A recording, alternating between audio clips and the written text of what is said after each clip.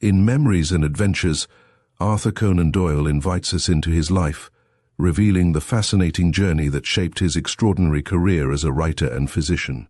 Through a series of vivid recollections, he shares his early experiences, from childhood memories to encounters with remarkable individuals. Doyle's storytelling transports us to different times and places, offering a glimpse into the influences that inspired his legendary characters, including Sherlock Holmes. Join us as we embark on this captivating exploration of a master storyteller's life and the adventures that defined him. Chapter 1. Early Recollections. I was born on May 22, 1859, at Piccadilly Place, Edinburgh, so named because in old days a colony of French Huguenots had settled there.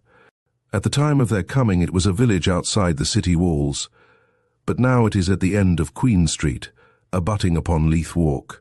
When last I visited it, it seemed to have degenerated, but at that time the flats were of good repute. My father was the youngest son of John Doyle, who under the nom de crayon of H.B. made a great reputation in London from about 1825 to 1850. He came from Dublin about the year 1815, and may be said to be the father of polite caricature, for in the old days satire took the brutal shape of making the object grotesque in features and figure. Gilray and Rowlandson had no other idea. My grandfather was a gentleman, drawing gentleman for gentleman, and the satire lay in the wit of the picture and not in the misdrawing of faces. This was a new idea, but it has been followed by most caricaturists since, and so has become familiar. There were no comic papers in those days, and the weekly cartoon of H.B. was lithographed and distributed. He exerted, I am told, quite an influence upon politics, and was on terms of intimacy with many of the leading men of the day. I can remember him in his old age, a very handsome and dignified man with features of the strong Anglo-Irish Duke of Wellington stamp. He died in 1868. My grandfather was left a widower with a numerous family, of which 4 boys and 1 girl survived. Each of the boys made a name for himself, for all inherited the artistic powers of their father. The elder, James Doyle, wrote The Chronicles of England, illustrated with coloured pictures by himself, examples of colour printing, which beat any subsequent work that I have ever seen. He also spent 13 years in doing The Official Baronage of England, a wonderful monument of industry and learning. Another brother was Henry Doyle, a great judge of old paintings, and in later years the manager of the National Gallery in Dublin, where he earned his C.B. The third son was Richard Doyle, whose whimsical humour made him famous in Punch, the cover of which, with its dancing elves, is still so familiar an object. Finally came Charles Doyle, my father. The Doyle family seemed to have been fairly well-to-do, thanks to my grandfather's talents. They lived in London in Cambridge Terrace. A sketch of their family life is given in Dickie Doyle's diary. They lived up to their income, however, and it became necessary to find places for the boys. When my father was only 19, a seat was offered him in the Government Office of Works in Edinburgh, whither he went. There he spent his working life, and thus it came about that I, an Irishman by extraction, was born in the Scottish capital. The Doyles, Anglo-Norman in origin, were strong Roman Catholics. The original Doyle, or Doyle, was a cadet branch of the Staffordshire Doyles, which has produced Sir Francis Hastings Doyle and many other distinguished men. This cadet shared in the invasion of Ireland, and was granted estates in County Wexford, where a great clan rose of dependents, illegitimate children and others, all taking the feudal lord's name, just as the de Burghs founded the clan of Burke. We can only claim to be the main stem by virtue of community of character and appearance with the English Doyles, and the unbroken use of the same crest and coat of arms. My forebears, like most old Irish families in the south, kept to the old faith of the Reformation, and fell victims to the penal laws in consequence. These became so crushing upon landed gentry that my great-grandfather was driven from his estate, and became a silk mercer in Dublin, where H.B. was born. This family record was curiously confirmed by Monsignor Barry Doyle, destined, I think, for the highest honours of the Roman Church, who traces back to the younger brother of my great-grandfather. I trust the reader will indulge me in my excursion into these family matters, which are of vital interest to the family, but must be tedious to the outsider. As I am on the subject, I wish to say a word upon my mother's family, the more so as she was great on archaeology, and had, with the help of Sir Arthur Vickers, Ulster King of Arms and himself a relative, worked out her descent for more than 500 years, and so composed a family tree which lies before me as I write, and on which many of the great ones of the earth have roosted. Her father was a young doctor of Trinity College, William Foley, who died young and left his family in comparative poverty. He had married one Catherine Pack, whose deathbed, or rather the white waxen thing which lay upon that bed, is the very earliest recollection of my life. Her near relative uncle, I think, was Sir Dennis Pack, who led the Scottish Brigade at Waterloo. The Packs were a fighting family, as was but right, since they were descended in a straight line from a major in Cromwell's army who settled in Ireland. One of them, Anthony Pack, had part of his head carried off at the same battle, so I fear it is part of our family tradition that we lose our heads in action. His brain was covered over by a silver plate, and he lived for many years, subject only to very bad fits of temper, which some of us have had with less excuse. But the real romance of the family lies in the fact that about the middle of the 17th century, the Reverend Richard Pack, who was head of Kilkenny College, married Mary Percy, who was heir to the Irish branch of the Percys of Northumberland. By this alliance we all connect up, and I have every generation by name, as marked out by my dear mother, with that illustrious line up to 3 separate marriages with the Plantagenets. One has therefore some strange strains in one's blood which are noble in origin, and, one can but hope, are noble in tendency. But all this romance of ancestry did not interfere with the fact that when Catherine Pack, the Irish gentlewoman, came in her widowhood to Edinburgh, she was very poor. I have never been clear why it was Edinburgh for which she made. Having taken a flat, she let it be known that a paying guest would be welcome. Just at this time, 1850 or thereabouts, Charles Doyle was sent from London with a recommendation to the priests that they should guard his young morals and budding faith. How could they do this better than by finding him quarters with a well-born and orthodox widow? Thus it came about that 2 separate lines of Irish wanderers came together under one roof. I have a little bundle of my father's letters written in those days, full of appreciation of the kindness which he met with, and full also of interesting observations on that Scottish society, rough, hard-drinking and kindly, into which he had been precipitated at a dangerously early age, especially for one with his artistic temperament. He had some fine religious instincts, but his environment was a difficult one. In the household was a bright-eyed, very intelligent younger daughter, Mary, who presently went off to France and returned as a very cultivated young woman. The romance is easily understood, and so Charles Doyle in the year 1855 married Mary Foley, my mother, the young couple still residing with my grandmother. Their means were limited, for his salary as a civil servant was not more than about £240. This he supplemented by his drawings. Thus matters remained for practically all his life, for he was quite unambitious and no great promotion ever came his way. His painting was done spasmodically, and the family did not always reap the benefit, for Edinburgh is full of watercolours which he had given away. It is one of my unfulfilled schemes to collect as many as possible and to have a Charles Doyle exhibition in London, for the critics would be surprised to find what a great and original artist he was, far the greatest, in my opinion, of the family. His brush was concerned not only with fairies and delicate themes of the kind, but with wild and fearsome subjects, so that his work had a very peculiar style of its own, mitigated by great natural humour. He was more terrible than Blake and less morbid than Wiertz. His originality is best shown by the fact that one hardly knows with whom to compare him. In prosaic Scotland, however, he excited wonder rather than admiration, and he was only known in the larger world of London by pen and ink book illustrations, which were not his best mode of expression. The prosaic outcome was that, including all his earnings, my mother could never have averaged more than £300 a year on which to educate a large family. We lived in the hardy and bracing atmosphere of poverty, and we each in turn did our best to help those who were younger than ourselves.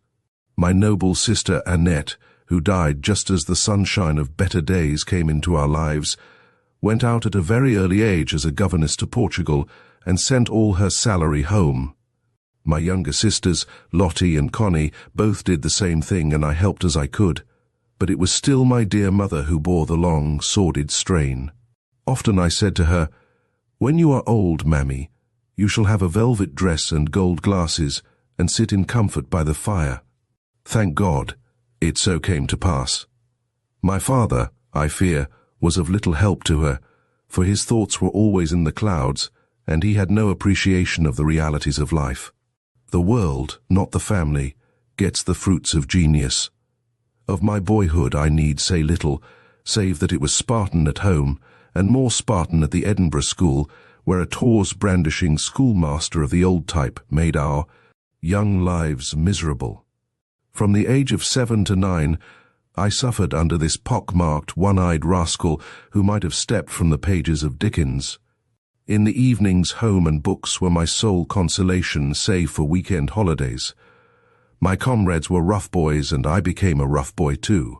If there is any truth in the idea of reincarnation, a point on which my mind is still open, I think some earlier experience of mine must have been as a stark fighter, for it came out strongly in youth, when I rejoiced in battle. We lived for some time in a cul-de-sac street with a very vivid life of its own, and a fierce feud between the small boys who dwelt on either side of it. Finally, it was fought out between two champions, I representing the poorer boys who lived in flats, and my opponent the richer boys who lived in the opposite villas. We fought in the garden of one of the said villas, and had an excellent contest of many rounds, not being strong enough to weaken each other. When I got home after the battle, my mother cried, "Oh, Arthur, what a dreadful eye you have got," to which I replied, "You just go across and look at Eddie Tulloch's eye." I met a well-deserved setback on one occasion when I stood forward to fight a bootmaker's boy who had come into our preserve upon an errand. He had a green baize bag in his hand which contained a heavy boot, and this he swung against my skull with a force which knocked me pretty well senseless. It was a useful lesson. I will say for myself, however, that though I was pugnacious, I was never so to those weaker than myself, and that some of my escapades were in the defense of such. As I will show in my chapter on sport, I carried on my tastes into a later period of my life. One or two little pictures stand out which may be worth recording. When my grandfather's grand London friends passed through Edinburgh, they used, to our occasional embarrassment, to call at the little flat to see how Charles is getting on. In my earliest childhood such a one came, tall, white-haired and affable. I was so young that it seems like a faint dream, and yet it pleases me to think that I have sat on Thackeray's knee. He greatly admired my dear little mother, with her grey Irish eyes and her vivacious Celtic ways. Indeed, no one met her without being captivated by her. Once, too, I got a glimpse of history. It was in 1866, if my dates are right, that some well-to-do Irish relatives asked us over for a few weeks, and we passed that time in a great house in King's County. I spent much of it with the horses and dogs, and became friendly with the young groom. The stables opened onto a country road by an arched gate with a loft over it. One morning, being in the yard, I saw the young groom rush into the yard with every sign of fear and hastily shut and bar the doors. He then climbed into the loft, beckoning to me to come with him. From the loft window we saw a gang of rough men, 20 or so, slouching along the road. When they came opposite to the gate, they stopped and, looking up, shook their fists and cursed at us. The groom answered back most volubly. Afterwards I understood that these men were a party of Fenians, and that I had had a glimpse of one of the periodical troubles which poor old Ireland has endured. Perhaps now, at last, they may be drawing to an end. During these first 10 years I was a rapid reader. So rapid that some small library with which we dealt gave my mother notice that books would not be changed more than twice a day. My tastes were boylike enough, for Mayne Reid was my favourite author, and his Scalp Hunters my favourite book. I wrote a little book and illustrated it myself in early days. There was a man in it, and there was a tiger who amalgamated shortly after they met. I remarked to my mother with precocious wisdom that it was easy to get people into scrapes, but not so easy to get them out again, which is surely the experience of every writer of adventures. Chapter 2. Under the Jesuits. I was in my 10th year when I was sent to Hodder, which is the preparatory school for Stonyhurst, the big Roman Catholic public school in Lancashire. It was a long journey for a little boy who had never been away from home before, and I felt very lonesome and wept bitterly upon the way, but in due time I arrived safely at Preston, which was then the nearest station. And with many other small boys, and our black-robed Jesuit guardians, we drove some 12 miles to the school. Hodder is about a mile from Stonyhurst, and as all the boys there are youngsters under 12, it forms a very useful institution, breaking a lad into school ways before he mixes with the big fellows. I had 2 years at Hodder. The year was not broken up by the frequent holidays which illuminate the present educational period. Save for 6 weeks each summer, one never left the school. On the whole, those first 2 years were happy years. I could hold my own both in brain and in strength with my comrades. I was fortunate enough to get under the care of a kindly principal, one Father Cassidy, who was more human than Jesuits usually are. I have always kept a warm remembrance of this man, and of his gentle ways to the little boys, young rascals, many of us, who were committed to his care. I remember the Franco-German War breaking out at this period, and how it made a ripple, even in our secluded backwater. From Hodder I passed on to Stonyhurst, that grand medieval dwelling house which was left some 150 years ago to the Jesuits, who brought over their whole teaching staff from some college in Holland in order to carry it on as a public school. The general curriculum, like the building, was medieval but sound. I understand it has been modernized since. There were 7 classes: elements, figures, rudiments, grammar, syntax, poetry, and rhetoric, and you were allotted a year for each, or 7 in all, a course with which I faithfully complied, 2 having already been completed at Hodder. It was the usual public school routine of Euclid, algebra, and the classics, taught in the usual way, which is calculated to leave a lasting abhorrence of these subjects. To give boys a little slab of Virgil or Homer, with no general idea as to what it is all about or what the classical age was like, is surely an absurd way of treating the subject.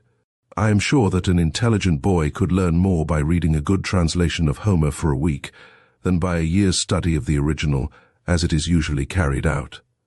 It was no worse at Stonyhurst than at any other school, and it can only be excused on the plea that any exercise, however stupid in itself, forms a sort of mental dumb bell by which one can improve one's mind. It is, I think, a thoroughly false theory. I can say with truth that my Latin and Greek, which cost me so many weary hours, have been little use to me in life, and that my mathematics have been no use at all.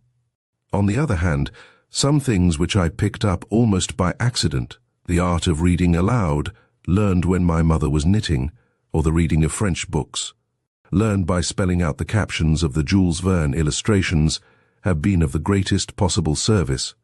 My classical education left me with a horror of the classics, and I was astonished to find how fascinating they were when I read them in a reasonable manner in later years. Year by year, then, I see myself climbing those 7 weary steps and passing through as many stages of my boyhood. I do not know if the Jesuit system of education is good or not. I would need to have tried another system as well before I could answer that. On the whole, it was justified by results, for I think it turned out as decent a set of young fellows as any other school would do. In spite of a large infusion of foreigners and some disaffected Irish, we were a patriotic crowd, and our little pulse beat time with the heart of the nation. I am told that the average of VCs and DSOs now held by old Stonyhurst boys is very high as compared with other schools. The Jesuit teachers have no trust in human nature, and perhaps they are justified. We were never allowed for an instant to be alone with each other, and I think that the immorality which is rife in public schools was at a minimum in consequence. In our games and our walks, the priests always took part, and a master perambulated the dormitories at night. Such a system may weaken self-respect and self-help, but it at least minimizes temptation and scandal. The life was Spartan, and yet we had all that was needed. Dry bread and hot well-watered milk were our frugal breakfast. There was a joint, and twice a week a pudding for dinner. Then there was an odd snack called bread and beer in the afternoon, a bit of dry bread and the most extraordinary drink, which was brown, but had no other characteristic of beer. Finally, there was hot milk again, bread, butter, and often potatoes for supper. We were all very healthy on this regime, on Fridays. Everything in every way was plain to the verge of austerity, save that we dwelt in a beautiful building, dined in a marble-floored hall with minstrel's gallery, prayed in a lovely church, and generally lived in very choice surroundings so far as vision and not comfort was concerned. Corporal punishment was severe, and I can speak with feeling, as I think few, if any, boys of my time endured more of it. It was of a peculiar nature, imported also, I fancy, from Holland. The instrument was a piece of India rubber of the size and shape of a thick boot sole. This was called a tolly. Why, no one has explained, unless it is a Latin pun on what we had to bear. One blow of this instrument, delivered with intent, would cause the palm of the hand to swell up and change color. When I say that the usual punishment of the larger boys was 9 on each hand, and that 9 on one hand was the absolute minimum, it will be understood that it was a severe ordeal, and that the sufferer could not, as a rule, turn the handle of the door to get out of the room in which he had suffered. To take twice 9 upon a cold day was about the extremity of human endurance. I think, however, that it was good for us in the end, for it was a point of honor with many of us not to show that we were hurt. And that is one of the best trainings for a hard life. If I was more beaten than others, it was not that I was in any way vicious, but it was that I had a nature which responded eagerly to affectionate kindness, which I never received, but which rebelled against threats, and took a perverted pride in showing that it would not be cowed by violence. I went out of my way to do really mischievous and outrageous things, simply to show that my spirit was unbroken. An appeal to my better nature, and not to my fears, would have found an answer at once. I deserved all I got for what I did, but I did it because I was mishandled. I do not remember anyone who attained particular distinction among my schoolfellows, save Bernard Partridge of Punch, whom I recollect as a very quiet, gentle boy. Father Thurston, who was destined to be one of my opponents in psychic matters so many years later, was in the class above me. There was a young novice, too, with whom I hardly came in contact, but whose handsome and spiritual appearance I well remember. He was Bernard Vaughan, afterwards the famous preacher, save for one schoolfellow, James Ryan, a remarkable boy who grew into a remarkable man.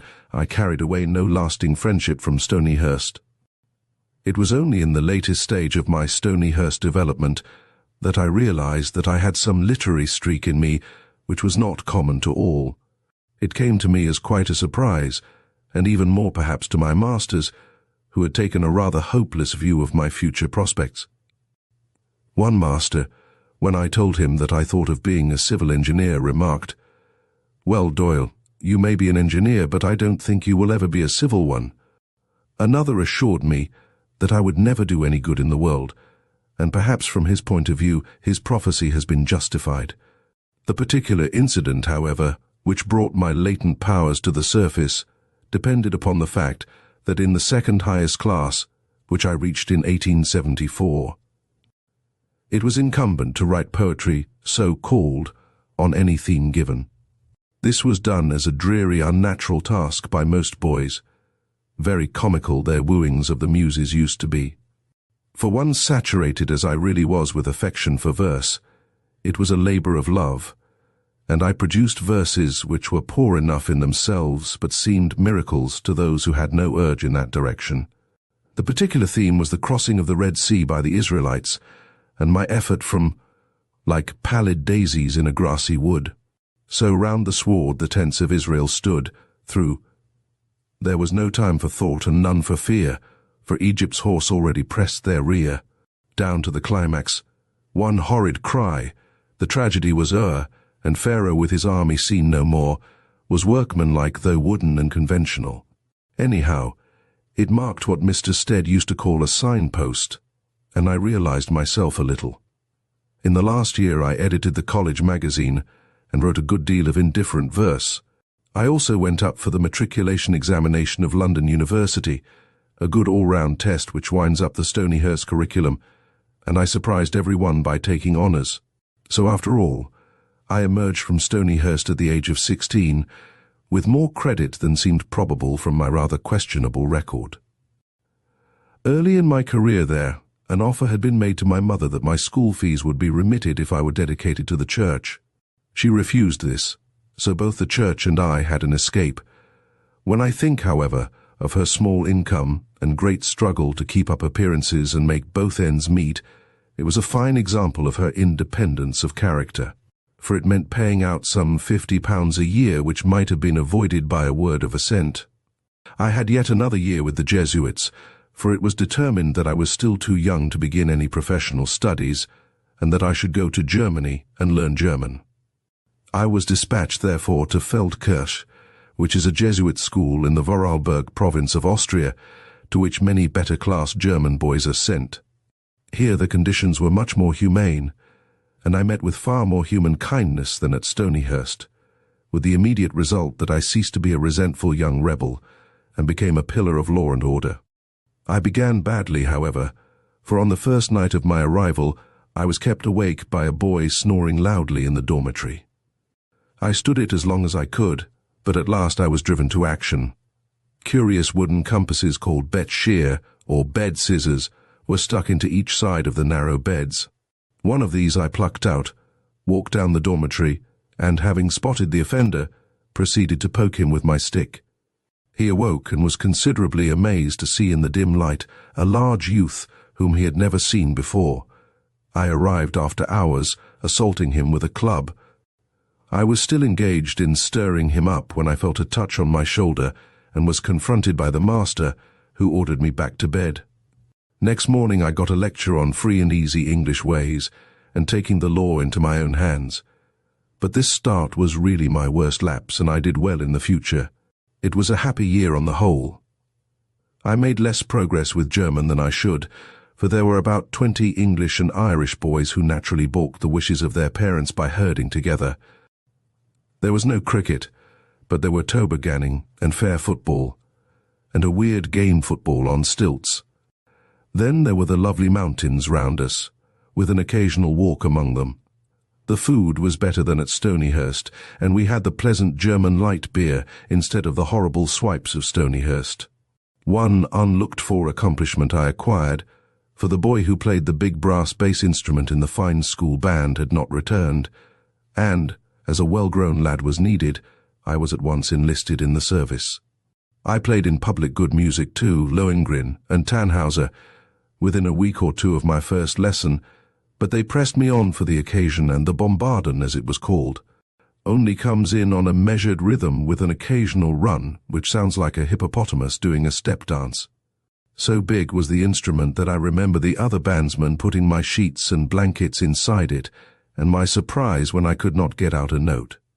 It was in the summer of 1876 that I left Feldkirch, and I have always had a pleasant memory of the Austrian Jesuits and of the old schools.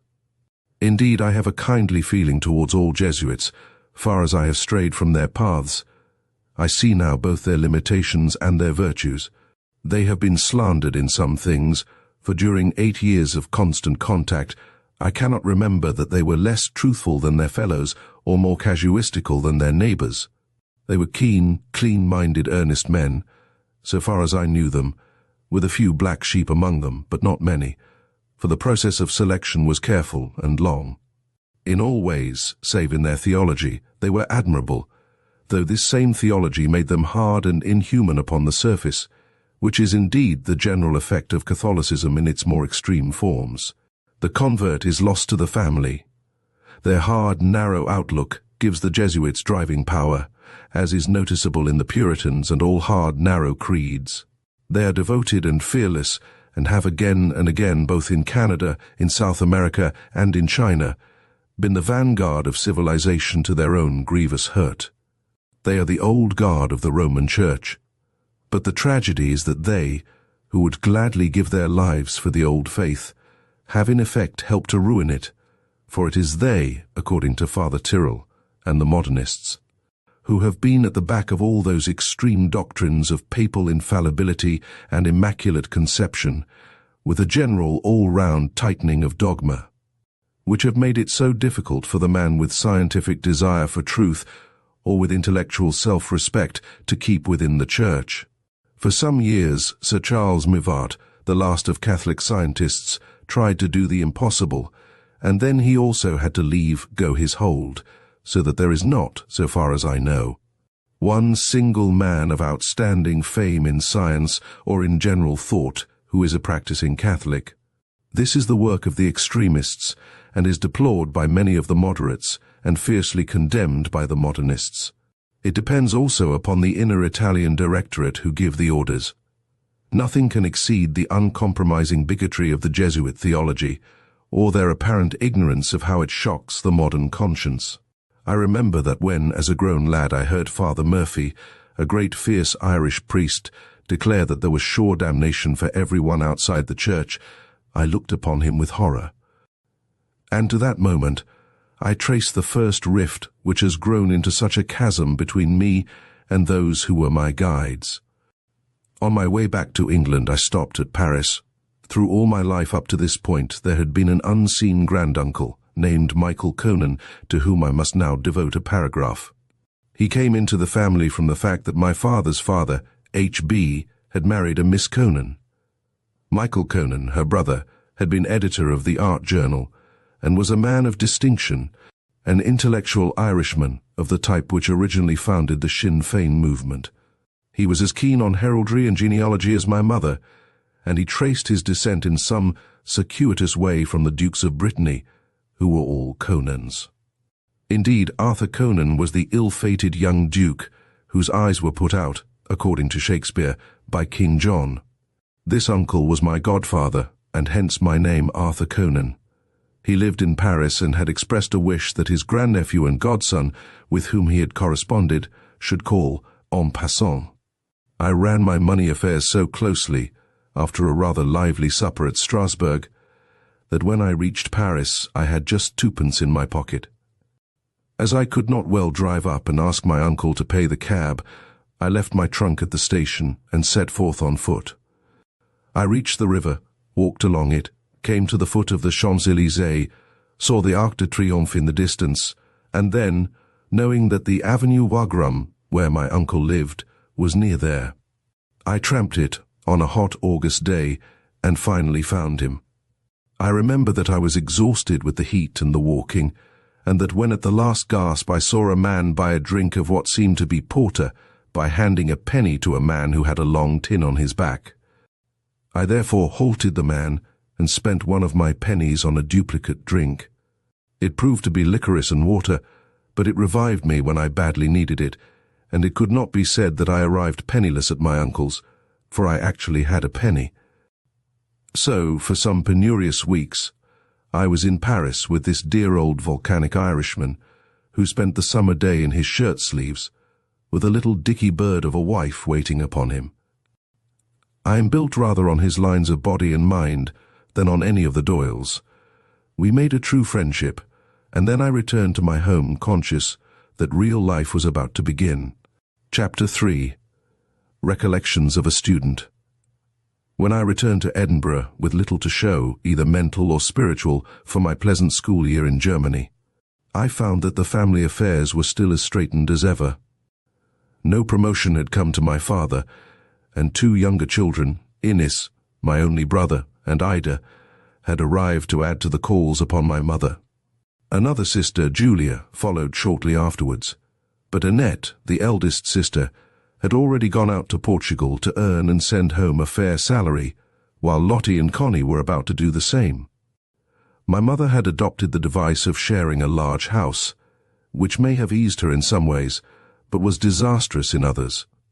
Perhaps it was good for me that the times were hard, for I was wild, full-blooded, and a trifle reckless, but the situation called for energy and application, so that one was bound to try to meet it. My mother had been so splendid that we could not fail her. It had been determined that I should be a doctor, chiefly, I think, because Edinburgh was so famous a centre for medical learning. It meant another long effort for my mother, but she was very brave and ambitious where her children were concerned, and I was not only to have a medical education but to take the university degree, which was a larger matter than a mere license to practice. When I returned from Germany, found that there was a long list of bursaries and scholarships open for competition. I had a month in which to brush up my classics, and then I went in for these, and was informed a week later that I had won the Grierson bursary of £40 for 2 years. Great were the rejoicings, and all shadows seemed to be lifting.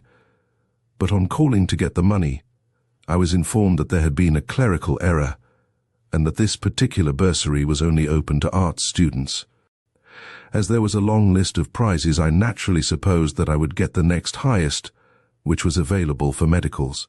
The official pulled a long face and said, "Unfortunately, the candidate to whom it was allotted has already drawn the money." It was manifest robbery, and yet I, who had won the prize and needed it so badly, never received it, and was eventually put off with a solatium of £7, which had accumulated from some fund. It was a bitter disappointment, and, of course, I had a legal case. But what can a penniless student do? And what sort of college career would he have if he began it by suing his university for money? I was advised to accept the situation, and there seemed no prospect of accepting anything else. So now behold me, a tall, strongly framed but half-formed young man, fairly entered upon my 5 years' course of medical study. It can be done with diligence in 4 years, but there came, as I shall show, a glorious interruption which held me back for 1 year. I entered as a student in October 1876, and I emerged as a Bachelor of Medicine in August 1881.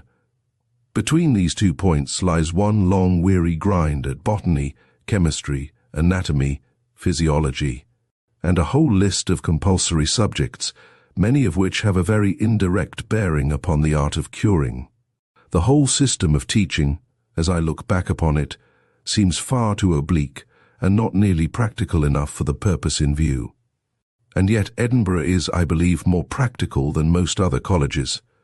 It is practical, too, in its preparation for life, since there is none of the atmosphere of an enlarged public school, as is the case in English universities, but the student lives a free man in his own rooms with no restrictions of any sort. It ruins some and makes strong men of many. In my own case, of course, this did not apply, since my family lived in the town and I worked from my own home.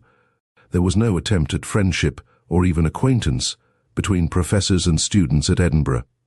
It was a strictly business arrangement by which you paid, for example, 4 guineas for anatomy lectures and received the winter course in exchange, never seeing your professor save behind his desk and never, under any circumstances, exchanging a word with him. They were remarkable men, however, some of these professors, and we managed to know them pretty well without any personal acquaintance. There was kindly Crum Brown, the chemist, who sheltered himself carefully before exploding some mixture, which usually failed to ignite, so that the loud boom uttered by the class was the only resulting sound. Brown would emerge from his retreat with a "really, gentlemen" of remonstrance, and go on without allusion to the abortive experiment. There was Wyville Thompson, the zoologist, fresh from his Challenger expedition, and Balfour, with the face and manner of John Knox, a hard, rugged old man who harried the students in their exams, and was in consequence harried by them for the rest of the year. There was Turner, a fine anatomist, but a self-educated man, as was betrayed when he used to take and put this structure on the handle of this scalpel. The most human trait that I can recall of Turner was that upon one occasion the sacred quadrangle was invaded by snowballing roughs. His class, of whom I was one, heard the sounds of battle and fidgeted in their seats, on which the professor said, "I think, gentlemen, your presence may be more useful outside than here," on which we flocked out with a whoop, and soon had the quadrangle clear. Most vividly of all, however, there stands out in my memory the squat figure of Professor Rutherford, with his Assyrian beard, his prodigious voice, his enormous chest and his singular manner. He fascinated and awed us. I have endeavored to reproduce some of his peculiarities in the fictitious character of Professor Challenger. He would sometimes start his lecture before he reached the classroom, so that we would hear a booming voice saying, "There are valves in the veins," or some other information, when the desk was still empty.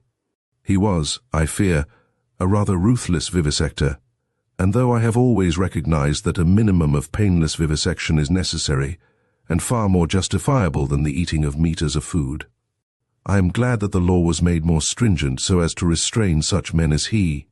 "Ach, these German frags!"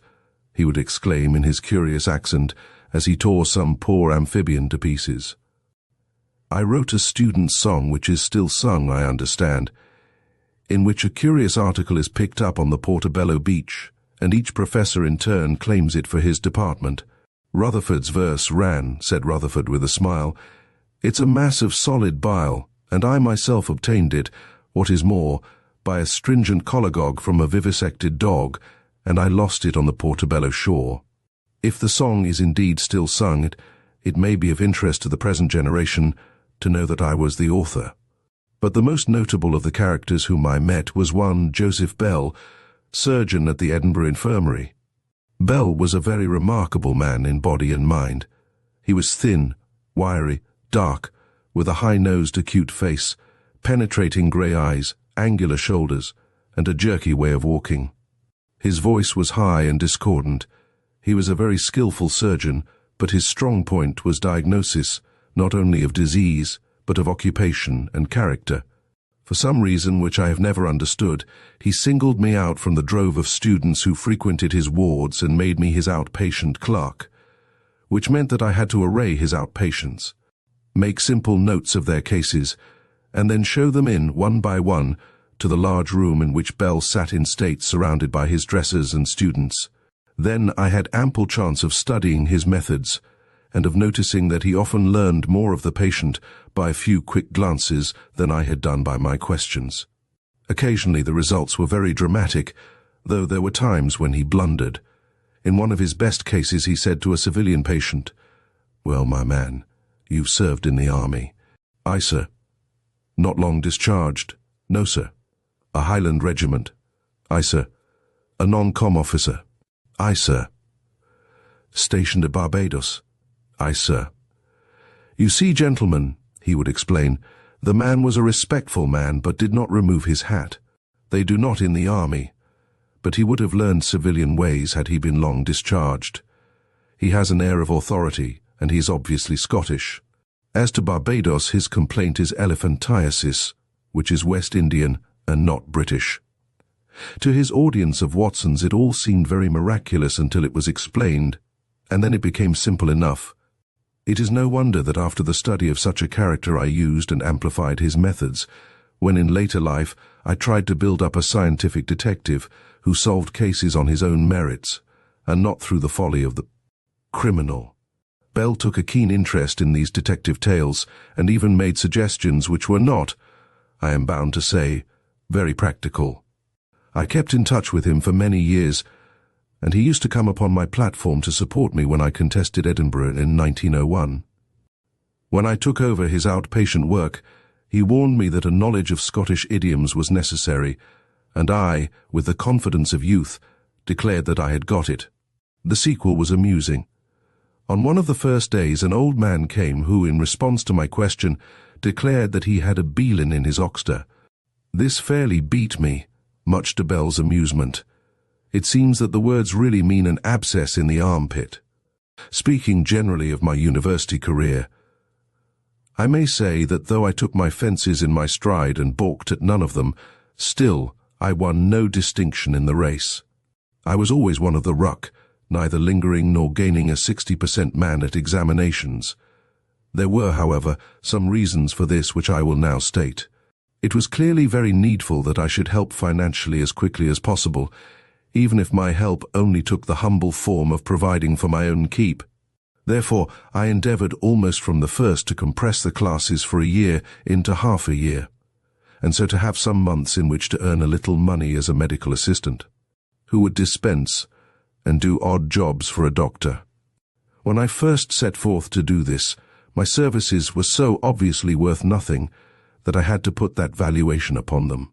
Even then it might have been a hard bargain for the doctor, for I might have proved like the youth in Pickwick, who had a rooted idea that oxalic acid was Epsom salts. However, I had horse sense enough to save myself and my employer from any absolute catastrophe. My first venture, in the early summer of '78, was with a Dr. Richardson, running a low-class practice in the poorer quarters of Sheffield. I did my best, and I dare say he was patient, but at the end of 3 weeks we parted by mutual consent. I went on to London, where I renewed my advertisements in the medical papers, and found a refuge for some weeks with my Doyle relatives, then living at Clifton Gardens, Maida Vale. I fear that I was too bohemian for them, and they too conventional for me. However, they were kind to me, and I roamed about London for some time with pockets so empty that there was little chance of idleness breeding its usual mischief. I remember that there were signs of trouble in the East, and that the recruiting sergeants, who were very busy in Trafalgar Square, took my measure in a moment, and were very insistent that I should take the shilling.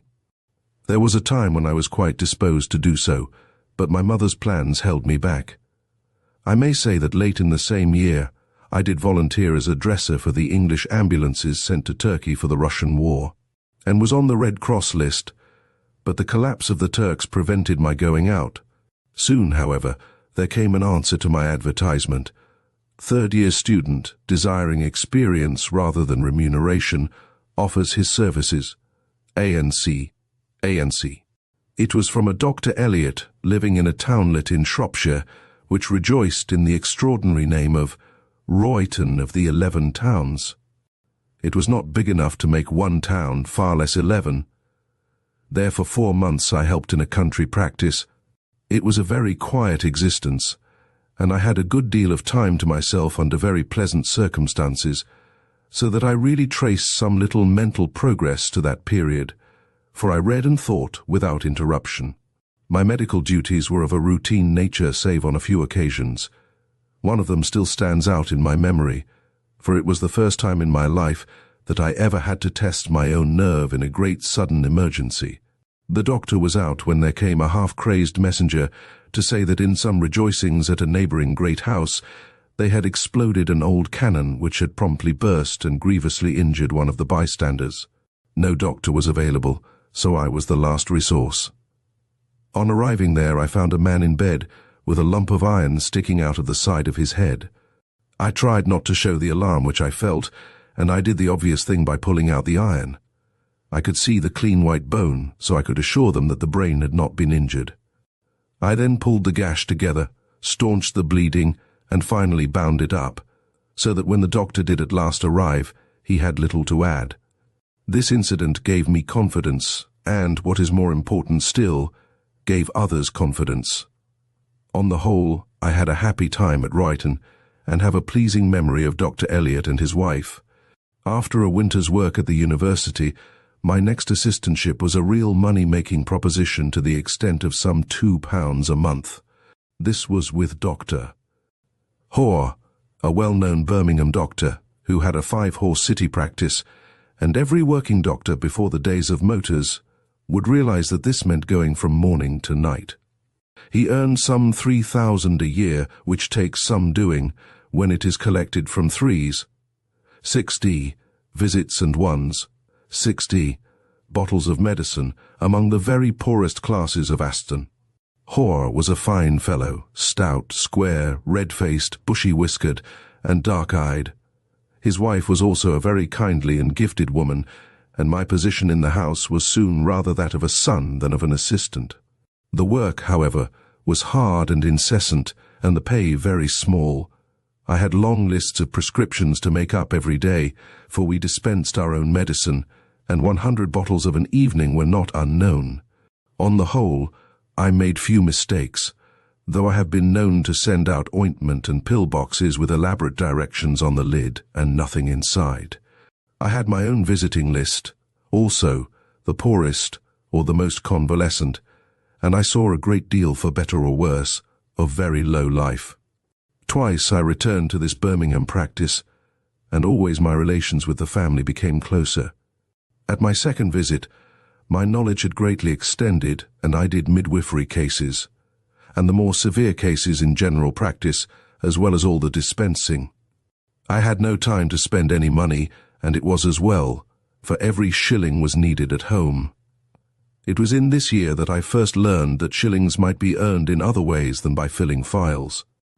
Some friend remarked to me that my letters were very vivid, and surely I could write some things to sell. I may say that the general aspiration towards literature was tremendously strong upon me, and that my mind was reaching out in what seemed an aimless way in all sorts of directions. I used to be allowed 2p for my lunch, that being the price of a mutton pie. But near the pie shop was a second-hand bookshop with a barrel full of old books, and the legend "Your Choice" was stuck above it. Often the price of my luncheon used to be spent on some sample out of this barrel, and I have within reach of my arm as I write these lines copies of Gordon's Tacitus, Temple's Works, Pope's Homer, Addison's Spectator, and Swift's works, which all came out of the 2p box.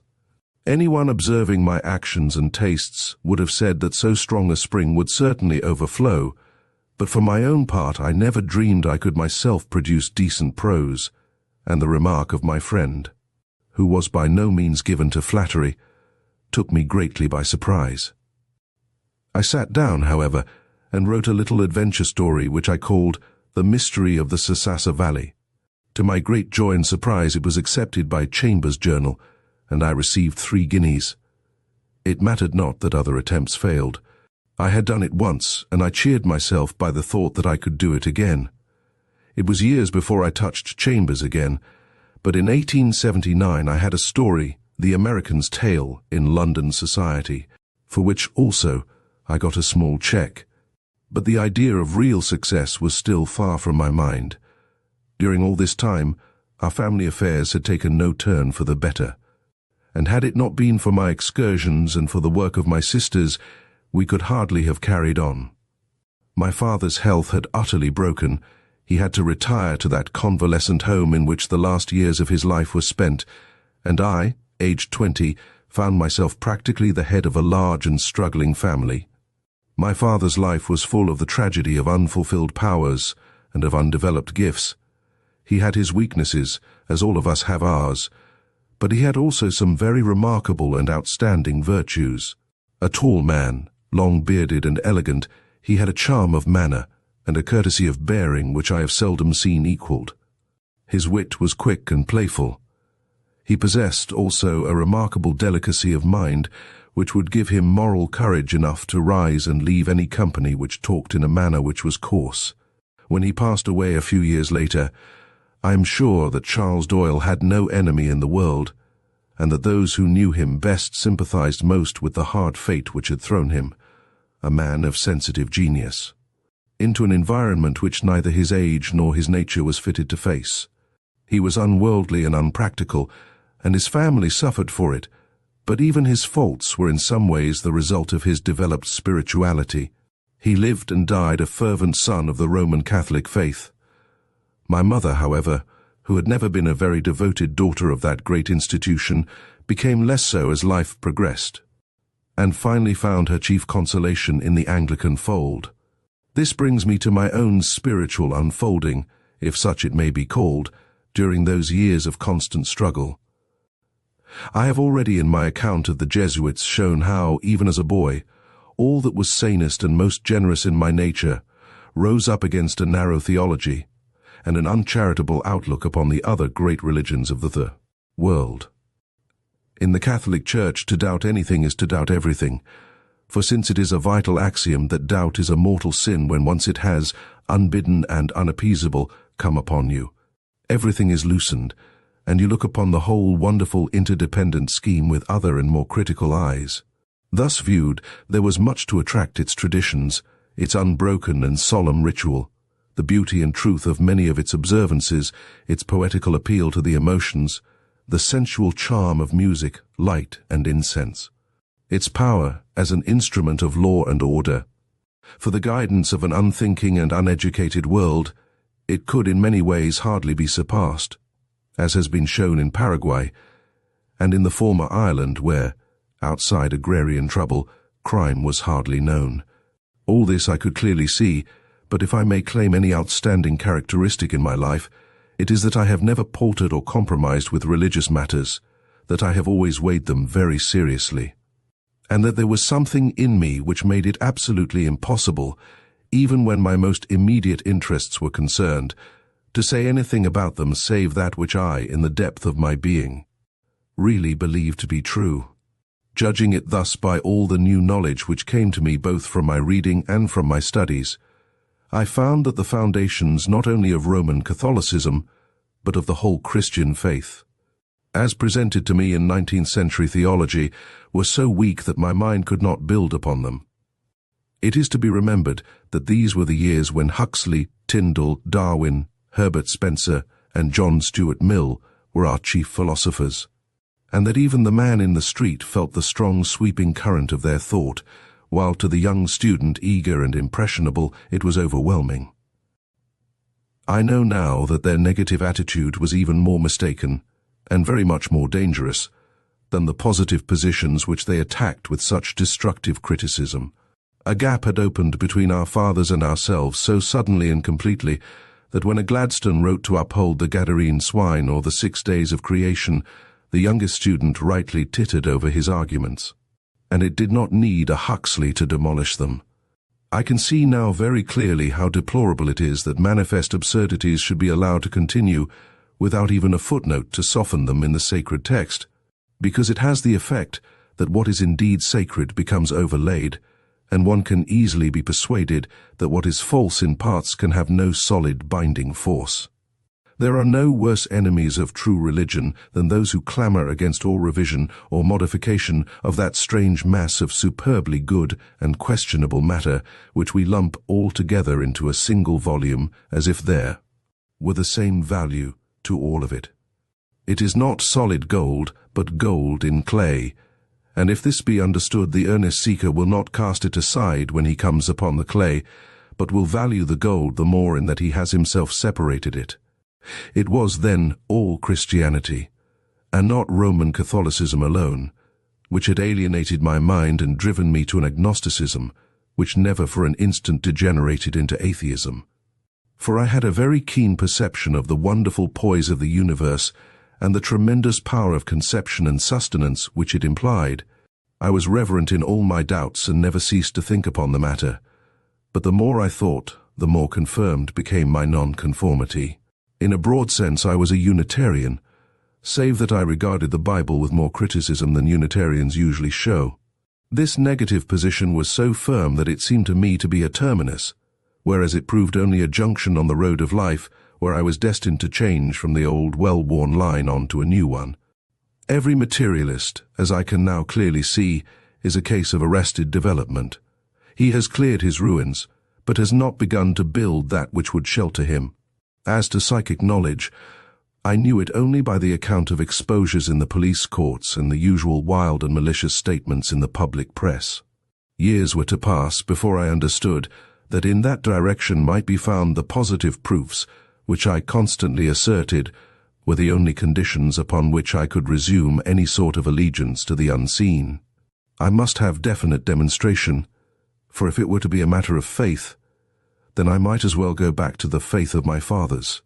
Never will I accept anything which cannot be proved to me. The evils of religion have all come from accepting things which cannot be proved.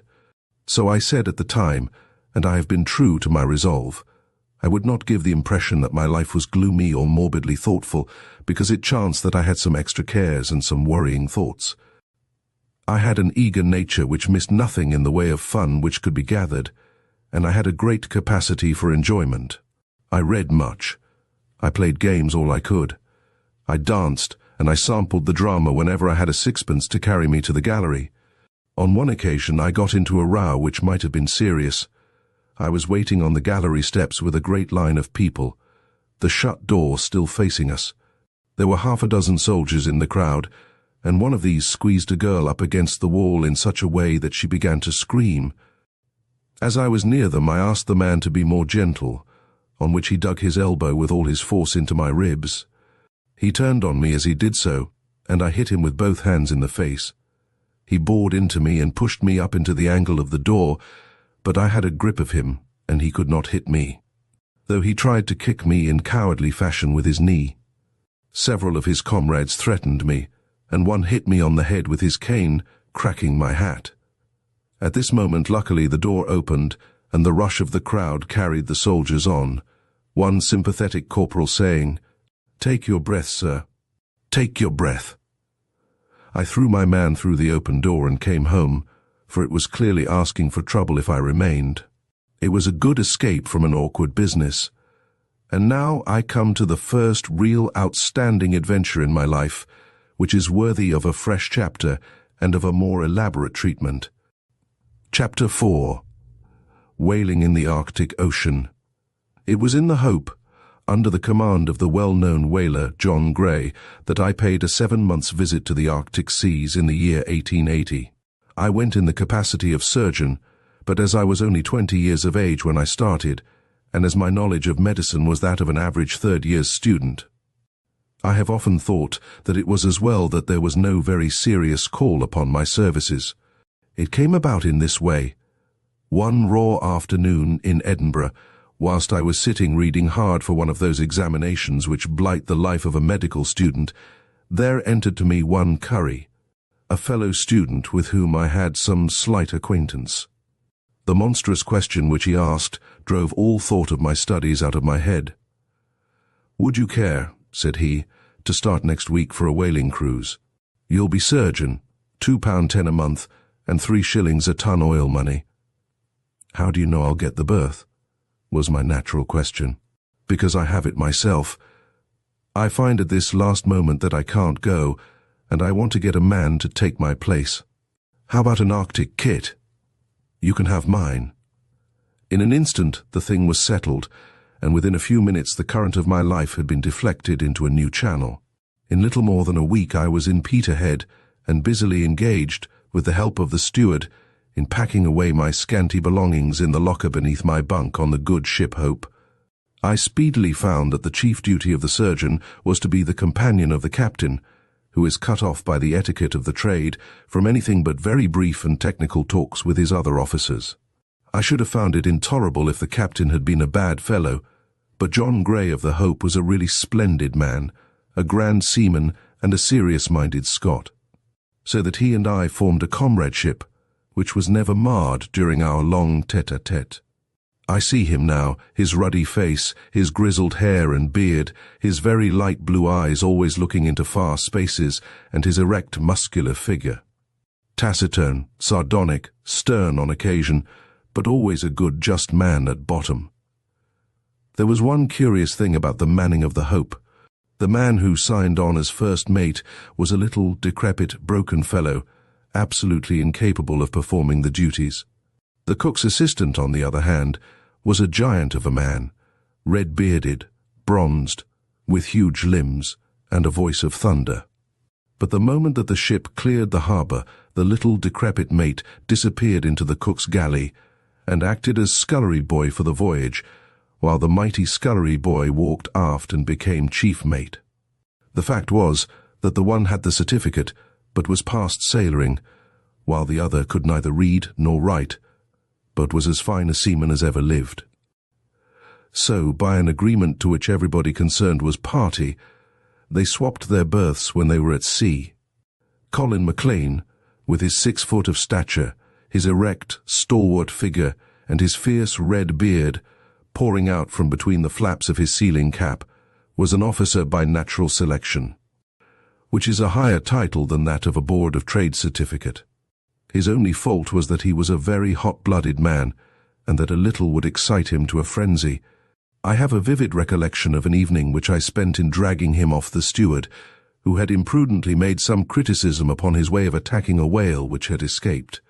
Both men had had some rum, which had made the one argumentative and the other violent, and as we were all three seated in a space of about 7 by 4, it took some hard work to prevent bloodshed.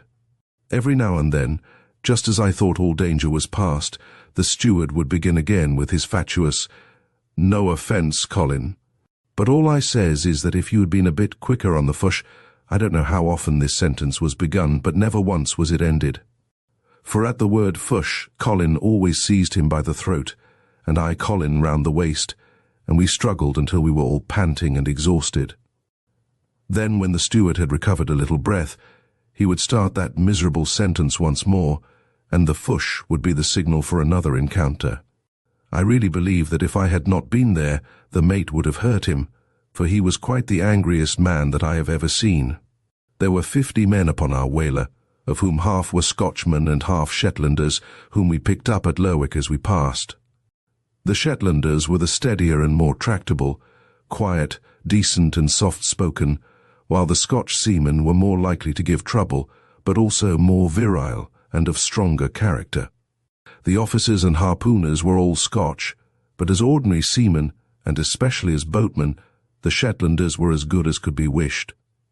There was only one man on board who belonged neither to Scotland nor to Shetland, and he was the mystery of the ship.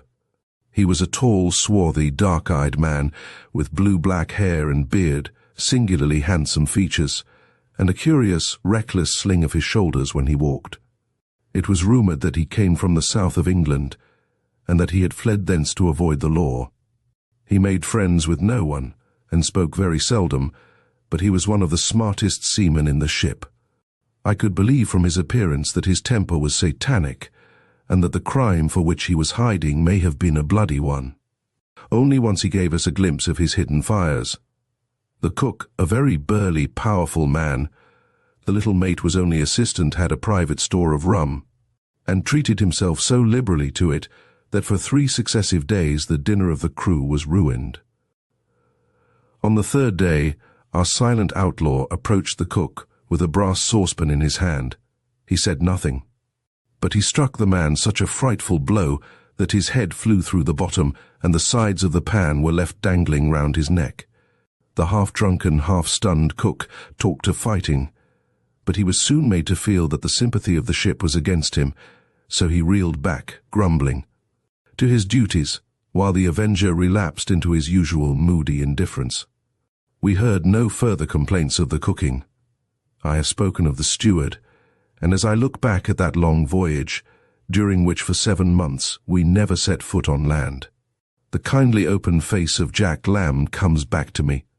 He had a beautiful and sympathetic tenor voice, and many an hour have I listened to it with its accompaniment of rattling plates and jingling knives as he cleaned up the dishes in his pantry.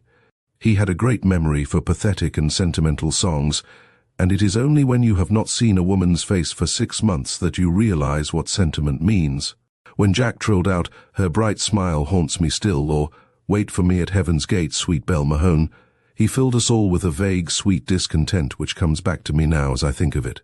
To appreciate a woman, one has to be out of sight of one for 6 months. I can well remember that as we rounded the north of Scotland on our return, we dipped our flag to the lighthouse. Being only some hundreds of yards from the shore, a figure emerged to answer our salute, and the excited whisper ran through the ship, "It's a woman." The captain was on the bridge with his telescope. I had the binoculars in the bows. Everyone was staring. She was well over 50, short skirts and sea boots, but she was a woman. "Anything in a much," the sailors used to say, and I was of the same way of thinking. However, all this has come before its time. It was, I find by my log, on February 28 at 2 p.m. that we sailed from Peterhead, amid a great crowd and uproar. The decks were as clean as a yacht, and it was very unlike my idea of a whaler. We ran straight into bad weather, and the glass went down at one time to 28.375, which is the lowest reading I can remember in all my ocean wanderings.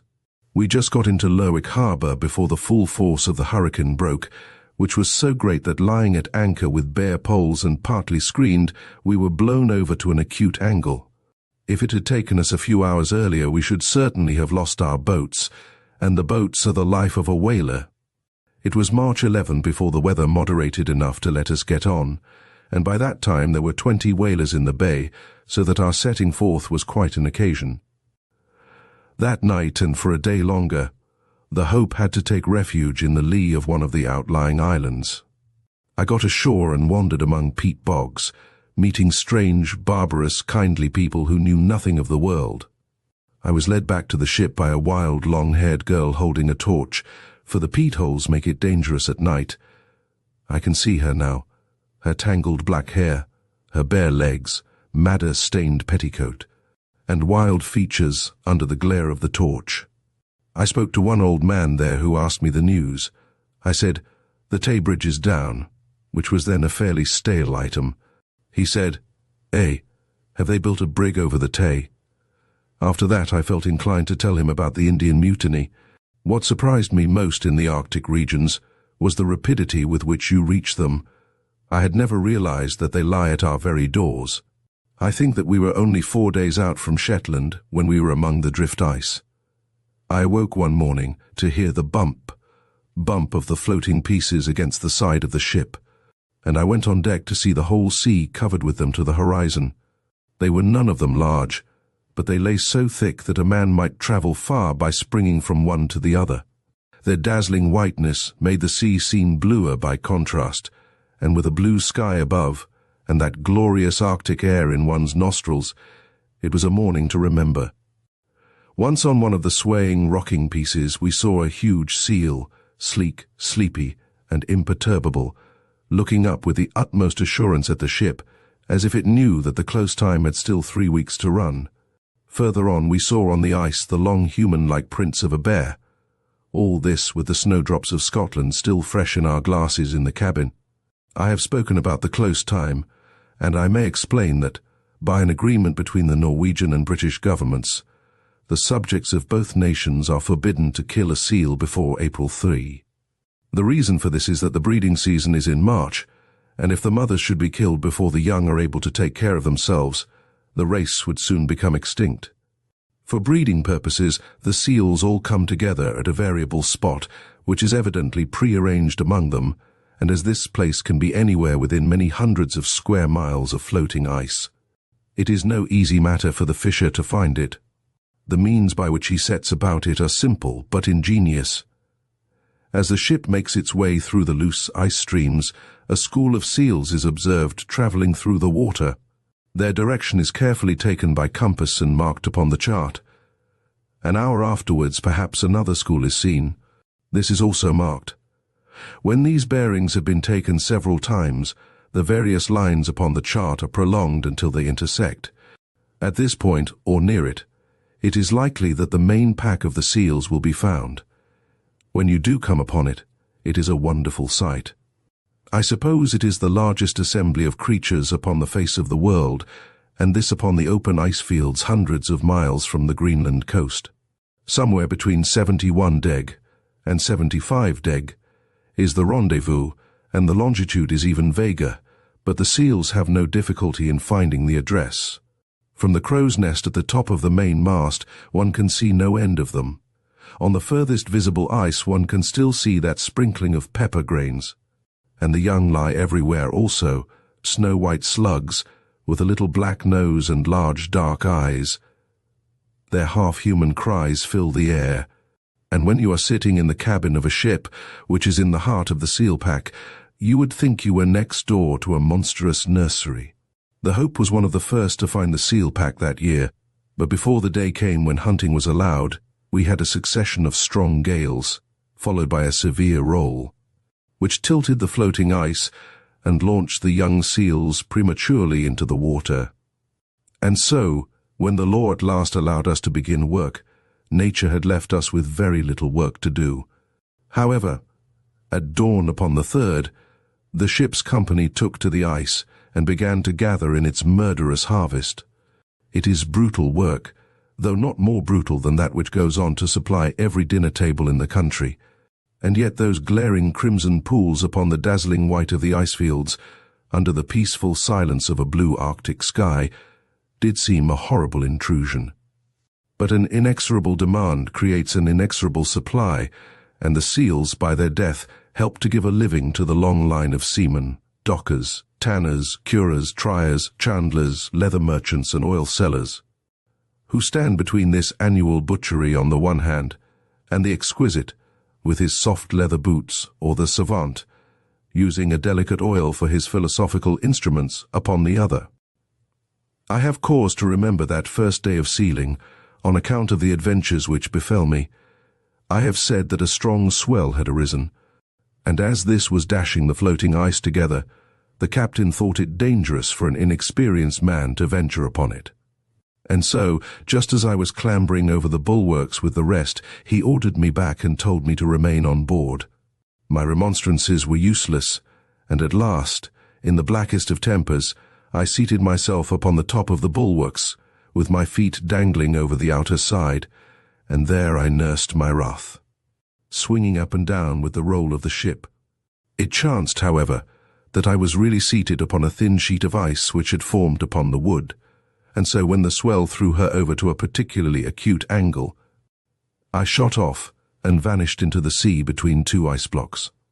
As I rose, I clawed on to one of these, and soon scrambled on board again. The accident brought about what I wished, however, for the captain remarked that as I was bound to fall into the ocean in any case, I might just as well be on the ice as on the ship. I justified his original caution by falling in twice again during the day, and I finished it ignominiously by having to take to my bed while all my clothes were drying in the engine room. I was consoled for my misfortunes by finding that they amused the captain to such an extent that they drove the ill success of our sealing out of his head, and I had to answer to the name of the Great Northern Diver for a long time thereafter. I had a narrow escape once through stepping backwards over the edge of a piece of floating ice while I was engaged in skinning a seal. I had wandered away from the others, and no one saw my misfortune. The face of the ice was so even that I had no purchase by which to pull myself up, and my body was rapidly becoming numb in the freezing water. At last, however, I caught hold of the hind flipper of the dead seal, and there was a kind of nightmare tug-of-war, the question being whether I should pull the seal off or pull myself on. At last, however, I got my knee over the edge and rolled onto it. I remember that my clothes were as hard as a suit of armor by the time I reached the ship, and that I had to thaw my crackling garments before I could change them. This April sealing is directed against the mothers and young. Then, in May, the sealer goes further north, and about latitude 77 deg, or 78 deg, he comes upon the old male seals, who are by no means such easy victims. They are wary creatures, and it takes good long-range shooting to bag them. Then, in June, the sealing is over, and the ship bears away further north still, until in the 79th or 80th degree she is in the best Greenland whaling latitudes. There we stayed for 3 months or so, with very varying fortunes, for though we pursued many whales, only 4 were slain. There are 8 boats on board a whaler, but it is usual to send out only 7, for it takes 6 men to man each. So that when 7 are out, no one is left on board save the so-called idlers, who have not signed to do seaman's work at all. It happened, however, that aboard the Hope the idlers were rather a hefty crowd, so we volunteered to man the odd boat, and we made it, in our own estimation at least, one of the most efficient, both in sealing and in whaling. The steward, the second engineer, the donkey engine man, and I were the oars, with a red-headed Highlander for harpooner and the handsome outlaw to steer. Our tally of seals was high, and in whaling we were once the lancing and once the harpooning boat, so our record was good.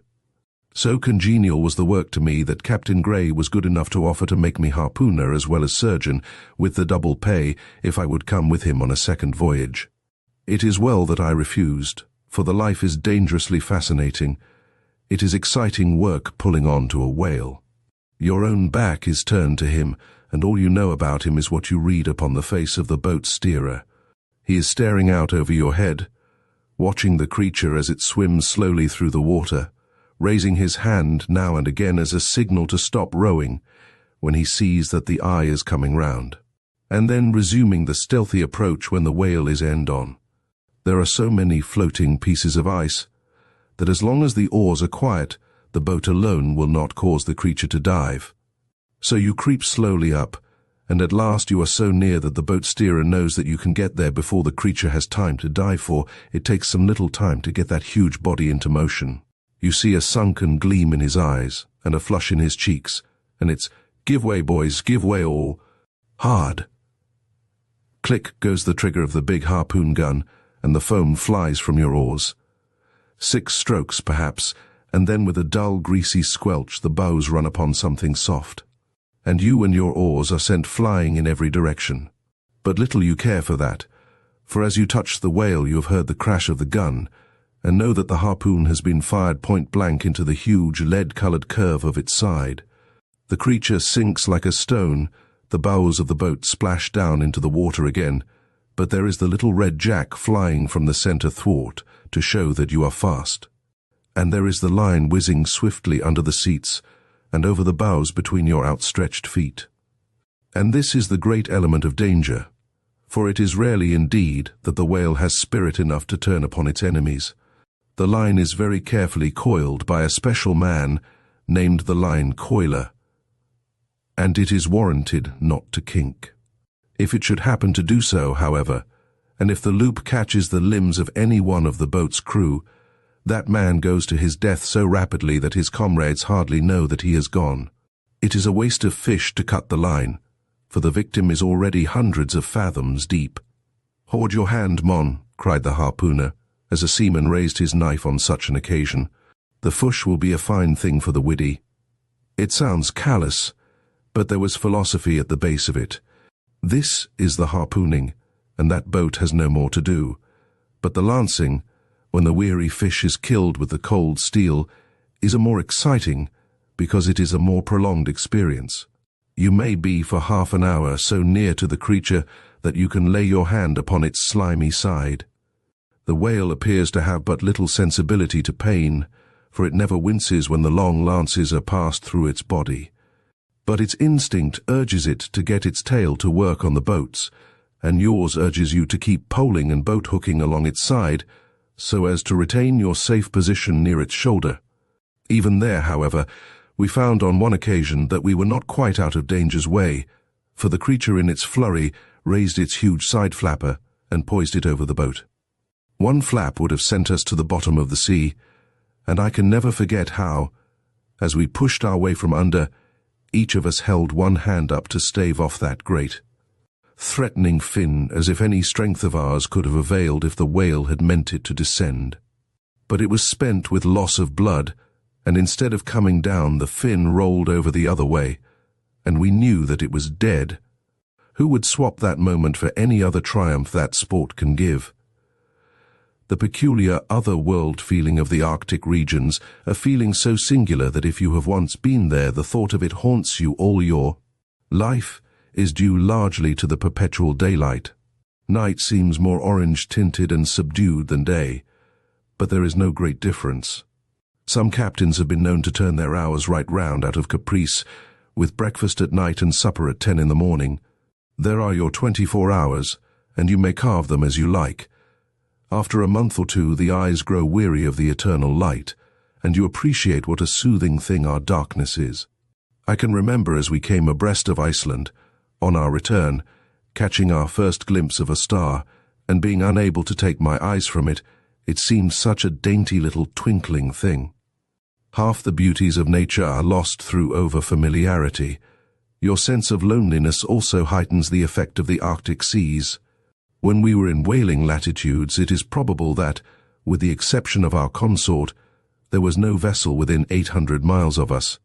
For 7 long months, no letter and no news came to us from the southern world. We had left in exciting times. The Afghan campaign had been undertaken, and war seemed imminent with Russia. We returned opposite the mouth of the Baltic without any means of knowing whether some cruiser might not treat us as we had treated the whales. When we met a fishing boat at the north of Shetland, our first inquiry was as to peace or war. Great events had happened during those 7 months. The defeat of Maiwand and the famous march of Roberts from Kabul to Kandahar. But it was all haze to us, and to this day I have never been able to get that particular bit of military history straightened out in my own mind. The perpetual light, the glare of the white ice, the deep blue of the water, these are the things which one remembers most clearly, and the dry, crisp, exhilarating air, which makes mere life the keenest of pleasures. And then there are the innumerable seabirds, whose call is forever ringing in your ears, the gulls, the fulmars, the snowbirds, the burgomasters, the loons, and the rotjays. These fill the air, and below, the waters are forever giving you a peep of some strange new creature. The commercial whale may not often come your way, but his less valuable brethren abound on every side.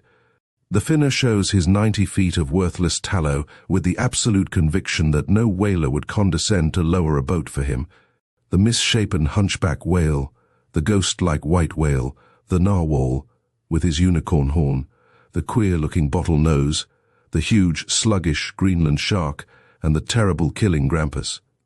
The most formidable of all the monsters of the deep, these are the creatures who own those unsailed seas. On the ice are the seals, the saddlebacks, the ground seals, and the huge bladdernoses, 12 feet from nose to tail, with the power of blowing up a great blood-red football upon their noses when they are angry, which they usually are. Occasionally one sees a white Arctic fox upon the ice, and everywhere are the bears. The floes in the neighborhood of the sealing ground are all crisscrossed with their tracks, poor harmless creatures. With the lurch and roll of a deep-sea mariner, it is for the sake of the seals that they come out over those hundreds of miles of ice, and they have a very ingenious method of catching them. For they will choose a big ice field with just one blowhole for seals in the middle of it. Here the bear will squat, with its powerful forearms crooked round the hole. Then, when the seal's head pops up, the great paws snap together, and Bruin has got his luncheon. We used occasionally to burn some of the cook's refuse in the engine-room fires, and the smell would, in a few hours, bring up every bear for many miles to leeward of us. Though 20 or 30 whales have been taken in a single year in the Greenland seas, it is probable that the great slaughter of last century has diminished their number until there are not more than a few hundreds in existence. I mean, of course, of the right whale, for the others, as I have said, abound.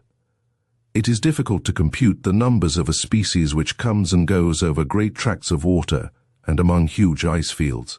But the fact that the same whale is often pursued by the same whaler upon successive trips shows how limited their number must be. There was one, I remember, which was conspicuous through having a huge wart, the size and shape of a beehive, upon one of the flukes of its tail. "I've been after that fellow 3 times, said the captain, as we dropped our boats. "He got away in 71. In 74 we had him fast, but the harpoon drew. In 76 a fog saved him. It's odds that we have him now." I fancied that the betting lay rather the other way myself, and so it proved, for that warty tail is still thrashing the Arctic seas for all that I know to the contrary. I shall never forget my own first sight of a right whale. It had been seen by the lookout on the other side of a small ice field, but had sunk as we all rushed on deck. For 10 minutes we awaited its reappearance, and I had taken my eyes from the place, when a general gasp of astonishment made me glance up, and there was the whale in the air. Its tail was curved just as a trout's is in jumping, and every bit of its glistening lead-colored body was clear of the water. It was little wonder that I should be astonished, for the captain, after 30 voyages, had never seen such a sight.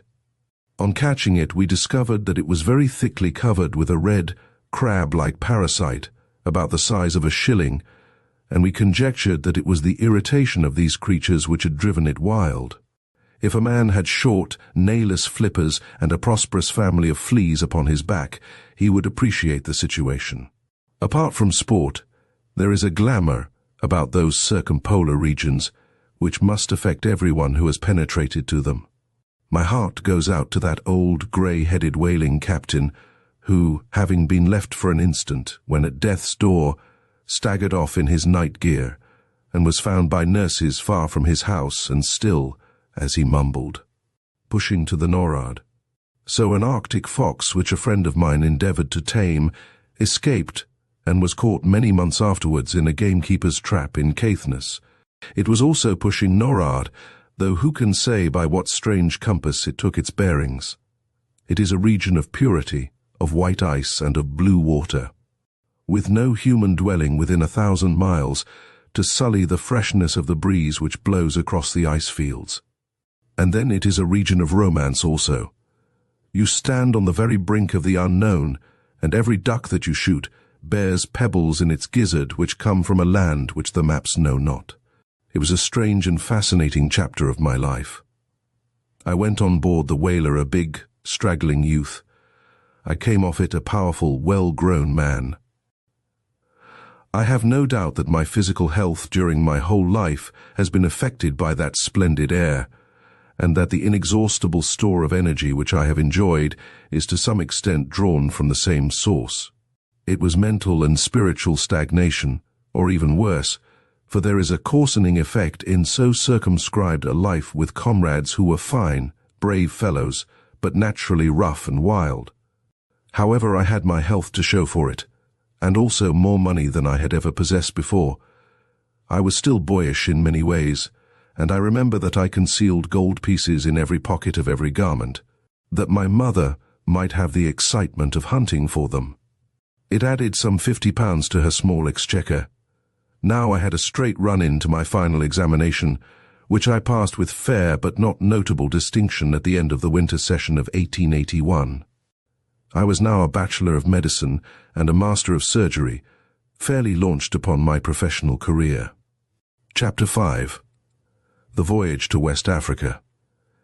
It had always been my intention to take a voyage as ship's surgeon when I had taken my degree, as I could in this way see something of the world, and at the same time earn a little of the money which I so badly needed if I were ever to start in practice for myself. When a man is in the very early 20s, he will not be taken seriously as a practitioner, and though I looked old for my age, it was clear that I had to fill in my time in some other way. My plans were all exceedingly fluid, and I was ready to join the Army, Navy, Indian Service, or anything which offered an opening. I had no reason to think that I would find a billet upon a passenger ship, and had nearly forgotten that I had my name down, when I suddenly received a telegram telling me to come to Liverpool and to take medical charge of the African Steam Navigation Company's Mayumba, bound for the west coast. In a week I was there, and on October 22nd, 1881, we started on our voyage. The Mayumba was a trim little steamer of about 4,000 tons, a giant after my experience in the 200-ton whaler. She was built for commerce, carrying mixed cargoes to the coast, and coming back with palm oil in puncheons, palm nuts in bulk, ivory and other tropical products. What with whale oil and palm oil, there certainly seemed to be something greasy about my horoscope. There was room for 20 or 30 passengers, and it was for their behoof that I was paid some £12 a month. It was well that we were seaworthy, for we put out in a violent gale, which became so bad as we emerged from the Mersey that we were forced into Holyhead for the night. Next day, in vile and thick weather, with a strong sea running, we made our way down the Irish Sea. I shall always believe that I may have saved the ship from disaster, for as I was standing near the officer of the watch, I suddenly caught sight of a lighthouse standing out in a rift in the fog. It was on the port side, and I could not imagine how any lighthouse could be on the port side of a ship, which was, as I knew, well down on the Irish coast. I hate to be an alarmist, so I simply touched the mate's sleeve, pointed to the dim outline of the lighthouse, and said, "Is that all right?" He fairly jumped as his eye lit upon it, and he gave a yell to the men at the wheel and rang a violent signal to the engine room. The lighthouse, if I remember right, was the Tuskar, and we were heading right into a rocky promontory which was concealed by the rain and fog. I have been lucky in my captains, for Captain Gordon Wallace was one of the best, and we have kept in touch during the later years.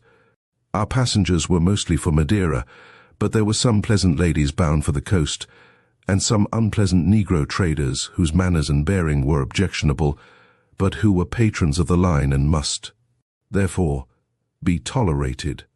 Some of these palm oil chiefs and traders have incomes of many thousands a year, but as they have no cultivated tastes, they can only spend their money on drink, debauchery and senseless extravagance.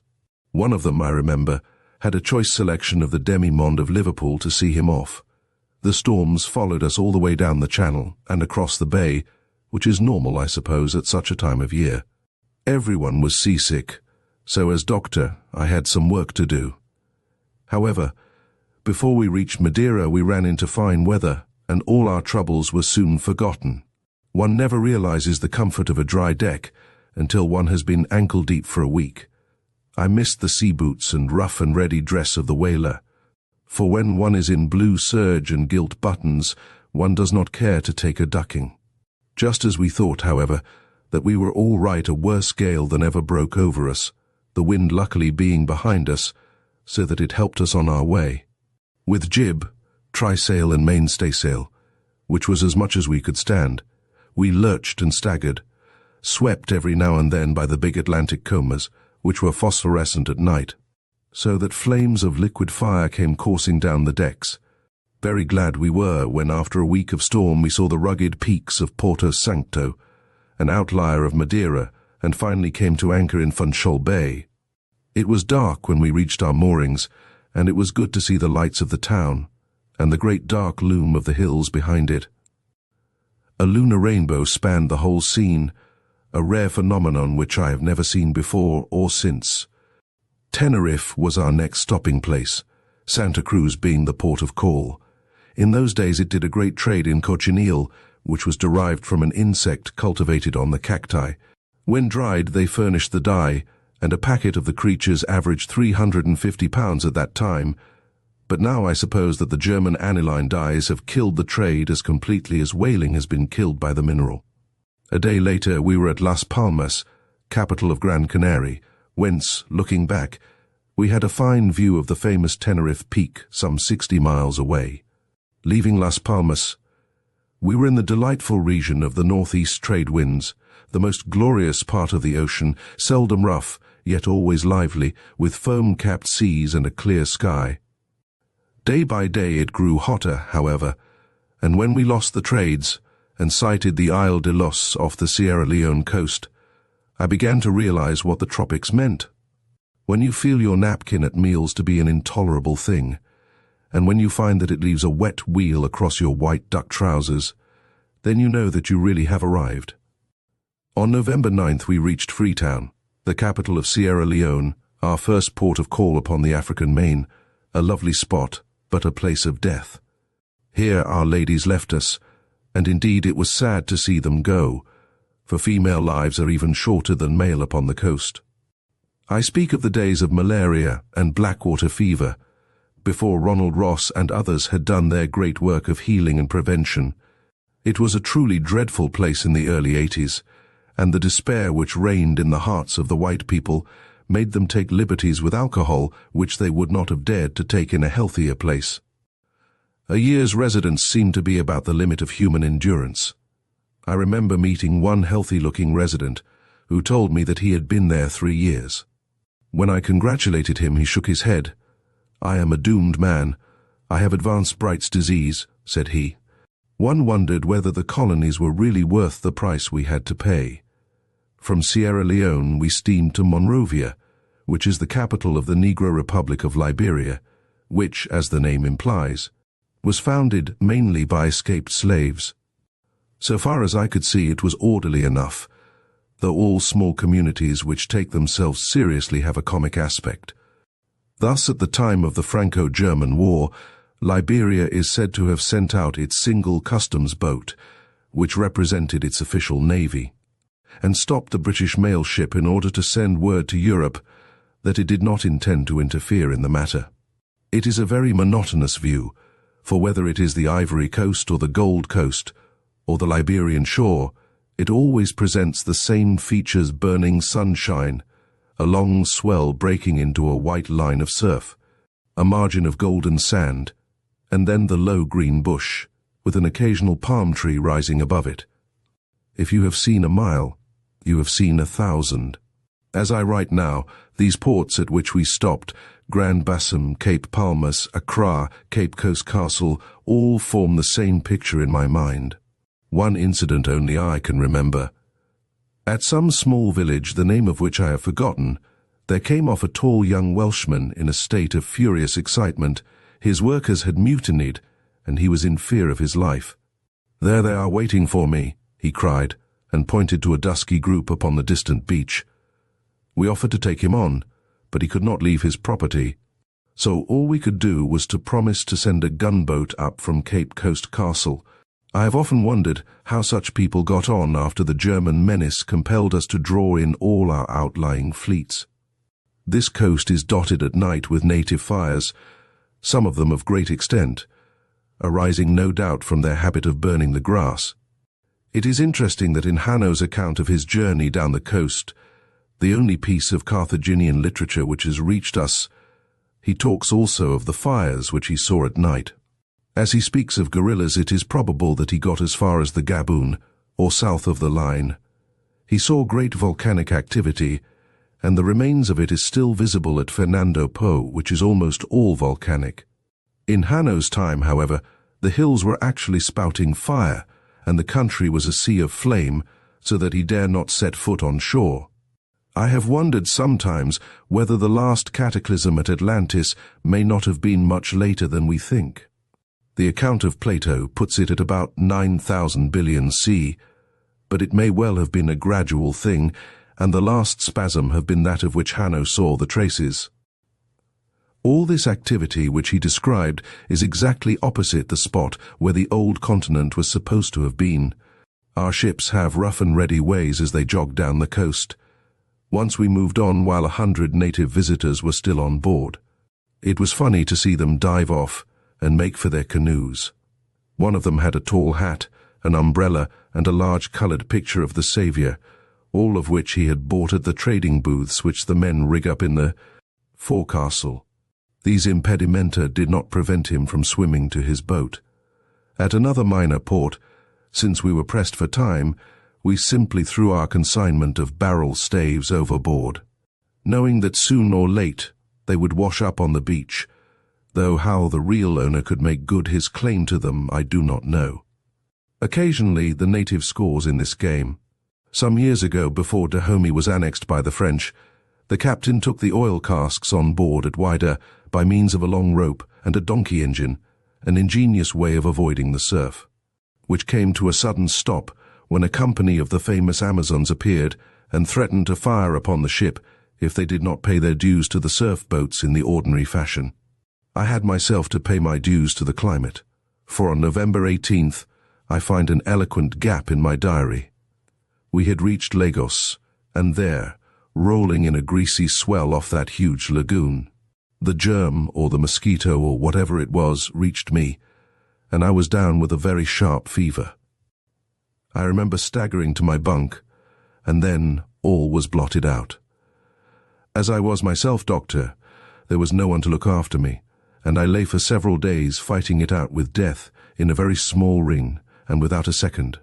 It speaks well for my constitution that I came out a victor. I remember no psychic experience, no vision, no fears, nothing save a nightmare fog from which I emerged as weak as a child. It must have been a close call, and I had scarcely sat up before I heard that another victim who got it at the same time was dead. A week later found me, convalescent and full of energy once more, up the Bonny River, which certainly never got its name from the Scotch adjective, for it is in all ways hateful with its brown-smelling stream and its mango swamps. The natives were all absolute savages, offering up human sacrifices to sharks and crocodiles. The captain had heard the screams of the victims and seen them dragged down to the water's edge, while on another occasion he had seen the protruding skull of a man who had been buried in an ant-heap. It is all very well to make game of the missionaries, but how could such people ever be improved if it were not for the labours of devoted men? We called at Fernando Po, and later at Victoria, a lovely little settlement upon the main, with the huge peak of the Cameroons rising behind it. A dear homely Scotch lassie was playing the part of missionary there, and if she did not evangelize, she at least civilized, which is more important. It lies in a beautiful bay studded with islands and well wooded all round. For some reason the whole style of the scenery changes completely here, and it is the more welcome after the 1,000 miles of monotony to the north. All this land went for some reason to Germany later, and has now reverted to the French, who are not, as a rule, good colonial neighbours. I went ashore at Victoria, and I cannot forget my thrill when what I thought was a good-sized blue bird past me, and I found that it was a butterfly. To reach Old Calabar, we had to steam for 60 miles up the Old Calabar River, the channel lying so near the shore that we brushed the trees on one side. I lay in wait with my rifle, but though I saw the swirl of several alligators, none emerged. Old Calabar seemed the largest and most prosperous place we had visited, but here also the hand of death was over all. And it was eat, drink, and be merry for the old and unsatisfactory reason. Here again we met one of these young lady pioneers of civilization. Civilization is the better, but it is a stern and dreadful call which summons a woman to such a work. Getting a canoe, I ascended the river for several miles to a place called Creektown. Dark and terrible mangrove swamps lay on either side with gloomy shades, where nothing that is not horrible could exist. It is indeed a foul place. Once in an isolated tree standing in a flood, I saw an evil-looking snake, worm-colored and about 3 feet long. I shot him and saw him drift downstream. I learned later in life to give up killing animals, but I confess that I have no particular compunctions about that one. Creektown is in native territory, and the king sent down a peremptory order that we should report ourselves to him. But as it sounded ominous, and might mean a long delay, we got our paddles out, and were soon back in British waters. I had a curious experience one morning. A large ribbon-shaped fish about 3 or 4 feet long came up and swam upon the surface near the ship. Having my gun handy, I shot it. I don't think 5 seconds could have elapsed before another larger and thicker fish, a big catfish, I should say, darted up from the depths, seized the wounded fish by the middle, and dragged it down. So murderous is the food search, and so keen the watch in nature. I saw something similar in the mixed tank of an aquarium once, where a fish stunned himself by swimming against the glass front, and was instantly seized and devoured by his neighbor. A strange fish to which I was introduced at Calabar was the electrical torpedo fish. It is handed to you in an earthenware saucer, a quiet little drab creature about 5 inches long, and you are asked to tickle its back. Then you learn exactly how high you can jump. The death-like impression of Africa grew upon me. One felt that the white man with his present diet and habits was an intruder who was never meant to be there, and that the great sullen brown continent killed him as one crushes nits. I find in my diary, "O Africa, where are the charms that sages have seen in thy face? Better dwell in old England on alms than be rich in that terrible place." The life aboard ship, however, was an easy and, in some ways, a luxurious one too luxurious for a young man who had his way to make in the world. Premature comfort is a deadly enervating thing. I remember considering my own future. I stood upon the poop with a raging thunderstorm around me, and seeing very clearly that 1 or 2 more such voyages would sap my simple habits and make me unfit for the hard struggle which any sort of success would need. The idea of success in literature had never crossed my mind. It was still of medicine only that I thought. But I knew by my Birmingham experience how long and rough a path it was for those who had no influence and could not afford to buy. Then and there I vowed that I would wander no more, and that was surely one of the turning points of my life. A wander jar is good, but 2 wander jahari may mean damnation, and it is hard to stop. I find that on the same day of fruitful meditation I swore off alcohol for the rest of the voyage. I drank quite freely at this period of my life, having a head and a constitution which made me fairly immune. But my reason told me that the unbounded cocktails of West Africa were a danger, and with an effort I cut them out. There is a certain subtle pleasure in abstinence, and it is only socially that it is difficult. If we were all abstainers as a matter of course, like the real Mohammedans, none of us would ever miss it. I did a mad thing at Cape Coast Castle, for, in a spirit either of bravado or pure folly, I swam round the ship, or at least for some length along her and back again. I suppose it was the consideration that black folk go freely into the water which induced me to do it. For some reason white folk do not share the same immunity. As I was drying myself on deck, I saw the triangular back fin of a shark rise to the surface. Several times in my life I have done utterly reckless things with so little motive that I have found it difficult to explain them to myself afterwards. This was one of them. The most intelligent and well-read man whom I met on the coast was a Negro, the American consul at Monrovia. He came on with us as a passenger. My starved literary side was eager for good talk, and it was wonderful to sit on deck discussing Bancroft and Motley, and then suddenly realize that you were talking to one who had possibly been a slave himself, and was certainly the son of slaves. He had thought a good deal about African travel. The only way to explore Africa is to go without arms and with few servants. You would not like it in England if a body of men came armed to the teeth and marched through your land. The Africans are quite as sensitive. It was the method of Livingstone as against the method of Stanley. The former takes the braver and better man. This Negro gentleman did me good, for a man's brain is an organ for the formation of his own thoughts and also for the digestion of other people's, and it needs fresh fodder. We had, of course, books aboard the ship, but neither many nor good. I cannot trace that I made any mental or spiritual advancement during the voyage, but I added one more experience to my chaplet. And I suppose it all goes to some ultimate result in character or personality. I was a strong, full-blooded young man, full of the joy of life, with nothing of what Oliver Wendell Holmes calls pathological piety and tuberculous virtues. I was a man among men. I walked ever among pitfalls, and I thank all ministering angels that I came through, while I have a softened heart for those who did not. Our voyage home, oil gathering from port to port on the same but reversed route, was uneventful until the very last stride, when just as we were past Madeira the ship took fire. Whether it was the combustion of coal dust has never been determined, but certainly the fire broke out in the bunkers, and as there was only a wooden partition between these bunkers and a cargo of oil, we were in deadly danger. For the first day we took it lightly, as a mere smoulder, and for a second and third day we were content to seal the gratings as far as possible, to play down on it with the hose, and to shift the coal away from the oil. On the fourth morning, however, things took a sudden turn for the worse. I copy from my logbook, January 9th. I was awakened early in the morning by the purser, Tom King, poking his head in at my door and informing me that the ship was in a blaze, and that all hands had been called and were working down below. I got my clothes on, but when I came on deck nothing was to be seen of it, save thick volumes of smoke from the bunker ventilators and a lurid glow down below. I offered to go down, but there seemed to be as many working as could be fitted in. I was then asked to call the passengers. I waked each in turn, and they all faced the situation very bravely and coolly.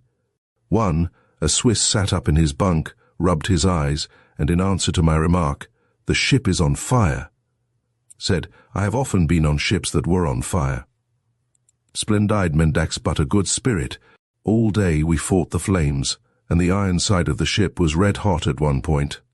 Boats were prepared and provisioned, and no doubt at the worst we could row or sail them to Lisbon, where my dear sisters would be considerably surprised if their big brother walked in. However, we are getting the better of it, and by evening those ominous pillars of smoke were down to mere wisps. So ends an ugly business. On January 14th we were in Liverpool once more, and West Africa was but one more of the cinema reels of memory. It is, I am told, very much improved now in all things. My old friend and cricket companion, Sir Fred Guggisberg, is governor at Accra, and has asked me to see the old ground under very different auspices. I wish I could, but the sands still run, and there is much to be done. Chapter 6. My first experiences in practice. I have now come to the temporary end of my voyages, which were to be renewed in years to come, and I have reached the time when, under very curious circumstances, I endeavored to establish myself in medical practice. In a book written some years afterwards called The Stark Munro Letters, I drew in very close detail the events of the next few years. And there the curious reader will find them more clearly and fully set out than would be to scale in these pages. I would only remark, should any reader reconstruct me or my career from that book, that there are some few incidents there which are imaginary, and that especially. The whole incident of the case of a lunatic and of Lord Saltire in Chapter 4 occurred to a friend and not to myself. Otherwise, the whole history of my association with the man whom I called Cullingworth, his extraordinary character, our parting and the way in which I was left to what seemed certain ruin, were all as depicted. I will here simply give the essentials of the story and retain the fictitious name. In my last year of study at Edinburgh, I formed a friendship with this remarkable student. He came of a famous medical family, his father having been a great authority upon zymotic disease. He came also of a famous athletic stock and was a great rugby forward himself, though rather handicapped by the berserk fury with which he would play. He was up to international form, and his younger brother was reckoned by good judges to be about the best forward who ever donned the rose-embroidered jersey of England. Cullingworth was as strong mentally as physically. In person he was about 5 feet, 9 in. In height, perfectly built, with a bulldog jaw, bloodshot deep-set eyes, overhanging brows, and yellowish hair as stiff as wire, which spurted up above his brows. He was a man born for trouble and adventure, unconventional in his designs, and formidable in his powers of execution. A man of action with a big but incalculable brain guiding the action. He died in early middle age, and I understand that an autopsy revealed some cerebral abnormality, so that there was no doubt a pathological element in his strange explosive character. For some reason he took a fancy to me, and appeared to attach an undue importance to my advice. When I met him first, he had just indulged in one of his wild escapades, which ended usually in a fight or in a transitory appearance in a police court, but on this occasion was more serious and permanent. He had run off with the charming young lady and married her, she being a ward in Chancery and under age. However, the deed was done, and all the lawyers in the world could not undo it, though they might punish the culprit. He told me how he and the lady had gone over a Bradshaw with the intention that when they came on a station of which neither of them had ever heard, they would make for that place and spend their honeymoon there. They came therefore upon some awful name, Clodpole in the Marsh or something of the kind, and there they sojourned in the village inn. Cullingworth stained his yellow hair black, but the stain took in some places and not in others, so that he looked as if he had escaped from Barnum's show. What Clodpole in the Marsh could have thought of such an extraordinary couple, I cannot imagine, and it is probably the one occasion on which it ever buzzed.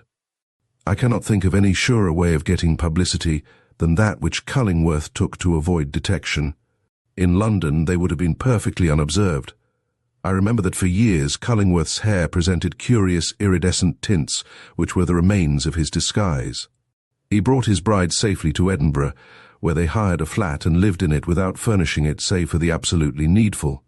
I have dined with them there on an apple dumpling, seated on a pile of thick volumes as there was no chair. We introduced them to a few friends, did what we could for the lonely lady, and finally they drifted off, and for a time we heard no more. Just before I started for Africa, I got a long telegram from Cullingworth imploring me to go to Bristol as he needed my advice. I was in Birmingham, and I set forth at once. When I reached Bristol, he conducted me to a fine mansion, and there poured out his tale of woe. He had started in great style, hoping to rally the remains of his father's patients, but his money had run out. He was done by his tradespeople, there were no patients, and what was he to do? We had a joyous, riotous time for 2 days, for there was an exuberant atmosphere about the man which rose above all trouble. The only advice I could give was that he should make a composition with his creditors. I heard afterwards that he assembled them, addressed them in a long and emotional speech, reduced them almost to tears with his picture of the struggles of a deserving young man, and finally got a unanimous vote of confidence from them with full consent that he should pay at his own leisure. It was the sort of thing that he would do, and tell the story afterwards with a bull's roar of laughter which could be heard down the street. When I had been back a couple of months from Africa, I received another telegram. He always telegraphed and never wrote, which ran in some such way as this: "Started here last June. Colossal success. Come down by next train if possible. Plenty of room for you. Splendid opening." The telegram was stamped Plymouth. A second, even more explosive telegram upbraided me for delay and guaranteed me £300 the first year. This looked like business, so off I went. The events of the next 6 weeks, in the late spring and early summer of 1882, were more fitted for some rollicking novel than for the sober pages of a veracious chronicle. The conditions which I found at Plymouth were incredible. In a short time this man, half genius and half quack, had founded a practice worth several £1,000s of ready money in the year. "Free consultations, but pay for your medicine," was his slogan. And as he charged a good price for the latter, it worked out all the same in the end. The mere words, "free consultations," attracted crowds. He used drugs in a heroic and indiscriminate manner which produced dramatic results, but at an unjustifiable risk.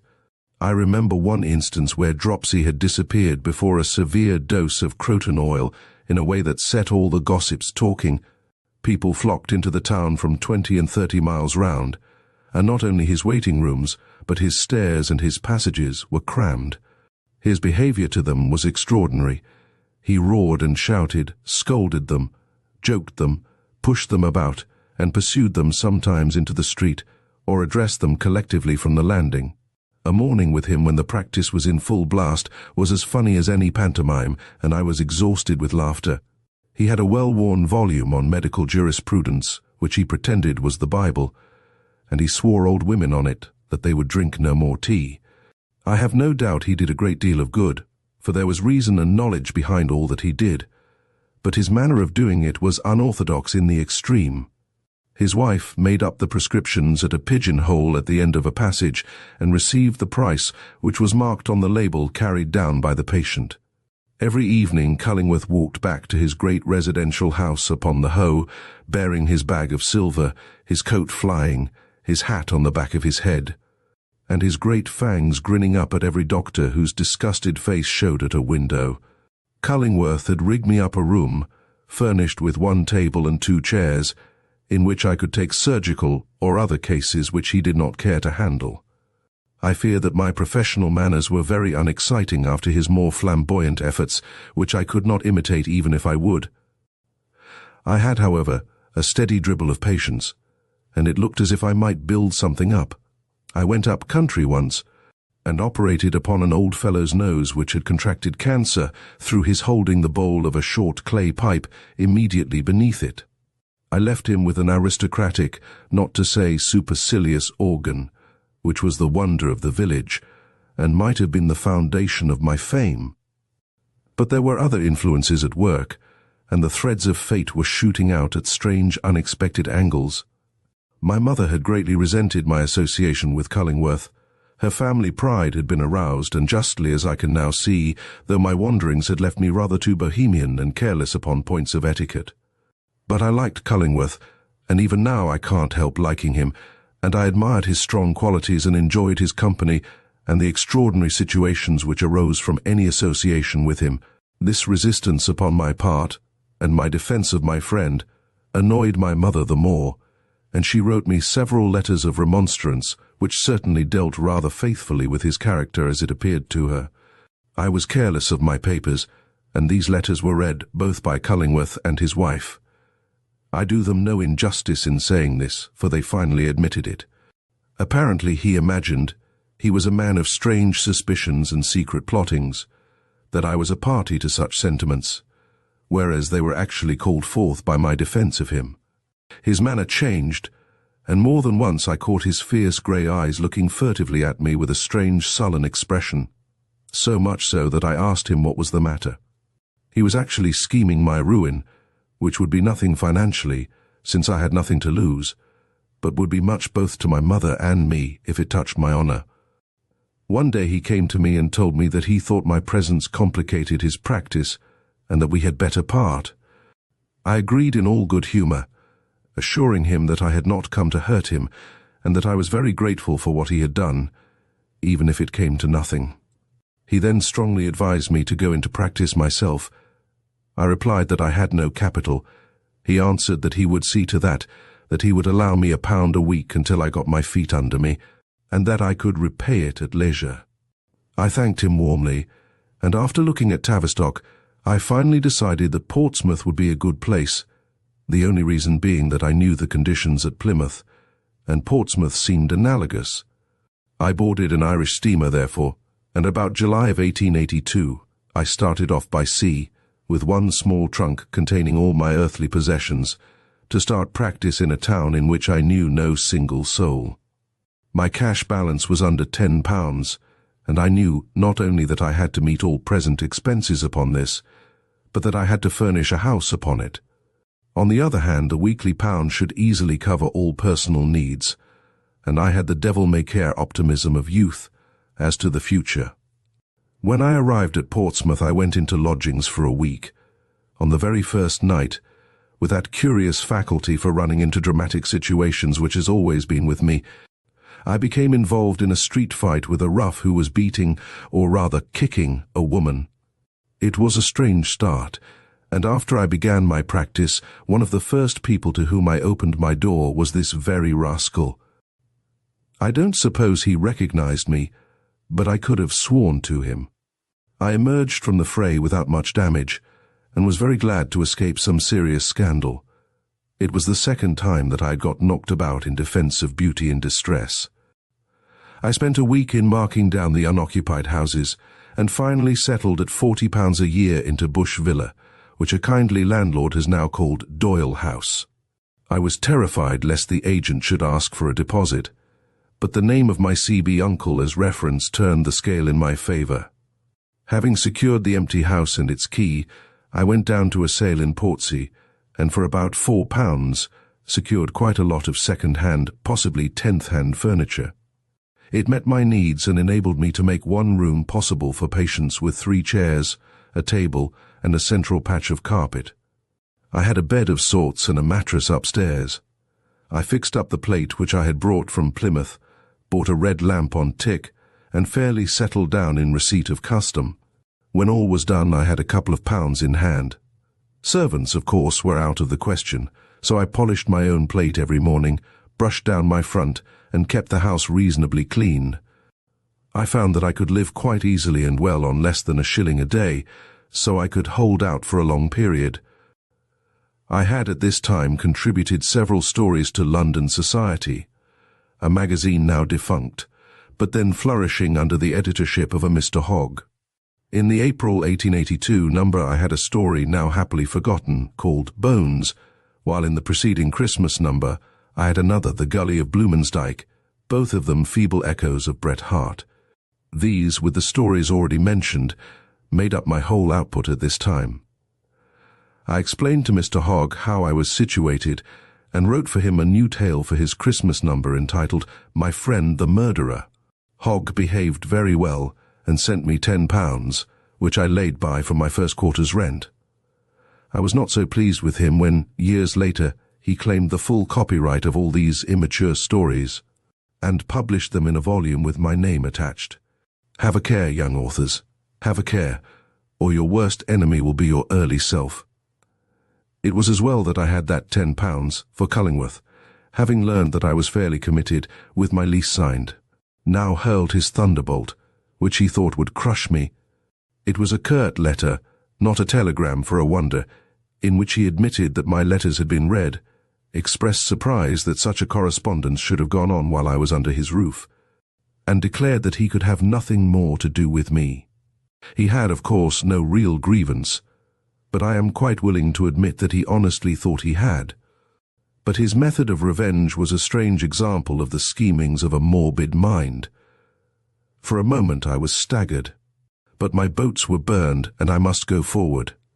I sent back a derisive reply to Cullingworth, and put him out of my head for ever indeed. I heard of him no more until some 5 years later I read the news of his premature death. He was a remarkable man, and narrowly escaped being a great one.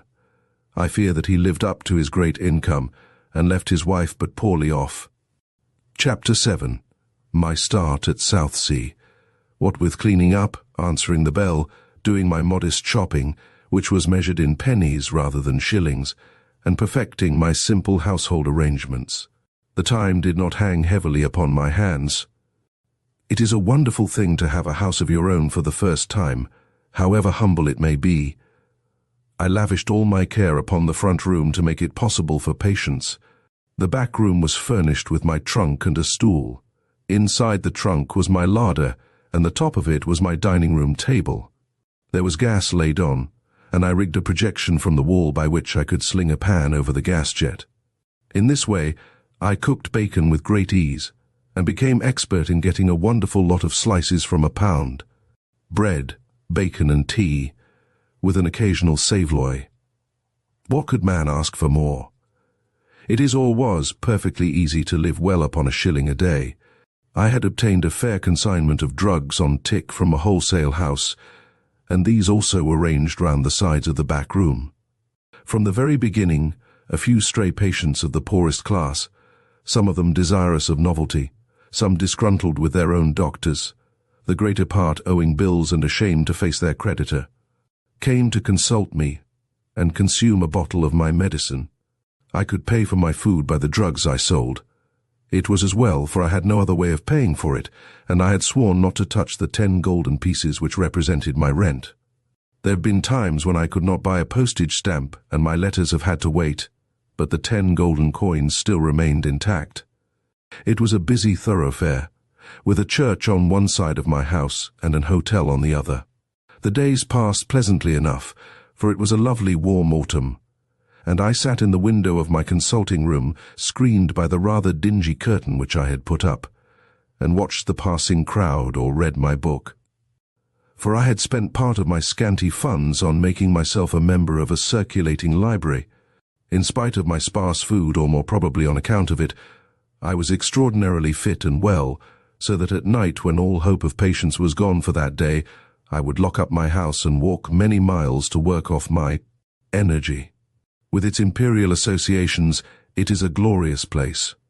And even now, if I had to live in a town outside London, it is surely to Southsea, the residential quarter of Portsmouth, that I would turn.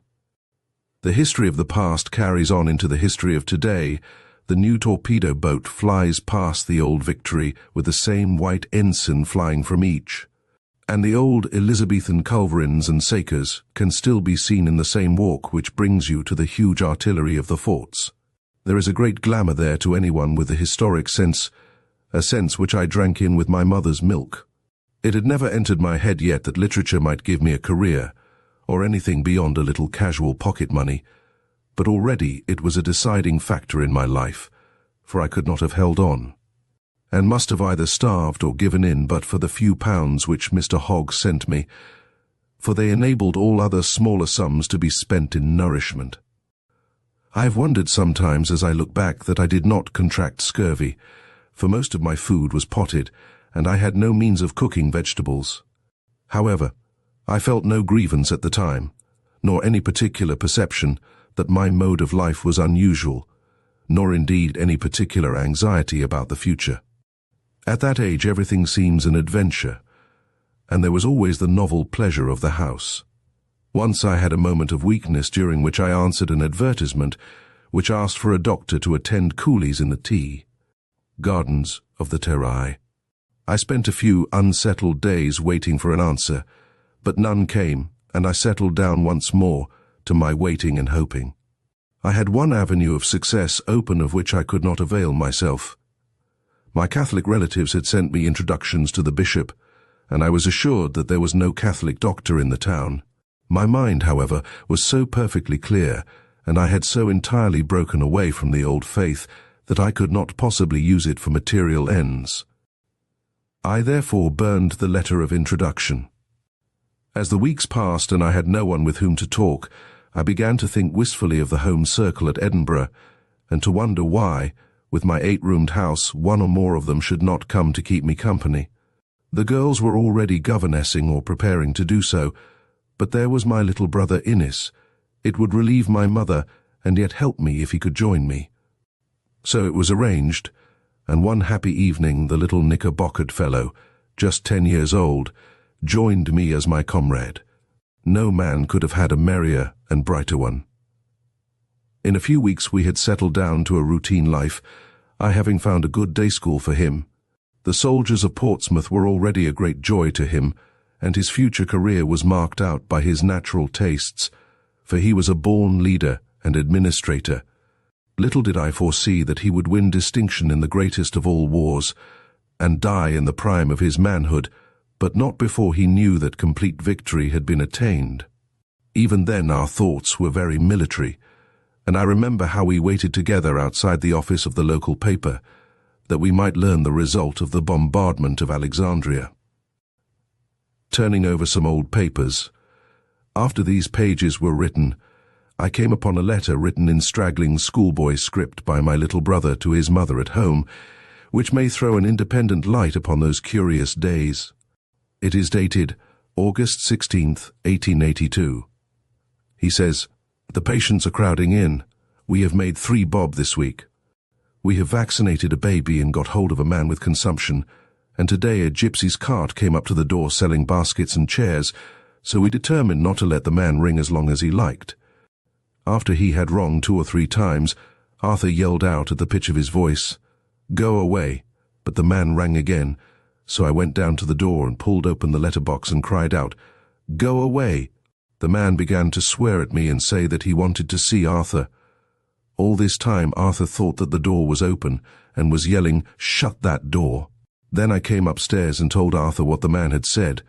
So Arthur went down and opened the door and found out that the gypsy's child had measles. After all, we got 6pence out of them, and that is always something.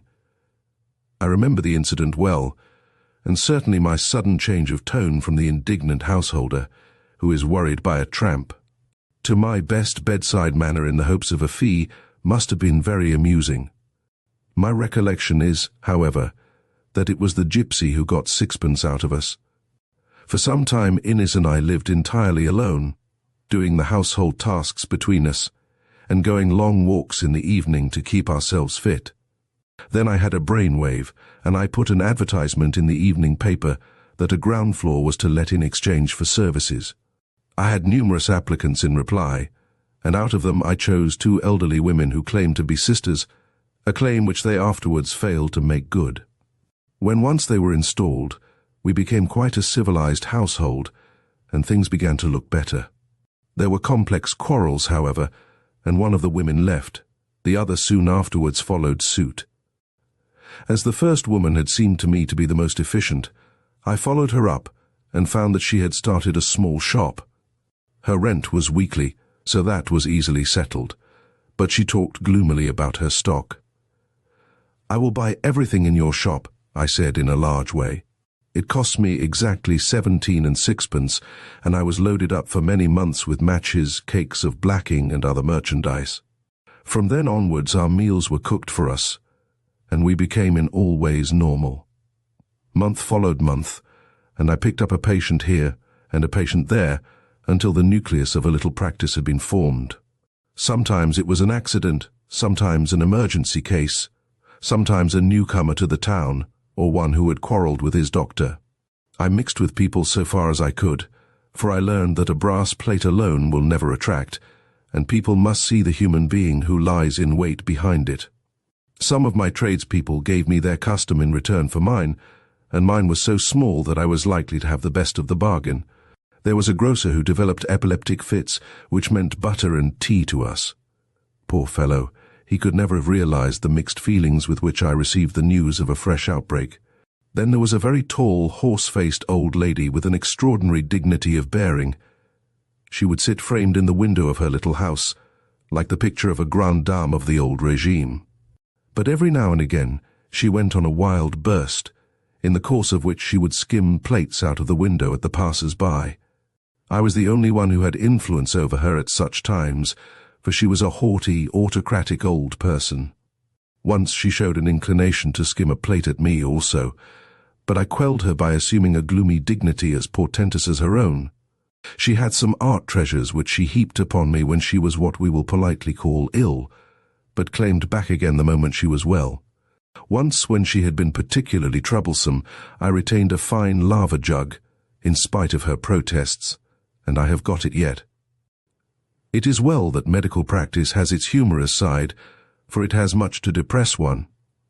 Most men never use their reasoning power at all on the religious side, but if they did, They would find it difficult sometimes to reconcile the sights which a physician sees with the idea of a merciful providence. If one loses the explanation that this life is a spiritual chastening for another, and thinks that death ends all, and that this is our one experience, then it is impossible to sustain the goodness or the omnipotence of God. So I felt at the time, and it made me a materialist, but now I know well that I was judging a story on the strength of one chapter. Let me give an example. I was called in by a poor woman to see her daughter. As I entered the humble sitting room, there was a small cot at one side, and by the gesture of the mother, I understood that the sufferer was there. I picked up a candle, and walking over, I stooped over the little bed, expecting to see a child. What I really saw was a pair of brown, sullen eyes, full of loathing and pain, which looked up in resentment to mine. I could not tell how old the creature was. Long, thin limbs were twisted and coiled in the tiny couch. The face was sane but malignant. "What is it?" I asked in dismay when we were out of hearing. "It's a girl," sobbed the mother. "She's 19. Oh, if God would only take her." What a life for both, and how hard to face such facts and accept any of the commonplace explanations of existence. Medical life is full of dangers and pitfalls, and luck must always play its part in a man's career. Many a good man has been ruined by pure bad luck. On one occasion I was called in to a lady who was suffering from what appeared to be dyspepsia of a rather severe type. There was absolutely nothing to indicate anything more serious. I therefore reassured the family, spoke lightly of the illness, and walked home to make up a bismuth mixture for her, calling on one or two other cases on the way. When I got home, I found a messenger waiting to say that the lady was dead. This is the sort of thing which may happen to any man at any time. It did not hurt me, for I was too lowly to be hurt. You can't ruin a practice when there is no practice. The woman really had a gastric ulcer, for which there is no diagnosis. It was eating its way into the lining of her stomach. It pierced an artery after I saw her, and she bled to death. Nothing could have saved her, and I think her relatives came to understand this. I made £154 the first year, and £250 the second, rising slowly to £300, which in 8 years I never passed. So far as the medical practice went. In the first year the income tax paper arrived, and I filled it up to show that I was not liable. They returned the paper with "most unsatisfactory" scrawled across it. I wrote, "I entirely agree," under the words, and returned it once more. For this little bit of cheek, I was had up before the assessors, and duly appeared with my ledger under my arm. They could make nothing, however, out of me or my ledger, and we parted with mutual laughter and compliments. In the year 1885, my brother left me to go to a public school in Yorkshire. Shortly afterwards I was married. A lady named Mrs. Hawkins, a widow of a Gloucestershire family, had come to Southsea with her son and daughter, the latter a very gentle and amiable girl. I was brought into contact with them through the illness of the son, which was of a sudden and violent nature, arising from cerebral meningitis. As the mother was very awkwardly situated in lodgings, I volunteered to furnish an extra bedroom in my house and give the poor lad, who was in the utmost danger, my personal attention. His case was a mortal one, and in spite of all I could do, he passed away a few days later. Such a death under my own roof naturally involved me in a good deal of anxiety and trouble indeed. If I had not had the foresight to ask a medical friend to see him with me on the day before he passed away, I should have been in a difficult position. The funeral was from my house. The family were naturally grieved at the worry to which they had quite innocently exposed me, and so our relations became intimate and sympathetic, which ended in the daughter consenting to share my fortunes. We were married on August 6, 1885, and no man could have had a more gentle and amiable life's companion. Our union was marred by the sad ailment which came after a very few years to cast its shadow over our lives. But it comforts me to think that during the time when we were together, there was no single occasion when our affection was disturbed by any serious breach or division. the credit of which lies entirely with her own quiet philosophy, which enabled her to bear with smiling patience not only her own sad illness, which lasted so long, but all those other vicissitudes which life brings with it.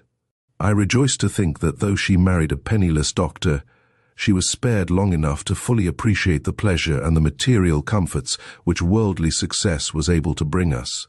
She had some small income of her own which enabled me to expand my simple housekeeping in a way which gave her from the first the decencies, if not the luxuries, of life. In many ways my marriage marked a turning point in my life. A bachelor, especially one who had been a wanderer like myself, drifts easily into bohemian habits, and I was no exception. I cannot look back upon those years with any spiritual satisfaction, for I was still in the valley of darkness.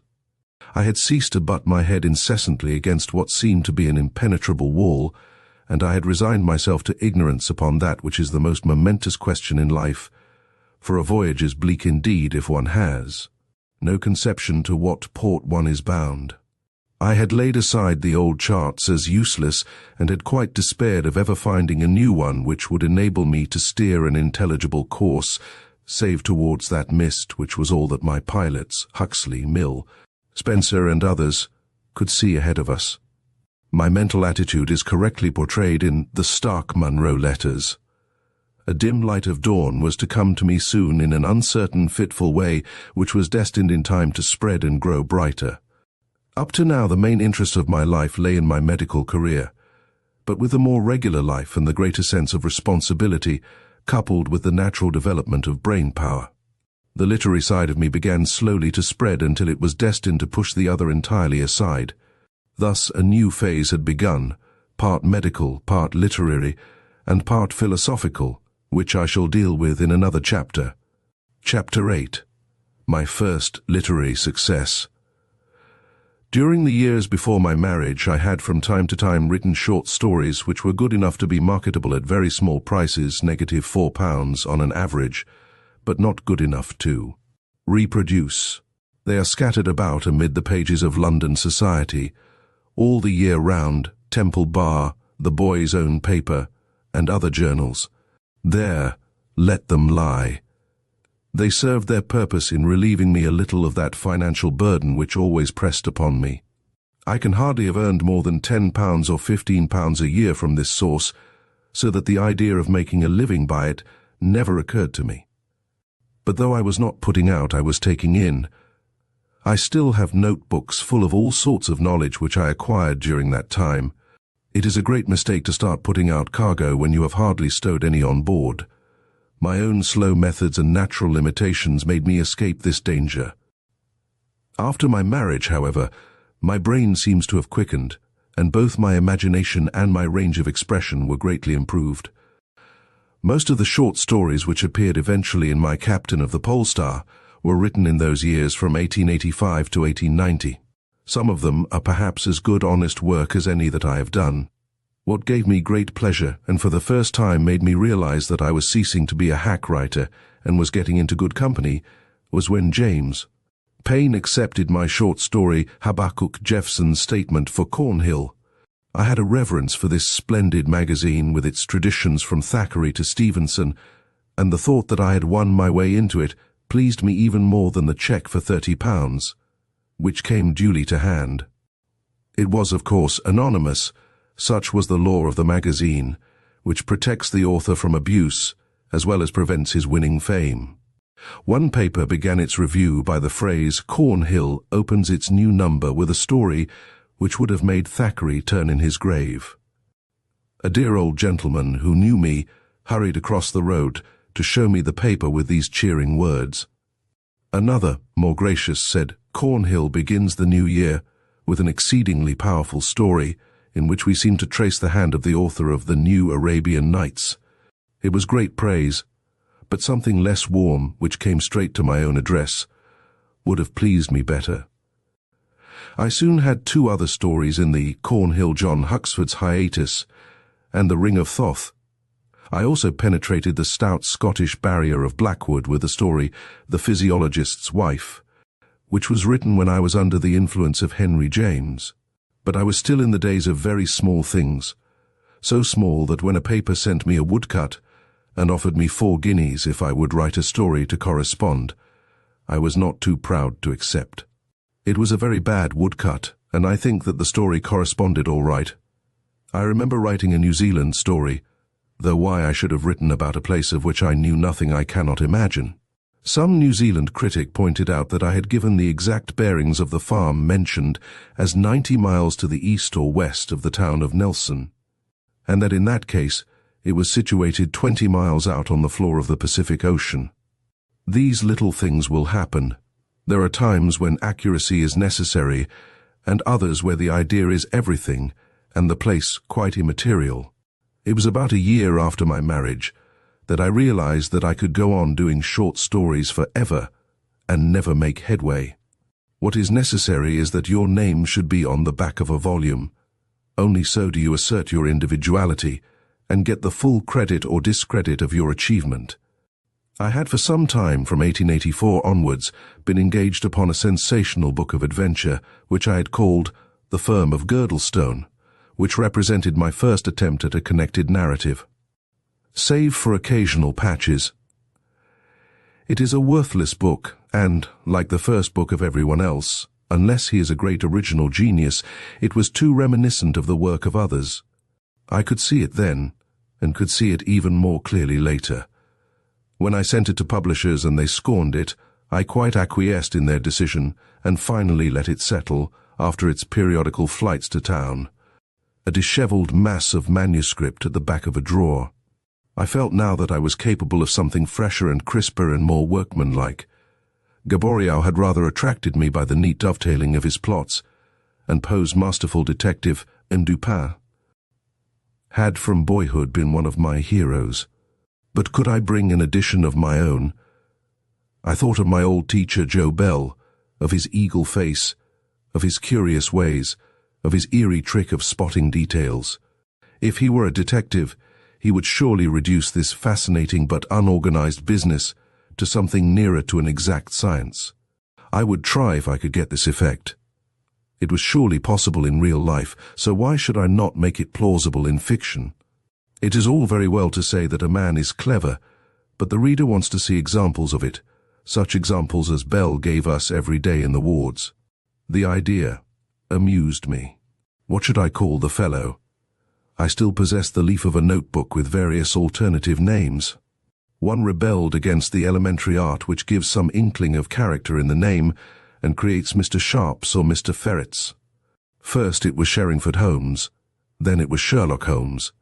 He could not tell his own exploits, so he must have a commonplace comrade as a foil and educated man of action who could both join in the exploits and narrate them. A drab, quiet name for this unostentatious man. Watson would do. And so I had my puppets and wrote my study in scarlet. I knew that the book was as good as I could make it, and I had high hopes. When Girdlestone used to come circling back with the precision of a homing pigeon, I was grieved but not surprised, for I acquiesced in the decision. But when my little Holmes book began also to do the circular tour, I was hurt, for I knew that it deserved a better fate. James Payn applauded, but found it both too short and too long, which was true enough. Arrowsmith received it in May 1886, and returned it unread in July. 2 or 3 others sniffed and turned away. Finally, as Ward, Lock and Company made a specialty of cheap and often sensational literature, I sent it to them. "Dear Sir," they said, "we have read your story and are pleased with it. We could not publish it this year as the market is flooded at present with cheap fiction. But if you do not object to its being held over till next year, we will give you £25 for the copyright. Yours faithfully, Ward, Lock and Company, October 30th, 1886. It was not a very tempting offer, and even I, poor as I was, hesitated to accept it. It was not merely the small sum offered, but it was the long delay, for this book might open a road for me. I was heartsick, however, at repeated disappointments, and I felt that perhaps it was true wisdom to make sure of publicity, however late. Therefore I accepted, and the book became Beeton's Xmas Annual of 1887. Ward Lock made a wonderful bargain, for they not only had their Christmas number, but they brought out numerous editions of the book. And finally, they even had the valuable cinema rights for this paltry payment. I never at any time received another penny for it from this firm, so I do not feel that I need be grateful, even if it so chanced that they cleared my path in life. Having a long wait in front of me before this book could appear, and feeling large thoughts rise within me, I now determined to test my powers to the full, and I chose a historical novel for this end. Because it seemed to me the one way of combining a certain amount of literary dignity with those scenes of action and adventure which were natural to my young and ardent mind. I had always felt great sympathy for the Puritans, who, after all, whatever their little peculiarities, did represent political liberty and earnestness in religion. They had usually been caricatured in fiction and art. Even Scott had not drawn them as they were. Macaulay, who was always one of my chief inspirations, had alone made them comprehensible, the sombre fighters, with their Bibles and their broadswords. There is a great passage of his, I cannot quote it verbally, in which he says that after the Restoration, if ever you saw a carter more intelligent than his fellows, or a peasant who tilled his land better, you would be likely to find that it was an old pikeman of Cromwell's. This, then, was my inspiration in Micah Clarke, where I fairly let myself go upon the broad highway of adventure. I was well up in history, but I spent some months over details, and then wrote the book very rapidly. There are bits of it, the picture of the Puritan household, and the sketch of Judge Jeffreys, which I have never bettered. When it was finished early in 1888, my hopes ran high, and out it went on its travels. But, alas! Although my Holmes booklet was out, and had attracted some little favourable comment, the door still seemed to be barred. James Payn had first peep, and he began his letter of rejection with the sentence, "How can you waste your time and your wits writing historical novels?" This was depressing after a year of work. Then came Bentley's verdict. It lacks, in our opinion, the one great necessary point for fiction, that is interest, and this being the case, we do not think it could ever become popular with libraries and the general public. Then Blackwood had it say, "There are imperfections which would militate against success. The chances of the book proving a popular success do not seem to be strong enough to warrant us in publishing it." There were others even more depressing. I was on the point of putting the worn manuscript into hospital with its mangled brother Girdlestone, when as a last resource I sent it to Longmans, whose reader, Andrew Lang, liked it and advised its acceptance. It was to Andrew of the brindled hair, as Stevenson called him, that I owe my first real opening, and I have never forgotten it. The book duly appeared in February 1889, and though it was not a boom book, it had extraordinarily good reviews, including one special one all to itself by Mr. Prothero in the 19th century. And it has sold without intermission from that day to this. It was the first solid cornerstone laid for some sort of literary reputation. British literature had a considerable vogue in the United States at this time, for the simple reason that there was no copyright, and they had not to pay for it. It was hard on British authors, but far harder on American ones, since they were exposed to this devastating competition. Like all national sins, it brought its own punishment, not only to American authors who were guiltless, but to the publishers themselves. For what belongs to everyone belongs practically to no one, and they could not bring out a decent edition without being at once undersold. I have seen some of my early American editions, which might have been printed on the paper that shopmen use for parcels. One good result, however, from my point of view, was that a British author, if he had anything in him, soon won recognition in America, and afterwards, when the Copyright Act was passed, he had his audience all ready for him. My Holmes book had met with some American success, and presently I learned that an agent of Lippincott's was in London, and that he wished to see me, to arrange for a book. Needless to say that I gave my patients a rest for a day and eagerly kept the appointment. Once only before had I touched the edge of literary society. That was when Cornhill was turned into a fully illustrated journal, an experiment which failed, for it was quickly abandoned.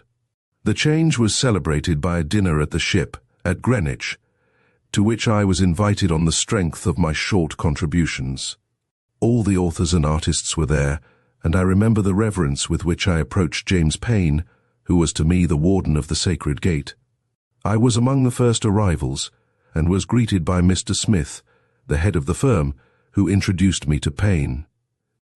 I loved much of his work, and waited in awe for the first weighty remark which should fall from his lips. It was that there was a crack in the window, and he wondered how the devil it had got there. Let me add, however, that my future experience was to show that there was no wittier or more delightful companion in the world. I sat next to Anstey that night, who had just made a most deserved hit with his Vice Versa, and I was introduced to other celebrities, so that I came back walking on air. Now, for the second time, I was in London on literary business. Stoddart, the American, proved to be an excellent fellow, and had two others to dinner. They were Gill, a very entertaining Irish MP, and Oscar Wilde, who was already famous as the champion of aestheticism. It was indeed a golden evening for me. Wilde, to my surprise, had read Micah Clarke and was enthusiastic about it, so that I did not feel a complete outsider. His conversation left an indelible impression upon my mind. He towered above us all, and yet had the art of seeming to be interested in all that we could say. He had delicacy of feeling and tact, for the monologue man, however clever, can never be a gentleman at heart. He took as well as gave, but what he gave was unique. He had a curious precision of statement, a delicate flavor of humor, and a trick of small gestures to illustrate his meaning, which were peculiar to himself. The effect cannot be reproduced, but I remember how in discussing the wars of the future he said, "A chemist on each side will approach the frontier with a bottle, his upraised hand and precise face conjuring up a vivid and grotesque picture." His anecdotes, too, were happy and curious.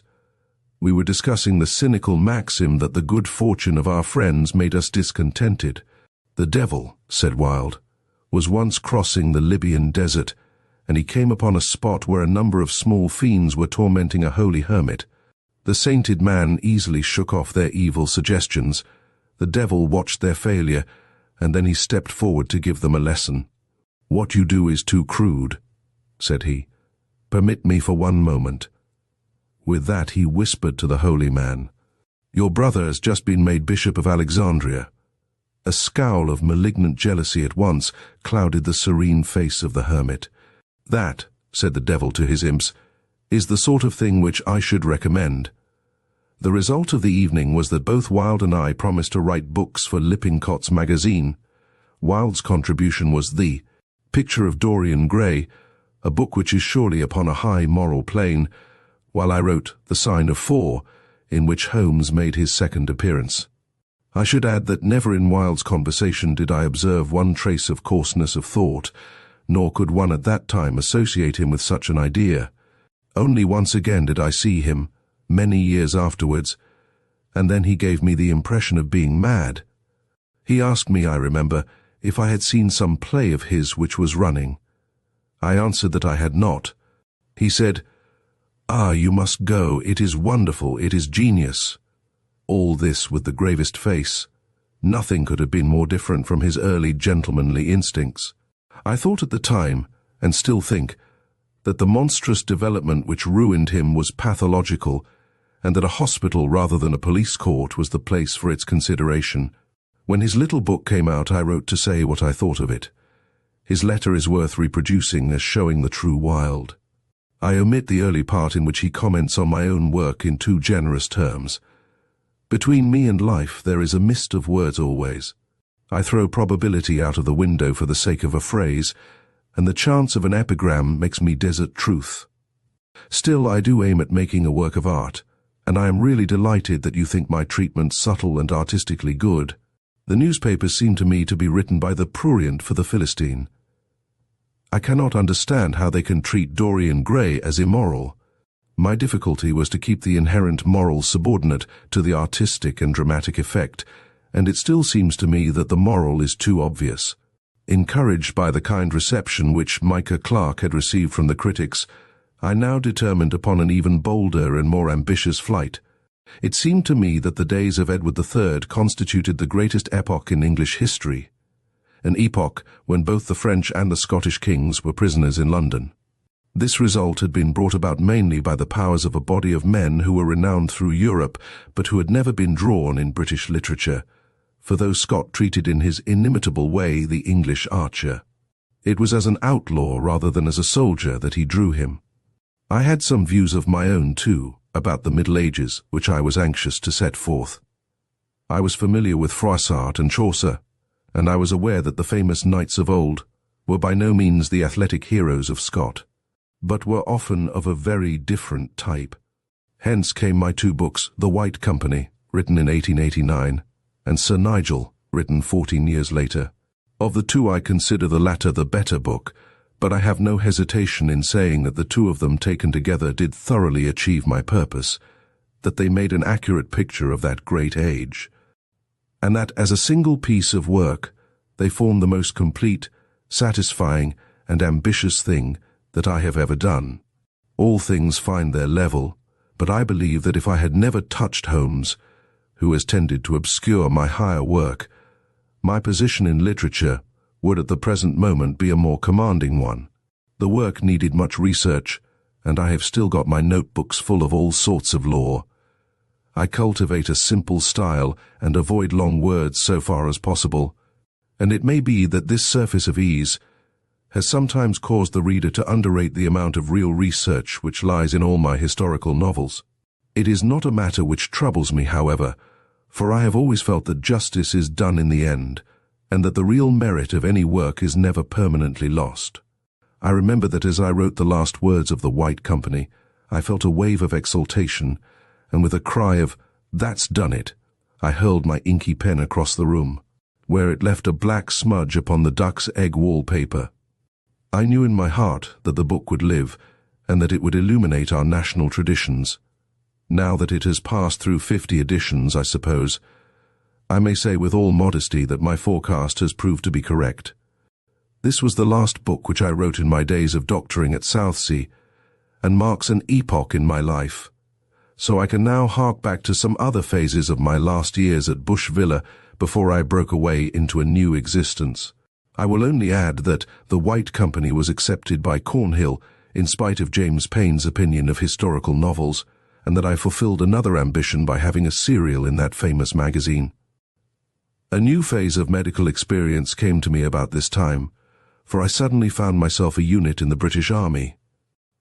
The operations in the East had drained the medical service, and it had therefore been determined that local civilian doctors should be enrolled for temporary duty of some hours a day.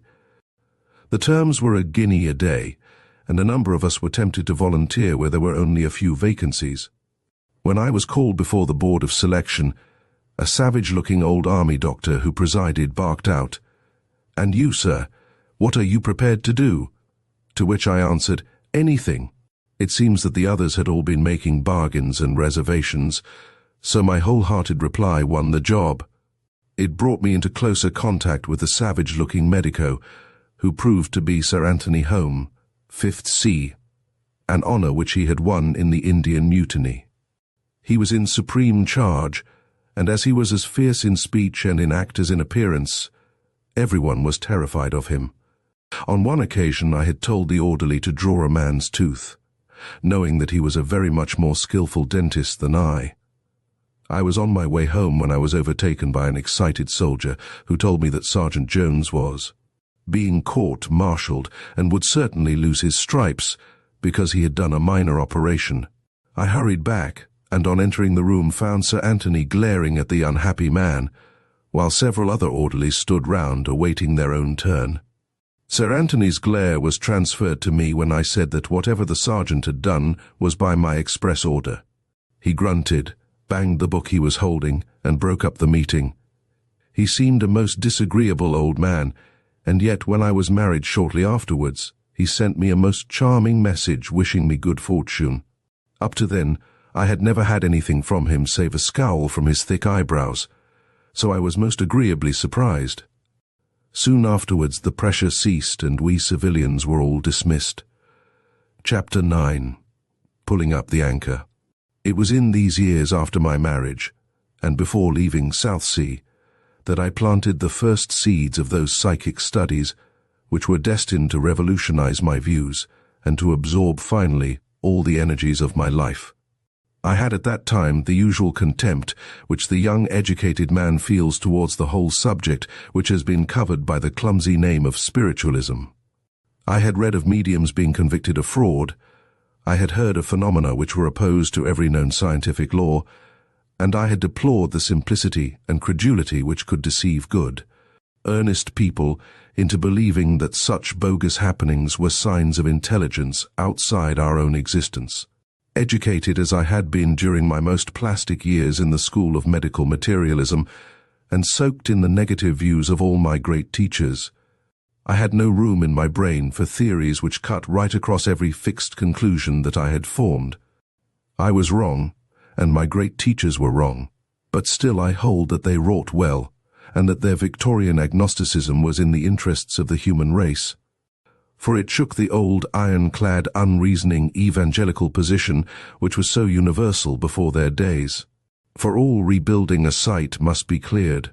There were two separate Victorian movements towards change, the one an attempt to improve the old building and make it good enough to carry on as shown in the Oxford and High Church development. The other, a knocking down of ruins, which could only end in some fresh erection springing up.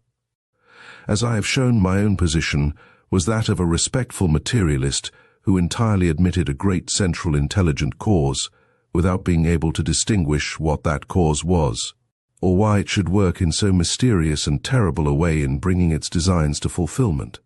From my point of view, the mind, and so far as I could see the soul, which was the total effect of all the hereditary or personal functionings of the mind, was an emanation from the brain and entirely physical in its nature.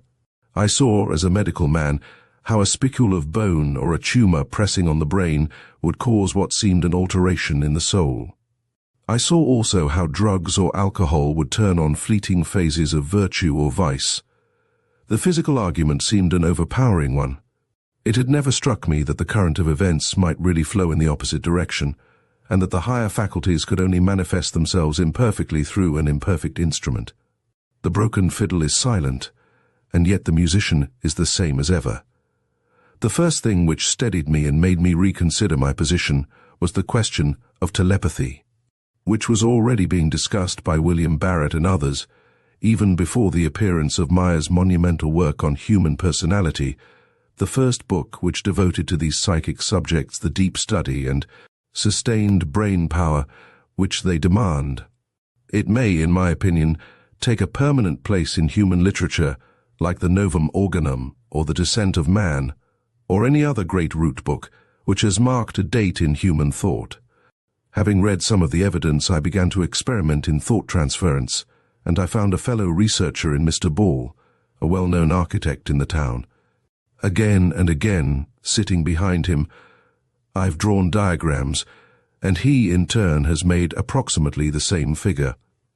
I showed beyond any doubt whatever that I could convey my thought without words, but if I could verify such conclusions up to 6 feet, I could not well doubt them when they gave me the evidence that the same results could be obtained at a distance, with an appropriate subject and some undefined sympathy between the two individuals. It was independent of space. So the evidence seemed to show. I had always sworn by science and by the need of fearless following wherever truth might lie. It was clear now that my position had been too rigid. I had compared the thought excretion of the brain to the bile excretion of the liver. Clearly this was untenable. If thought could go 1,000 miles and produce a perceptible effect, then it differed entirely not only in degree, but in kind from any purely physical material. That seemed certain, and it must involve some modification of my old views. About this time, 1886, the family of a general whom I attended professionally became interested in table turning and asked me to come and check their results. They sat round a dining-room table, which after a time, their hands being upon it, began to sway, and finally got sufficient motion to tap with one leg. They then asked questions and received answers, more or less wise and more or less to the point. They were got by the tedious process of reciting the alphabet and writing down the letter which the tap indicated. It seemed to me that we were collectively pushing the table, and that our wills were concerned in bringing down the leg at the right moment. I was interested but very skeptical. Some of these messages were not vague platitudes, but were definite and from dead friends of the family, which naturally impressed them greatly, though it had not the same effect upon me, since I did not know them. I have the old records before me as I write. Don't tell the girls when you see them, but they will talk about me. Kiss my baby for me, I watch her always. Francie. This was the style of message, mixed up with a good many platitudes. We held 20 or more of such meetings, but I never received anything evidential to my own address, and I was very critical as to the whole proceedings. Nonetheless, there was a problem to be solved, and I went on with its solution, reading the pros and the cons, and asking advice from those who had experience, especially from General Drayson, a very distinguished thinker and a pioneer of psychic knowledge, who lived at that time at Southsea. I had known Drayson first as an astronomer, for he had worked out a revolutionary idea, by which there is a fatal mistake in our present idea as to the circle which is described in the heavens by the prolonged axis of the Earth. It is really a wider circle round a different center, and this correction enables us to explain several things now inexplicable and to make astronomy a more exact science, with certain very important reactions upon geology and the recurrent glacial epochs, the exact date of which could be fixed. His views impressed me much at the time, and several books upholding them have appeared since his death, notably Draysoniana by Admiral de Horsey. If he makes good, as I think he will, Drayson will make a great permanent name. His opinion, therefore, was not negligible upon any subject, and when he told me his views and experiences on spiritualism, I could not fail to be impressed, though my own philosophy was far too solid to be easily destroyed. I was too poor to employ professional mediums, and to work on such subjects without a medium is as if one worked at astronomy without a telescope. Once, only an old man with some reputed psychic power came for a small fee and gave us a demonstration. He went into a loud breathing trance to the alarm of his audience, and then gave each of us a test.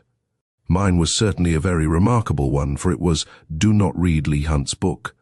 I was hesitating at the time whether I should read his comic dramatists of the Restoration or not, for on the one hand it is literature, and on the other the treatment repelled me. This then was a very final and excellent test so far as telepathy went, but I would not fully grant that it was more. I was so impressed, however, that I wrote an account of it to Light, the psychic weekly paper, and so in the year 1887 I actually put myself on public record as a student of these matters. That was 37 years ago, as I write, so I am a very senior student now. From that time onwards I read and thought a great deal, though it was not until the later phase of my life that I realized whither all this was tending. This question I will treat in a final section by itself, so that those to whom it is of less interest can avoid it. I was deeply interested and attracted for a year or two by Theosophy, because while spiritualism seemed at that time to be chaos so far as philosophy went, Theosophy presented a very well thought out and reasonable scheme, parts of which, notably reincarnation and karma, seemed to offer an explanation for some of the anomalies of life. I read Sinnett's Occult World, and afterwards with even greater admiration, I read his fine exposition of Theosophy in Esoteric Buddhism, a most notable book. I also met him, for he was an old friend of General Drayson's, and I was impressed by his conversation. Shortly afterwards, however, there appeared Dr. Hodgson's report upon his investigation into Madame Blavatsky's proceedings at Adyar, which shook my confidence very much. It is true that Mrs. Besant has since then published a powerful defense which tends to show that Hodgson may have been deceived, but the subsequent book, A Priestess of Isis, which contains many of her own letters, leaves an unpleasant impression, and Sinnett's posthumous work seems to show that he also had lost confidence. On the other hand, Colonel Olcott shows that the woman undoubtedly had real psychic powers, whatever their source. As to spiritualism, it seems to have only interested her in its lower phenomenal aspect. Her books show extraordinary erudition and capacity for hard work, even if they represent the transfer of other people's conclusions, as they frequently do. It would be unjust, however, to condemn the old wisdom simply because it was introduced by this extraordinary and volcanic person. We have also had in our branch of the occult many dishonest mediums, but we have hastened to unveil them where we could do so, and Theosophy will be in a stronger position when it shakes off Madame Blavatsky altogether. In any case, it could never have met my needs, for I ask for severe proof, and if I have to go back to unquestioning faith, I should find myself in the fold from which I wandered. My life had been a pleasant one, with my steadily increasing literary success, my practice, which was enough to keep me pleasantly occupied, and my sport, which I treat in a later chapter. Suddenly, however, there came a development which shook me out of my rut and caused an absolute change in my life and plans. One daughter, Mary, had been born to us. Our household was a happy one, and as I have never had personal ambitions, since the simple things of life have always been the most pleasant to me. It is possible that I should have remained in Southsea permanently but for this new episode in my life. It arose when in 1890 Koch announced that he had discovered a sure cure for consumption, and that he would demonstrate it upon a certain date in Berlin. A great urge came upon me suddenly that I should go to Berlin and see him do so. I could give no clear reason for this, but it was an irresistible impulse, and I at once determined to go. Had I been a well-known doctor or a specialist in consumption, it would have been more intelligible, but I had, as a matter of fact, no great interest in the more recent developments of my own profession, and a very strong belief that much of the so-called progress was illusory. However, at a few hours' notice, I packed up a bag and started off alone upon this curious adventure. I had had an interchange of letters with Mr. W.T. Stead over some matter, and I called upon him at the Review of Reviews office as I passed through London to ask him if he could give me an introduction to Koch or to Dr. Bergman, who was to give the demonstration. Mr. Stead was very amiable to this big, unknown provincial doctor, and he gave me a letter for the British ambassador, Sir Edward Mallet, if I remember right, and for Mr. Lowe, the Times correspondent. He also asked me to do a character sketch of Koch for him, adding that he would have Count Mattei as a feature of his magazine this month, and Koch the next. I said, "Then you will have the greatest man of science and the greatest quack in Europe following each other." Stead glared at me angrily, for it seems that the Mattei treatment with its blue electricity and the rest of it was at that moment his particular fad. However, we parted amiably, and all through his life we kept in distant touch, though we came into sharp collision at the time of the Boer War. He was a brave and honest man, and if he was impulsive at times, it was only the sudden outflame of that fire which made him the great force for good that he was. In psychic knowledge he was a generation before his time, though his mode of expressing it may sometimes have been injudicious. I went on to Berlin that night, and found myself in the Continental Express with a very handsome and courteous London physician bound upon the same errand as myself. We passed most of the night talking, and I learned that his name was Malcolm Morris, and that he also had been a provincial doctor, but that he had come to London and had made a considerable hit as a skin specialist in Harley Street. It was the beginning of a friendship which endured. Having arrived at Berlin, the great thing was to be present at Bergman's demonstration, which was to be next day at 12. I went to our ambassador, was kept long waiting, had a chilly reception, and was dismissed without help or consolation. Then I tried the Times correspondent, but he could not help me either. He and his amiable wife showed me every courtesy and invited me to dinner that night. Tickets were simply not to be had, and neither money nor interest could procure them. I conceived the wild idea of getting one from Koch himself, and made my way to his house. While there, I had the curious experience of seeing his mail arrive, a large sack full of letters, which was emptied out on the floor of the hall, and exhibited every sort of stamp in Europe. It was a sign of all the sad broken lives and wearied hearts which were turning in hope to Berlin. Koch remained a veiled prophet, however, and would see neither me nor anyone else. I was fairly at my wits' ends, and could not imagine how I could attain my end. Next day I went down to the great building where the address was to be given and managed by bribing the porter to get into the outer hall. The huge audience was assembling in a room beyond. I tried further bribing that I might be slipped in, but the official became abusive. People streamed past me, but I was always the waiter at the gate. Finally everyone had gone in, and then a group of men came bustling across, Bergman, bearded and formidable, in the van, with a tail of house surgeons and satellites behind him. I threw myself across his path. "I have come 1,000 miles, said I. "May I not come in?" He halted and glared at me through his spectacles. "Perhaps you would like to take my place," he roared, working himself up into that strange folly of excitement which seemed so strange in the heavy German nature. "That is the only place left." Yes, take my place by all means. My classes are filled with Englishmen already." He fairly spat out the word Englishman, and I learned afterwards that some recent quarrel with Morel Mackenzie over the illness of the Emperor Frederick had greatly incensed him. I am glad to say that I kept my temper and my polite manner, which is always the best shield when one is met by brutal rudeness. "Not at all," I said. "I would not intrude if there was really no room." He glared at me again, all beard and spectacles, and rushed on with his court, all grinning at the snub which the presumptuous Englishman had received. One of them lingered, however, a kindly American. "That was bad behavior," said he. "See here, if you meet me at 4 this afternoon, I will show you my full notes of the lecture, and I know the cases he is about to show. So we can see them together tomorrow." Then he followed on. So it came about that I attained my end after all, but in a roundabout way. I studied the lecture and the cases, and I had the temerity to disagree with every one, and to come to the conclusion that the whole thing was experimental and premature.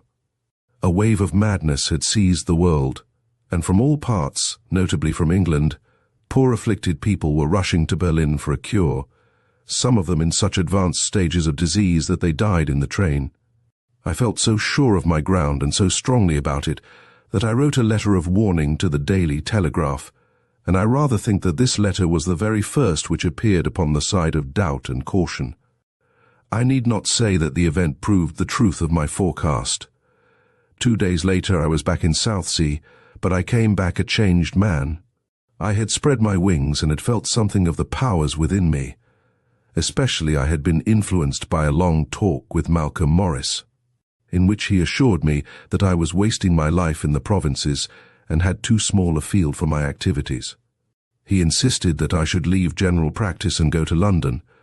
I answered that I was by no means sure of my literary success as yet, and that I could not so easily abandon the medical career which had cost my mother such sacrifices and myself so many years of study. He asked me if there was any special branch of the profession on which I could concentrate so as to get away from general practice. I said that of late years I had been interested in eye work and had amused myself by correcting refractions and ordering glasses in the Portsmouth Eye Hospital under Mr. Vernon Ford. "Well," said Morris, "why not specialize upon the eye? Go to Vienna, put in 6 months' work, come back and start in London. Thus you will have a nice clean life with plenty of leisure for your literature." I came home with this great suggestion buzzing in my head, and as my wife was quite willing, and Mary, my little girl, was old enough now to be left with her grandmother, there seemed to be no obstacle in the way. There were no difficulties about disposing of the practice, for it was so small and so purely personal that it could not be sold to another and simply had to dissolve. The Portsmouth Literary and Scientific Society gave me a Godspeed banquet. I have many pleasant and some comic reminiscences of this society, of which I had been secretary for several years. We kept the sacred flame burning in the old city with our weekly papers and discussions during the long winters. It was there I learned to face an audience, which proved to be of the first importance for my life's work. I was naturally of a very nervous, backward, self-distrustful disposition in such things, and I have been told that the signal that I was about to join in the discussion was that the whole long bench on which I sat, with every one on it, used to shake with my emotion. But once up, I learned to speak out, to conceal my trepidations, and to choose my phrases. I gave 3 papers, one on the Arctic seas, one on Carlyle, and one on Gibbon. The former gave me a quite unmerited reputation as a sportsman, for I borrowed from a local taxidermist every bird and beast that he possessed, which could conceivably find its way into the Arctic Circle. These I piled upon the lecture table, and the audience, concluding that I had shot them all, looked upon me with great respect. Next morning they were back with the taxidermist once more. We had some weird people and incidents at these debates. I remember one very learned discussion on fossils and the age of the strata, which was ended by a cadaverous major general of the evangelical persuasion, who rose and said in a hollow voice that all this speculation was vain, and indeed incomprehensible, since we knew on an authority which could not possibly be questioned that the world was made exactly 5,890 years ago. This put the lid on the debate, and we all crept home to bed. My political work also caused me to learn to speak. I was what was called a liberal unionist, that is, a man whose general position was liberal, but who could not see his way to support Gladstone's Irish policy. Perhaps we were wrong. However, that was my view at the time. I had a dreadful first experience of platforms speaking on a large scale, for at a huge meeting at the amphitheatre the candidate, Sir William Crossman, was delayed, and to prevent a fiasco, I was pushed on at a moment's notice to face an audience of 3,000 people. It was one of the tight corners of my life. I hardly knew myself what I said, but the Irish part of me came to my aid and supplied me with a torrent of more or less incoherent words and similes which roused the audience greatly, though it read to me afterwards more like a comic stump speech than a serious political effort.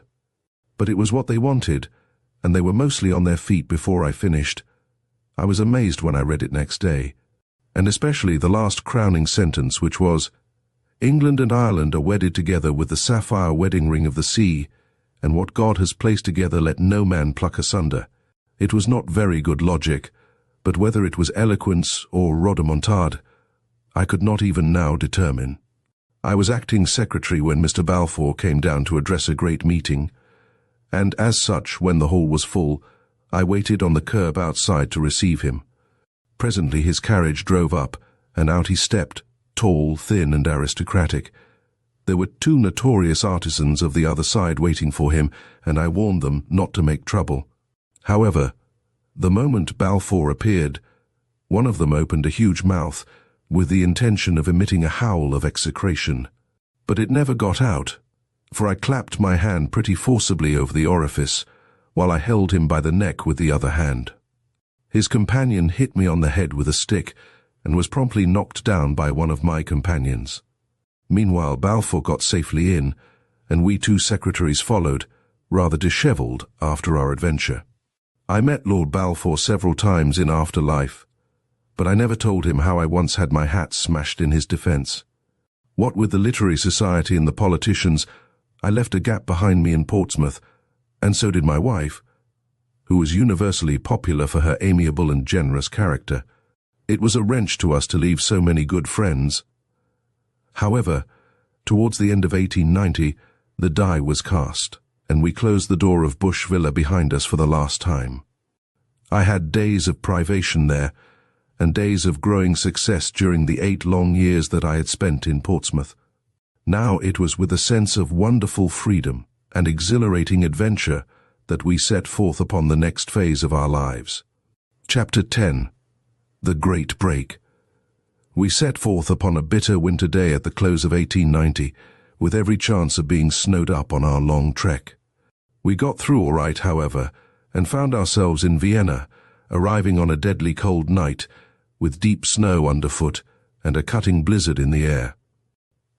As we looked from the station, the electric lights threw out the shining silver drift of snowflakes against the absolute darkness of the sky.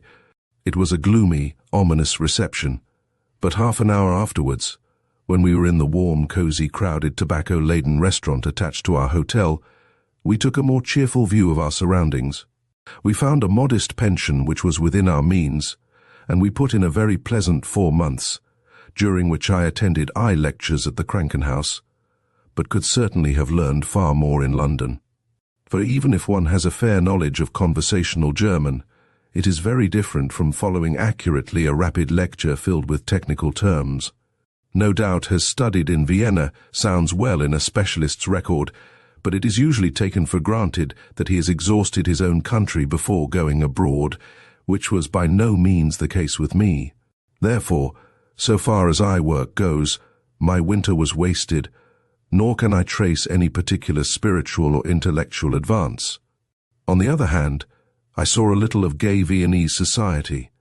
I received kind and welcome hospitality from Brinsley Richards, the Times correspondent, and his wife, and I had some excellent skating. I also wrote one short book, The Doings of Raffles Haw, not a very notable achievement, by which I was able to pay my current expenses without encroaching on the very few £100 which were absolutely all that I had in the world. This money was invested on the advice of a friend, and as it was almost all lost, like so much more that I have earned, it is just as well that I was never driven back upon it. With the spring my work at Vienna had finished, if it can be said to have ever begun, and we returned via Paris, putting in a few days there with Landolt, who was the most famous French oculist of his time. It was great to find ourselves back in London once more, with the feeling that we were now on the real field of battle, where we must conquer or perish, for our boats were burned behind us. It is easy now to look back and think that the issue was clear, but it was by no means so at the time, for I had earned little, though my reputation was growing. It was only my own inward conviction of the permanent merits of the White Company, still appearing month by month in Cornhill, which sustained my confidence. I had come through so much in the early days at Southsea that nothing could alarm me personally, but I had a wife and child now, and the stern simplicity of life which was possible and even pleasant in early days was now no longer to be thought of. We took rooms in Montague Place, and I went forth to search for some place where I could put up my plate as an oculist. I was aware that many of the big men do not find time to work out refractions, which in some cases of astigmatism take a long time to adjust when done by retinoscopy. I was capable in this work and liked it, so I hoped that some of it might drift my way. But to get it, it was clearly necessary that I should live among the big men, so that the patient could be easily referred to me. I searched the doctor's quarters, and at last found suitable accommodation at 2 Devonshire Place, which is at the top of Wimpole Street and close to the classical Harley Street. There, for £120 a year, I got the use of a front room with part use of a waiting room. I was soon to find that they were both waiting rooms, and now I know that it was better so. Every morning I walked from the lodgings at Montague Place, reached my consulting room at 10, and sat there until 3 or 4, with never a ring to disturb my serenity. Could better conditions for reflection and work be found? It was ideal, and so long as I was thoroughly unsuccessful in my professional venture, there was every chance of improvement in my literary prospects. Therefore, when I returned to the lodgings at tea time, I bore my little sheaves with me, the first fruits of a considerable harvest. A number of monthly magazines were coming out at that time, notable among which was The Strand, then as now under the editorship of Greenhoff Smith. Considering these various journals with their disconnected stories, it had struck me that a single character running through a series, if it only engaged the attention of the reader, would bind that reader to that particular magazine. On the other hand, it had long seemed to me that the ordinary serial might be an impediment rather than a help to a magazine, since, sooner or later, one missed one number, and afterwards it had lost all interest. Clearly the ideal compromise was a character which carried through, and yet installments which were each complete in themselves, so that the purchaser was always sure that he could relish the whole contents of the magazine.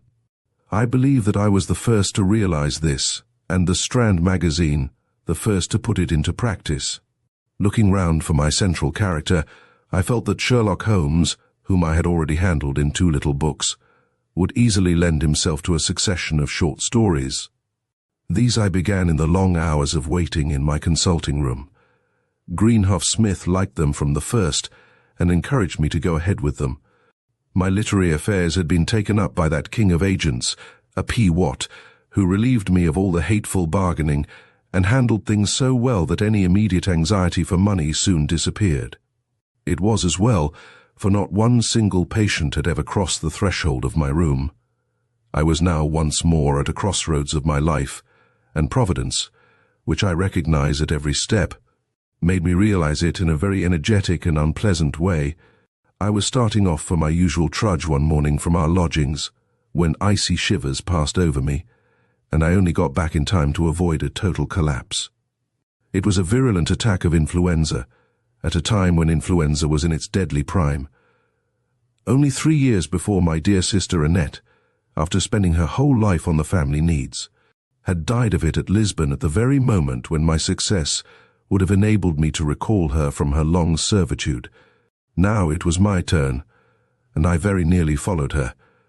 I can remember no pain or extreme discomfort, and no psychic experiences, but for a week I was in great danger, and then found myself as weak as a child and as emotional, but with a mind as clear as crystal.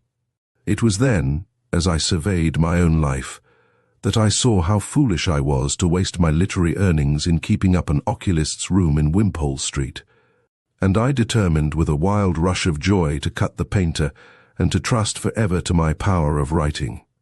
I remember in my delight taking the handkerchief which lay upon the coverlet in my enfeebled hand and tossing it up to the ceiling in my exultation. I should at last be my own master. No longer would I have to conform to professional dress or try to please anyone else. I would be free to live how I liked and where I liked. It was one of the great moments of exultation of my life. The date was in August 1891. Presently I was about, hobbling on a stick and reflecting that if I lived to be 80, I knew already exactly how it would feel. I haunted house agents, got lists of suburban villas, and spent some weeks, as my strength returned, in searching for a new home. Finally I found a suitable house, modest but comfortable, isolated and yet one of a row. It was 12 Tennyson Road, South Norwood. There we settled down, and there I made my first effort to live entirely by my pen. It soon became evident that I had been playing the game well within my powers, and that I should have no difficulty in providing a sufficient income. It seemed as if I had settled into a life which might be continuous, and I little foresaw that an unexpected blow was about to fall upon us, and that we were not at the end, but really at the beginning of our wanderings. I could not know this, however, and I settled down with a stout heart to do some literary work worthy of the name.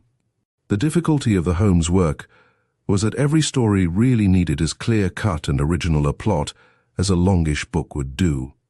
One cannot without effort spin plots at such a rate. They are apt to become thin or to break.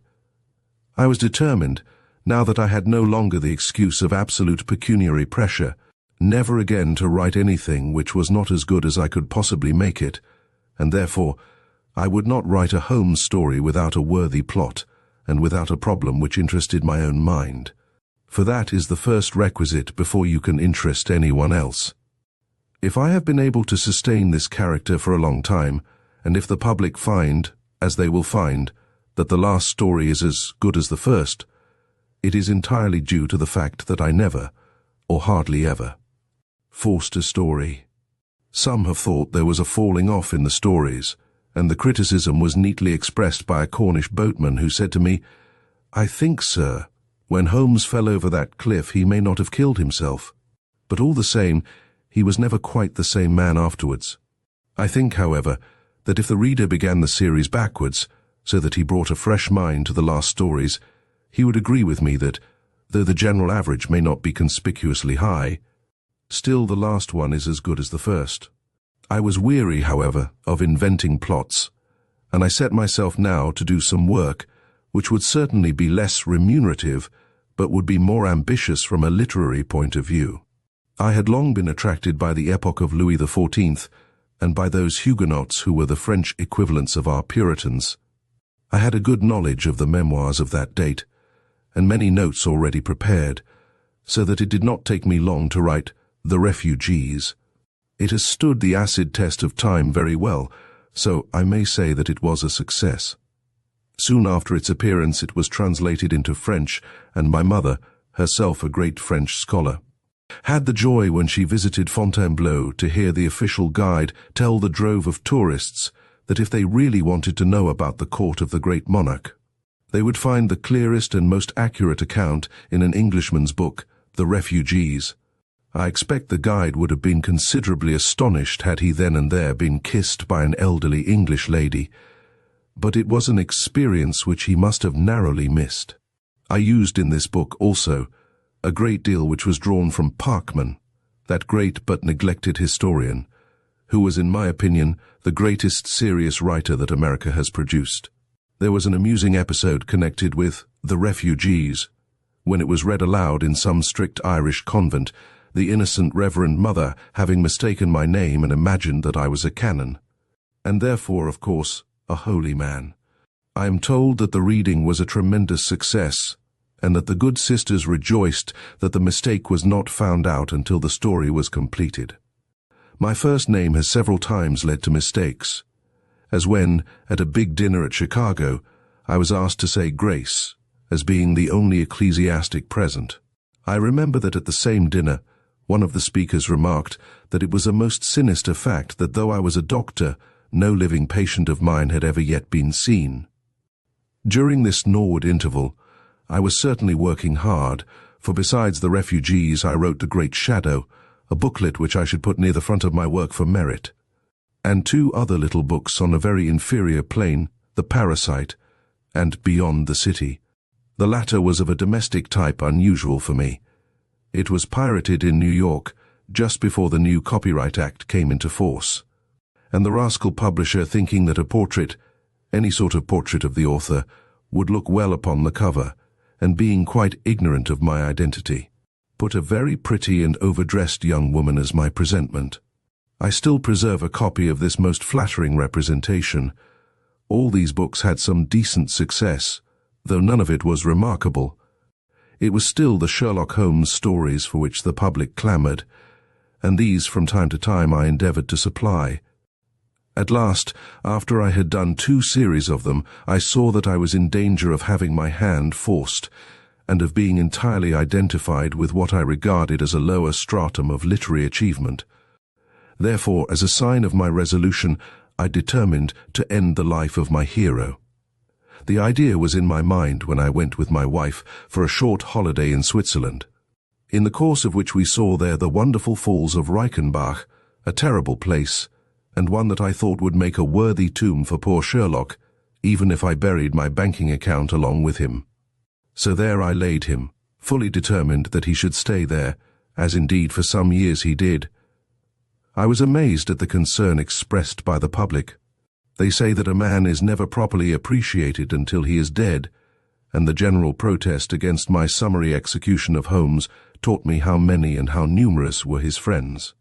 "You brute" was the beginning of the letter of remonstrance which one lady sent me, and I expect she spoke for others besides herself.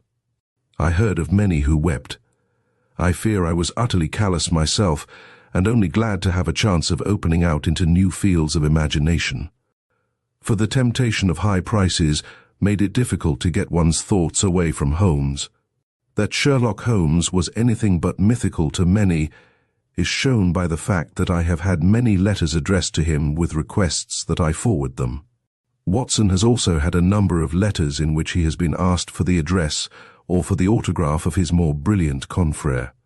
A press-cutting agency wrote to Watson asking whether Holmes would not wish to subscribe. When Holmes retired, several elderly ladies were ready to keep house for him, and one sought to ingratiate herself by assuring me that she knew all about beekeeping and could segregate the queen. I had considerable offers also for Holmes if he would examine and solve various family mysteries. Once the offer from Poland was that I should myself go, and my reward was practically left to my own judgment. I had judgment enough, however, to avoid it altogether. I have often been asked whether I had myself the qualities which I depicted, or whether I was merely the Watson that I look. Of course, I am well aware that it is one thing to grapple with a practical problem, and quite another thing when you are allowed to solve it under your own conditions. I have no delusions about that. At the same time, a man cannot spin a character out of his own inner consciousness and make it really lifelike, unless he has some possibilities of that character within him, which is a dangerous admission for one who has drawn so many villains as I. In my poem, The Inner Room, describing our multiplex personality, I say, there are others who are sitting, grim as doom, in the dim, ill-boding shadow of my room. Darkling figures, stern or quaint, now a savage, now a saint, showing fitfully and faint in the gloom. Among those figures there may perhaps be an astute detective also, but I find that in real life, in order to find him, I have to inhibit all the others and get into a mood when there is no one in the room but he. Then I get results and have several times solved problems by Holmes's methods after the police have been baffled. Yet I must admit that in ordinary life I am by no means observant, and that I have to throw myself into an artificial frame of mind before I can weigh evidence and anticipate the sequence of events. Chapter 11. Sidelights on Sherlock Holmes. I may as well interrupt my narrative here in order to say what may interest my readers about my most notorious character. The impression that Holmes was a real person of flesh and blood may have been intensified by his frequent appearance upon the stage. After the withdrawal of my dramatization of Rodney Stone from a theatre upon which I held a 6-month lease, I determined to play a bold and energetic game, for an empty theatre spells ruin. When I saw the course that things were taking, I shut myself up and devoted my whole mind to making a sensational Sherlock Holmes drama. I wrote it in a week and called it The Speckled Band, after the short story of that name. I do not think that I exaggerate if I say that within a fortnight of the one play shutting down, I had a company working upon the rehearsals of a second one, which had been written in the interval. It was a considerable success.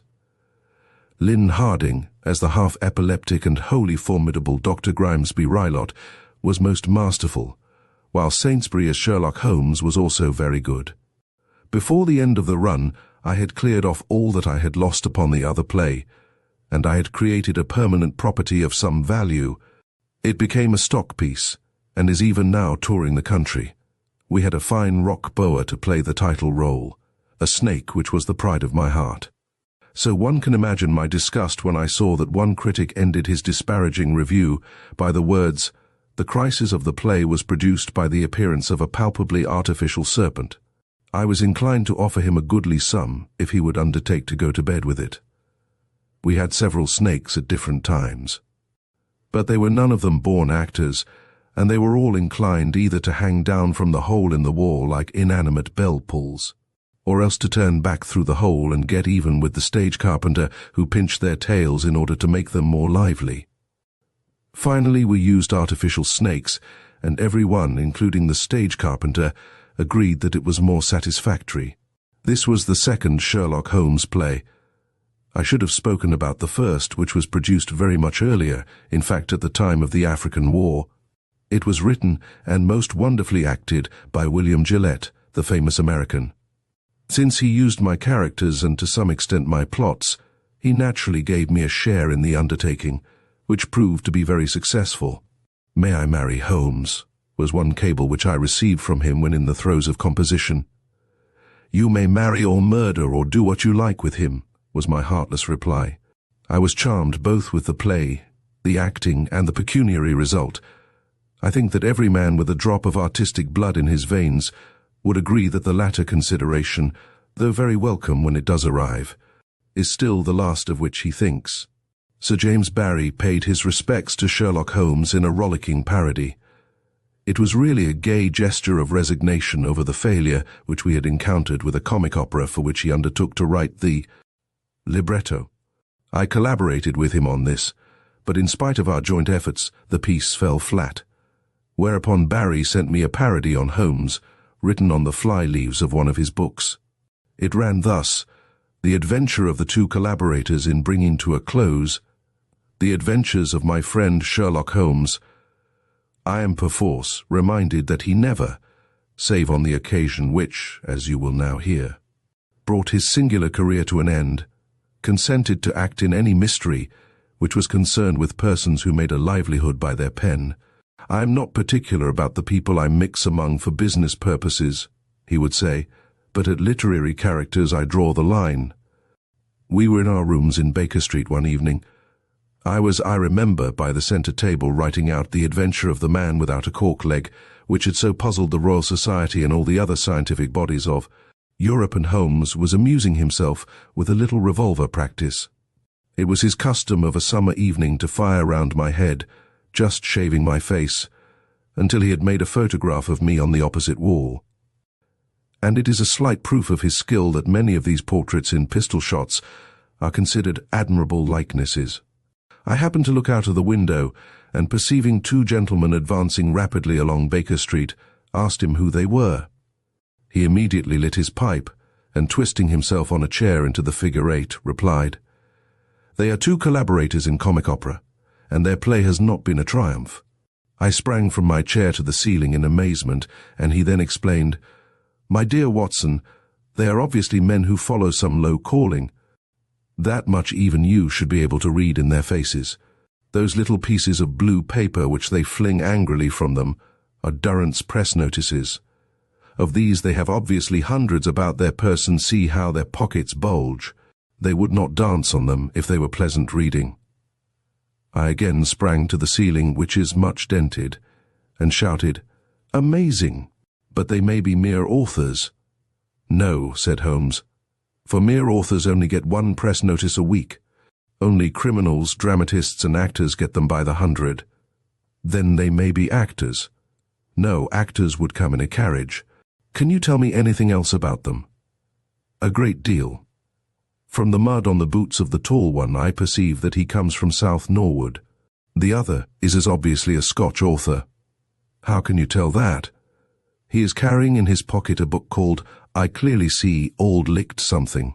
Would anyone but the author be likely to carry about a book with such a title?" I had to confess that this was improbable. It was now evident that the two men, if such they can be called, were seeking our lodgings. I have said often that my friend Holmes seldom gave way to emotion of any kind, but he now turned livid with passion. Presently this gave place to a strange look of triumph. "Watson," he said, "that big fellow has for years taken the credit for my most remarkable doings, but at last I have him, at last." Up I went to the ceiling, and when I returned, the strangers were in the room. "I perceive, gentlemen," said Mr. Sherlock Holmes, "that you are at present afflicted by an extraordinary novelty." The handsomer of our visitors asked in amazement how he knew this, but the big one only scowled. "You forget that you wear a ring on your fourth finger," replied Mr. Holmes calmly. I was about to jump to the ceiling when the big brute interposed. "That tommy rot is all very well for the public, Holmes," said he, "but you can drop it before me. And Watson, if you go up to the ceiling again, I shall make you stay there." Here I observed a curious phenomenon. My friend Sherlock Holmes shrank. He became small before my eyes. I looked longingly at the ceiling, but dared not. "Let us cut the first 4 pages," said the big man, "and proceed to business. I want to know why—" "Allow me," said Mr. Holmes with some of his old courage. "You want to know why the public does not go to your opera?" "Exactly," said the other ironically. "As you perceive by my shirt stud," he added more gravely. "And as you can only find out in one way, I must insist on your witnessing an entire performance of the piece." It was an anxious moment for me. I shuddered, for I knew that if Holmes went, I should have to go with him. But my friend had a heart of gold. "Never," he cried fiercely. "I will do anything for you save that. Your continued existence depends on it," said the big man menacingly. "I would rather melt into air," replied Holmes, proudly taking another chair. "But I can tell you why the public don't go to your piece without sitting the thing out myself." "Why?" "Because," replied Holmes calmly, "they prefer to stay away." A dead silence followed that extraordinary remark. For a moment the two intruders gazed with awe upon the man who had unravelled their mystery so wonderfully. Then, drawing their knives, Holmes grew less and less, until nothing was left save a ring of smoke which slowly circled to the ceiling. The last words of great men are often noteworthy. These were the last words of Sherlock Holmes. "Fool, fool! I have kept you in luxury for years. By my help you have ridden extensively in cabs where no author was ever seen before. Henceforth you will ride in buses." The brute sunk into a chair aghast. The other author did not turn a hair. To a Conan Doyle, from his friend J. M. Barrie.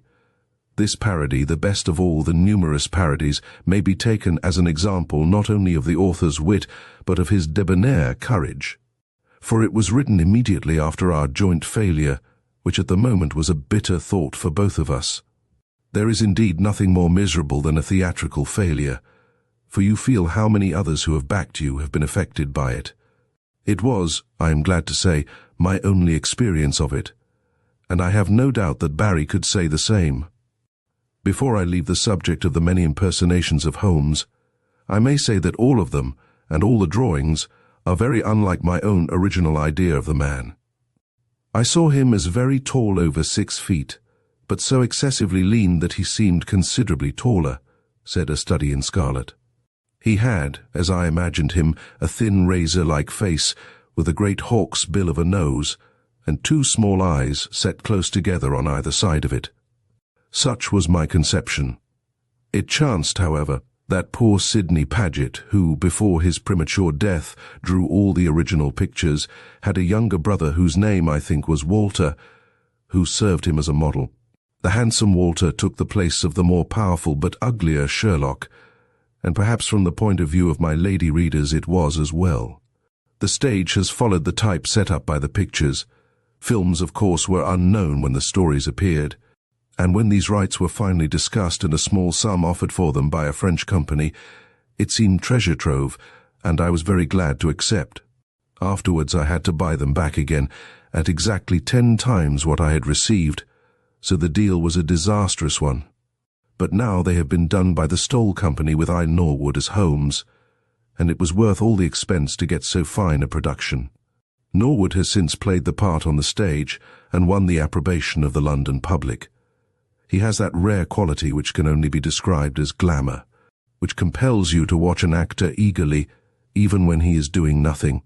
He has the brooding eye which excites expectation, and he has also a quite unrivaled power of disguise. My only criticism of the films is that they introduce telephones, motor cars, and other luxuries of which the Victorian Holmes never dreamed. People have often asked me whether I knew the end of a Holmes story before I started it. Of course I do. One could not possibly steer a course if one did not know one's destination.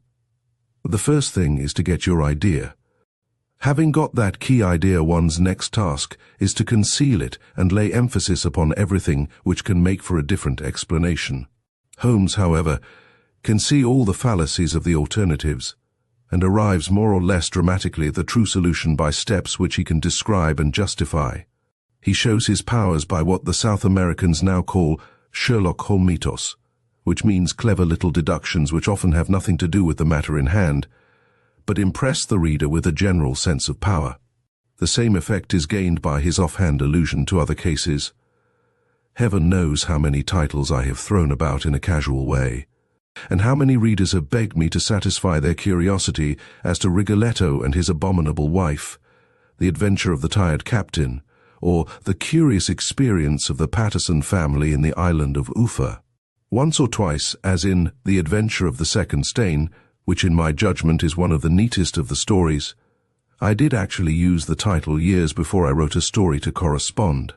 There are some questions concerned with particular stories which turn up periodically from every quarter of the globe. In The Adventure of the Priory School, Holmes remarks in his offhand way that by looking at a bicycle track on a damp moor, one can say which way it was heading. I had so many remonstrances upon this point, varying from pity to anger, that I took out my bicycle and tried. I had imagined that the observations of the way in which the track of the hind wheel overlaid the track of the front one when the machine was not running dead straight would show the direction. I found that my correspondents were right and I was wrong, for this would be the same whichever way the cycle was moving. On the other hand, the real solution was much simpler, for on an undulating moor the wheels make a much deeper impression uphill and a more shallow one downhill, so Holmes was justified of his wisdom after all. Sometimes I have got upon dangerous ground, where I have taken risks through my own want of knowledge of the correct atmosphere.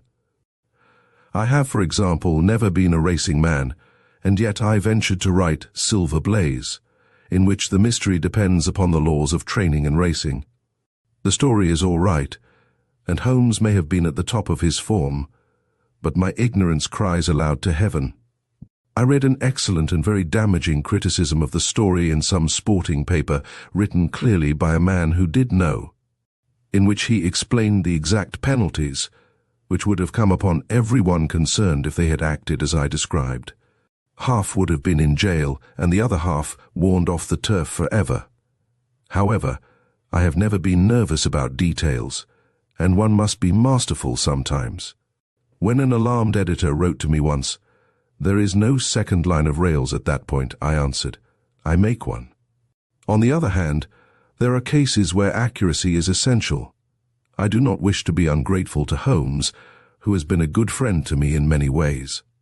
If I have sometimes been inclined to weary of him, it is because his character admits of no light or shade. He is a calculating machine, and anything you add to that simply weakens the effect. Thus, the variety of the stories must depend upon the romance and compact handling of the plots. I would say a word for Watson also, who in the course of 7 volumes never shows one gleam of humor or makes one single joke. To make a real character, one must sacrifice everything to consistency, and remember Goldsmith's criticism of Johnson that he would make the little fishes talk like whales. I do not think that I ever realized what a living, actual personality Holmes had become to the more guileless readers, until I heard of the very pleasing story of the char a bancs of French schoolboys who, when asked what they wanted to see first in London, replied unanimously that they wanted to see Mr. Holmes's lodgings in Baker Street. Many have asked me which house it is, but that is a point which for excellent reasons I will not decide. There are certain Sherlock Holmes stories, apocryphal I need not say, which go round and round the press and turn up at fixed intervals with the regularity of a comet. One is the story of the cabman who is supposed to have taken me to an hotel in Paris. "Dr. Doyle," he cried, gazing at me fixedly, "I perceive from your appearance that you have been recently at Constantinople. I have reason to think also that you have been at Buda, and I perceive some indication that you were not far from Milan. Wonderful. 5 francs for the secret of how you did it." "I looked at the labels pasted on your trunk," said the astute cabby. Another perennial is of the woman who is said to have consulted Sherlock. "I am greatly puzzled, sir. In 1 week I have lost a motor horn, a brush, a box of golf balls, a dictionary, and a boot jack. Can you explain it?" "Nothing simpler, madame," said Sherlock. "It is clear that your neighbor keeps a goat." There was a third about how Sherlock entered heaven, and by virtue of his power of observation at once greeted Adam, but the point is perhaps too anatomical for further discussion. I suppose that every author receives a good many curious letters. Certainly I have done so. Quite a number of these have been from Russia. When they have been in the vernacular, I have been compelled to take them as read, but when they have been in English, they have been among the most curious in my collection. There was one young lady who began all her epistles with the words, "Good Lord." Another had a large amount of guile underlying her simplicity. Writing from Warsaw, she stated that she had been bedridden for 2 years, and that my novels had been her only, etc. etc. So touched was I by this flattering statement that I at once prepared an autographed parcel of them to complete the fair invalid's collection. By good luck, however, I met a brother author on the same day to whom I recounted the touching incident. With a cynical smile, he drew an identical letter from his pocket. His novels had also been for 2 years her only, etc., etc. I do not know how many more the lady had written to, but if, as I imagine, her correspondence had extended to several countries, she must have amassed a rather interesting library. The young Russian's habit of addressing me as "Good Lord" had an even stranger parallel at home, which links it up with the subject of this article. Shortly after I received a knighthood, I had a bill from a tradesman, which was quite correct and businesslike in every detail save that it was made out to Sir Sherlock Holmes.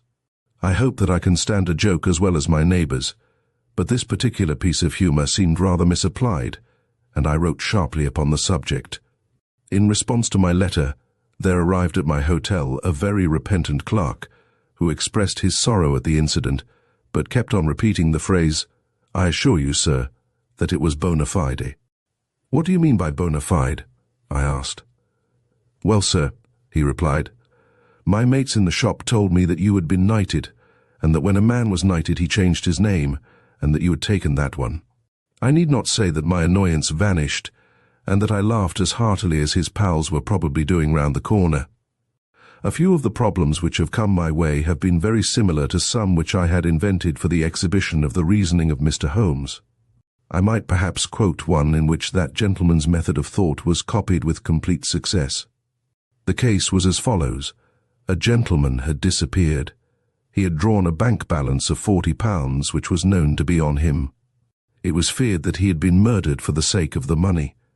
He had last been heard of stopping at a large hotel in London, having come from the country that day.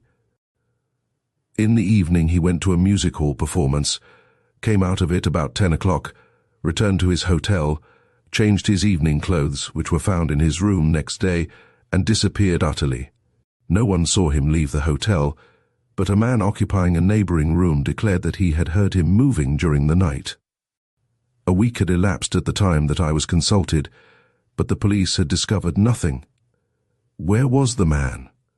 These were the whole of the facts as communicated to me by his relatives in the country, endeavouring to see the matter through the eyes of Mr. Holmes. I answered by return mail that he was evidently either in Glasgow or in Edinburgh. It proved later that he had, as a fact, gone to Edinburgh, though in the week that had passed he had moved to another part of Scotland. There I should leave the matter, for, as Dr. Watson has often shown, a solution explained is a mystery spoiled. At this stage the reader can lay down the book and show how simple it all is by working out the problem for himself. He has all the data which were ever given to me. For the sake of those, however, who have no turn for such conundrums, I will try to indicate the links which make the chain. The one advantage which I possessed was that I was familiar with the routine of London hotels, though I fancy it differs little from that of hotels elsewhere. The first thing was to look at the facts and separate what was certain from what was conjecture. It was all certain except the statement of the person who heard the missing man in the night. How could he tell such a sound from any other sound in a large hotel? That point could be disregarded if it traversed the general conclusions. The first clear deduction was that the man had meant to disappear. Why else should he draw all his money? He had got out of the hotel during the night. But there is a night porter in all hotels, and it is impossible to get out without his knowledge when the door is once shut. The door is shut after the theatre-goers return, say, at 12 o'clock. Therefore the man left the hotel before 12 o'clock. He had come from the music hall at 10, had changed his clothes, and had departed with his bag. No one had seen him do so. The inference is that he had done it at the moment when the hall was full of the returning guests, which is from 11 to 11:30.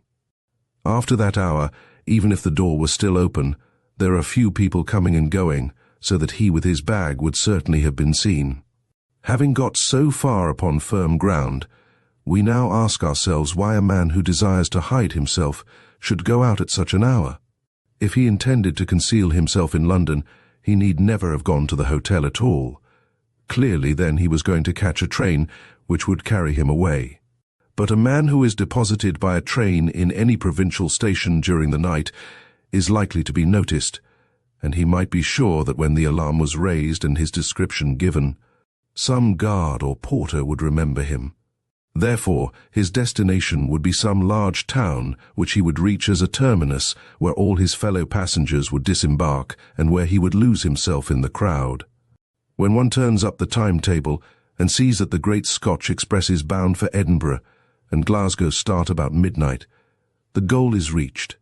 As for his dress suit, the fact that he abandoned it proved that he intended to adopt a line of life where there were no social amenities. This deduction also proved to be correct. I quote such a case in order to show that the general lines of reasoning advocated by Holmes have a real practical application to life. In another case, where a girl had become engaged to a young foreigner who suddenly disappeared, I was able, by a similar process of deduction, to show her very clearly both whither he had gone and how unworthy he was of her affections. On the other hand, these semi-scientific methods are occasionally laboured and slow, as compared with the results of the rough and ready practical man.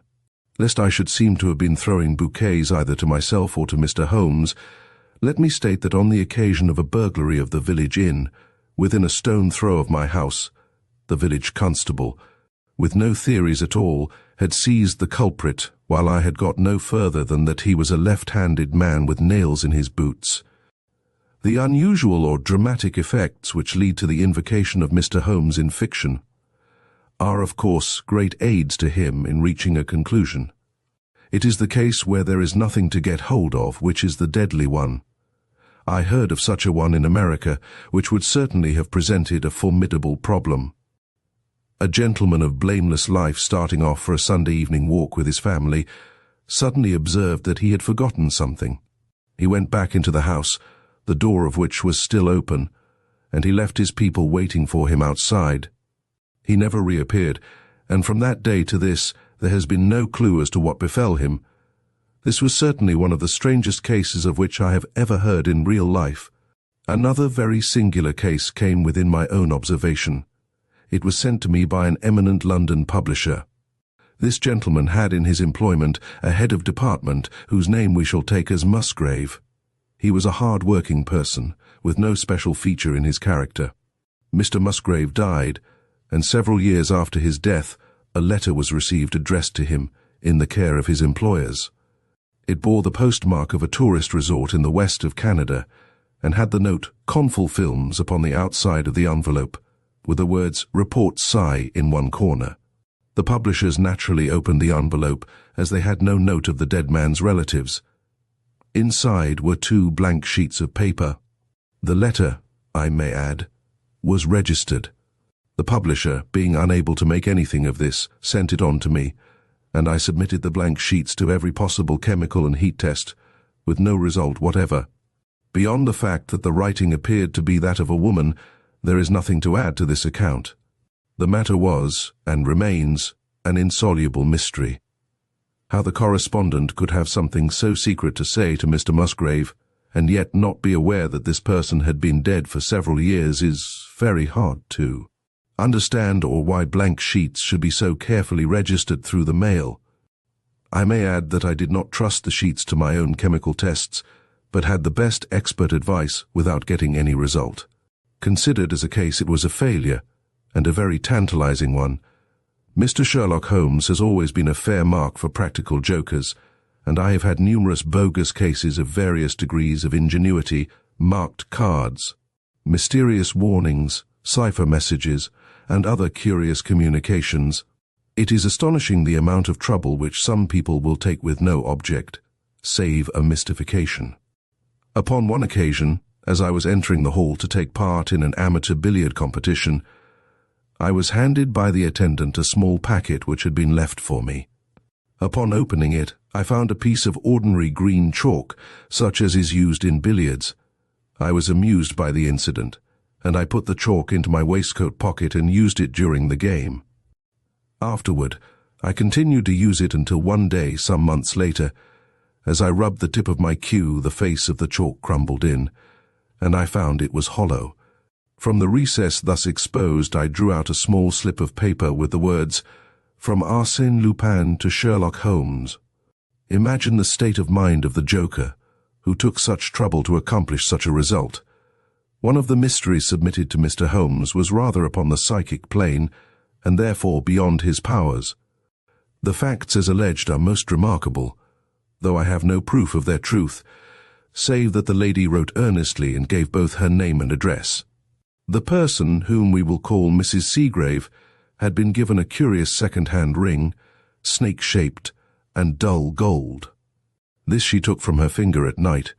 One night she slept with it on, and had a fearsome dream in which she seemed to be pushing off some furious creature which fastened its teeth into her arm.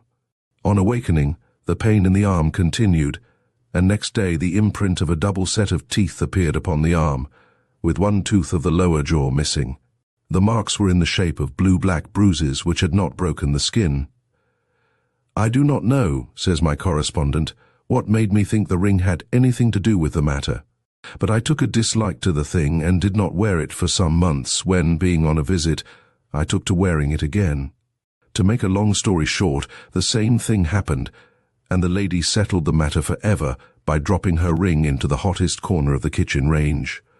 This curious story, which I believe to be genuine, may not be as supernatural as it seems. It is well known that in some subjects a strong mental impression does produce a physical effect. Thus, a very vivid nightmare dream, with the impression of a bite, might conceivably produce the mark of a bite. Such cases are well attested in medical annals. The second incident would, of course, arise by unconscious suggestion from the first. Nonetheless, it is a very interesting little problem, whether psychic or material. Buried treasures are naturally among the problems which have come to Mr. Holmes. One genuine case was accompanied by a diagram here reproduced. It refers to an Indiaman which was wrecked upon the South African coast in the year 1782. If I were a younger man, I should be seriously inclined to go personally and look into the matter. The ship contained a remarkable treasure, including, I believe, the old crown regalia of Delhi. It is surmised that they buried these near the coast, and that this chart is a note of the spot. Each Indiaman in those days had its own semaphore code, and it is conjectured that the 3 marks upon the left are signals from a 3-armed semaphore. Some record of their meaning might perhaps even now be found in the old papers of the India Office. The circle upon the right gives the compass bearings. The larger semicircle may be the curved edge of a reef or of a rock. The figures above are the indications how to reach the X which marks the treasure. Possibly they may give the bearings as 186 feet from the 4 upon the semicircle. The scene of the wreck is a lonely part of the country, but I shall be surprised if sooner or later someone does not seriously set to work to solve the mystery. Indeed, at the present moment, there is a small company working. To that end, I must now apologize for this digressive chapter and return to the orderly sequence of my career. Chapter 12. Norwood and Switzerland. The chief event of our Norwood life was the birth of my son Kingsley, who lived to play a man's part in the Great War, and who died shortly after its conclusion. My own life was so busy that I had little time for religious development, but my thoughts still ran much upon psychic matters, and it was at this time that I joined the Psychical Research Society, of which I am now one of the senior members. I had few psychic experiences myself, and my material philosophy as expressed in the Stark-Munro letters, which were written just at the end of the Norwood period, was so strong that it did not easily crumble. Yet as year by year I read the wonderful literature of psychic science and experience, I became more and more impressed by the strength of the spiritualist position and by the levity and want of all dignity and accurate knowledge which characterized the attitude of their opponents. The religious side of the matter had not yet struck me, but I felt more and more that the case for the phenomena vouched for by such men as Sir William Crookes, Barrett, Russell, Wallace, Victor Hugo and Zollner was so strong that I could see no answer to their exact record of observations. "It is incredible, but it is true," said Crookes, and the aphorism seemed to exactly express my dawning convictions. I had a weekly impulse from the psychic paper, Light, which has, I maintain, during its long career and up to the present day, presented as much brain to the square inch as any journal published in Great Britain. My pleasant recollection of those days from 1880 to 1893 lay in my first introduction as a more or less rising author to the literary life of London. It is extraordinary to remember that at that time there was a general jeremiad in the London press about the extinction of English literature, and the assumed fact that there were no rising authors to take the place of those who were gone. The real fact is that there was a most amazing crop, all coming up simultaneously, presenting perhaps no Dickens or Thackeray, but none the less so numerous and many-sided, and with so high an average of achievement, that I think they would match for varied excellence any similar harvest in our literary history. It was during the years roughly from 1888 to 1893 that Rudyard Kipling, James Stephen Phillips, Watson, Grant Allen, Wells, Barrie, Bernard Shaw, H.A. Jones, Pinero, Marie Corelli, Stanley Weyman, Anthony Hope Hall Caine, and a whole list of others were winning their spurs. Many of these I met in the full flush of their youth and their powers. Of some of them I will speak more fully later. As to the old school, they were certainly somewhat of a declension, and the newcomers found no very serious opposition in gaining a hearing. Wilkie Collins, Trollope, George Eliot and Charles Reade had passed. I have always been a very great admirer of the last, who was really a great innovator as well as a most dramatic writer, for it was he who first introduced realism and founded his stories upon carefully arranged documents. He was the literary father of Zola. George Eliot has never appealed to me much, for I like my effects in a less leisurely fashion. But Trollope also I consider to be a very original writer, though I fancy he traces his ancestry through Jane Austen. No writer is ever absolutely original. He always joins at some point onto that old tree of which he is a branch. Of the literary men whom I met at that time, my most vivid recollections are of the group who centered round the new magazine, The Idler, which had been started by Jerome K. Jerome, who had deservedly shot into fame with his splendidly humorous Three Men in a Boat. It has all the exuberance and joy of life which youth brings with it, and even now, if I have ever time to be at all sad, which is seldom enough, I can laugh away the shadows when I open that book. Jerome is a man who, like most humorists, has a very serious side to his character, as all who've seen The Third Floor Back will acknowledge, but he was inclined to be hot-headed and intolerant in political matters, from pure earnestness of purpose, which alienated some of his friends. He was associated in the editorship of The Idler with Robert Barr, a volcanic Anglo, or rather Scot-American with a violent manner, a wealth of strong adjectives, and one of the kindest of natures underneath it all. He was one of the best raconteurs I have ever known, and as a writer, I have always felt that he did not quite come into his own. George Bergin, like some quaint, gentle character from Dickens, was the sub-editor, and Barry, Zangwill, and many other rising men were among the contributors who met periodically at dinner. I was not unfaithful to the Strand, but there were some contributions which they did not need, and with these I established my connection with The Idler. It was at this time, and in this way, that I met James Barrie, of whom I shall have more to say when I come to that chapter which treats of some eminent and interesting men whom I have known. Two isolated facts stand out in my memory during that time at Norwood. One was that there seemed to be an imminent danger of war with France, and that I applied for the Mediterranean War Correspondentship of the Central News, guessing that the chief center of activity and interest would be in that quarter.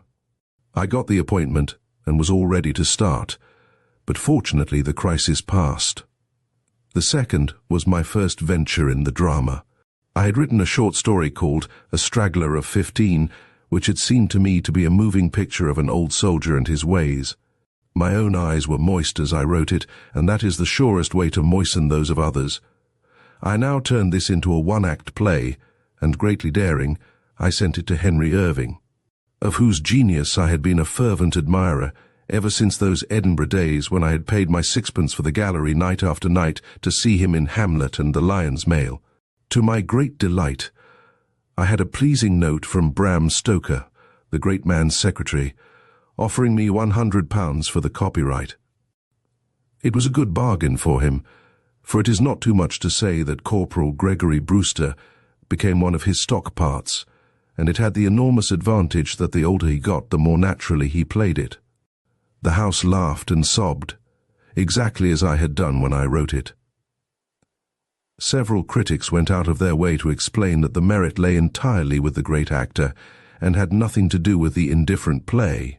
But as a matter of fact, the last time I saw it acted, it was by a real corporal from a military camp in the humble setting of a village hall, and it had exactly the same effect upon the audience which Irving produced at the Lyceum.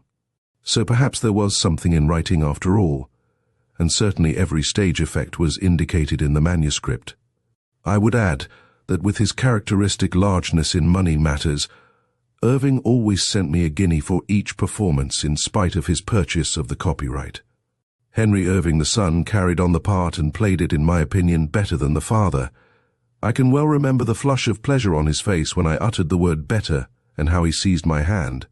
I have no doubt it was trying for his great powers to be continually belittled by their measurement with those of his giant father, to whom he bore so remarkable a physical resemblance. His premature death was a great loss to the stage, as was that of his brother Lawrence, drowned with his wife in the great Canadian river of the same name as himself. I now come to the great misfortune which darkened and deflected our lives. I have said that my wife and I had taken a tour in Switzerland. I do not know whether she had overtaxed herself in this excursion, or whether we encountered microbes in some inn bedroom, but the fact remains that within a few weeks of our return she complained of pain in her side and cough. I had no suspicion of anything serious, but sent for the nearest good physician. To my surprise and alarm, he told me when he descended from the bedroom that the lungs were very gravely affected, that there was every sign of rapid consumption, and that he thought the case a most serious one with little hope, considering her record and family history, of a permanent cure. With 2 children, aged 4 and 1, and a wife who was in such deadly danger, the situation was a difficult one. I confirmed the diagnosis by having Sir Douglas Powell down to see her, and I then set all my energy to work to save the situation. The home was abandoned, the newly bought furniture was sold, and we made for Davos in the high Alps, where there seemed the best chance of killing this accursed microbe, which was rapidly eating out her vitals. And we succeeded. When I think that the attack was one of what is called galloping consumption, and that the doctors did not give more than a few months, and yet that we postponed the fatal issue from 1893 to 1906. I think it is proof that the successive measures were wise. The invalid's life was happy too, for it was necessarily spent in glorious scenery. It was seldom marred by pain, and it was sustained by that optimism which is peculiar to the disease, and which came naturally to her quietly contented nature, as there were no particular social distractions at Davos, and as our life was bounded by the snow and fur which girt us in. I was able to devote myself to doing a good deal of work, and also to taking up with some energy the winter sports for which the place is famous. Whilst there I began the Brigadier Gerard series of stories, founded largely upon that great book, The Memoirs of General Marbot. This entailed a great deal of research into Napoleonic days, and my military detail was, I think, very accurate, so much so that I had a warm letter of appreciation from Archibald Forbes, the famous war correspondent, who was himself a great Napoleonic and military student.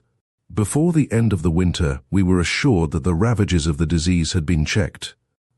I dared not return to England, however, for fear of a relapse, so with the summer we moved on to Maloja, another health resort at the end of the Engadine Valley, and there we endeavoured to hold all we had won which, with occasional relapses, we succeeded in doing. My sister Lottie, free at last from the work which she had so bravely done, had now joined us. Connie, the younger sister, had come back from Portugal earlier and had joined us at Norwood, where she had met and eventually married E.W. Hornung, the novelist. Of Hornung I will speak later. In the meantime, Lottie's presence and the improvement of the invalid, which was so marked that no sudden crisis was thought at all possible, gave me renewed liberty of action. Before the catastrophe occurred, I had given some lectures on literature at home, and the work with its movement and bustle was not distasteful to me. Now I was strongly pressed to go to America on the same errand, and in the late autumn of 1894 I set out on this new adventure. My brother Innes, he who had shared my first days in Southsea, had since passed through Richmond Public School and afterwards the Woolwich Academy, so that he was now just emerging as a subaltern. As I needed some companion, and as I thought that the change would do him good, I asked him to come with me to the States. We crossed on the ill-fated German liner Elbe, which a very short time afterwards was sunk in collision with a collier in the North Sea. Already I observed evidence of that irrational hatred of the British, which in the course of 20 years was to lead to so terrific a result involving the destruction of the German Empire. I remember that on some fete day on board, the saloon was thickly decorated with German and American flags without one single British one, though a fair proportion of the passengers were British. Innes and I then and there drew a Union Jack and stuck it up aloft, where its isolation drew attention to our grievance. Major Pond was my impresario in America, and a quaint character he was. He seemed the very personification of his country, huge, loose-limbed, straggling, with a goat's beard and a nasal voice. He had fought in the Civil War and been mixed up with every historical American event of his lifetime. He was a good, kind fellow, and we formed a friendship which was never broken. He met us in the docks and carried us off to a little hotel beside the Aldine Club, a small literary club in which we had our meals. I have treated America and my impression of that amazing and perplexing country in later pages of these memoirs, when I visited it under more detached conditions. At present, it was all hard work, with little time for general observations. Pond had fixed me up a pretty hard schedule, but on the other hand, I had bargained to get back to Davos in time to spend Christmas with my wife, so that there was a limit to my servitude. My first reading was given in a fashionable Baptist church, which was the usual launching slip for Pond's new lecturers. We had walked from the retiring room and were just coming in sight of the audience when I felt something tickle my ear. I put up my hand and found that my collar was undone, my tie had fallen off, and my stud, the first cause of all the trouble, had disappeared. Standing there, on the edge of the platform, Pond dragged out his own stud. I replaced everything, and sailed on quite as I should be, while Pond retired to refit. It is strange, and possibly more than coincidence, how often one is prevented at the last moment from making some foolish appearance in public. The readings went very well, and the audience was generous in applause. I have my own theory of reading, which is that it should be entirely disassociated from acting, and should be made as natural and also as audible as possible. Such a presentment is, I am sure, the less tiring for an audience. Indeed, I read to them exactly as in my boyhood I used to read to my mother. I gave extracts from recent British authors, including some work of my own, and as I mixed up the grave and the gay, I was able to keep them mildly entertained for an hour. Some papers maintained that I could not read at all, but I think that what they really meant was that I did not act at all. Others seemed to endorse my method. Anyhow, I had an excellent first reception, and Pond told me that he lay smiling all night after it. He had no difficulty afterwards in booking as many engagements as he could fit into the time. I visited every town of any size between Boston in the north and Washington in the south, while Chicago and Milwaukee marked my western limit. Sometimes I found that it took me all my time to fit in the engagements, however fast I might travel. Once, for example, I lectured at Daly's Theatre in New York at a matinee, at Princeton College the same evening, some 50 miles away, and at Philadelphia next afternoon. It was no wonder that I got very tired, the more so as the exuberant hospitality in those pre-prohibition days was enough in itself to take the energies out of the visitor. It was all done in kindness, but it was dangerous for a man who had his work to do. I had one little break when I paid a pleasant visit to Rudyard Kipling, of which I shall speak later. Bar those few days I was going hard all the time, and it is no wonder that I was so tired out that I kept to my bunk most of the way from New York to Liverpool. My memories are the confused ones of a weary man. I recall one amusing incident when, as I bustled onto the stage at Daly's Theatre, I tripped over the wooden sill of the stage door, with the result that I came cantering down the sloping stage towards the audience, shedding books and papers on my way. There was much laughter and a general desire for an encore.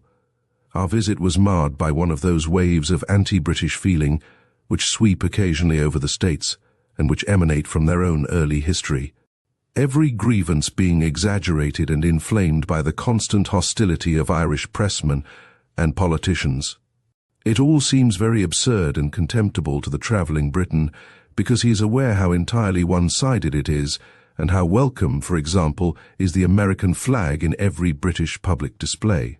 This was not known by the home-staying American, and probably he imagined that his own country was treated as rudely by us as ours by his.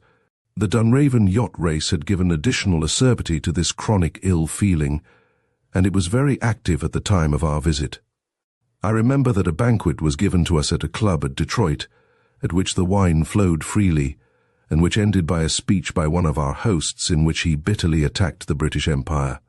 My brother and I, with one or two Canadians who were present, were naturally much affronted, but we made every allowance for the lateness of the evening.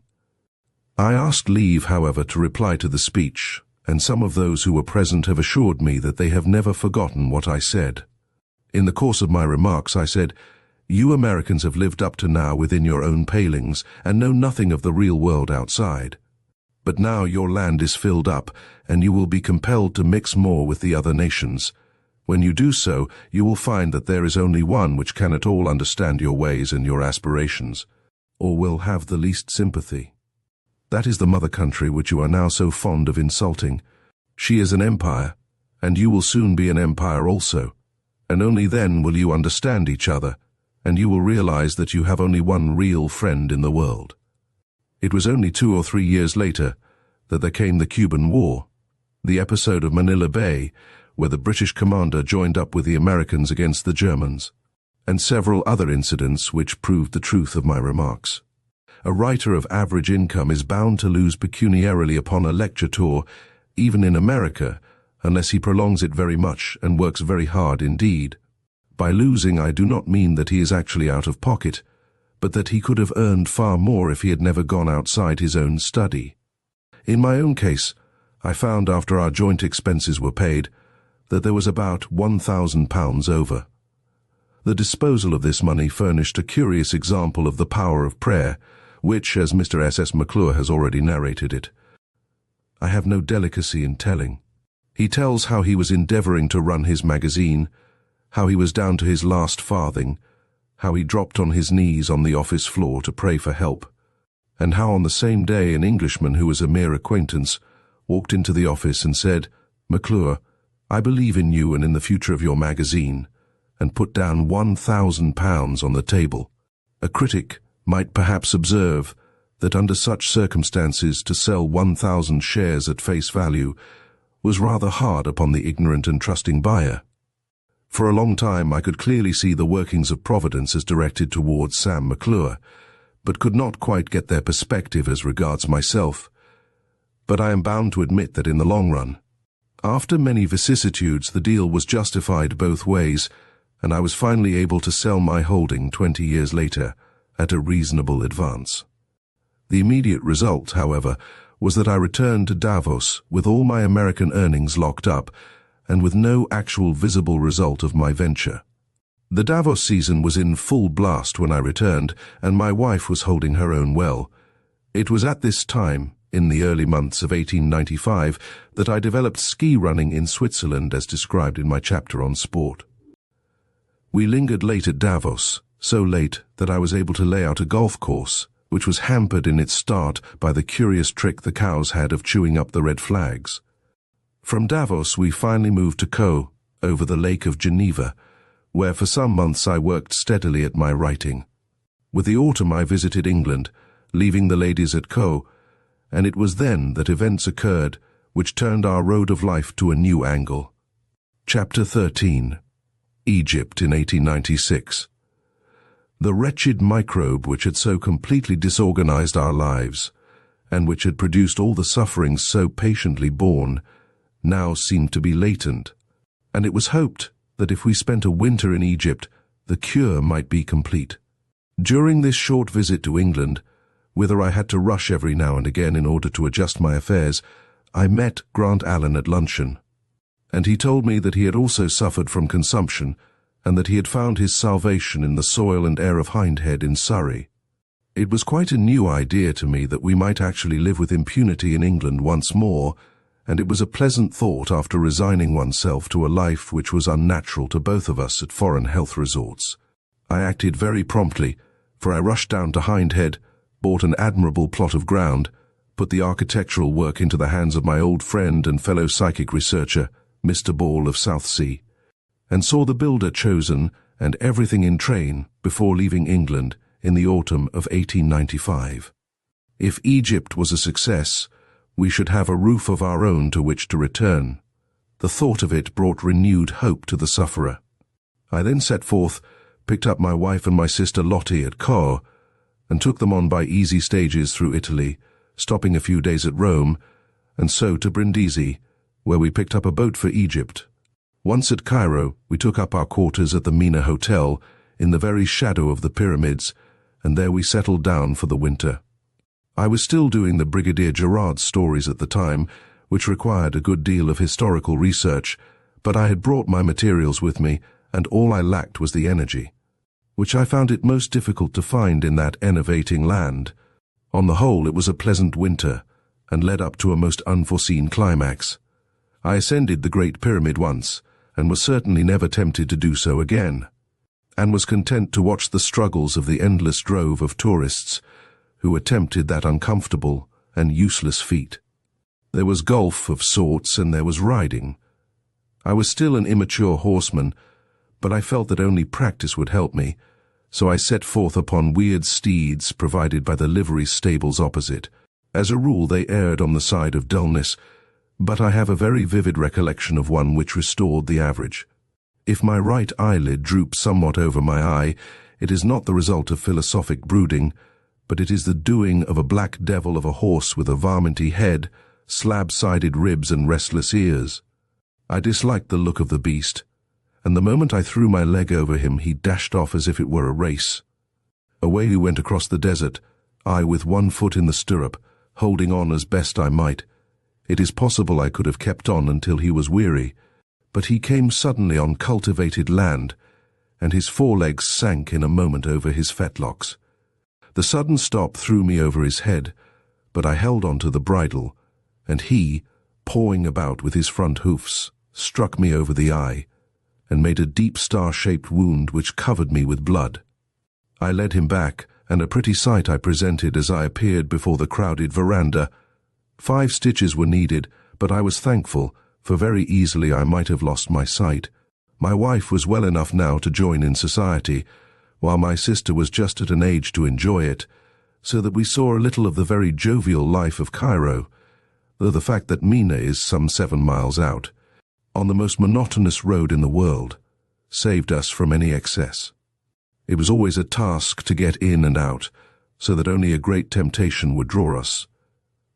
I joined in male society, however, a good deal, and learned to know many of those great men who were shaping the new destinies of Egypt. I sketched some of them at the time in 2 paragraphs which may be quoted. There is a broad and comfortable sofa in the hall of the Turf Club, and if you sit there about luncheon time, you will see a fair sprinkling of Anglo-Egyptians, men who have helped to make, and are still helping to make, the history of our times. You have a view of the street from where you are, and perhaps in the brilliant sunshine a carriage flies past with 2 running syces before it and an English coachman upon the box. Within, one catches a glimpse of a strong, florid face with a close-cropped, soldierly grey moustache, the expression good-humoured and inscrutable. This is Lord Cromer, whom Egypt has changed from a major of gunners to a peer of the realm, while he in turn has changed it from a province of the East to one of the West. One has but to look at him to read the secret of his success as a diplomatist. His clear head, his brave heart, his physical health, and his nerves of iron are all impressed upon you even in that momentary glance at his carriage. And that lounging ennuyé attitude is characteristic, also most characteristic at this moment, when few men in the world can have more pressing responsibility upon their shoulders. It is what one could expect from the man who, at the most critical moment of recent Egyptian history, is commonly reported to have brought diplomatic interviews to an abrupt conclusion with the explanation that the time had come for his daily lawn tennis engagement. It is no wonder that so strong a representative should win the confidence of his own countrymen, but he has made as deep an impression upon the native mind, which finds it difficult under this veiled protectorate of ours to estimate the comparative strength of individuals. Suppose Khedive tell Lord Cromer go, Lord Cromer go, asked my donkey boy, and so put his chocolate finger upon the central point of the whole situation.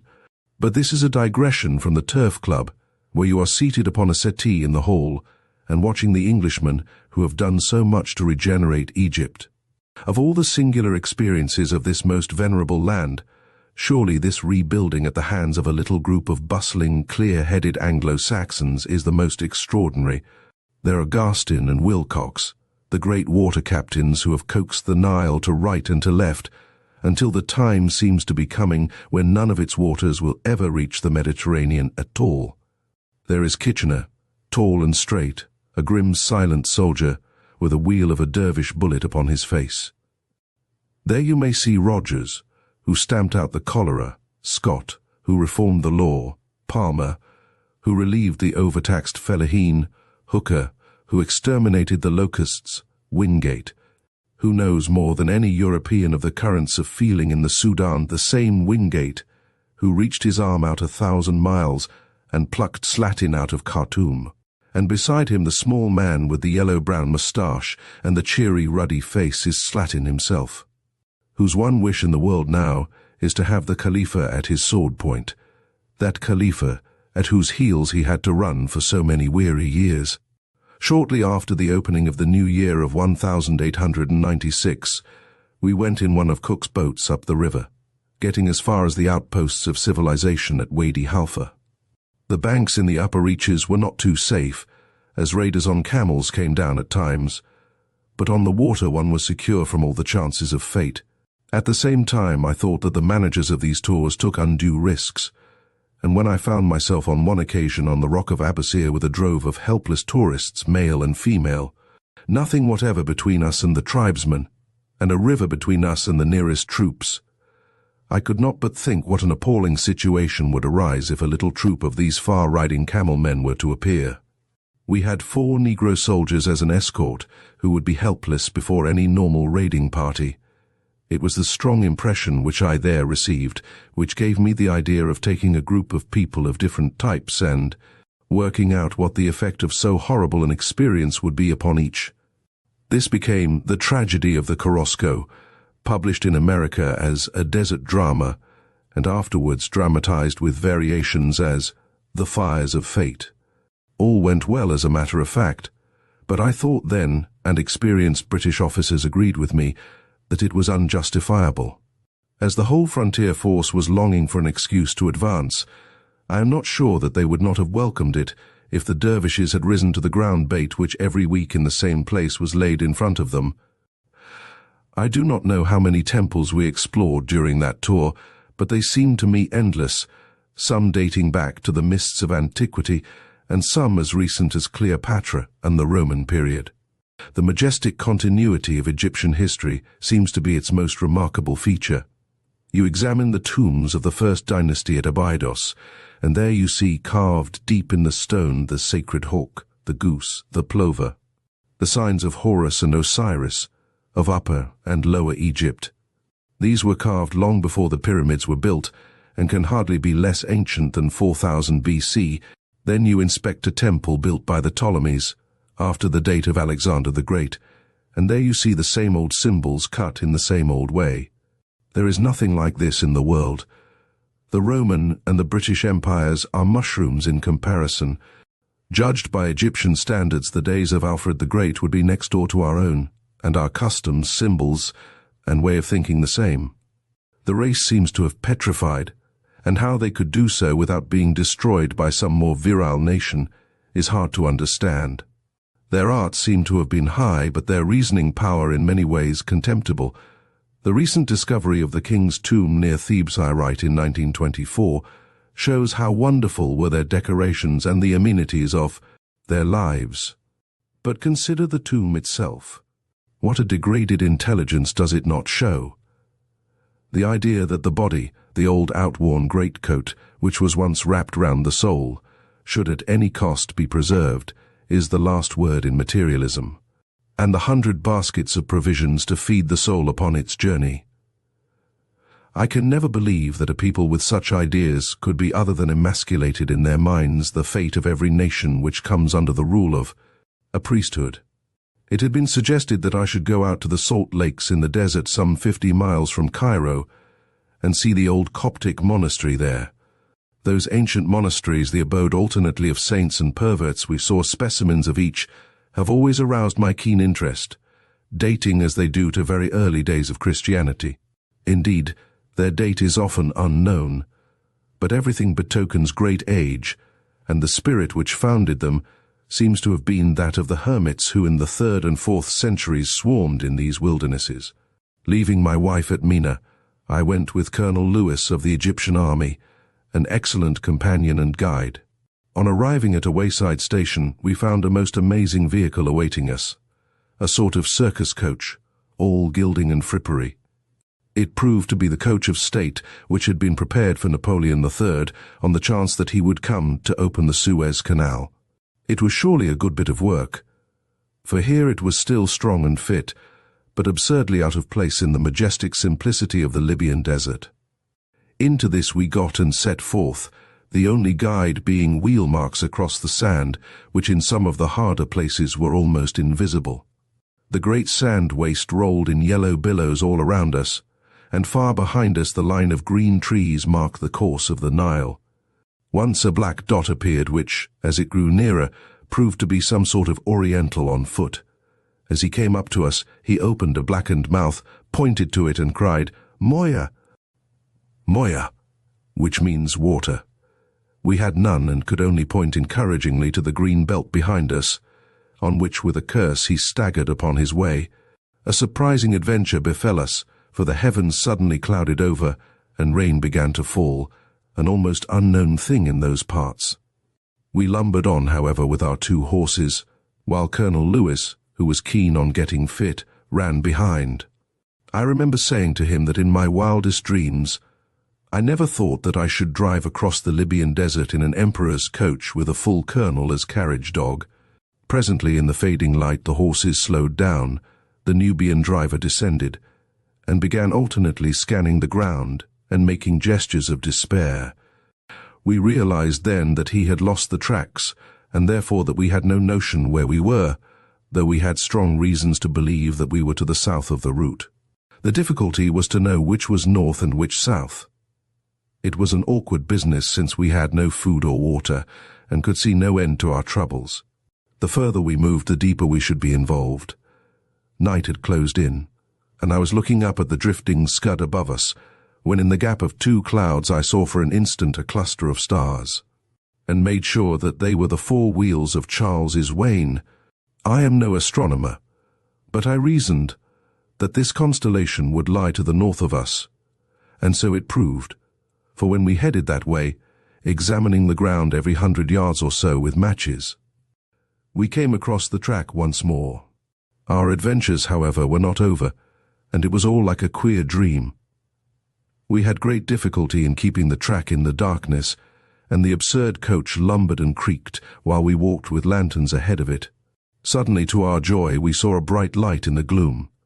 We quickened our pace, and came presently to a tent with a florid bearded man seated outside it, beside a little table where he was drawing by the light of a lamp. The rain had cleared now, but the sky was still overcast. In answer to our hail, this man rather gruffly told us that he was a German surveyor at work in the desert. He motioned with his hand when we told him whither we were bound, and said it was close by. After leaving him we wandered on, and losing the tracks we were again very badly bushed. It seemed an hour or 2 before, to our joy, we saw a light ahead, and prepared for a night's rest at the halfway house, which was our immediate destination. But when we reached the light, what we saw was a florid bearded man sitting outside a small tent with a lamp upon a table. We had moved in a circle. Fresh explanations, and this time we really did keep to the track, and reached a big deserted wooden hut, where we put up the horses, ate some cold food, and tumbled, very tired, into 2 of the bunks which lined it. The morrow made amends for all. It broke cold and clear, and I have seldom felt a greater sense of exhilaration than when I awoke, and walking out before dressing, saw the whole endless desert stretching away on every side of me, yellow sand and black rock, to the blue shimmering horizon. We harnessed up, and within a few hours came on the Natron Lake, a great salt lake, with a few scattered houses at one end where the workers dry out and prepare the salt. A couple of miles off was the lonely monastery which we had come to see, less lonely now, but before the salt works were established one of the most inaccessible places one could imagine. It consisted of a huge outer wall, which seemed to be made of hardened clay. It had no doors or windows save one little opening which could be easily defended against the prowling Arabs. But I fear the garrison would not be very stout-hearted, for it was said to be the fear of military service which caused many of the monks to discover that they had a vocation. On being admitted, I was conscious that we were not too welcome, though the military title of my companion commanded respect. We were shown round the inner courtyard, where there were palm trees and a garden, and then round the scattered houses within the wall. Near the latter there was, I remember, a barrel full of some substance which seemed to me, both by look and feel, to be rounded pieces of some light stone, and I asked if it were to hurl down at the Arabs if they attacked the door. It proved to be the store of bread for the monastery. We were treated to wine, which was sweet tent wine, which is still used, I believe, in the Holy Communion, showing how straight our customs come from the East. The abbot seemed to me to be a decent man, but he complained of illness and was gratified when I overhauled him thoroughly, percussed his chest, and promised to send him out some medicine from Cairo. I did so, but whether it ever reached my remote patient, I never learned. Some of the brothers, however, looked debauched, and there was a general air of nothing to do, which may have been deceptive, but which certainly impressed me that day. As I looked from the walls and saw the desert on all sides, unbroken save for one blue corner of the salt lake, it was strange to consider that this was all which these men would ever see of the world, and to contrast their fate with my own busy and varied existence.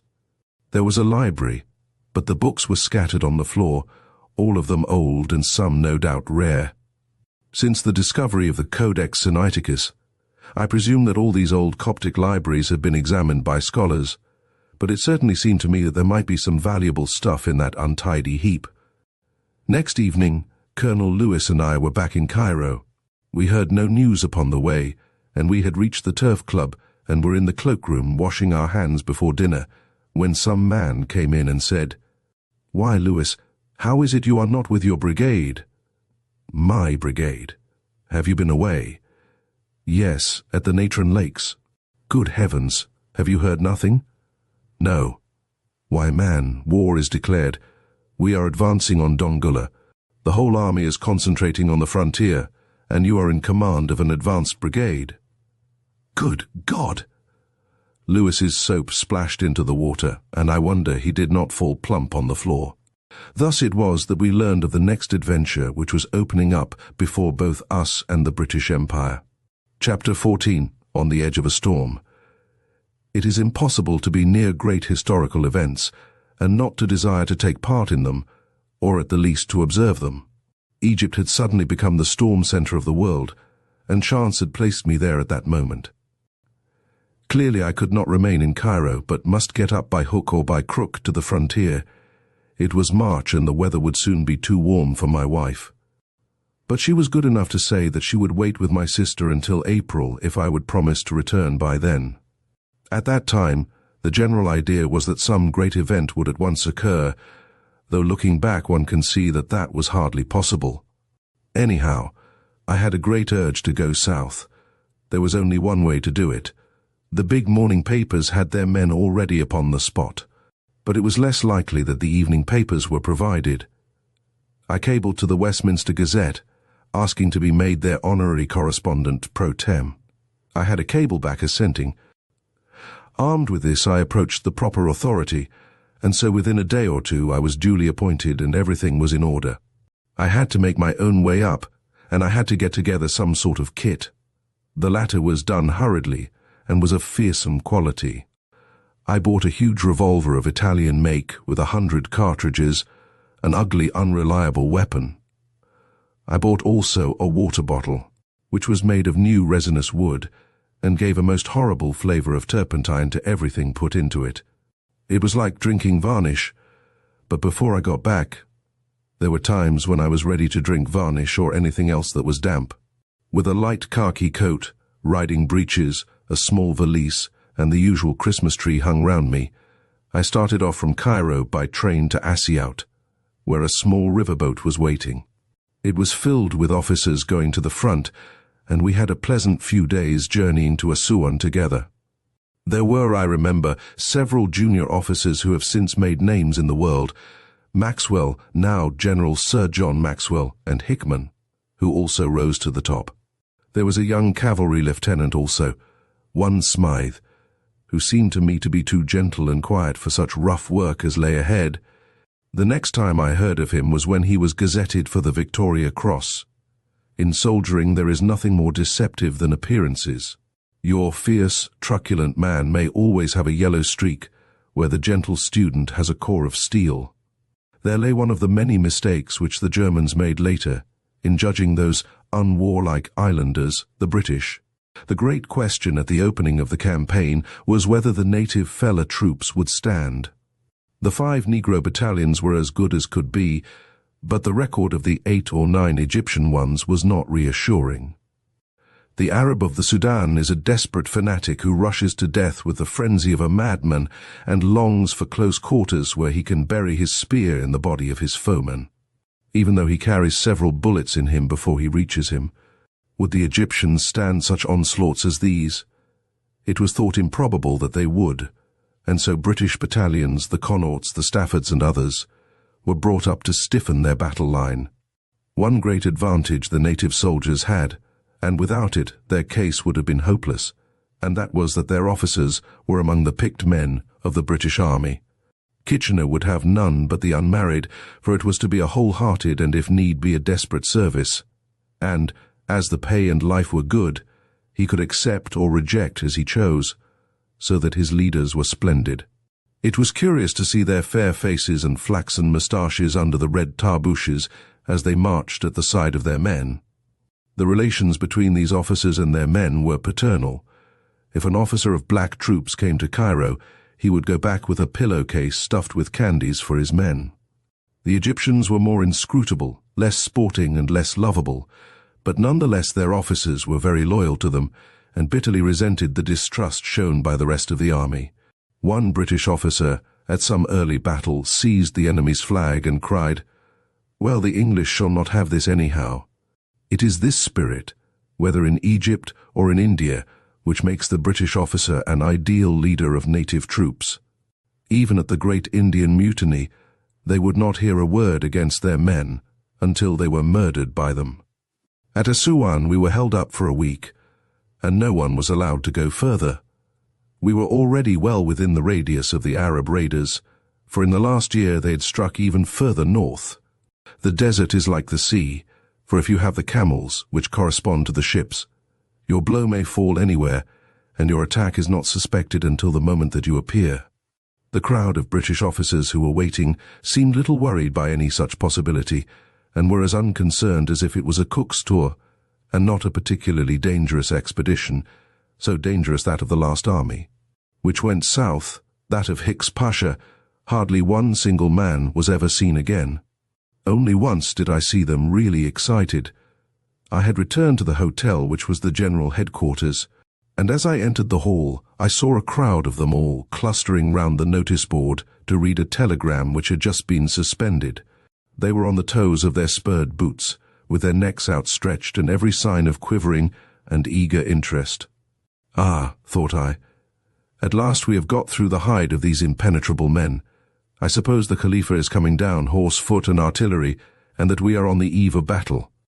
I pushed my way in, and thrust my head among all the bobbing sun helmets. It was the account of the Oxford and Cambridge boat race. I was struck by the splendid zeal of every one. It was an inspiration. Hickman had been full of combative plans all the way on the boat. When we arrived, there was a message for him to go down to Kenne and buy camels. Here was a drop-down for a man all on fire for action. "It is quite right," said he, when I condoled with him. "The force must have camels. I am the man to buy them. We all work for one end." Self-abnegation of this sort is general. The British officer at his best is really a splendid fellow, a large edition of the public schoolboy, with his cheery slang overlying a serious purpose which he would usually die rather than admit. I heard of 3 of them at Rail End, all doing essential work, and all with a degree of fever on them which might well have excused them from work altogether. Every evening each of them dropped $1 into a hat. They then all took their temperatures, and the highest got the pool. Assuan is at the foot of the cataract, which extends for some 30 miles, and everything has to be transshipped and taken on a narrow toy railway to be reloaded on fresh steamers at Shellal. It was a huge task, and I remember sympathizing with Captain Morgan, who with fatigue parties of Egyptians and chain gangs of convicts was pushing the stuff through. Morgan had sold me a horse once and was shy of me in consequence, but he soon saw that I bore no grudge. Caveat emptor. I already saw in him those qualities of organization which made him a real factor both in the Boer and in the European War. He has just died a general and full of honors. I remember seeing the 7th Egyptians after a long, grueling desert march working at those stores, until they were so played out that it took 4 of them to raise a 60-pound biscuit box. The big pressman had now arrived, where the carcass is there shall the eagles, etc., and I had luckily made friends with them, so it was determined that we should all go on together. There were 5 of us who started out, led by Knight of the Falcon, representing the Times, and looking not unlike a falcon himself. He was a great man, tall and muscular, a famous yachtsman and treasure-seeker, traveller, fighter, and scholar. He had just left the French in Madagascar. Next came Scudamore of the Daily News, small, Celtic, mercurial, full of wit and go. He was a great purchaser of camels, which were of course all paid for by the paper, so that when Robinson, the editor of the Daily News, heard of the Boer War, his first comment was, "Well, thank God, there are no camels in South Africa." It was a study in Eastern ways to see Scudamore buying camels, and I learned from him how it is done. An Arab leads up the absurd-looking creature. You look deprecatingly at the beast, and you cannot take a better model than the creature's own expression as it looks at you. You ask how much is wanted for it. The owner says 16 pounds. You then give a shriek of derision, sweep your arm across as if to wave him and his camel out of your sight forever, and turning with a whisk you set off rapidly in the other direction. How far you go depends upon the price asked. If it is really very high, you may not get back for your dinner. But as a rule 100 yards or so meet the case, and you shape your course so as to reach the camel and its owner. You stop in front of them and look at them with a disinterested and surprised look to intimate that you wonder that they should still be loitering there. The Arab asks how much you will give. You answer 8 pounds. Then it is his turn to scream, whisk round, and do his 100 yards, his absurd chattel with its hornpipey legs trotting along behind him. But he returns to say that he will take 14, and off you go again with a howl and a wave. So the bargaining goes on, the circles continually shortening, until you have settled upon the middle price. But it is only when you have bought your camel that the troubles begin. It is the strangest and most deceptive animal in the world. Its appearance is so staid and respectable that you cannot give it credit for the black villainy that lurks within. It approaches you with a mildly interested and superior expression, like a patrician lady in a Sunday school. You feel that a pair of glasses at the end of a fan is the one thing lacking.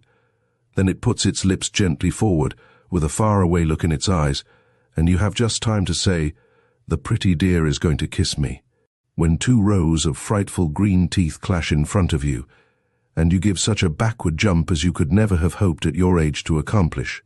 When once the veil is dropped, anything more demoniacal than the face of a camel cannot be conceived. No kindness and no length of ownership seem to make them friendly, and yet you must make allowances for a creature which can carry 600 lb for 20 miles a day, and ask for no water and little food at the end of it. This, however, is digression. The other pressmen were Beeman of the Standard, fresh from Constantinople, and almost an Eastern in his ways, and Julian Corbett, representing the Pall Mall, a gentle and amiable man, who was destined later to be the naval historian of the Great War. Like myself, he was an amateur among professionals, and had to return within a given date to Cairo. As it was clear that nothing important could take place instantly, we determined to do part of the journey by road.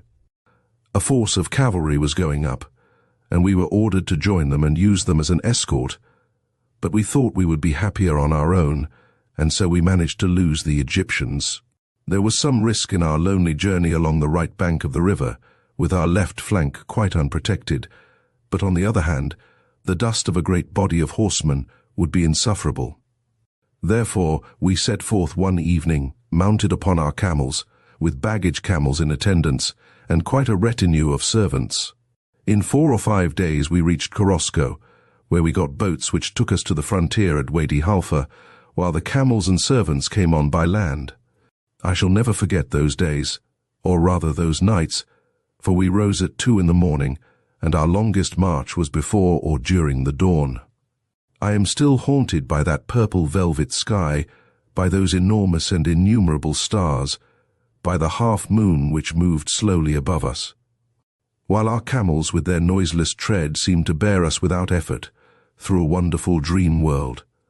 Scudamore had a beautiful rolling baritone voice, and I can still hear it in my memory as it rose and fell in the still desert air.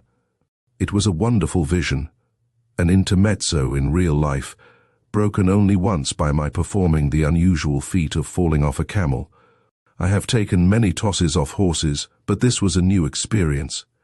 You have no proper saddle, but are seated upon a curved leather tray, so that when my brute suddenly threw himself down on his foreknees, he had seen some green stuff on the path, I shot head foremost down his neck.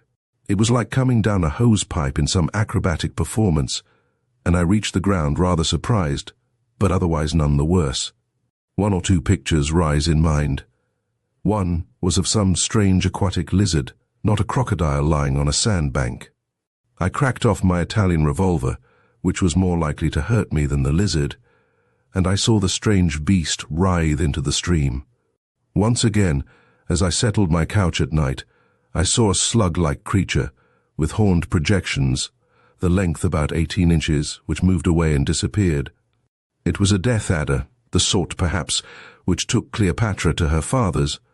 Then again we went into a ruined hut to see if we could sleep there. In the dim light of our candle, we saw a creature which I thought was a mouse rush round and round the floor, close to the wall. Then suddenly, to my amazement, it ran right up the wall and down again onto the floor. It was a huge spider, which now stood waving its forelegs at us.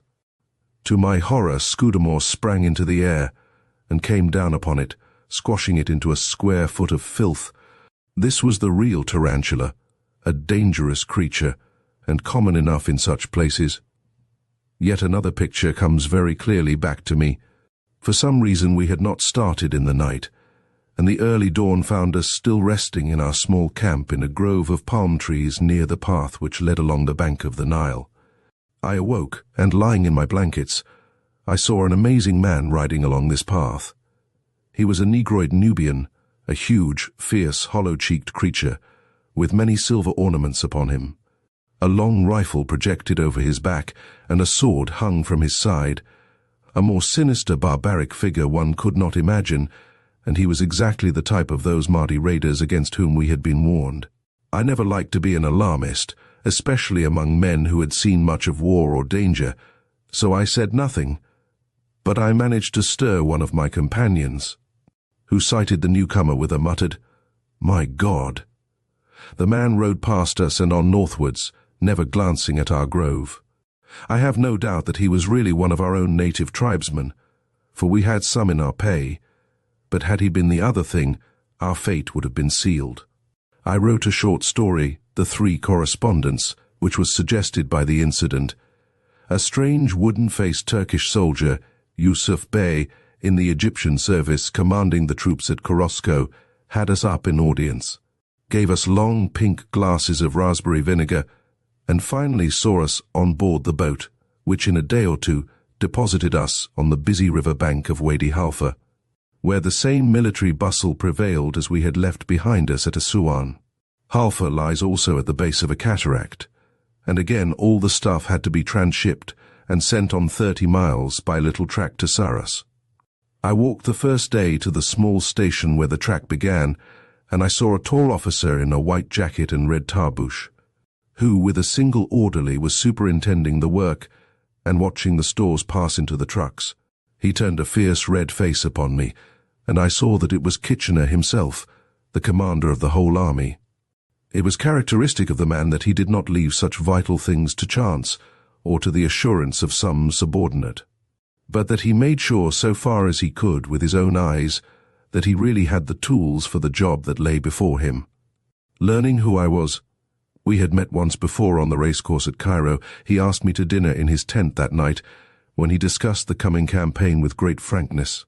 I remember that his chief of staff, Drage, I think, was the name, sat beside me and was so completely played out that he fell asleep between every course. I remember also the amused smile with which Kitchener regarded him. You had to go all out when you served such a master. One new acquaintance whom I made in those days was Herbert Gwynne, a newly fledged war correspondent, acting, if I remember right, for The Chronicle. I saw that he had much in him. When I heard of him next, he was Reuter's man in the Boer War, and not very long afterwards he had become editor of the Morning Post, where he now is. Those days in Halfa were the beginning of a friendship of 30 years, none the less real because we are both too busy to meet. One of the joys of the hereafter is, I think, that we have time to cultivate our friends. I was friendly also with a very small but gallant officer, one Anley, who had just joined the Egyptian army. His career was beginning and I foresaw that he would rise, but should have been very surprised had I known how we should meet again. I was standing in the ranks by the roadside as a private of volunteers in the Great War when a red-tabbed, brass-hatted general passed. He looked along our ranks. His gaze fastened on me, and lo, it was Anley. Surprised out of all military etiquette, he smiled and nodded. What is a private in the ranks to do when a general smiles and nods? He can't formally stand to attention or salute. I fear that what I did was to close and then open my left eye. That was how I learned that my Egyptian captain was now a war brigadier. We pushed on to Saras and had a glimpse of the actual outpost of civilization, all sandbags and barbed wire, for there was a Mahdi post at no distance up the river. It was wonderful to look south and to see distant peaks said to be in Dongola, with nothing but savagery and murder lying between. There was a whiff of real war in the little fortress, but no sign of any actual advance. Indeed, I had the assurance of Kitchener himself that there was no use my waiting and that nothing could possibly happen until the camels were collected, many thousands of them. I contributed my own beast to the army's need since I had no further use for it, and Corbett and I prepared to take our leave. We were warned that our only course was to be on the lookout and take a flying jump onto any empty cargo boat which was going downstream. This we did one morning, carrying our scanty belongings. Once on board, we learned that there was no food and that the boat did not stop for several days. The rope had not been cast off, so I rushed to the only shop available, a Greek store of a type which springs up like mushrooms on the track of an army. They were sold out save for tinned apricots, of which I bought several tins. I rushed back and scrambled on board as the boat cast off.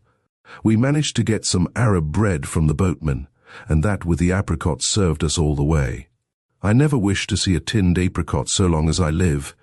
I associate their cloying sweetness with Rousseau's Confessions, a French edition of which came somehow into my hands and was my only reading till I saw Assouan once more. Rousseau also I never wished to read again. So that was the end of our frontier adventure. We had been on the edge of war, but not in it. It was disappointing, but it was late in April before I reached Cairo, and the heat was already becoming too much for an invalid. A week later we were in London, and I remember that, as I sat as a guest at the Royal Academy banquet on May 1 of that year. I saw upon my wrists the ragged little ulcers, where the poisonous jiggers which had burrowed into my skin while I lay upon the banks of the Nile were hatching out their eggs under the august roof of Burlington House. Chapter 15. An Interlude of Peace. When we returned to England, I found that the house in which we hoped that the cure would be completed was not yet ready. It was a considerable mansion planned upon a large scale, so that it was not surprising that it had taken some time to build.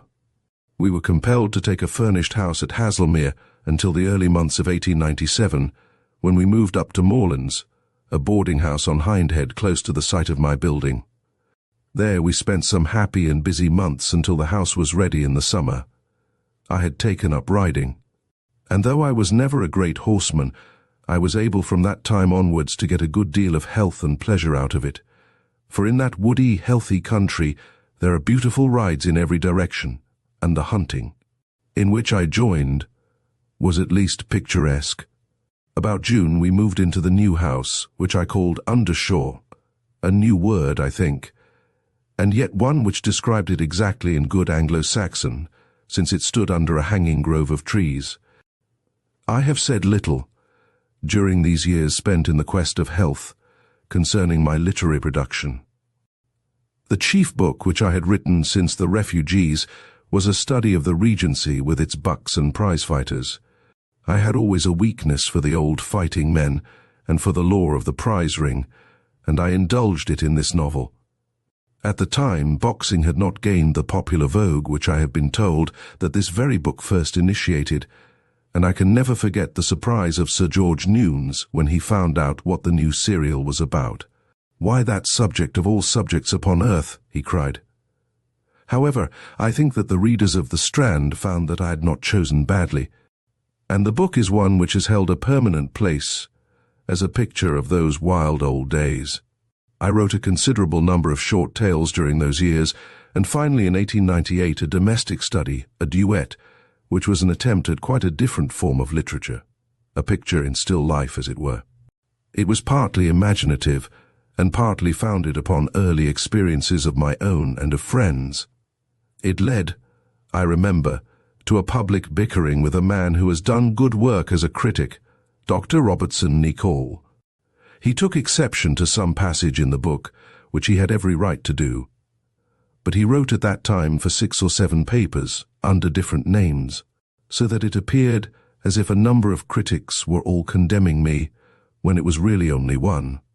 I thought I had a grievance, and said so with such vehemence that he stated that he did not know whether to answer me in print or in the law courts. However, it all blew over, and we became very good friends. Another book of those days was Uncle Bernac, which I never felt to be satisfactory. Though I venture to claim that the 2 chapters which portray Napoleon give a clearer picture of him than many a long book has done, which is natural enough, since they are themselves the quintessence of a score of books. So much for my work. I had everything in those few years to make a man contented, save only the constant illness of my partner, and yet my soul was often troubled within me. I felt that I was born for something else, and yet I was not clear what that something might be. My mind felt out continually into the various religions of the world. I could no more get into the old ones, as commonly received, than a man could get into his boy's suit. I still argued on materialist lines. I subscribed to the Rationalist Association and read all their literature carefully, but it was entirely destructive, and one cannot permanently live on that alone. Besides, I was sure enough of psychic phenomena to be aware that there was a range of experience there which was entirely beyond any rational explanation, and that therefore a system which ignored a great body of facts, and was incompatible with them, was necessarily an imperfect system. On the other hand, convinced as I was of these abnormal happenings, and that intelligence, high or low, lay behind them, I by no means understood their bearing. I still confused the knocking at the door with the friend outside, or the ringing of the bell with the telephone message. Sometimes I had the peace of despair, when one felt that one could never possibly arrive at any conclusions save negative ones, and then again some fresh impulse of the soul would start one upon a new quest. In every direction I reached out, but never yet with any absolute satisfaction. I should have been relieved from all my troubles could I have given heartfelt adhesion to any form of orthodoxy, but my reason always barred the way. During all the Egyptian and other periods of our exile, I had never ceased to take the psychic subject very seriously, to read eagerly all that I could get, and from time to time to organize séances which gave indifferent but not entirely negative results, though we had no particular medium to help us. The philosophy of the subject began slowly to unfold, and it was gradually made more feasible, not only that life carried on, enclosed in some more tenuous envelope, but that the conditions which it encountered in the beyond were not unlike those which it had known here. So far I had got along the road, but the overwhelming and vital importance of it all had not yet been borne in upon me. Now and then I had a psychic experience somewhat outside the general run of such events. One of these occurred when I was at Norwood in 1892 or 1893. I was asked by the Society of Psychic Research whether I would join a small committee to sit in and report upon a haunted house at Charmouth in Dorchester. I went down accordingly together with a Dr. Scott and Mr. Podmore, a man whose name was associated with such investigations. I remember that it took us the whole railway journey from Paddington to read up the evidence as to the senseless noises which had made life unendurable for the occupants, who were tied by a lease and could not get away. We sat up there 2 nights. On the first, nothing occurred.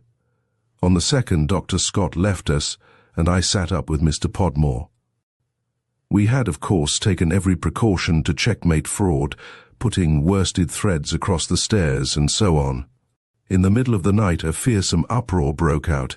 It was like someone belaboring a resounding table with a heavy cudgel. It was not an accidental creaking of wood or anything of that sort, but a deafening row.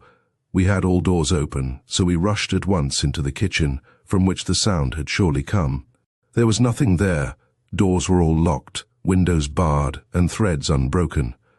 Podmore took away the light and pretended that we had both returned to our sitting room, going off with the young master of the house, while I waited in the dark, in the hope of a return of the disturbance. None came, or ever did come. What occasioned it we never knew. It was of the same character as all the other disturbances we had read about, but shorter in time. But there was a sequel to the story. Some years later the house was burned down, which may or may not have a bearing upon the sprite which seemed to haunt it. But a more suggestive thing is that the skeleton of a child about 10 years old was dug up in the garden. This I give on the authority of a relation of the family who was so plagued. The suggestion was that the child had been done to death there long ago, and that the subsequent phenomena of which we had one small sample were in some way a sequence to this tragedy. There is a theory that a young life cut short in sudden and unnatural fashion may leave, as it were, a store of unused vitality, which may be put to strange uses. The unknown and the marvelous press upon us from all sides. They loom above us and around us in undefined and fluctuating shapes, some dark, some shimmering, but all warning us of the limitations of what we call matter, and of the need for spirituality if we are to keep in touch with the true inner facts of life. I was never asked for a report of this case, but Podmore sent one in, attributing the noises to the young man, though as a fact he was actually sitting with us in the parlour when the tumult broke out. A confederate was possible, though we had taken every step to bar it, but the explanation given was absolutely impossible. I learned from this what I have often confirmed since, that while we should be most critical of all psychic assertions if we are to get at the truth, we should be equally critical of all negatives, and especially of so-called exposures in this subject. Again and again I have probed them, and found them to depend upon prejudice, or upon an imperfect acquaintance with psychic law. This brings me to another curious experience which occurred about this time, probably in 1898. There was a small doctor dwelling near me, small in stature, and also, I fear, in practice, whom I will call Brown. He was a student of the occult, and my curiosity was aroused by learning that he had one room in his house which no one entered except himself, as it was reserved for mystic and philosophic purposes. Finding that I was interested in such subjects, Dr. Brown suggested one day that I should join a secret society of esoteric students. The invitation had been led up to by a good deal of preparatory inquiry. The dialogue between us ran somewhat thus: "What shall I get from it?" "In time you will get powers." "What sort of powers?" "They are powers which people would call supernatural. They are perfectly natural, but they are got by knowledge of deeper forces of nature. If they are good, why should not everyone know them? They would be capable of great abuse in the wrong hands. How can you prevent their getting into wrong hands? By carefully examining our initiates." "Should I be examined?" "Certainly." "By whom?" "The people would be in London." "Should I have to present myself?" No, they would do it without your knowledge. And after that? You would then have to study. Study what? You would have to learn by heart a considerable mass of material. That would be the first thing. If this material is in print, why does it not become public property? It is not in print. It is in manuscript. Each manuscript is carefully numbered and trusted to the honor of a past initiate. We have never had a case of one going wrong. Well, said I, it is very interesting, and you can go ahead with the next step, whatever it may be. Some little time later, it may have been a week, I awoke in the very early morning with a most extraordinary sensation. It was not a nightmare or any prank of a dream. It was quite different from that, for it persisted after I was wide awake. I can only describe it by saying that I was tingling all over. It was not painful, but it was queer and disagreeable, as a mild electric shock would be. I thought at once of the little doctor. In a few days I had a visit from him. "You have been examined and you have passed," said he with a smile. "Now you must say definitely whether you will go on with it. You can't take it up and drop it. It is serious, and you must leave it alone or go forward with a whole heart." It began to dawn upon me that it really was serious, so serious that there seemed no possible space for it in my very crowded and preoccupied life. I said as much, and he took it in very good part. "Very well," said he, "we won't talk of it any more unless you change your mind." There was a sequel to the story. A month or two later, on a pouring wet day, the little doctor called, bringing with him another medical man whose name was familiar to me in connection with exploration and tropical service. They sat together beside my study fire and talked. One could not but observe that the famous and much-travelled man was very deferential to the little country surgeon, who was the younger of the two. "He is one of my initiates," said the latter to me.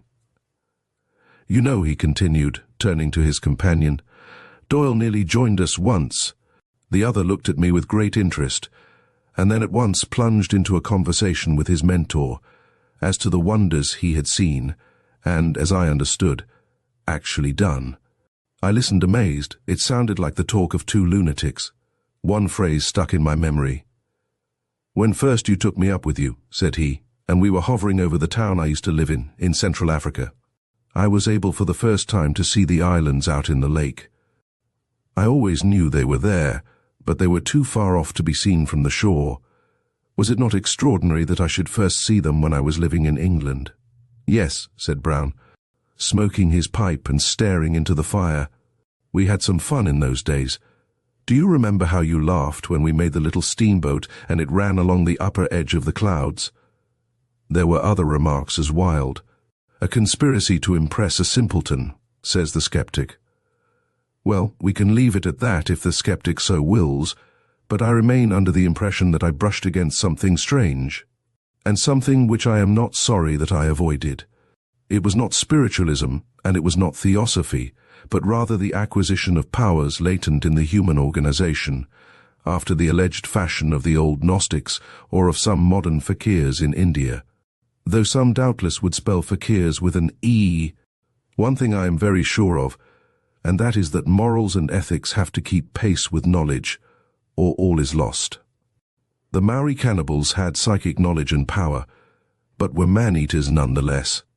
Christian ethics can never lose its place whatever expansion our psychic faculties may enjoy, but Christian theology can and will. To return to the little doctor, I came across him again, as psychic as ever, in Portland, Oregon, in 1923.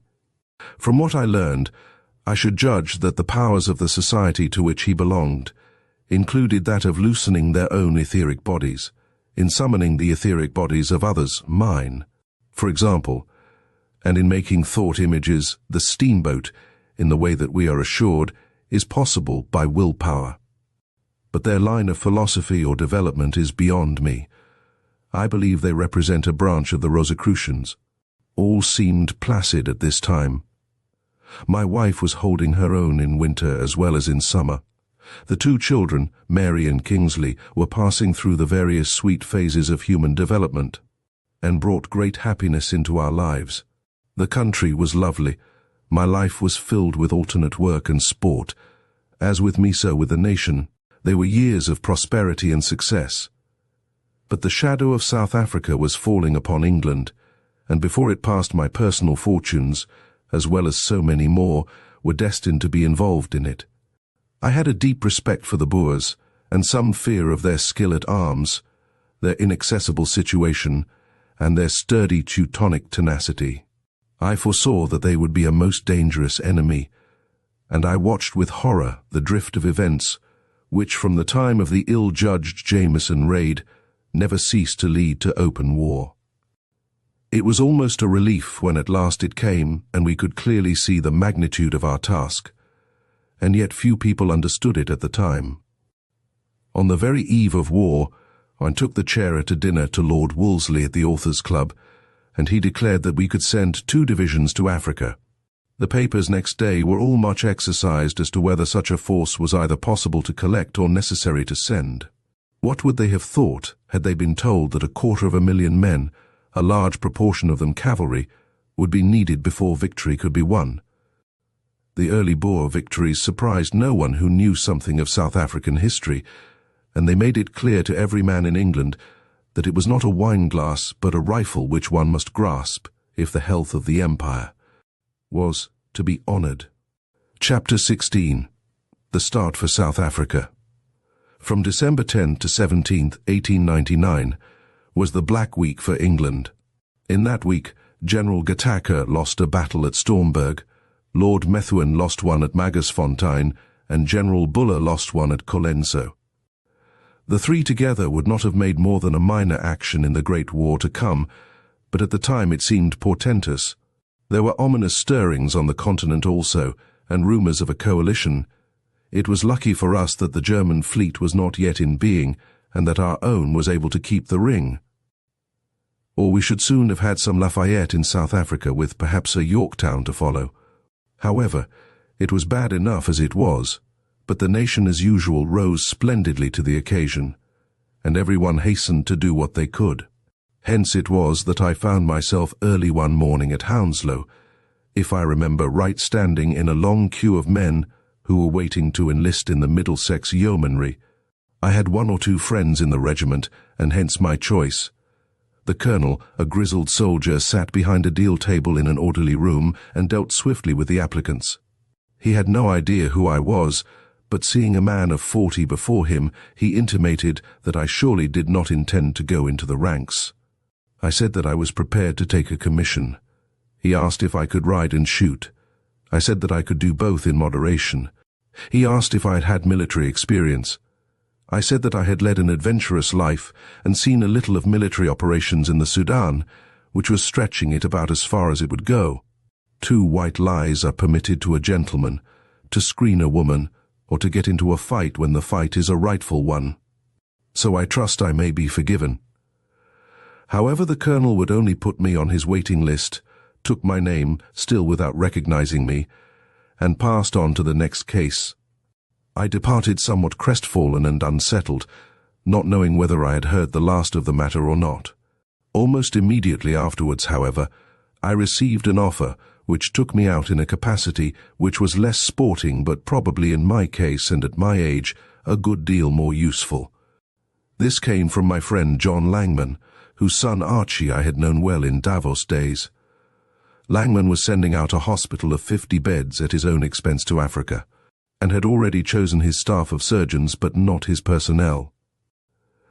Archie Langman was to go with the hospital as general manager. Langman's idea was that I should help him to choose the personnel, that I should be a supplementary medico, and that I should exercise a general supervision over the whole in an unofficial capacity.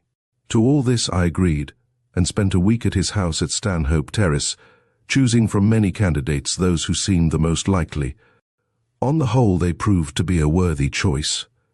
There were many things to be done, and in the middle of them I received a note reopening the question of the yeomanry. But by this time, I was entirely committed to the Langman Hospital. When we were complete, we were quite a good little unit, but our weakness was unfortunately at the head. Dr. O'Callaghan had been a personal friend of Langman's, and had thus got the senior billet, but he was in truth an excellent gynecologist, which is a branch of the profession for which there seemed to be no immediate demand. He was a man, too, who had led a sedentary life and was not adapted, with all the will in the world, for the trying experience which lay before us. He realized this himself and returned to England after a short experience of South African conditions. We were compelled to have one military chief as a bond with the War Office, and this proved to be one Major Drury, a most amusing Irishman who might have come right out of Lever. To leave the service and to marry a rich widow with a cough was, he said, the height of his ambition.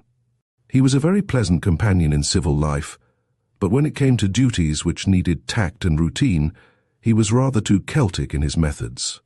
And this led to friction and occasional rows, in which I had to sustain the point of view of Mr. Langman. I have no doubt he thought me an insubordinate dog, and I thought him, well, he has passed away now, and I remember him best as a very amusing companion. Under O'Callaghan and Drury were two really splendid younger surgeons, Charles Gibbs and Charlieb, the latter the son of the well-known lady doctor. They were as good as they could be. Then we had our ward-masters, cooks, stewards, storekeepers, and finally some 15 to 20 orderlies. Altogether we numbered just 50 men, and were splendidly fitted out by the generosity of Mr. Langman. A month or two passed before we could get away, and I remember one amusing incident which occurred during that time. I had spent a good deal of thought over the problem how best to attack men who lay concealed behind cover. My conclusions were that it was useless to fire at them direct, since, if they knew their business, very little of them would be vulnerable. On the other hand, if one could turn a rifle into a portable howitzer and drop a bullet with any sort of rough general accuracy within a given area, then it seemed to me that life would hardly be possible within that area. If, for example, the position was 20,000 square yards in size and 20,000 rifles were dropping bullets upon it, each square yard would sooner or later be searched and your mark would be a whole prostrate or crouching body. What I was really evolving, though I could not know it, was the machine gun barrage of dropping or vertical fire as practiced in the Great War. My principles were absolutely right and have not even yet received their full application. I wrote an article to the Times explaining my views, but so far as I know it had no results. Meanwhile, I was practicing how to turn a rifle into a howitzer. I fastened a large needle at the end of a thread to the back sight. When the gun pointed straight up in the air, the needle swung down across the stock and I marked the spot. Then the idea was to tilt the gun slowly forward, marking advances of 200, 400, and so on in the range, so that you had a dial marked on the stock and could always, by letting the needle fall across the correct mark on the dial, drop the bullet within a certain distance. But the crux was to discover the exact ranges. To do this I went down to Frensham Pond and, standing among the reeds and tilting the gun very slightly forward, I pulled the trigger. The bullet very nearly fell upon my own head. I could not locate it, but I heard quite a loud thud. But what amazed me, and still amazes me, was the time it took. I counted 50 seconds on my watch between the discharge and the fall. I don't wonder if the reader is incredulous. I feel incredulous also, but such is the fact as I recorded it. My idea was to mark the bullet splashes on the calm water of the lake, but though I fired and fired at various angles, not a splash could I see. Finally, a little man who may have been an artist broke in upon my solitude. "Do you want to know where those bullets are going?" "Yes, sir, I do." "Then I can tell you, sir, for they have been dropping all round."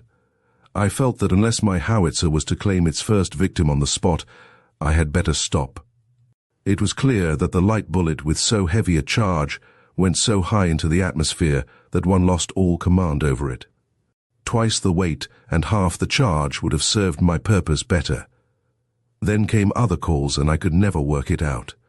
But I am very sure that with a little care in detail I could have got a converging fire which would have cleared any kopje in South Africa. As I was convinced that the idea was both practical and much needed, I communicated full particulars to the War Office. Here is the letter I had in reply. War Office, February 16th, 1900. Sir, with reference to your letter concerning an appliance for adapting rifles to high-angle fire, I am directed by the Secretary of State for War to inform you that he will not trouble you in the matter. I am, sir, your obedient servant, signature illegible, Director General of Ordnance. Thus, whether my invention was nonsense or whether it was, as I believe, radical and epoch-making, I was given no chance to explain or to illustrate it. As I remarked in the Times, no wonder that we find the latest inventions in the hands of our enemies rather than ourselves, if those who try to improve our weapons meet with such encouragement as I have done. Our traditions were carried on in the Great War, for Pomeroy, the inventor of the inflammable bullet which brought down the Zeppelins, was about to return to New Zealand in despair, and it was, as I am assured, private and not official bullets which first showed how valuable was his discovery and forced a belated acceptance by the War Office. At last our time drew near. My wife had gone to Naples, where it was hoped that the warmer climate would complete her cure. My affairs were all settled up. I was to go as an unpaid man, and I contributed my butler Cleve, a good intelligent man for the general use, paying him myself. In this way, I retained my independence, and could return when I felt that the time had come, which, as events turned out, proved to be very valuable to me. We were reviewed by the old Duke of Cambridge in some drill hall in London. There befell me on this occasion one of those quaint happenings which seemed to me to have been more common in my life than in that of most other men. We were drawn up in our new khaki uniforms and wearing our tropical helmets for the Royal Duke's inspection. If we had been asked to form fours, we should have broken down completely. But luckily we were placed in double line, and so we remained. I was standing in front on the right flank.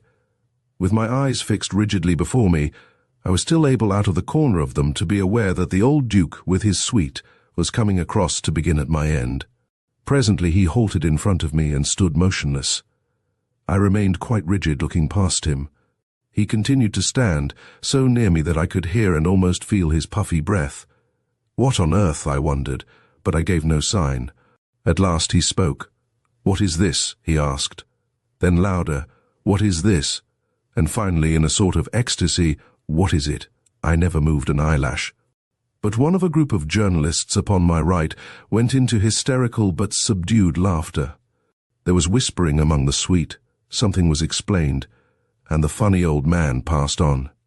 But did ever Lever in his maddest moment represent that his hero on the first day of wearing uniform should have such an experience with the ex-commander-in-chief of the British Army and the uncle of the Queen? It seems that what was worrying the dear old gentleman, he was about 80 at the time, was that my tunic buttons had no mark upon them, a thing which he had never seen in Her Majesty's army. Even a crown or a star would do, but no mark at all completely upset him, for he was a great stickler for correct military clothing. So, of course, was King Edward. A friend of mine at a ball in India, royalty being present, was swooped down upon by a very agitated aide-de-camp who began, "His Royal Highness desires me to say," and went on to point out some defect in his dress kit. My friend answered, "I will mention the matter to my tailor," which was, I think, an admirable way of quietly putting the matter into its true perspective. On this occasion we officers all filed up to be presented, and the old Duke made amends by blurting out some very kindly things, for it seems that he greatly approved of my wooden soldier attitude. In spite of my reprehensible buttons, he had a day of agitations, for on the top of the buttons one of the curtains of the hotel took fire during our luncheon at Claridge's, and there was great excitement for a few moments.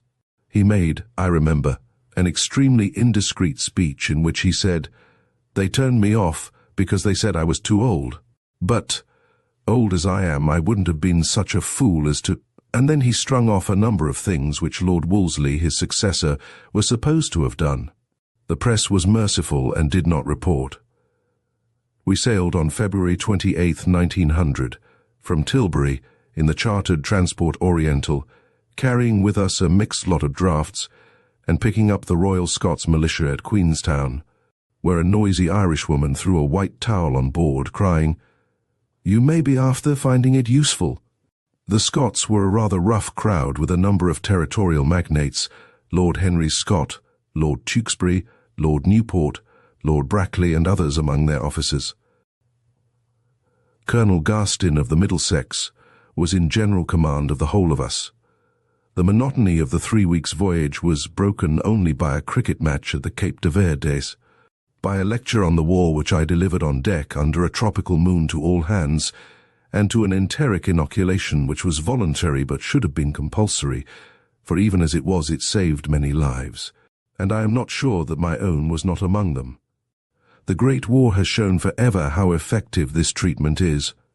We lost more from enteric than from the bullet in South Africa. And it is sad to think that nearly all could have been saved had Almroth Wright's discovery been properly appreciated. His brother was on board, I remember, an officer of sappers, and took the virus particularly badly, though all of us were quite bad enough, for the right dose had not yet been accurately determined. On the evening of March 21, we reached Cape Town and found the bay full of shipping. There were 50 large steamers at anchor, mostly empty. Some of us had a run ashore, but we had some trouble getting on board again, for there was a big swell and the little tug dare not come quite alongside. We had to jump therefore from the paddle box as the roll favoured us, landing on a hanging ladder where a quartermaster seized us. To some people such a feat is easy, while others evidently regarded it with horror, and I wondered that we escaped from having some tragedy. The only real mishap was a strange one. A row of soldier faces was looking down on us over the bulwarks when I saw the grin upon one of them change to a look of horrible agony, and he gave a wild scream. He still remained standing, but several men ran towards him, and then he disappeared. Only afterwards did I learn that a huge iron bar had in some way fallen upon his foot, pinning him to the place.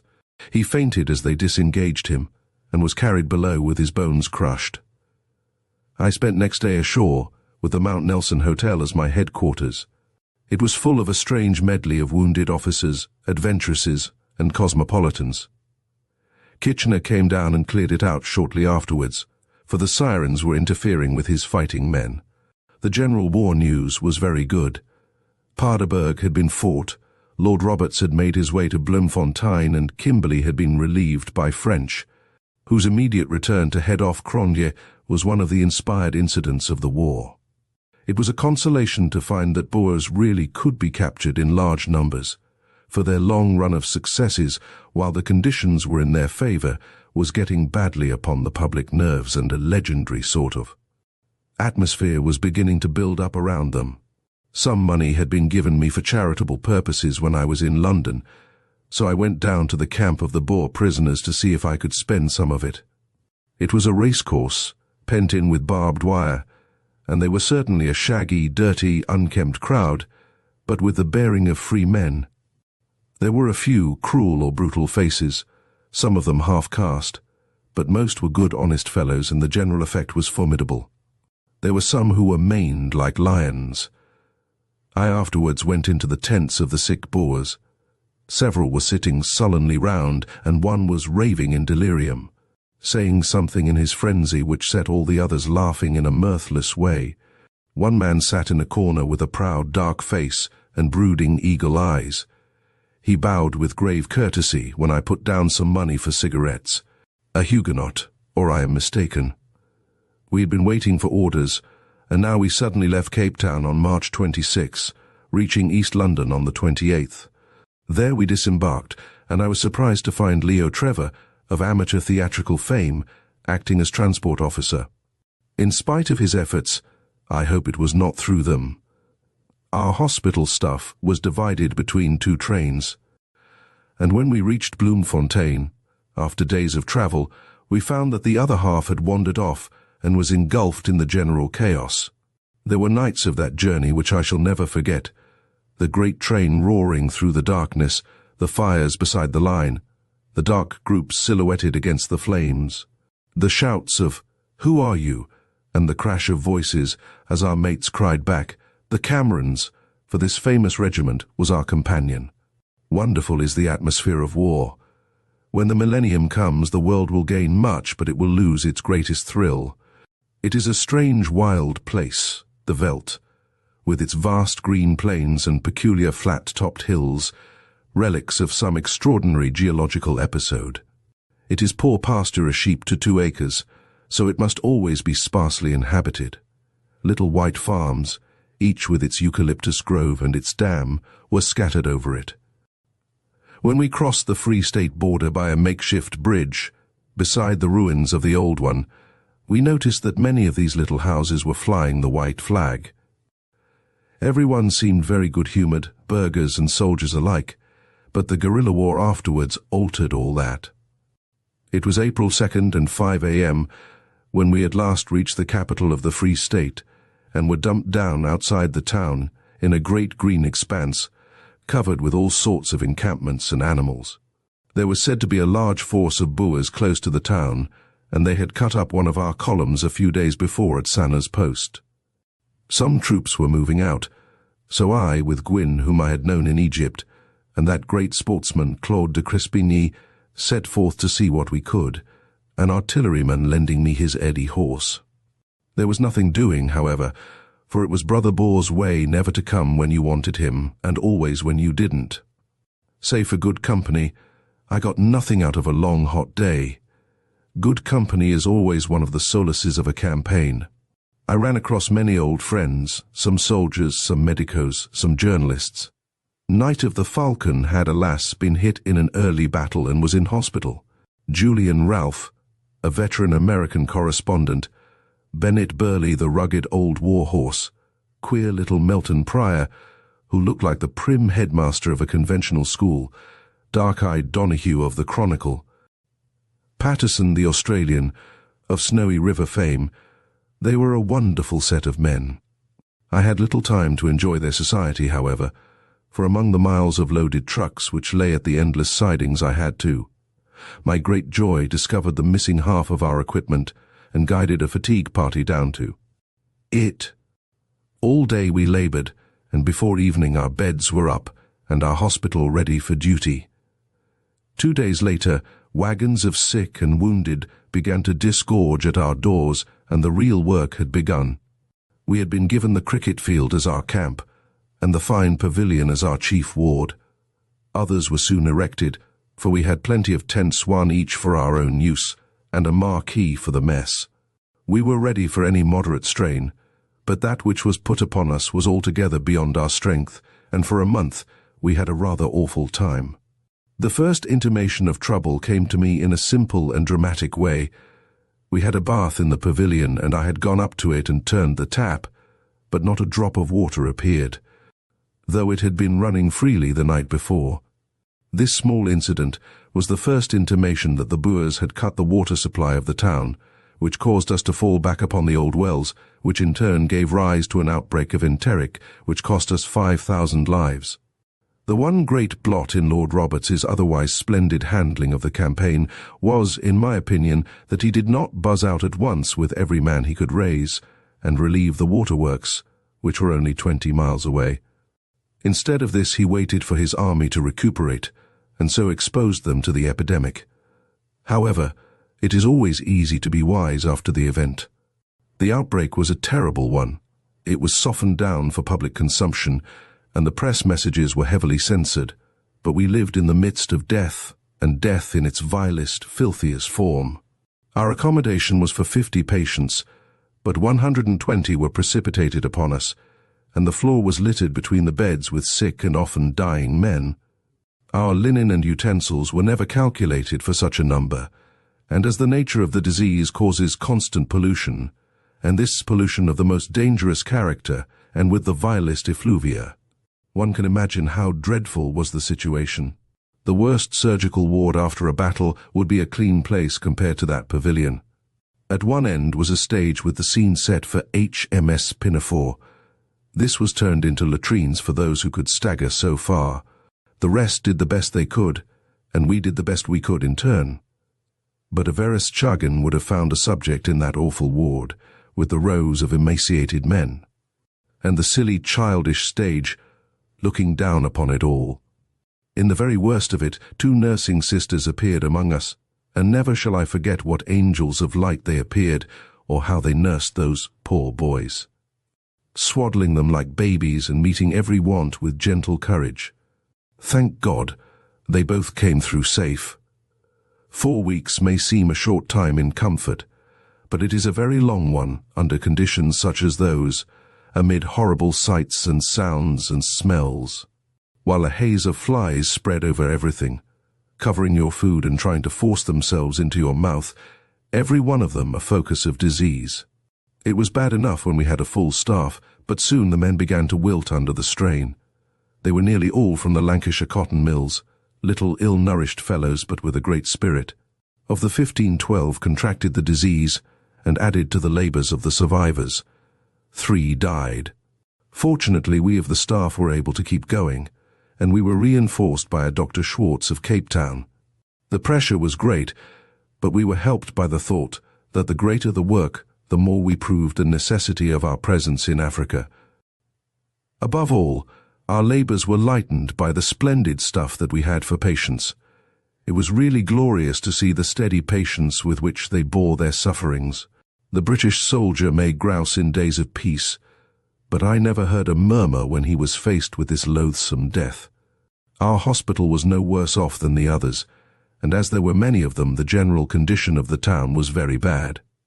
Coffins were out of the question, and the men were lowered in their brown blankets into shallow graves at the average rate of 60 a day. A sickening smell came from the stricken town. Once, when I had ridden out to get an hour or two of change, and was at least 6 miles from the town, the wind changed and the smell was all around me. You could smell Bloemfontein long before you could see it. Even now, if I felt that low, deathly smell, compounded of disease and disinfectants, my heart would sink within me. At last there came the turn. The army had moved on. Hospitals up the line absorbed some of the cases. Above all, the waterworks had been retaken, and with hardly any resistance.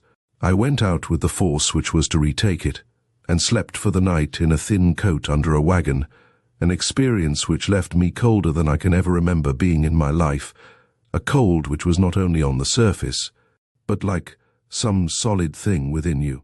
Next morning there was every prospect of a battle, for we had been shelled the night before, and it looked as if the position would be held, so Ian Hamilton, who commanded, made a careful advance. However, there was no resistance, and save for some figures watching us from distant hills, there was no sign of the enemy. He had slipped away in the night. In the advance we passed over the drift at Sanna's Post, where the disaster had occurred some weeks before. The poor artillery horses were still lying in heaps where they had been shot down, and the place was covered with every kind of litter putties, cholera belts, haversacks, and broken helmets. There were great numbers of Boer cartridge papers which were all marked split bullets, manufactured for the use of the British government, London. What the meaning of this was, or where they came from, I cannot imagine, for certainly our fellows had always the solid Lee Metford bullet, as I can swear after inspecting many a belt. It sounded like some ingenious trick to excuse atrocities, and yet on the whole the Boer was a fair and good-humoured fighter, until near the close of the war. The move of Hamilton's was really the beginning of the great advance, and having cleared the waterworks, he turned north and became the right wing of the army. On his left was Tucker's 7th Division, then Kelly Kenny's 6th Division, Paul Carew's 1 Stone Division, including the Guards, and finally a great horde of mounted infantry, including the Yeomanry, the Colonial, and the Irregular Corps. This was the great line which set forth early in May to sweep up from Bloemfontein to Pretoria. Things had become more quiet at the hospital, and presently Archie Langman and I found a chance to get away and to join the army. At the first stage of its advance, I wrote our experience out while it was still fresh in my mind, and the reader will forgive me if I reproduce some of this, as it is likely to be more vivid and more detailed than the blurred impression now left in my memory after more than 20 years. Chapter 17. Days with the Army. Stand in the pass at Karee and look north in the clear, fresh morning air. Before you lies a great plain, dull green, with white farmhouses scattered here and there. One great donga slashes it across. Distant hills bound it on all sides, and at the base of those in front, dimly seen, are a line of houses and a steeple. This is Brandfort, 10 miles off, and we are advancing to attack it.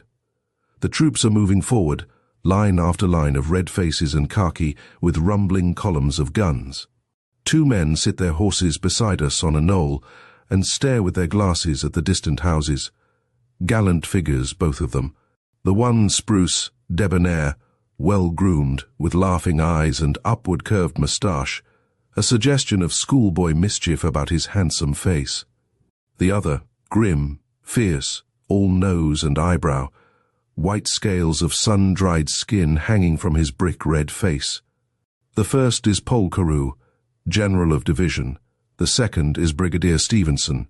We are finding our men, and these are among them. Here is another man worth noting. You could not help noting him if you tried. A burly, broad-shouldered man, with full, square black beard over his chest, his arm in a sling, his bearing a medieval knight-errant. It is Crabbe of the Grenadier Guards. He reins his horse for an instant while his guardsmen stream past him. I've had my share 4 bullets already. Hope I won't get another today. You should be in hospital. Ah, there I must venture to disagree with you. He rides on with his men. Look at the young officers of the Guards, the dandies of Mayfair. No carpet soldiers these, but men who have spent 6 months upon the veldt and fought from Belmont to Bloemfontein. Their walk is dainty, their puttees are well rolled. There is still the suggestion of the West End. If you look with your glasses on the left, you may see movement on the farthest skyline. That is Hutton's mounted infantry, some thousands of them, to turn the flank of any resistance. As far as you can see to the right is Tucker's division. Beyond that again are Ian Hamilton's mounted infantry and French's cavalry. The whole front is a good 30 miles, and 35,000 men go to the making of it. Now we advance over the Great Plain, the infantry in extended order, a single company covering half a mile. Look at the scouts and the flankers. We should not have advanced like that 6 months ago. It is not our additional numbers so much as our new warcraft which makes us formidable. The big donga is only 2,000 yards off now, so we halt and have a good look at it. Guns are unlimbered, just as well to be ready. Paul Carew rides up like a schoolboy on a holiday.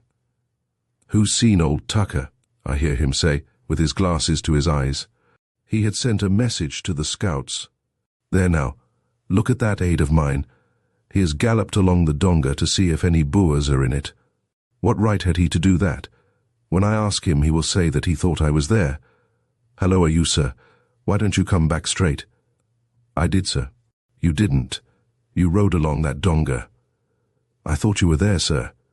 "Don't add lying to your other vices." The aide came grinning back. "I was fired at, but I dare not tell the old man." Rap, rap, rap, rifles in front. Everyone pricks up his ears. Is it the transient sniper or the first shot of a battle? The shots come from the farmhouse yonder. The 83rd Field Battery begin to fidget about their guns. The officer walks up and down and stares at the farmhouse. From either side, 2 men pull out lines of string and give long, monotonous cries. They are the rangefinders. A gunner on the limber is deep in a 6-penny magazine, absorbed, his chin on his hand. "Our scouts are past the house," says an officer. "That's all right," says the major. The battery limbers up, and the whole force advances to the farmhouse. Off saddle and a halt for luncheon. Halloa, here are new and sinister developments. A Tommy drives a smart buggy and pair out of the yard, looted for the use of the army. The farm is prize of war, for have they not fired at our troops? They could not help the firing, poor souls, but still this sniping must be discouraged. We are taking off our gloves at last over this war, but the details are not pretty. A frightened girl runs out. Is it right that they kill fowls? Alas, the question is hardly worth debating, for the fowls are dead. Erect and indignant, the girl drives in her 3 young turkeys. Men stare at her curiously, but she and her birds are not molested. Here is something worse. A fat white pig all smothered in blood runs past. A soldier meets it, his bayonet at the charge. He lunges and lunges again, and the pig screams horribly. I had rather see a man killed. Some are up in the loft, throwing down the forage. Others root up the vegetables. One drinks milk out of a strange vessel amid the laughter of his comrades. It is a grotesque and medieval scene. The general rides up, but he has no consolation for the women. The farm has brought it upon itself. He rides away again. A parson rides up. "I can't imagine why they don't burn it," says he. A little Dutch boy stares with large, wondering grey eyes. He will tell all this to his grandchildren when we are in our graves. "War is a terrible thing," says the mother, in Dutch. The Tommies, with curious eyes, cluster round the doors and windows, staring in at the family. There is no individual rudeness. One Kaffir enters the room. "A Kaffir!" cries the girl with blazing eyes. "Yes, a Kaffir," says he defiantly, but he left. "They won't burn the house, will they?" cries the mother. "No, no," we answer. "They will not burn the house." We advance again after lunch, the houses and steeple much nearer. Boom, boom, boom, cannon at last. But it is far away, over at Tucker's side. There are little white puffs on the distant green hills. Those are shells bursting. If you look through your glasses, you will see 8 miles off a British battery in action. Sometimes a cloud of dust rises over it. That is a Boer shell which has knocked up the dust. No Boers can be seen from here. Boom, boom, boom. It becomes monotonous. Old Tucker is getting it hot. Bother old Tucker. Let us push on to Brandfort. On again over the Great Plain, the firing dying away on the right. We have had a gun knocked off its wheels and 12 men hit over there. But now Hutton's turning movement is complete, and they close in on the left of Brandfort. A pom-pom quacks like some horrid bird among the hills. Our horse artillery are banging away. White spurts of shrapnel rise along the ridge. The leading infantry bend their backs and quicken their pace. We gallop to the front, but the resistance has collapsed. The mounted men are riding forward and the guns are silent. Long, sunlit hills stretch peacefully before us. I ride through the infantry again. The bloody blister on my toe has bust. This blasted water bottle. Every second man has a pipe between his parched lips. The town is to the right, and 2 miles of plain intervene. On the plain, a horseman is rounding up some mares and foals. I recognize him as I pass Burdett Coutts, a well-known figure in society. Mr. Maxwell of the Morning Post suggests that we ride to the town and chance it. Our men are sure to be there. No sign of them across the plain, but we will try. He outrides me, but courteously waits, and we enter the town together. Yes, it's all right. There's a Remington scout in the main street. A group of them, in fact. A young Boer, new caught, stands among the horsemen. He is discomposed, not much. A strong, rather coarse face, well-dressed, might appear as he stands in an English hunting field as a young yeoman farmer. "Comes of being fond of the ladies," said the Australian sergeant. "Wanted to get her out of the town," said the Boer. Another was brought up. "I'd got off in a minute," says he. "You'd have got off as it was if you had the pluck of a louse," says his captor. The conversation languished after that. In came the staff, galloping grandly. "The town is ours. A red-headed Irish-American is taken on the Kopje. What the hell is that to you?" he says to every question. He's hailed away to gale a foul-mouthed blackguard. We find the landlady of our small hotel in tears her husband in jail because a rifle has been found. We try to get him out, and succeed. He charges us 4s for half a bottle of beer, and we wonder whether we cannot get him back into gaol again. The house is not my own. I find great burly men everywhere, he cries, with tears in his eyes. His bar is fitted with pornographic pictures to amuse our simple farmer friends, not the first or the second sign which I have. Seen that pastoral life and a Puritan creed do not mean a high public morality. We sit on the stoep and smoke in the moonlight. There comes a drunken inhabitant down the main street. A dingy Tommy stands on guard in front. "Halt! Who goes there?" "A friend." "Give the countersign."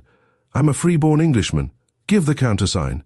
"I'm a freeborn." With a rattle the sentry's rifle came to his shoulder, and the moon glinted on his bayonet. "Hi, stop," cries a senior correspondent. "You juggins, you'll be shot. Don't fire, sentry." Tommy raised his rifle reluctantly and advanced to the man. "What shall I do with him, sir?" he asked the correspondent. "Oh, what you like." He vanished out of history. I talk politics with Free Staters. The best opening is to begin in an inquiring tone. Why did you people declare war upon us? They have got into such an injured, innocent state that it comes quite as a shock to them when they are reminded that they were the attackers. By this Socratic method one attains some interesting results. It is evident that they all thought they could win easily, and that they are very bitter now against the Transvaal. They are mortally sick of the war, but for that matter, so are most of the British officers. It has seemed to me sometimes that it would be more judicious, and even more honourable, if some of the latter were less open about the extent to which they are fed up. It cannot be inspiriting for their men. At the same time, there would be a mutiny in the army if any conditions short of absolute surrender were accepted, and in spite of their talk, if a free pass were given today. I am convinced that very few officers would return until the job was done. Our railway engineers are great. The train was in Brandfort next day, in spite of broken bridges, smashed culverts, twisted metals, every sort of wrecking. So now we are ready for another 20 miles Pretoria wards. The Vet River is our goal this time, and off we go with the early morning. Another great green plain with dotted farms, and the huge khaki columns slowly spreading across it. The day was hot, and 10 miles out the guards had about enough. Stragglers lay thick among the grass, but the companies kept their double-line formation and plodded steadily along. 10 miles sounds very little, but try it in the dust of a column on a hot day, with a rifle over your shoulder, 100 rounds of ammunition, a blanket, a canteen, an empty water bottle, and a dry tongue. A grey, bearded padre limped bravely beside his men. "No, no," says he when offered my horse. "I must not spoil my record." The men are silent on the march. No band, no singing. Grim and sullen, the column flows across the veldt. Officers and men are short in their tempers. "Why don't you, etc., etc., bleats a subaltern. "Because I never can hear what you say," says the corporal. They halt for a midday rest, and it seems to me, as I move among them, that there is too much nagging on the part of the officers. We have paid too much attention to the German military methods. Our true model should have been the American. For it is what was evolved by the Anglo-Celtic race in the greatest experience of war which the Anglo-Celtic race has ever had. On we go again over that great plain. Is there anything waiting for us down yonder, where the low kopjes lie? The Boers have always held rivers. They held the Modder. They held the Tugela. Will they hold the Vet? Halloa, what's this? A startled man in a nightcap on a dapple-grey horse. He gesticulates. 50 of them hot corner lost my helmet. We catch bits of his talk. But what's that on the dapple-grey's side? The horse is shot through the body. He grazes quietly with black streaks running down the reeking hair. A West Australian, sir. They shot turble bad, for we were within 50 yards before they loosed off. Which kopje? That one over yonder. We ride forward and pass through the open ranks of the guards' skirmishers. Behind us, the 2 huge naval guns are coming majestically up, drawn by their 30 oxen, like great hock bottles on wheels. In front, a battery has unlimbered. We ride up to the side of it. Away in front lies a small, slate-roofed farm beside the kopje. The mounted infantry have coalesced into one body and are moving towards us. "Here's the circus. There is going to be a battle," was an infantry phrase in the American War. Our circus was coming in, and perhaps the other would follow. The battery 84th RFA settles down to its work. Bang! I saw the shell burst on a hillside far away. 3,500, says somebody. Bang! 3,250, says the voice. Bang! 3,300! A puff shoots up from the distant grey roof as if their chimney were on fire. Got him that time! The game seems to us rather one-sided, but who is that shooting in the distance? Wee what a hungry whine, and then a dull, muffled oof. Up goes half a cartload of earth about 100 yards ahead of the battery. The gunners take as much notice as if it were a potato. Wee ooh, Oof! 50 yards in front this time. Bang! Bang! Go the crisp English guns. Ooh, 50 yards behind the battery. They'll get it next time as sure as fate. Gunners go on unconcernedly. Oof, right between the guns, by George.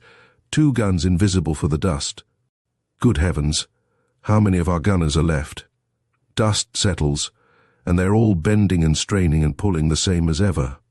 Another shell, and then a variety, for there comes a shell which breaks high up in the air, wee-tang, with a musical, resonant note, like the snapping of a huge banjo string. And a quarter of an acre of ground spurted into little dust clouds under the shrapnel. The gunners take no interest in it. Percussion or shrapnel? Fire what you will. You must knock the gun off its wheels, or the man off his pins before you settle the RFA, but every shell is bursting true, and it is mere luck that half the battery are not down. Once only did I see a man throw back his head a few inches as a shell burst before him. The others might have been parts of an automatic machine, but the officer decided to shift the guns, and they are shifted. They trot away for half a mile to the right, and come into action again. The lonely hero is the man to be admired. It is easy to be collectively brave. A man with any sense of proportion feels himself to be such a mite in the presence of the making of history that his own individual welfare seems for the moment too insignificant to think of. The unit is lost in the mass. But now we find ourselves alone on the plain with the battery away to the right. The nerves of the novice are strung up by the sound of the shells, but there is something of exhilaration in the feeling also. There is a fence about 200 yards off, and to this we tether our horses, and we walk up and down trying with our glasses to spot where the Boer guns are. We have suspicions, but nothing more. Our gunners may know, but we do not feel confident about it. Surely the stealthy lurking gun is worth 6 guns which stand bravely forth in the open.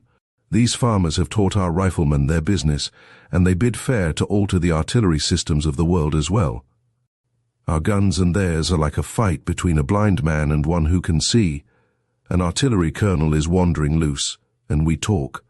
He has no job of his own, so he comes, like the coachman on a holiday, to watch some other man's guns at work.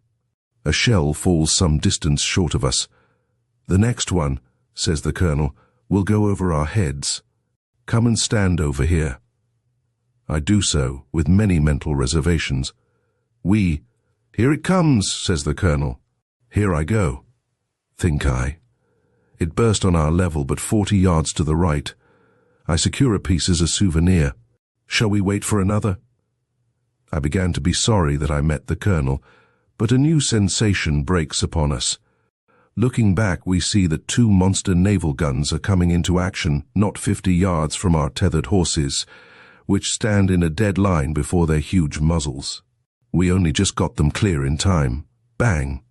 The father of all the bangs this time, and a pillar of white smoke with a black heart to it on the farther hill. I can see some riders like ants. Going across it bores on the trek. Our men take the huge brass cartridge case out of the gun. "Can I have that?" "Certainly," says the lieutenant. I tie it onto my saddle and feel apologetic towards my long-suffering horse. The great gun roars and roars, and the malignant spouts of smoke rise on the farthest hill. A line of infantry in very open order comes past the great guns, and I advance a little way with them. They are Scots Guards. The first line goes forward, the second is halted and lying down. "That's right. Show where you are," cries the second line derisively. I seem to have missed the point, but the young officer in the first line is very angry. "Hold your tongues," he shouts, with his red face looking over his shoulder. "Too many orders. No one gives orders but me." His men lie down. The sun is sinking low, and it is evident that the contemplated infantry assault will not come off. One of the great naval shells passes high over our heads. It is the sound of a distant train in a tunnel. A man canters past with a stretcher over his shoulder. His bay horse lollops along, but the stretcher makes him look very top-heavy. He passes the guns and the infantry, and rides on along the edge of a maize field. He is half a mile out now, heading for the kopje. Every instant I expect to see him drop from his horse. Then he vanishes in a dip of the ground. After a time the stretcher appears again. This time 2 men are carrying it, and the horseman rides beside. I have bandages in my pocket, so I ride forward also. Has a surgeon seen him? No, sir. They lay the man down. There is a handkerchief over his face. Where is it? His stomach and his arm. I pull up his shirt, and there is the Mauser bullet lying obvious under the skin. It has gone round instead of penetrating. A slit with a penknife would extract it, but that had better be left for chloroform and the field hospital. Nice clean wound in the arm. You will do very well. What is your name? Private Smith, sir, New Zealander. I mention my name and the Langman Hospital at Bloemfontein. I've read your books, says he, and is carried onwards. There has been a lull in the firing and the sun is very low. Then, after a long interval, comes a last Boer shell. It is an obvious insult, aimed at nothing, a derisive good night and goodbye. The 2 naval guns put up their long necks and both roared together. It was the last word of the Empire, the mighty angry voice calling over the veldt. The red rim had sunk, and all was purple and crimson, with the white moon high in the west. What had happened? Who had won? Were other columns engaged? No one knew anything or seemed to care. But late at night, as I lay under the stars, I saw on the left front signal flashes from over the river, and I knew that Hutton was there. So it proved, for in the morning it was over the camp in an instant that the enemy had gone. But the troops were early afoot. Long before dawn came the weird muffled tapping of the drums and the crackling of sticks as the camp kettles were heated for breakfast. Then with the first light we saw a strange sight. A monstrous blister was rising slowly from the veldt. It was the balloon being inflated, our answer to the lurking guns. We would throw away no chances now, but play every card in our hand, another lesson which the war has driven into our proud hearts. The army moved on, with the absurd windbag flapping over the heads of the column. We climbed the kopjes where the enemy had crouched, and saw the litter of empty Mauser cases and the sangars so cunningly built. Among the stones lay a packet of the venomous-looking green cartridges still unfired. They talk of poison, but I doubt it. Verdigris would be an antiseptic rather than a poison in a wound. It is more likely that it is some decomposition of the wax in which the bullets had dipped. Brother Boer is not a bushman after all. He's a tough, stubborn fighter who plays a close game but does not cheat. We say goodbye to the army, for our duty lies behind us and theirs in front. For them the bullets, for us the microbes, and both for the honor of the flag. Scattered trails of wagons, ambulance carts, private buggies, impedimenta of all kinds radiate out from the army. It is a bad drift, and it will be nightfall before they are all over. We pass the last of them, and it seems strange to emerge from that great concourse and see the 20 miles of broad, lonely plain which lies between us and Brandfort. We shall look rather foolish if any Boer horsemen are hanging about the skirts of the army. We passed the battlefield of last night and stopped to examine the holes made by the shells. 3 had fallen within 10 yards, but the ant heaps round had not been struck, showing how harmless the most severe shell fire must be to prostrate infantry. From the marks in the clay, the shells were large ones, 40-pounders in all probability. In a little heap lay the complete kit of a guardsman, his canteen, water bottle, cup, even his puttees. He had stripped for action with a vengeance. Poor devil, how uncomfortable he must be today. A Kaffir on horseback is rounding up horses on the plain. He gallops towards us, a picturesque black figure on his shaggy Basuto mount. He waves his hand excitedly towards the east. Englishmen there on veldt-hurt Dutchman shoot him. He delivers his message clearly enough. Is he alive? He nods. When did you see him? He points to the sun and then farther east. About 2 hours ago, apparently. Can you take us there? We buy him 4 and all canter off together. Our road is through maize fields and then out onto the veldt. By Jove, what's that? There is a single black, motionless figure in the middle of that clearing. We gallop up and spring from our horses. A short, muscular, dark man is lying there with a yellow waxen face and a blood clot over his mouth. A handsome man, black-haired, black-moustached, his expression serene. No. 410 New South Wales Mounted Infantry shot, overlooked and abandoned. There are evident signs that he was not alive when the Kaffir saw him. Rifle and horse are gone. His watch lies in front of him, dial upwards, run down at 1 in the morning. Poor chap. He had counted the hours until he could see them no longer. We examine him for injuries. Obviously he had bled to death. There is a horrible wound in his stomach. His arm is shot through. Beside him lies his water bottle, a little water still in it, so he was not tortured by thirst. And there is a singular point. On the water bottle is balanced a red chess pawn. Has he died playing with it? It looks like it. Where are the other chessmen? We find them in a haversack out of his reach. A singular trooper this, who carries chessmen on a campaign, or is it loot from a farmhouse? I shrewdly suspect it. We collect the poor little effects of number 410, a bandolier, a stylographic pen, a silk handkerchief, a clasp knife, a Waterbury watch, £2.6s, 6d, in a frayed purse. Then we lift him, our hands sticky with his blood, and get him over my saddle. Horrible to see how the flies swarm instantly onto the saddle flaps. His head hangs down on one side and his heels on the other. We lead the horse, and when from time to time he gives a horrid dive, we clutch at his ankles. Thank heaven he never fell. It is 2 miles to the road, and there we lay our burden under a telegraph post. A convoy is coming up, and we can ask them to give him a decent burial. No, 410 holds one rigid arm and clenched fist in the air. We lower it, but up it springs, menacing, aggressive. I put his mantle over him, but still, as we look back, we see the projection of that raised arm. So he met his end, somebody's boy. Fair fight, open air, and a great cause. I know no better death. A long, long ride on tired horses over an endless plain.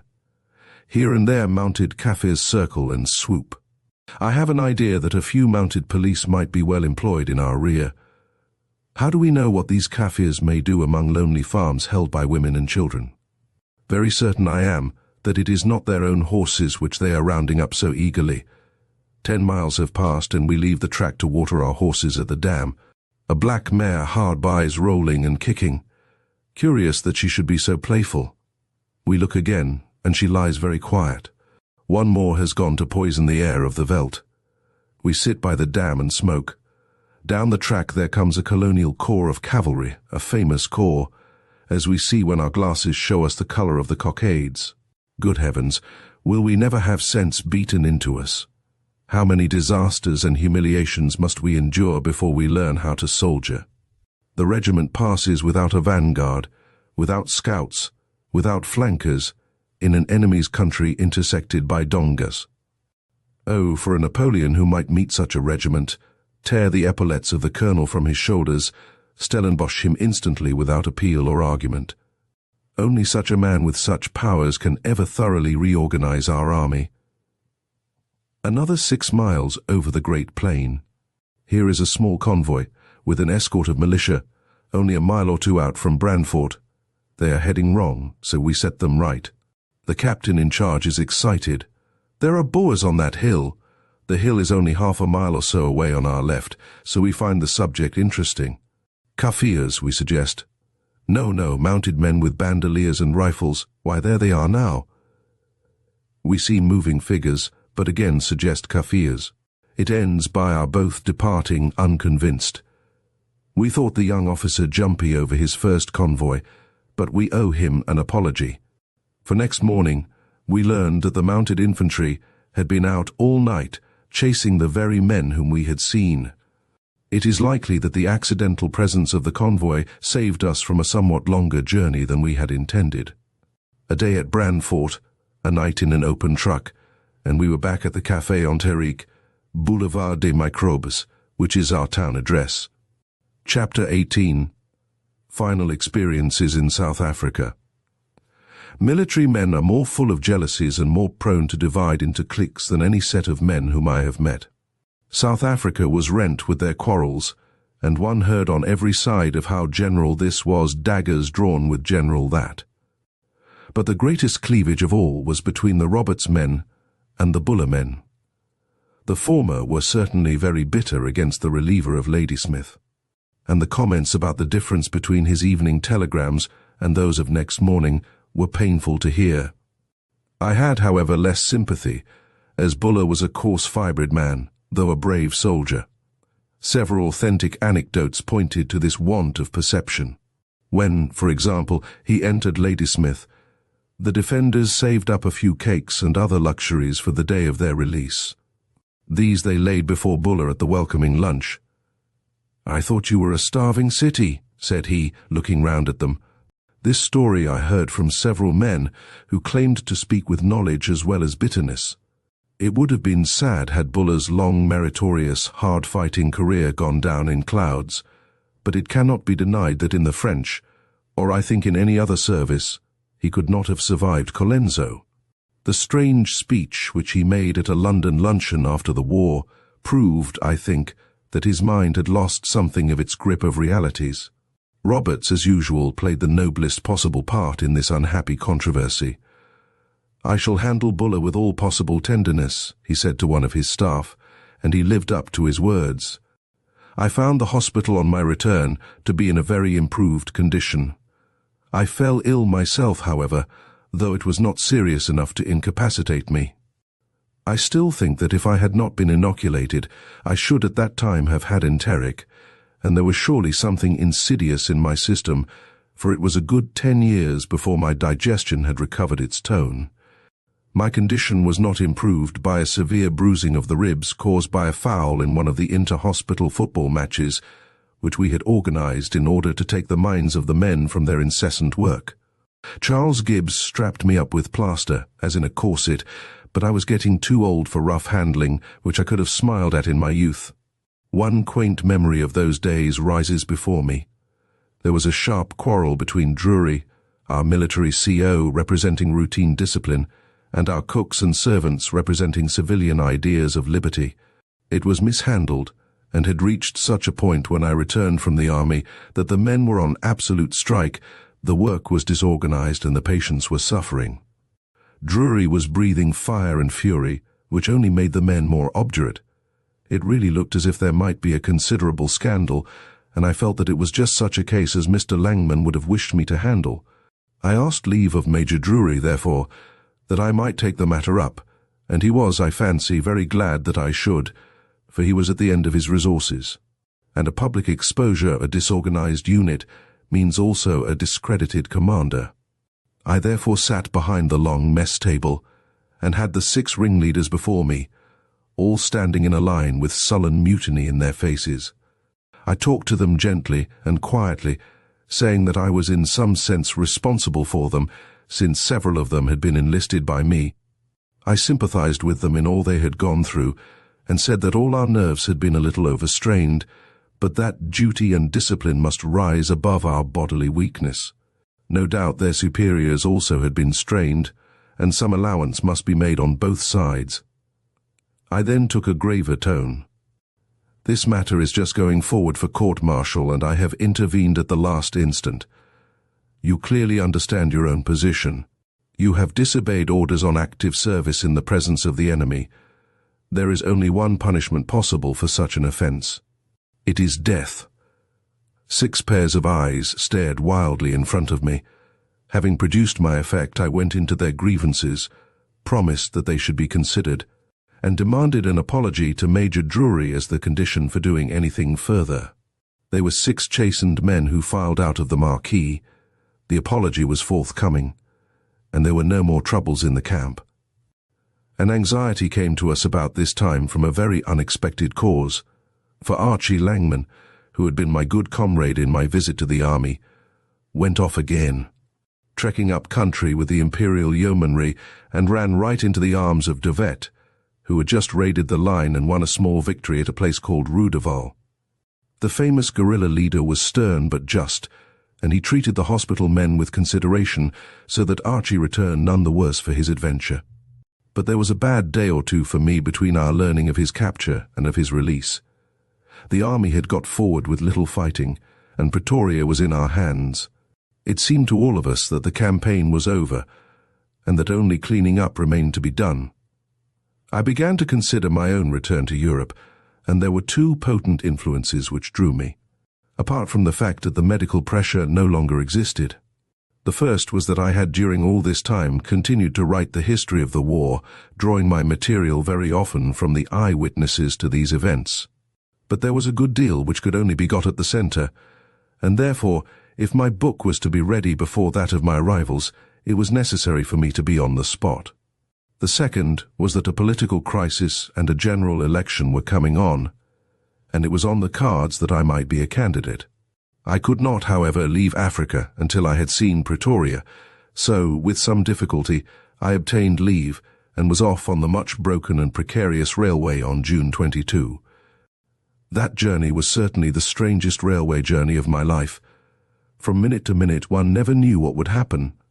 I was in the good company of Major Hanbury Williams, Lord Milner's secretary, who allowed me to share his special carriage, and we had with us a little alert man named Amory, then unknown to fame, but now deservedly in the seats of the mighty. There were others, but I have forgotten them. When the train stopped in the middle of the veldt, which it continually did, one never knew whether it was for 5 minutes or for 5 hours, as did actually occur. And as it went on again, without warning, one had to sit tight. We met a down train with its windows shattered, and heard that 20 folk had been injured in a Boer ambuscade. Every hour we expected to be attacked. Once, during one of our long halts, we saw a horseman come cantering over the great green expanse. We got out to see and interview him. He was a tall, slab-sided fellow, unarmed, but with a rakish, debonair look to him. He said he was a loyal British farmer, but I had no doubt in my own mind that he was a Boer scout who wanted to see what our train was carrying.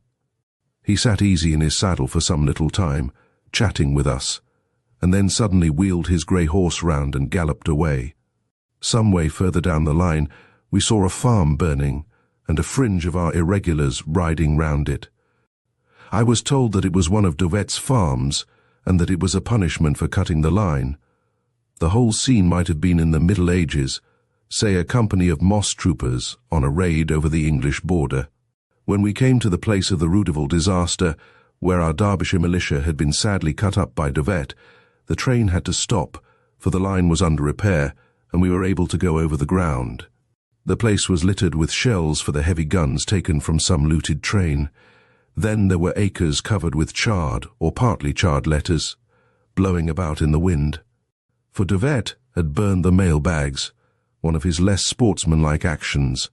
Napoleon went one better, however, on a certain occasion when he published an intercepted British mail, which led to a British reprisal of the same sort, not at all conducive to the peace of families. I picked up one letter which fluttered up to me, and I read in rough handwriting, "I hope you have killed all them Boers by now," with many kisses underneath. Among other things were some of the band instruments, across which De Wet had driven his heavy wagons. It gave me a strange thrill when I looked out early one morning at a deserted platform, and saw the word Pretoria printed upon a board. Here we were at last at the very centre of all things. The Transvaal Hotel was open, and for several days it was my headquarters while I examined men and things. One of my first tasks was to see Lord Roberts, who desired to interview me on account of some sensational articles by Burdett Coates, which had appeared in the London press upon the state of the hospitals. Of course, that state had in many cases, possibly in all, been awful, but the reason lay in the terrible and sudden emergency. Every one had done his best to meet it, and had met it to a surprising degree, but cases of hardship were numerous all the same. This I explained to Lord Roberts, and also to the Royal Commission in London.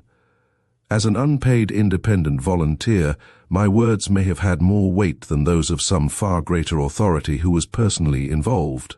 I can see Roberts now as he sat behind a small desk in his room. His face looked red and engorged, but that was due no doubt to his life in the sun. He was urbane and alert, reminding me at once of our former meeting in London, His light blue eyes were full of intelligence and kindness, but they had the watery look of age. Indeed, I can hardly remember in all military history a case where a man over 70 had been called out from retirement to conduct so arduous a campaign. And it was his conception of the fine flank march to Paardeberg, which had actually beaten the Boers, however long they might keep up appearances of resistance. We had a short, vivid talk, and I never saw him again until he came to my own house at Hindhead to inspect my rifle range in 1902. Of Lord Kitchener I saw nothing at Pretoria, but on one occasion a big man on a huge bay horse went past me at a hard gallop on the veldt, and as he passed he waved his hand, and I knew it was the famous soldier. He had been under a cloud since Paardeberg, and indeed it is hard to see how his tactics can be justified, since he attacked the Boers and lost some 2,000 men, when they were headed off and were bound to surrender in any case. There may be reasons unknown to a civilian, but I have heard soldiers speak warmly about it, for some of the attackers were mounted troops who had to gallop to the edge of the donga, and could do nothing when they got there. Colonel Hannay actually registered some protest before obeying the orders in which he and many of his men met their death. However, it was to Kitchener that all men turned now when the organization of the lines of communication was the vital point, and that rather than actual battle was his forte. I have been told by some who have been in action with him that he became nervously restless and impatient in a fight, while Roberts, on the other hand, became cooler and more quiet the greater the danger grew. In organization, however, Kitchener was inhuman in his cool accuracy. Regret to report great dynamite explosion. 40 Kaffirs killed, was the report of one officer. Do you need more dynamite? Was the answering telegram from Lord Kitchener. There was a bench outside my hotel, on which a group of old bearded burghers used to smoke their pipes every day. I went down and sat among them with my Boer pipe filled with the best Magaliesberg. I said nothing, so soon they began to make advances, speaking excellent English in rough guttural fashion. Botha was not far from the town, and it was notorious that spies took him out the news every night. These old fellows were clearly a collecting station, so I thought it would be useful to give them something to ponder. After conversational remarks, one of them said, "Tell us, mister, when are we to have peace?" They were under the impression that the whole British nation was longing for peace, and it was this which encouraged the resistance. "Oh," said I hope not for a long time yet." They all looked at each other, and then the spokesman said, "Why do you say that, mister?" "Well, it's this way," said I. "This country, you see, is going to be a British colony. It would be very awkward for us to have a colony which was full of dangerous men. We couldn't kill them then, could we? They would be fellow citizens and under the law's protection, the same as we. Our only chance is to kill them now, and that's what we will do if we have the time." The old fellows all grunted and puffed furiously at their pipes, but they could find no answer. Possibly some version of the matter may have reached the point I was aiming at. Our longest excursion from Pretoria was to Waterval, whither Bennett Burleigh took me in his Cape cart. Once we got quite close to a Boer patrol, about a dozen horsemen. Burleigh could not believe that they were actually the enemy until I pointed out that several of the horses were white, which was hardly ever known in our service. He then examined them with his glass and found I was right. They were clearly on some quest of their own, for they took no notice of us, though they could easily have cut us off. Our drive took us to the great prison camp, where so many British and colonial soldiers had a humiliating experience. The prisoners had only got free a week or two before, and the whole place, many acres in size, was covered with every sort of souvenir. I contented myself with a Boer carbine which had been broken by a British prisoner, a band triangle, a half-knitted sock, the knitting needles being made from the barbed wire, and a set of leg fetters from the camp jail. A tunnel had been bored just before the general delivery by some captive hussars. It was a wonderful work, considering that it was done chiefly with spoons, and it had just been finished when relief came. I descended into it and was photographed by Burleigh as I emerged. I dare say many of my friends have copies of it still with my inscription, "Getting out of a hole like the British Empire." I spent a day in Johannesburg, walking its deserted streets and seeing its great minds now dead, or at least in suspended animation. I descended one of the deep mines, the Robinson, but as the hoisting machinery was out of order, and we had to walk in darkness down hundreds, it seemed thousands of slippery wooden steps with buckets, which did the draining clanking past one's ear. It was certainly an overrated amusement.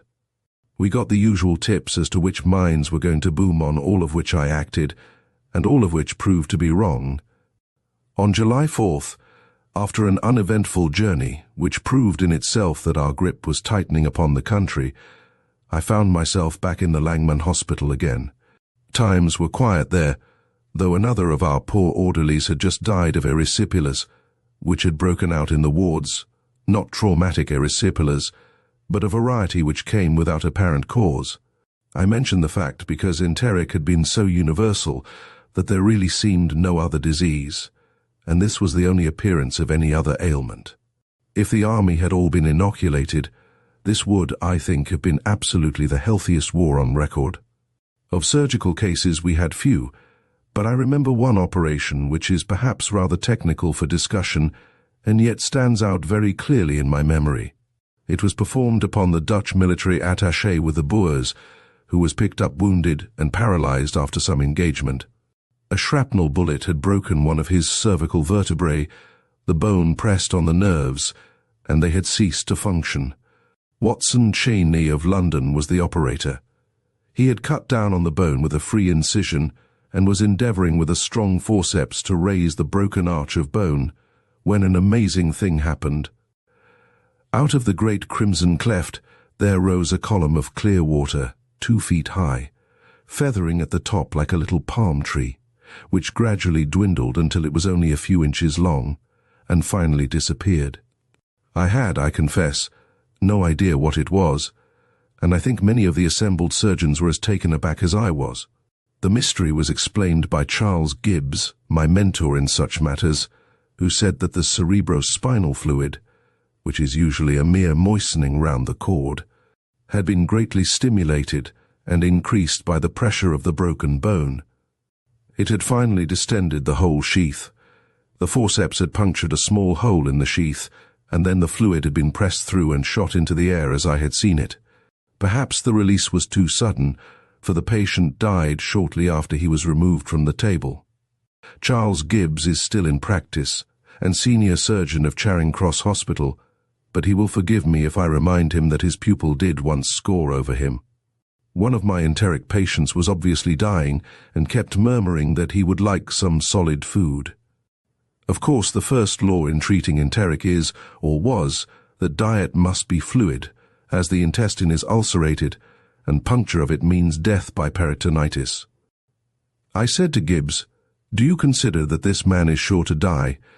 "He is certainly as bad as he can be," said Gibbs. "Well then," said I propose to give him a solid meal." Gibbs shook his head and was shocked.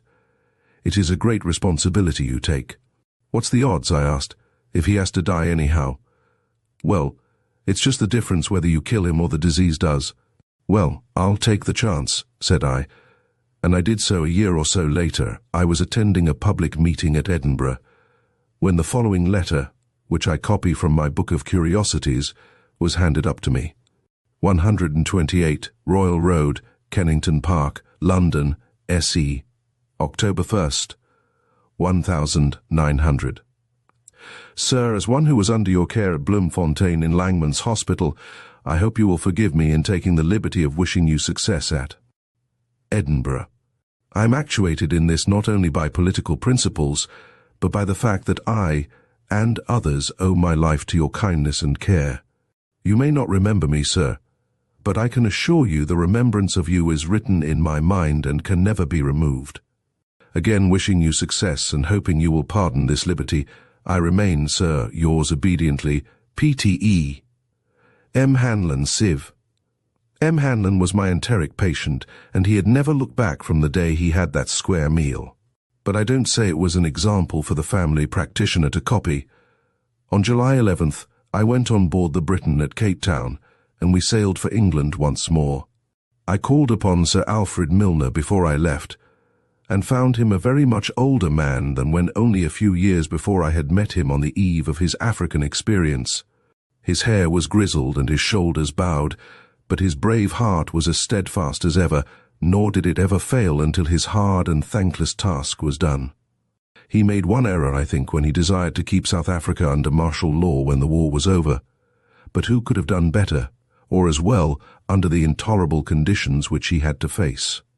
It was a remarkable passenger list on the Britain, and a very joyous voyage. The Duke of Norfolk and his brother, Lord Edward Talbot, were two of the most cheery people on the ship.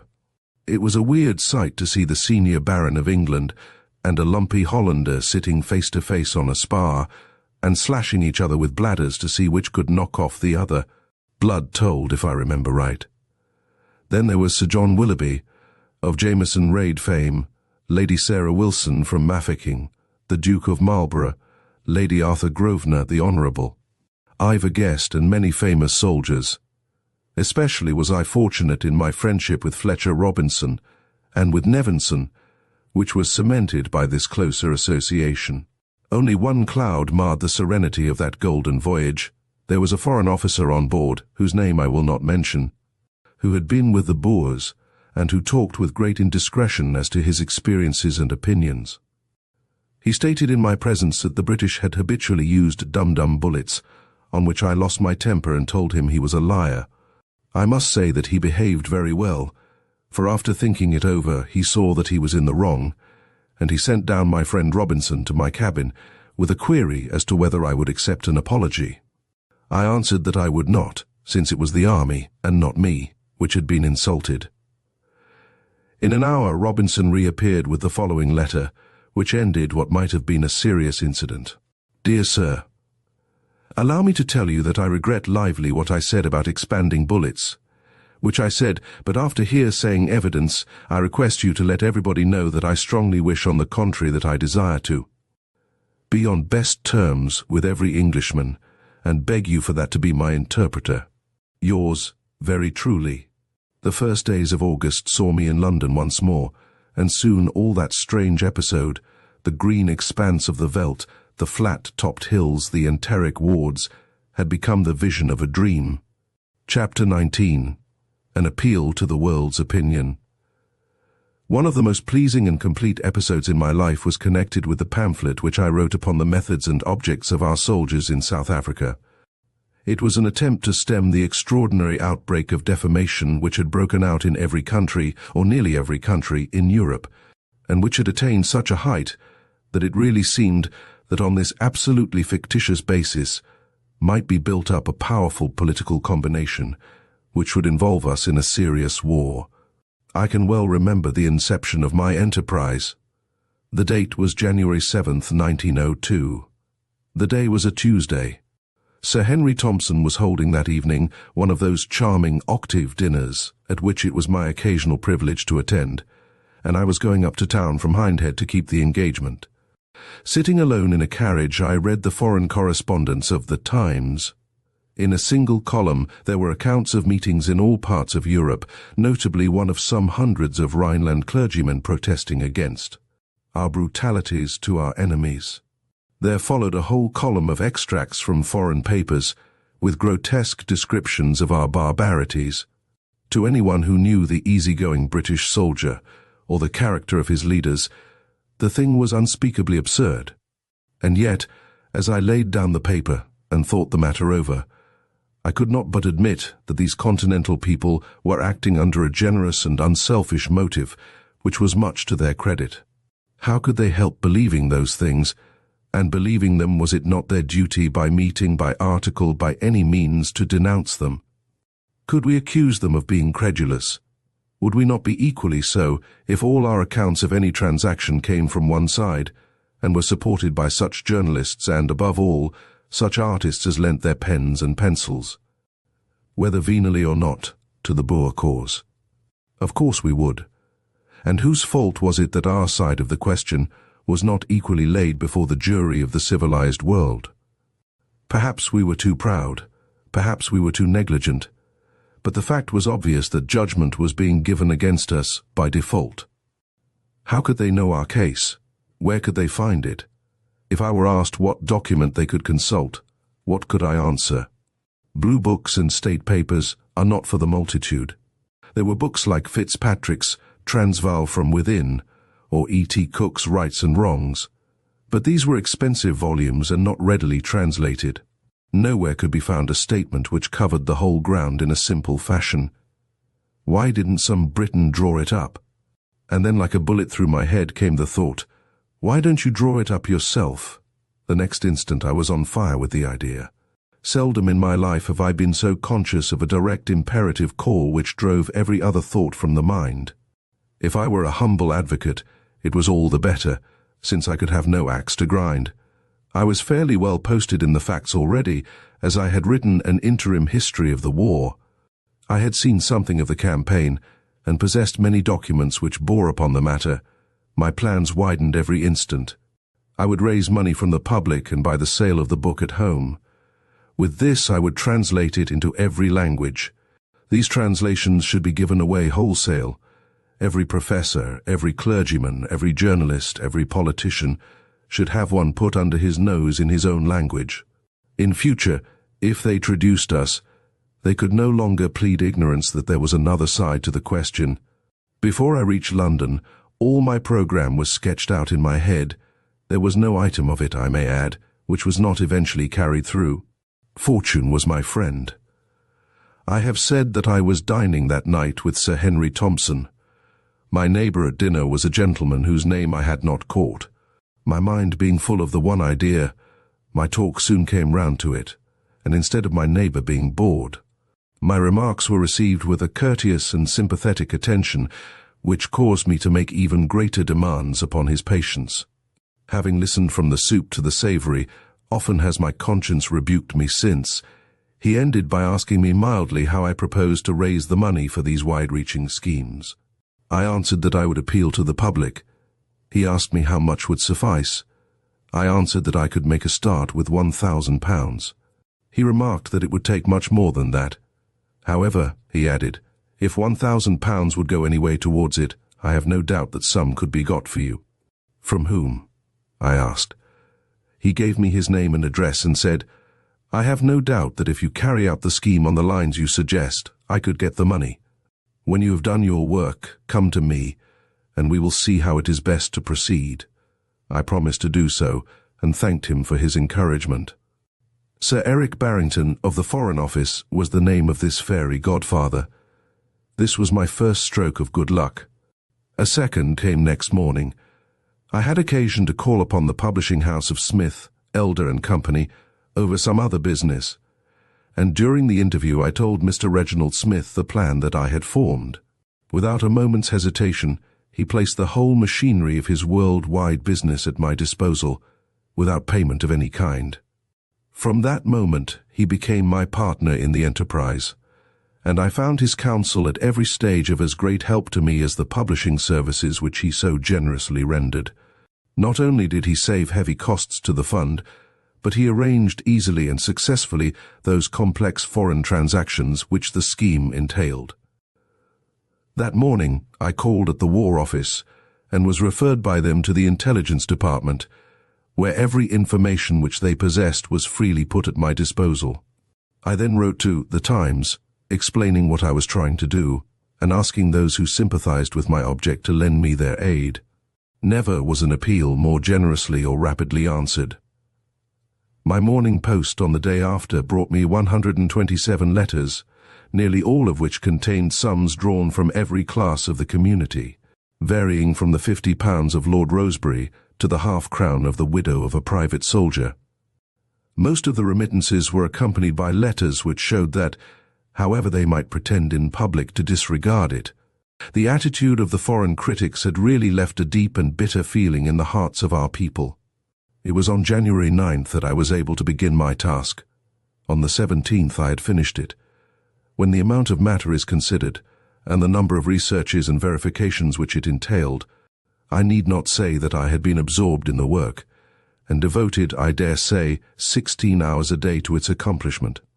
So far as possible, I kept my individual opinions in the background, and made a more effective case by marshalling the statements of eyewitnesses, many of them Boers, on the various questions of farm burnings, outrages, concentration camps, and other contentious subjects. I made the comments as simple and as short as I could, while as to the accuracy of my facts, I may say that, save as to the exact number of farmhouses burned, I have never heard of one which has been seriously questioned.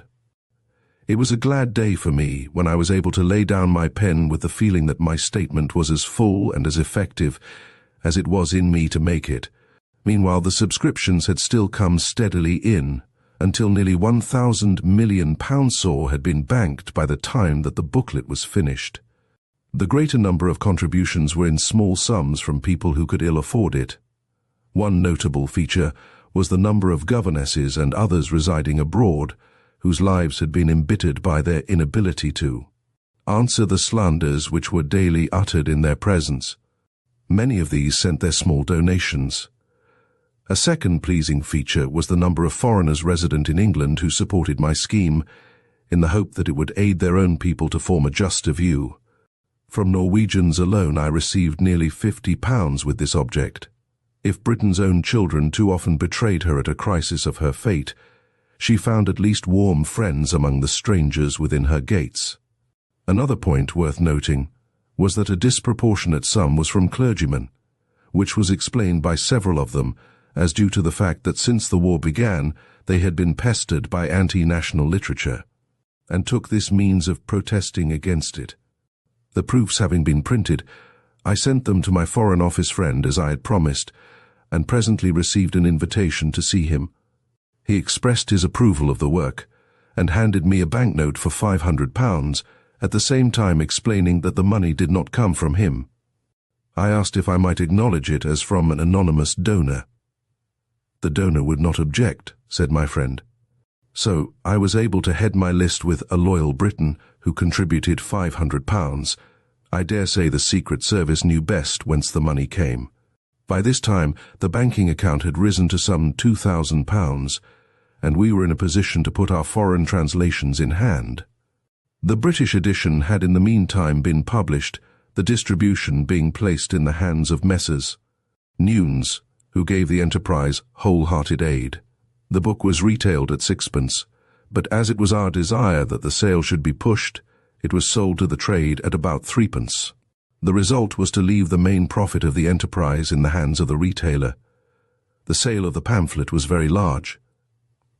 In fact, I should imagine that it approached a record in the time. Some 250,000 copies were sold in Great Britain very quickly, and about 300,000 within a couple of months. This great sale enabled us to add considerably to the fund by the accumulation of the small rebate which had been reserved upon each copy. Our financial position was very strong, therefore, in dealing with the foreign translations. The French edition was prepared by Professor Sumichrast of Harvard University, who was a French-Canadian by birth. This gentleman patriotically refused to take any payment for his work, which was admirably done. It was published without difficulty by Galignani, and several thousands were given away where they would do most good, in France, Belgium, and Switzerland. 20,000 copies of this edition were printed. The German edition was a more difficult matter. No German publisher would undertake it, and the only courtesy which we met with in that country was from Baron von Tauchnitz, who included the volume in his well-known English library. Our advances were met with coldness, and occasionally with insult. Here, for example, is a copy of an extreme specimen of the kind of letter received. January 1902. Messrs. Smith, Elder and Company. Gent Doyle's book makes the impression as if it was ordered or influenced by the English Jingo Party. Now, you know, this English war party, as well as the English officers and soldiers in Transvaal, are contempted by the whole civilized world as coward scoundrels and vile brutes who murder women and children. It would be for me, as an importer of English literature to Germany, Austria, and Russia, in the highest degree imprudent, to do anything that could awake the suspicion I was in connection with so despised a party. I have shown your letter to several persons. Nobody was inclined to take up the matter. There is a mixture of venom and smugness about this epistle which gives it a high place in my collection. In spite of rebuffs, however, I found an Anglo-German publishing house in Berlin to undertake the work, and with the assistance of Herr Kurt von Musgrave, who gave me an excellent translation, I was able to work off more than one very large edition, which had a perceptible effect in modifying the tone of that portion of the German press, which was open to reason. Altogether 20,000 copies were distributed in the fatherland and German-speaking Austria. I remember one whimsical incident at this time.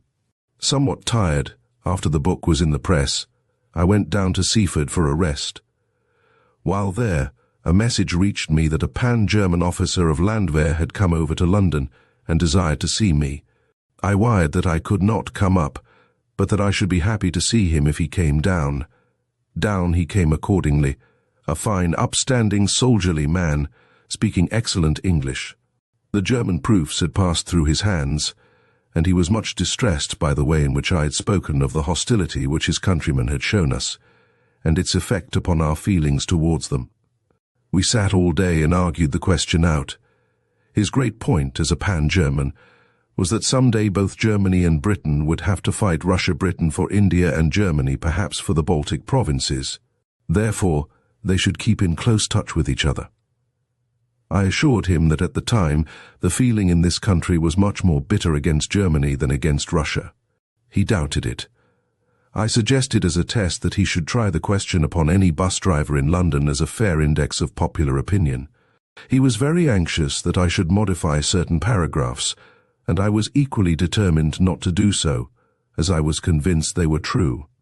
Finally, when he left me on his return to London, he said, "Well, I have come 800 miles to see you, and I ask you now as a final request that in the translation you will allow the one word leider, alas, to be put at the opening of that paragraph."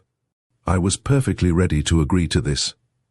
So he got one word in exchange for 1,600 miles of travel, and I think it was a very sporting venture. One charming incident connected with this German translation was that a small group of Swiss, and in no country had we such warm-hearted friends as among the minority in Switzerland, were so keen upon the cause that they had a translation and an edition of their own, with large print and maps. It was published independently at Zurich, Dr. Angst, the British consul in that town, helping to organize it. Amongst other good friends who worked hard for the truth and exposed themselves to much obloquy in doing so were Professor Naville, the eminent Egyptologist of Geneva, and Monsieur Talichet, the well-known editor of the Bibliothèque Universelle of Lausanne, who sacrificed the circulation of his old established magazine in upholding our cause. So much for the French and German editions. The American and Canadian had arranged themselves. There remained the Spanish, Portuguese, Italian, Hungarian, and Russian, all of which were rapidly prepared and circulated without a hitch, save that in the case of the Russian, which was published at Odessa, the censor suppressed it at the last instant. We were successful, however, in getting his veto removed. In each of these countries, several thousands of the booklet were given away. In every case we found a larger sale for these foreign editions than we expected, arising no doubt from the eagerness of English residents abroad to make their neighbours understand our position. The Dutch edition was a stumbling block. This gallant little nation felt a most natural sympathy for their kinsfolk in arms against us, and honestly believed that they had been very badly used. We should certainly have felt the same.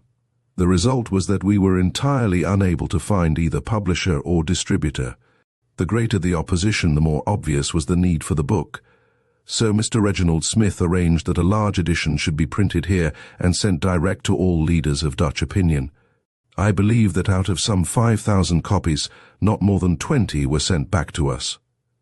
The Norwegian edition also presented some difficulties which were overcome by the assistance of Mr. Thomason of the Verdensgang. This gentleman's paper was entirely opposed to us, but in the interests of fair play, he helped me to get my book before the public. I hope that some relaxation in his attitude towards us in his paper may have been due to a fuller comprehension of our case, and a realization of the fact that a nation does not make great sacrifices extending over years for an ignoble cause. One other incident in connection with the Norwegian edition is pleasant for me to recall. I had prefaced each continental version with a special foreword, designed to arrest the attention of the particular people whom I was addressing. In this case, when the book was going to press in Christiania, the preface had not arrived from the translator, the accomplished Madame Brockman, and as she lived 100 miles off, with all the passes blocked by a phenomenal snowstorm, it looked as if it must be omitted. Finally, however, my short address to the Scandinavian people was heliographed across from Snow Peak to Snow Peak, and so found its way to the book. There was one other language into which the book needed to be translated, and that was the Welsh, for the vernacular press of the Principality was almost entirely pro-Boer. And the Welsh people had the most distorted information as to the cause for which their fellow countrymen fought so bravely in the field. The translation was done by Mr. W. Evans, and some 10,000 copies were printed for distribution through the agency of the Cardiff Western Mail. This finished our labours.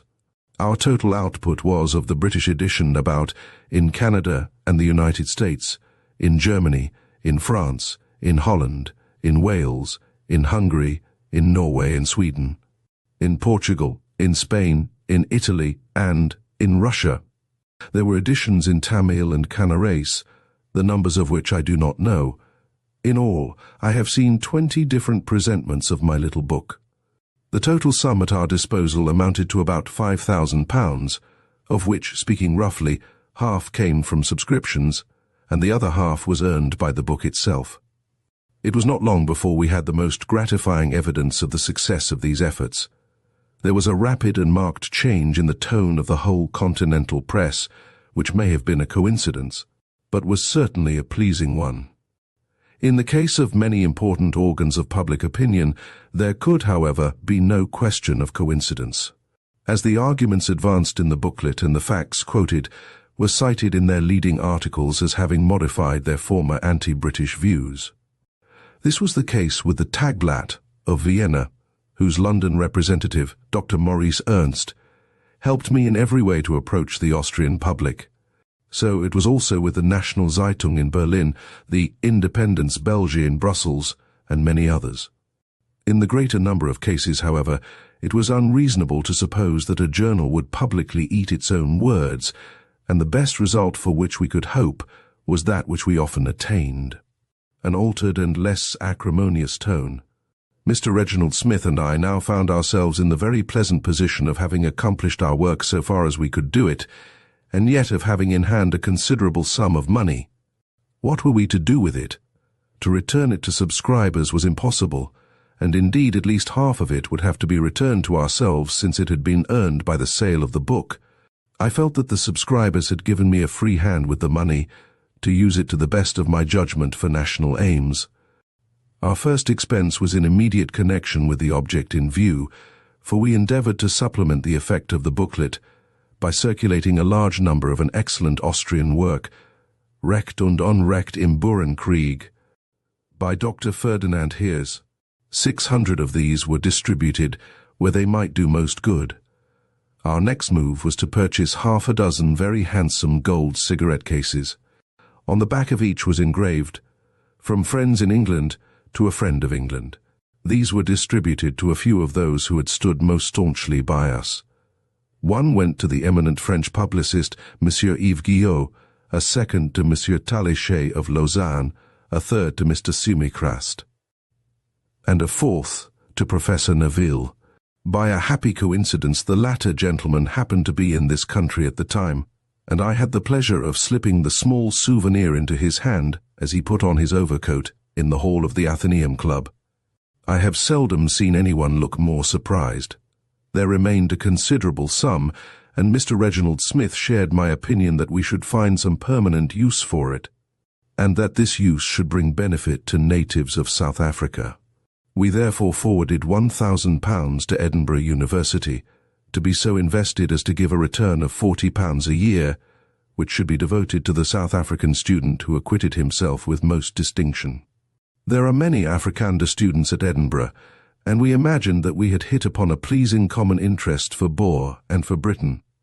But I confess, that I was rather amazed when at the end of the first year I received a letter from a student expressing his confidence that he would win the bursary, and adding that there could be no question as to his eligibility, as he was a full-blooded Zulu.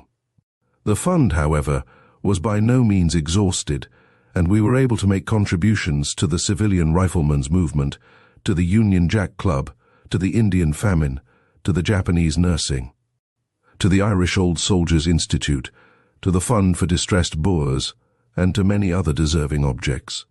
These donations varied from 50 guineas to 10. Finally, we were left with a residuum which amounted to £309 4D.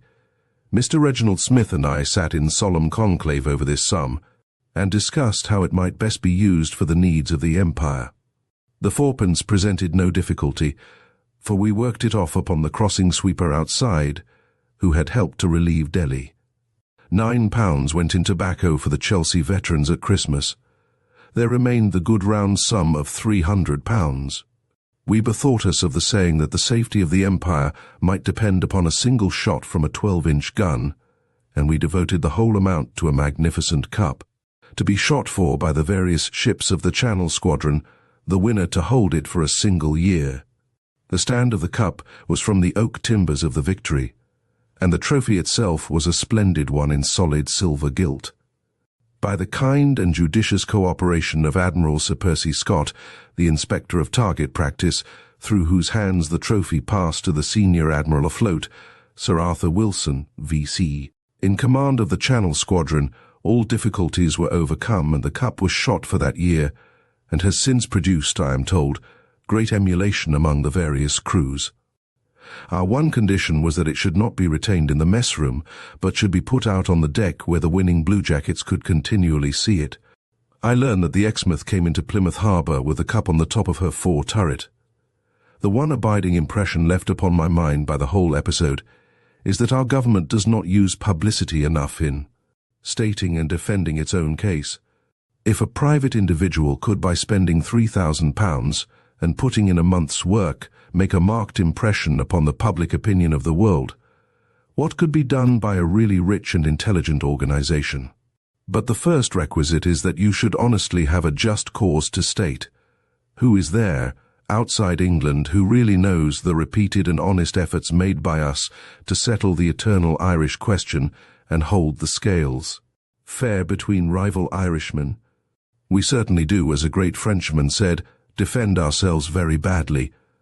If we let cases go by default, how can we imagine that the verdict can be in our favor? Chapter 20. My Political Adventures. I have twice stood for Parliament, though if anyone were to ask me my real reasons for doing so, I should find it difficult to give them an intelligible answer. It certainly was from no burning desire to join that august assembly, for in each case I deliberately contested seats which every expert considered to be impossible. And though on one occasion I very nearly proved the experts to be wrong, my action is none the less a sign that I had no great wish to be at the head of the poll, for other and easier seats had been offered me. In the case of Central Edinburgh, for which I stood in the 1900 election, there may have been some sentimental call, for it was the section of the city where I was educated and where much of my boyhood was spent.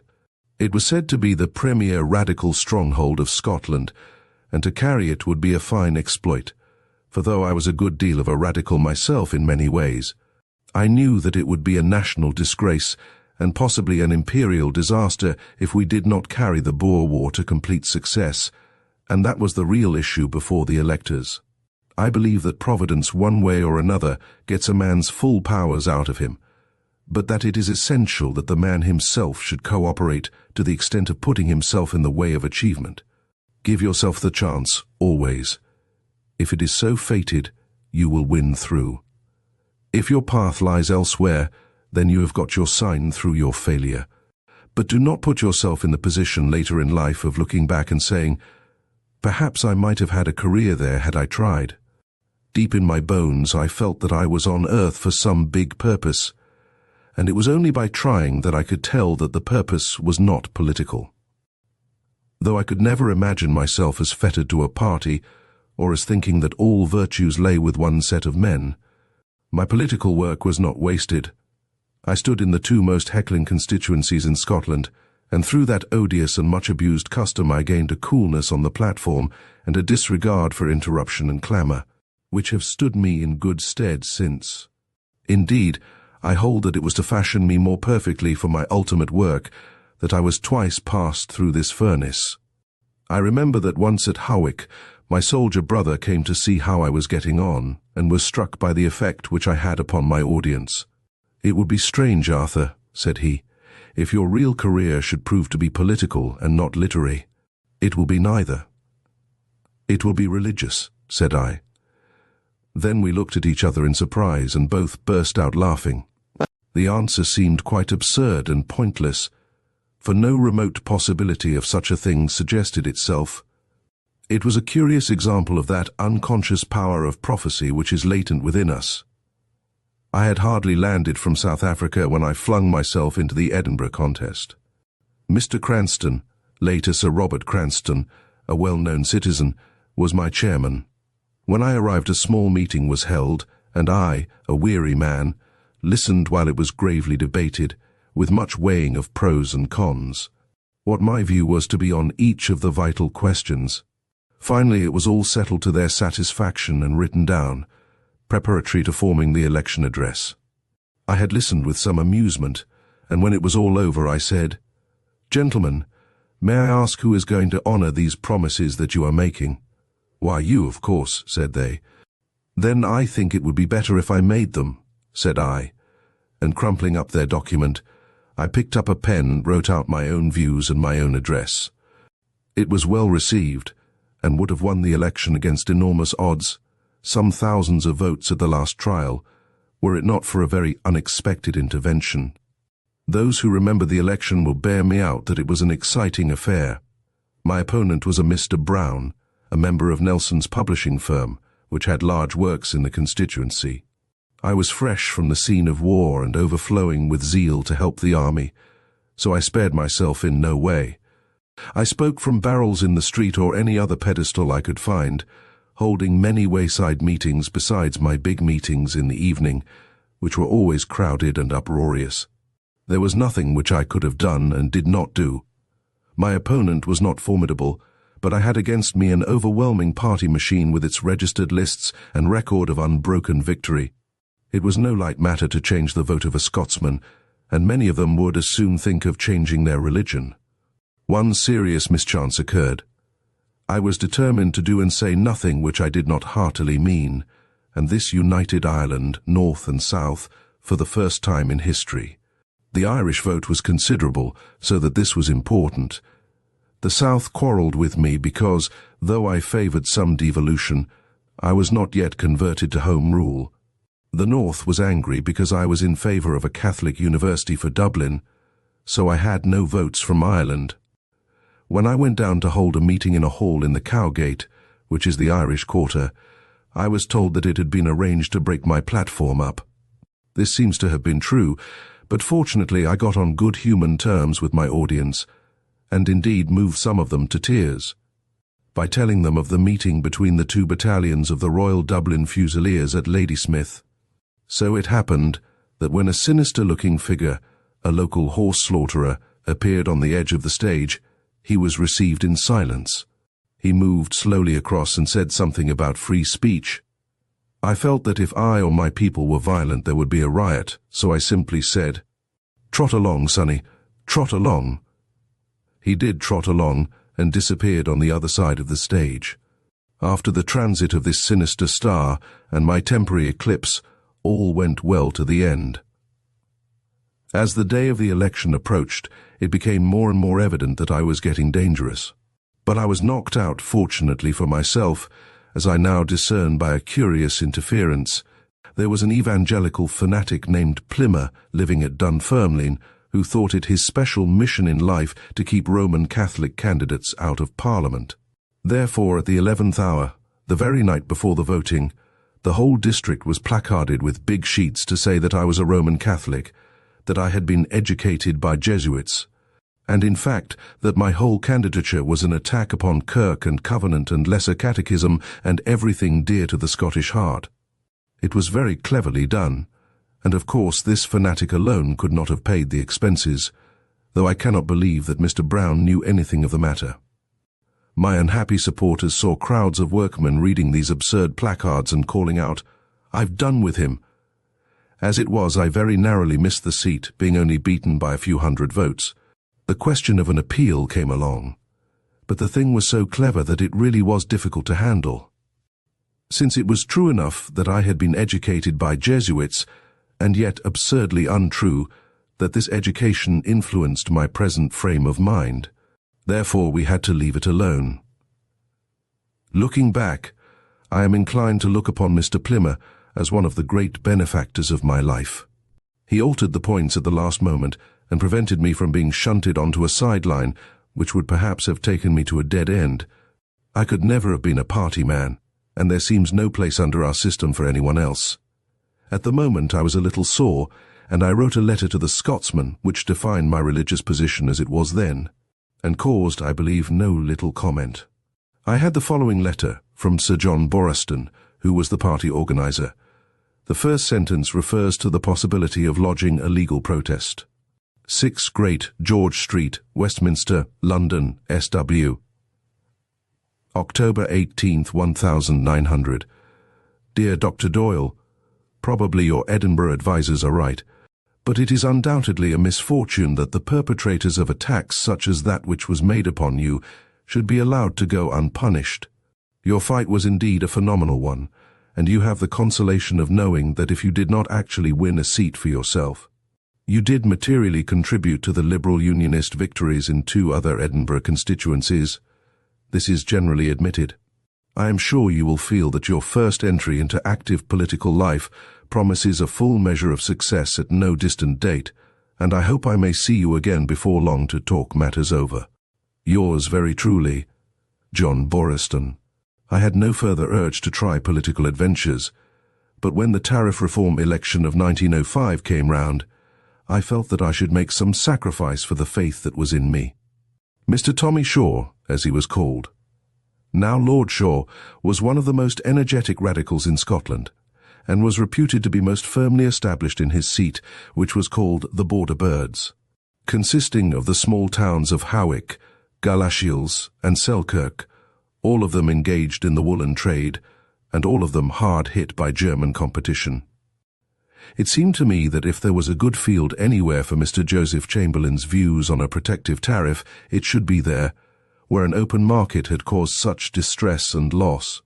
My reasoning was sound enough, but I had not reckoned upon the innate conservatism of the Scottish character, which cannot readjust its general principles to meet the particular case, a noble trait, but occasionally an unpractical one.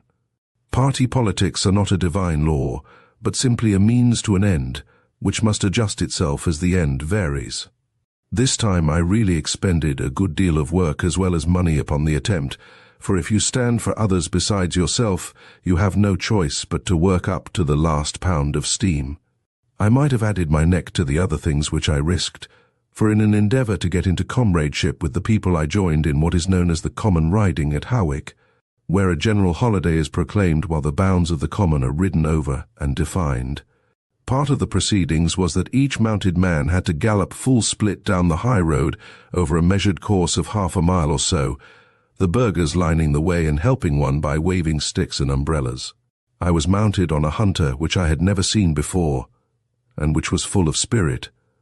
Fortunately, this monstrous road performance came off late in the afternoon, and I had taken some of the spirit out of him by our ride round the common. I do not profess to be a great horseman, and I certainly nearly made the acquaintance of the Howick Turnpike. Sooner or later someone will be killed at that game, and horses must be lamed every year. Afterwards an interminable ballad was recited with a sort of jingling chorus, to which all who are near the reciter keep time with their feet. As it would seem unsympathetic not to join in, I also kept time with the rhythm, and was amused and amazed when I got back to London to see in the papers that I had danced a hornpipe in public before the electors. Altogether, I had no desire to face another Howick common riding. The trouble in dealing with a 3-town constituency, each town very jealous of the others, is that whatever you do has to be done thrice or you give offence. I was therefore heartily sick of the preparation and only too pleased when the actual election came off. I thought then, and I think now, that a sliding tariff, if only as an instrument for bargaining, would be altogether to our interest in this country, and would possibly cause some of our rivals to cease closing their markets to us, while they freely use the open market which we present. I still think that Chamberlain's whole scheme was an admirable one, and that it was defeated by a campaign of misrepresentation and actual lying, in which Chinese labor and dear food played a chief part. I stood among the ruins of a dismantled factory in the border burgs, and I showed how it had been destroyed by German competition, and how while we let their goods in free, they were levying taxes on ours, and spending the money so gained upon warships with which we might some day have to reckon. The answer to my arguments consisted largely of colored cartoons of Chinamen working in chains in the mines of the Transvaal, and other nonsense of the sort. I worked very hard, so hard that on the last night of the election I addressed meetings in each of the 3 towns, which, as they are separated by many miles of hilly roads, is a feat never done, I understand, before or since. However, it was of no avail, and I was beaten, though I believe I am right in saying that the party showed a less decrease of votes than in any constituency in Scotland. The thing which annoyed me most about the election was that my opponent, Tommy Shaw, only appeared once, so far as I remember, in the constituency, and did everything by deputy, so that I found myself like a boxer who is punching his rival's second instead of himself all the time. I had the melancholy satisfaction of noting that the radical chairman, who was so engrossed in the wrongs of Chinamen in the Transvaal, went into liquidation within a few months, giving as his reason the pressure of foreign competition in the woolen trade. It is a vile business, this electioneering, though no doubt it is chastening in its effects. They say that mud baths are healthy and purifying, and I can compare it to nothing else. This applies particularly, I think, to Scotland, where the art of heckling has been carried to extremes. This asking of questions was an excellent thing, so long as it was honest in its desire to know the candidate's opinion upon a public measure. But the honest questions are the exception, and the unfortunate man is baited by all sorts of senseless trick questions from mischievous and irresponsible persons, which are designed to annoy him and make him seem foolish or ignorant. Some reform is badly needed in this matter. Often, after a speech of an hour, I had an hour of questions, one more absurd than another. The press records will show, I hope, that I held my own, for I knew my subject well, and by this time I had had a good schooling on the platform. Sometimes I countered heavily. I remember one robust individual coming down with a carefully prepared question which he shouted from the back of the hall. I had been speaking of retaliation in commercial tariffs, and his question was, "Mr. Candidate, how do you reconcile retaliation with the Sermon on the Mount?" I answered, "We cannot in life always reach the highest ideals. Have you sold all and given to the poor?" The man was locally famous as having done nothing of the sort, and there was a howl of delight at my answer which fairly drove him out of the hall. There is a peculiar dry Scottish wit which is very effective when you get it on your side. I remember one solemn person who had a loaf on the end of a pole which he protruded towards me as if it were a death's head, from the side box of the theatre in which I spoke. The implication was, I suppose, that I would raise the price of bread. It was difficult to ignore the thing, and yet puzzling how to meet it. But one of my people in Broad Doric cried, "Tack it hame and eat it," which quite spoilt the effect. Usually these interpellations are delivered in a dreamy, impersonal sort of voice.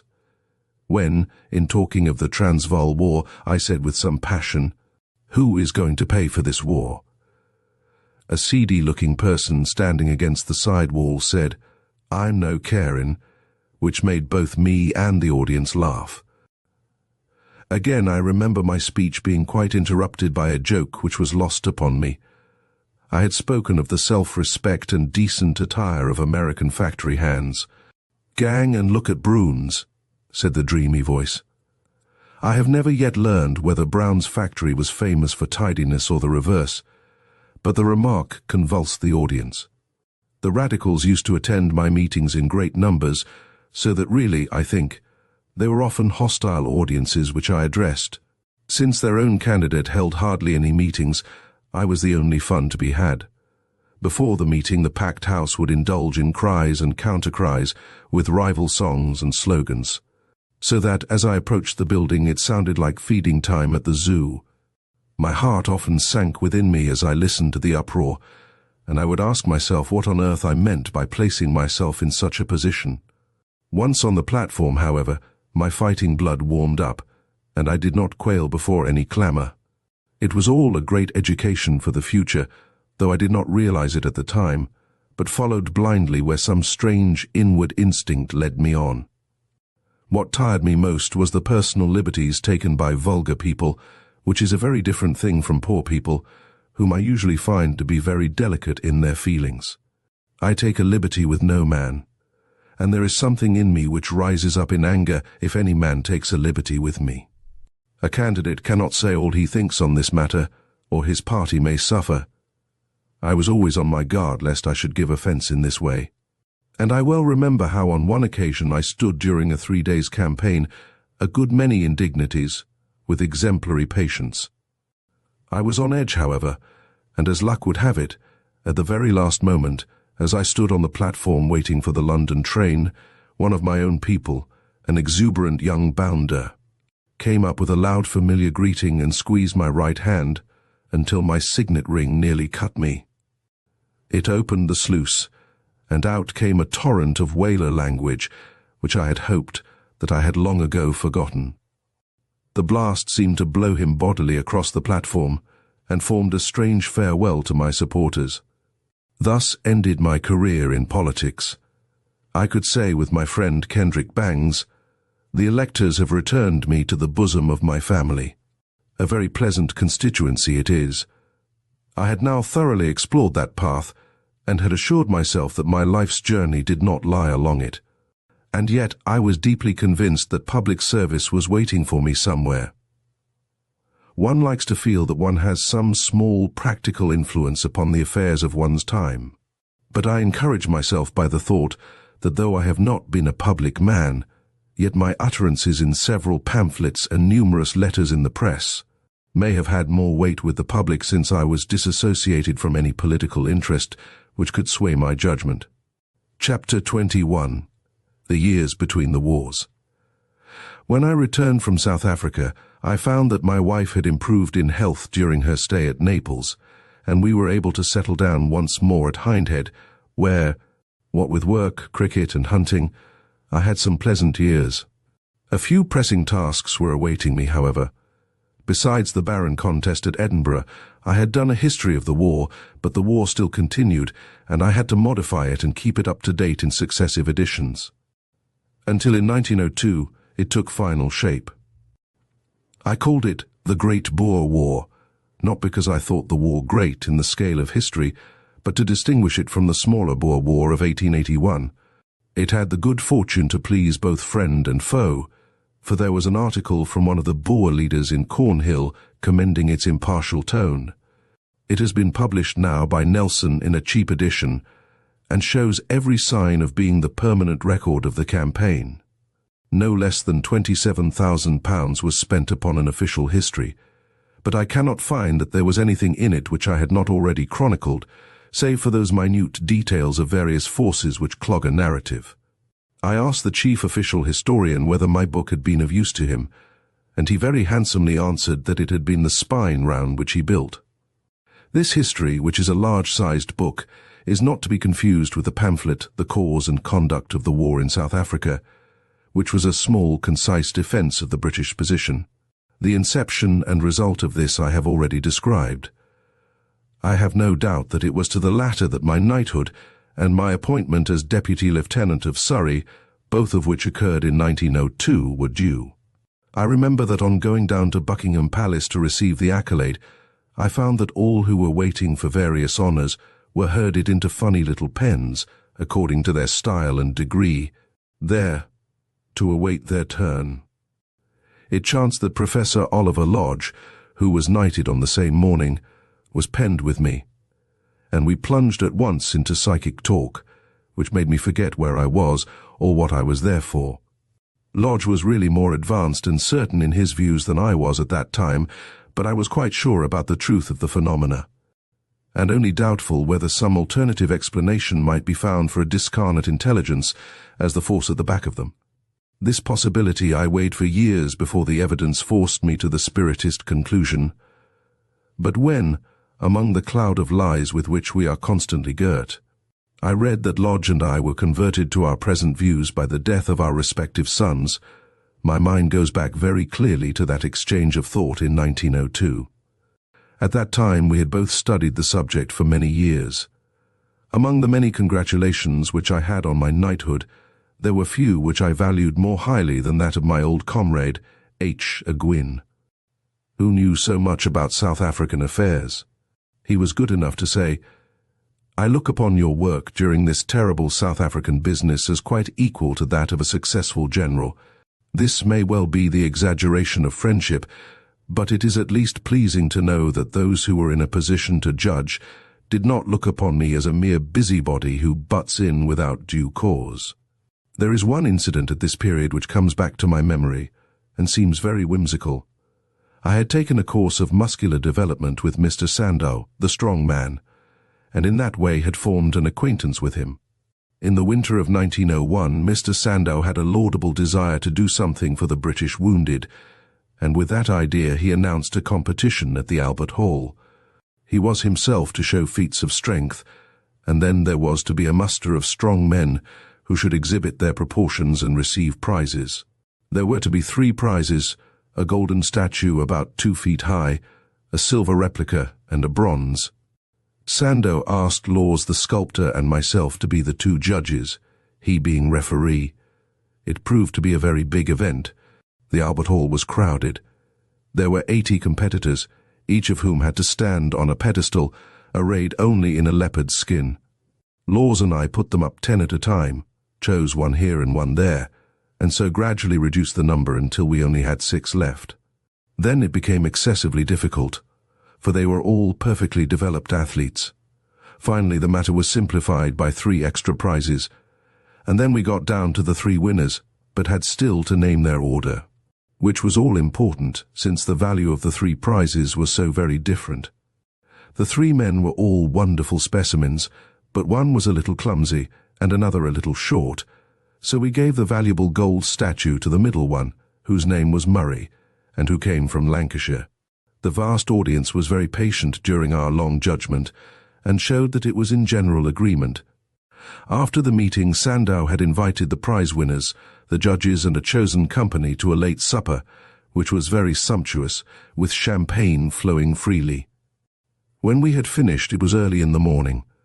As I left the place of banquet, I saw in front of me the winning athlete going forth into the London night with the big golden statue under his arm. I had seen that he was a very simple countryman, unused to London ways, so I overtook him and asked him what his plans were.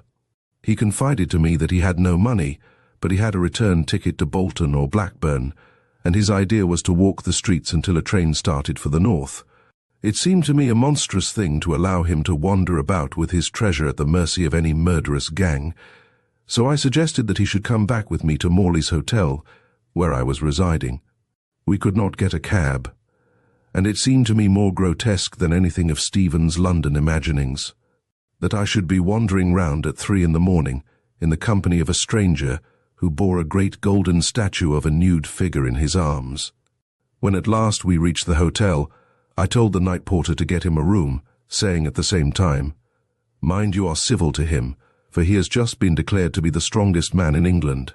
This went round the hotel, and I found that in the morning he held quite a reception, all the maids and waiters paying homage while he lay in bed with his statue beside him. He asked my advice as to selling it, for it was of considerable value and seemed a white elephant to a poor man. I told him he should open a gymnasium in his native town and have the statue exhibited as an advertisement.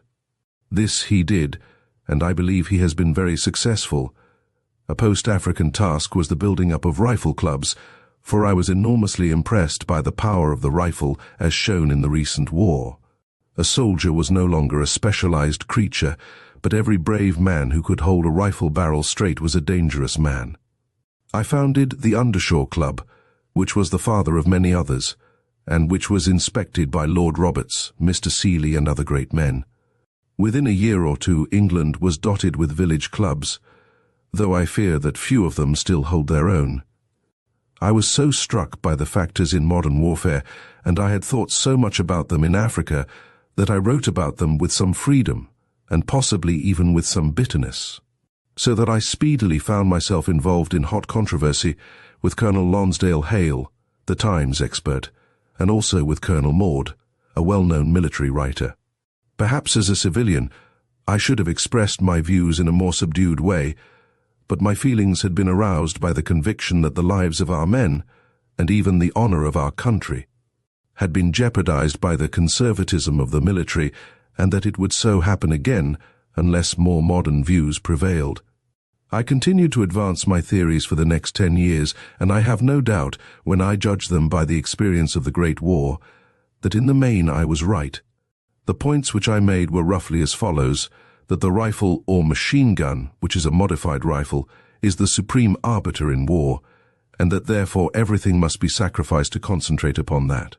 That the only place for swords, lances, and all the frippery of the past was a museum. Bayonets also are very questionable. That cavalry could not divide their allegiance between rifle and sword, since entirely different ground, and tactics are needed for each. The swordsman looking for level sword, the rifleman looking for cover. Therefore all cavalry should at once become mounted rifles. That the very heaviest guns of our fortresses or battleships would be transported by road and used in the field in our next campaign. That field guns must take cover exactly as riflemen do. That the yeomanry, a very expensive force, should be turned into a cyclist organization. In view of the fine work done by the yeomanry, especially in the eastern deserts, I should reconsider the last item, and the bayonet question is debatable, but all the rest will stand. I stressed the fact also that the period of military training is placed too high, and that an excellent army could be rapidly vamped up if you had the right men. This also was proved by the war. I remember a debate which I attended as to the proper arms and use of cavalry. The cavalry were there in force, all manner of gallant fellows, moustached and debonair, inclined to glare at those who would disarm them. Sir Taubman Goldie was in the chair. 3 of us, all civilians, upheld the unpopular view that they should lose all their glory and become sombre but deadly riflemen. It is curious now to record that the 3 men were Erskine Childers, Lionel Amery, and myself. Childers was shot at dawn as a traitor to Ireland, as well as to Britain. Amery became First Lord of the Admiralty, and I write this memoir. I remember Amery's amusing comparison when he twitted the cavalry with wishing to retain the Armée Blanche, simply because their continental antagonists would have it. If you fight a rhinoceros, he said, you don't want to tie a horn on your nose. It is an interesting commentary upon this discussion that on one morning during the war there were duels between 2 separate squadrons of British and German cavalry. The first 2 squadrons, who were lancers, rode through each other's ranks twice with loss on either side and no conclusive result. In the second case, German lancers charged British hussars, who dismounted, used their carbines, and simply annihilated the small force which attacked them. When my immediate preoccupations after the war had been got rid of, I settled down to attempt some literary work upon a larger and more ambitious scale than the Sherlock Holmes or Brigadier Gerard stories which had occupied so much of my time. The result was Sir Nigel, in which I reverted to the spacious days of the White Company and used some of the same characters. Sir Nigel represents, in my opinion, my high water mark in literature, and though that mark may be on sand, still an author knows its comparative position to the others. It received no particular recognition from critics or public, which was, I admit, a disappointment to me. In England, versatility is looked upon with distrust. You may write ballad tunes, or you may write grand opera, but it cannot be admitted that the same man may be master of the whole musical range and do either with equal success. In 1906, my wife passed away after the long illness which she had borne with such exemplary patience. Her end was painless and serene. The long fight had ended at last in defeat, but at least we had held the vital fort for 13 years after every expert had said that it was untenable. For some time after these days of darkness I was unable to settle to work, until the Adalji case came suddenly to turn my energies into an entirely unexpected channel. It was in the year 1907 that this notorious case took up much of my time, but it was not wasted as it ended, after much labor, in partially rectifying a very serious miscarriage of justice. The facts of the case were a little complex and became more so as the matter proceeded. George Adalji was a young law student, son of the Reverend S. Adalji, the Parsi vicar of the parish of Great Worley, who had married an English lady. How the vicar came to be a Parsi, or how a Parsi came to be the vicar, I have no idea. Perhaps some Catholic-minded patron wished to demonstrate the universality of the Anglican Church. The experiment will not, I hope, be repeated, for though the vicar was an amiable and devoted man, the appearance of a coloured clergyman with a half-caste son in a rude, unrefined parish was bound to cause some regrettable situation. But no one could have foreseen how serious that situation would become. The family became the butt of certain malicious wags in the neighbourhood and were bombarded with anonymous letters, some of them of the most monstrous description. There was worse, however, to come. A horrible epidemic of horse maiming had broken out, proceeding evidently from some blood-lusting lunatic of Sadic propensities. These outrages continued for a long time, and the local police were naturally much criticized for doing nothing. It would have been as well had they continued to do nothing, for they ended by arresting George Adalji for the crime. The main evidence being that there were signs that the writer of the anonymous letters knew something about the crimes, and that it was thought that young Adalji had written the anonymous letters which had plagued his family so long. The evidence was incredibly weak, and yet the police, all pulling together and twisting all things to their end, managed to get a conviction at the Stafford Quarter Sessions in 1903. The prisoner was sentenced to 7 years penal servitude.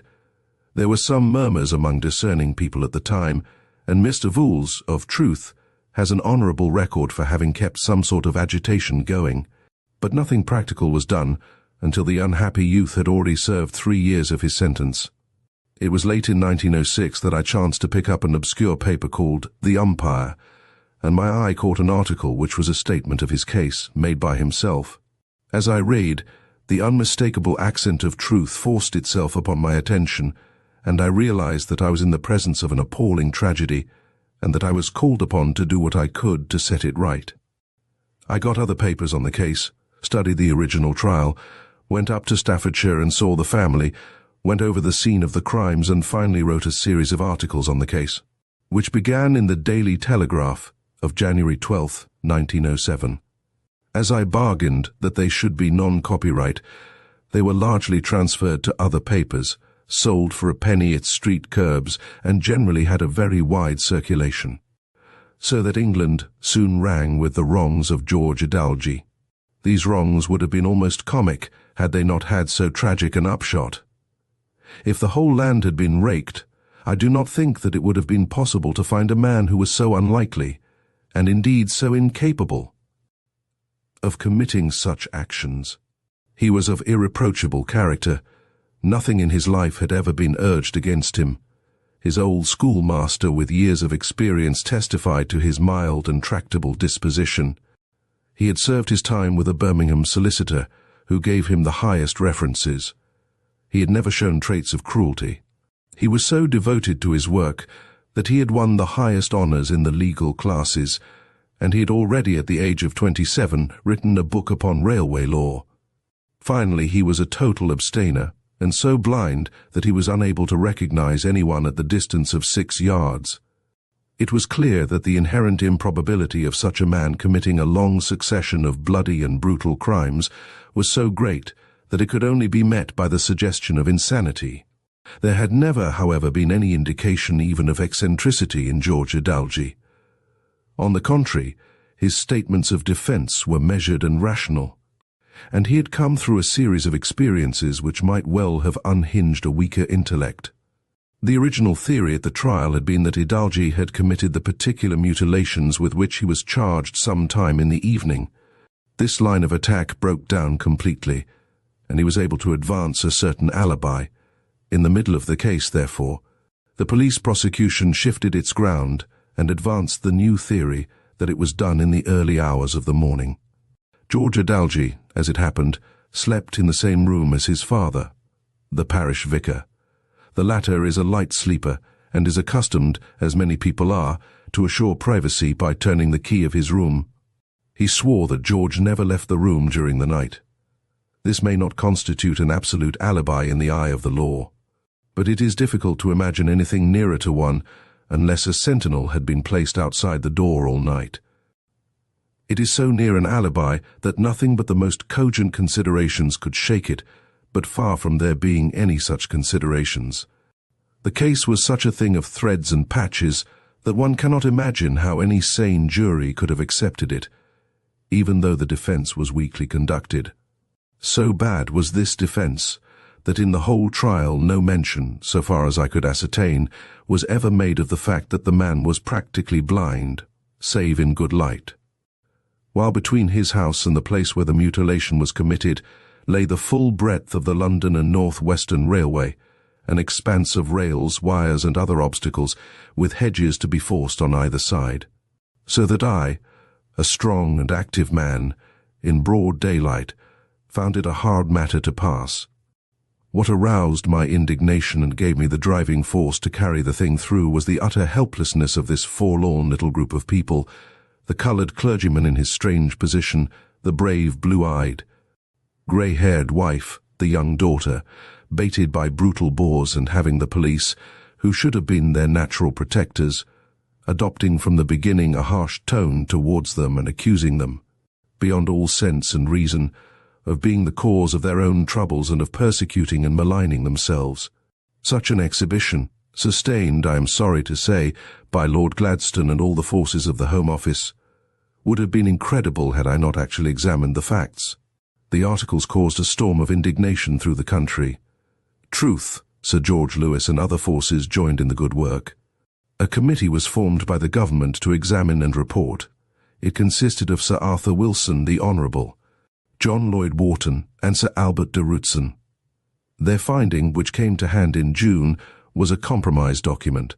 For though they were severe upon the condemnation of Hidalgi and saw no evidence which associated him with the crime, they still clung to the theory that he had written the anonymous letters, that he had therefore been himself contributory to the miscarriage of justice, and that for this reason all compensation for his long period of suffering should be denied him.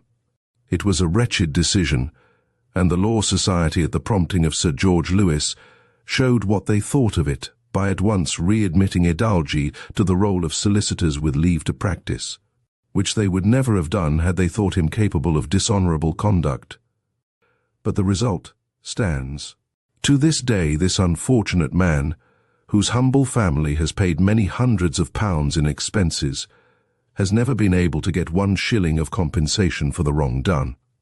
It is a blot upon the record of English justice, and even now it should be wiped out. It is to be remembered that the man was never tried for writing the letters, a charge which could not have been sustained, so that as the matter stands he has got no redress for 3 years of admitted false imprisonment, on the score that he did something else for which he has never been tried. What a travesty of justice! The Daily Telegraph got up a subscription for him which ran to some £300. The first use that he made of the money was to repay an old aunt who had advanced the funds for his defence. He came to my wedding reception, and there was no guest whom I was prouder to see. So far my work had been satisfactory. Where I caused myself great trouble was that in my local exploration at Worley, I had come across what seemed to me a very direct clue as to both the writer, or rather writers of the letters, and also of the identity of the mutilator, though the latter word may also have been in the plural. I became interested, the more so as the facts were very complex, and I had to do with people who were insane as well as criminal. I have several letters threatening my life in the same writing as those which assailed the Hidalgis, a fact which did not appear to shake in the least the Home Office conviction that George Idalgi had written them all. Mentally, I began to class the Home Office officials as insane also. The sad fact is that officialdom in England stands solid together, and that when you are forced to attack it, you need not expect justice, but rather that you are up against an unavowed trade union, the members of which are not going to act the blackleg to each other, and which subordinates the public interest to a false idea of loyalty.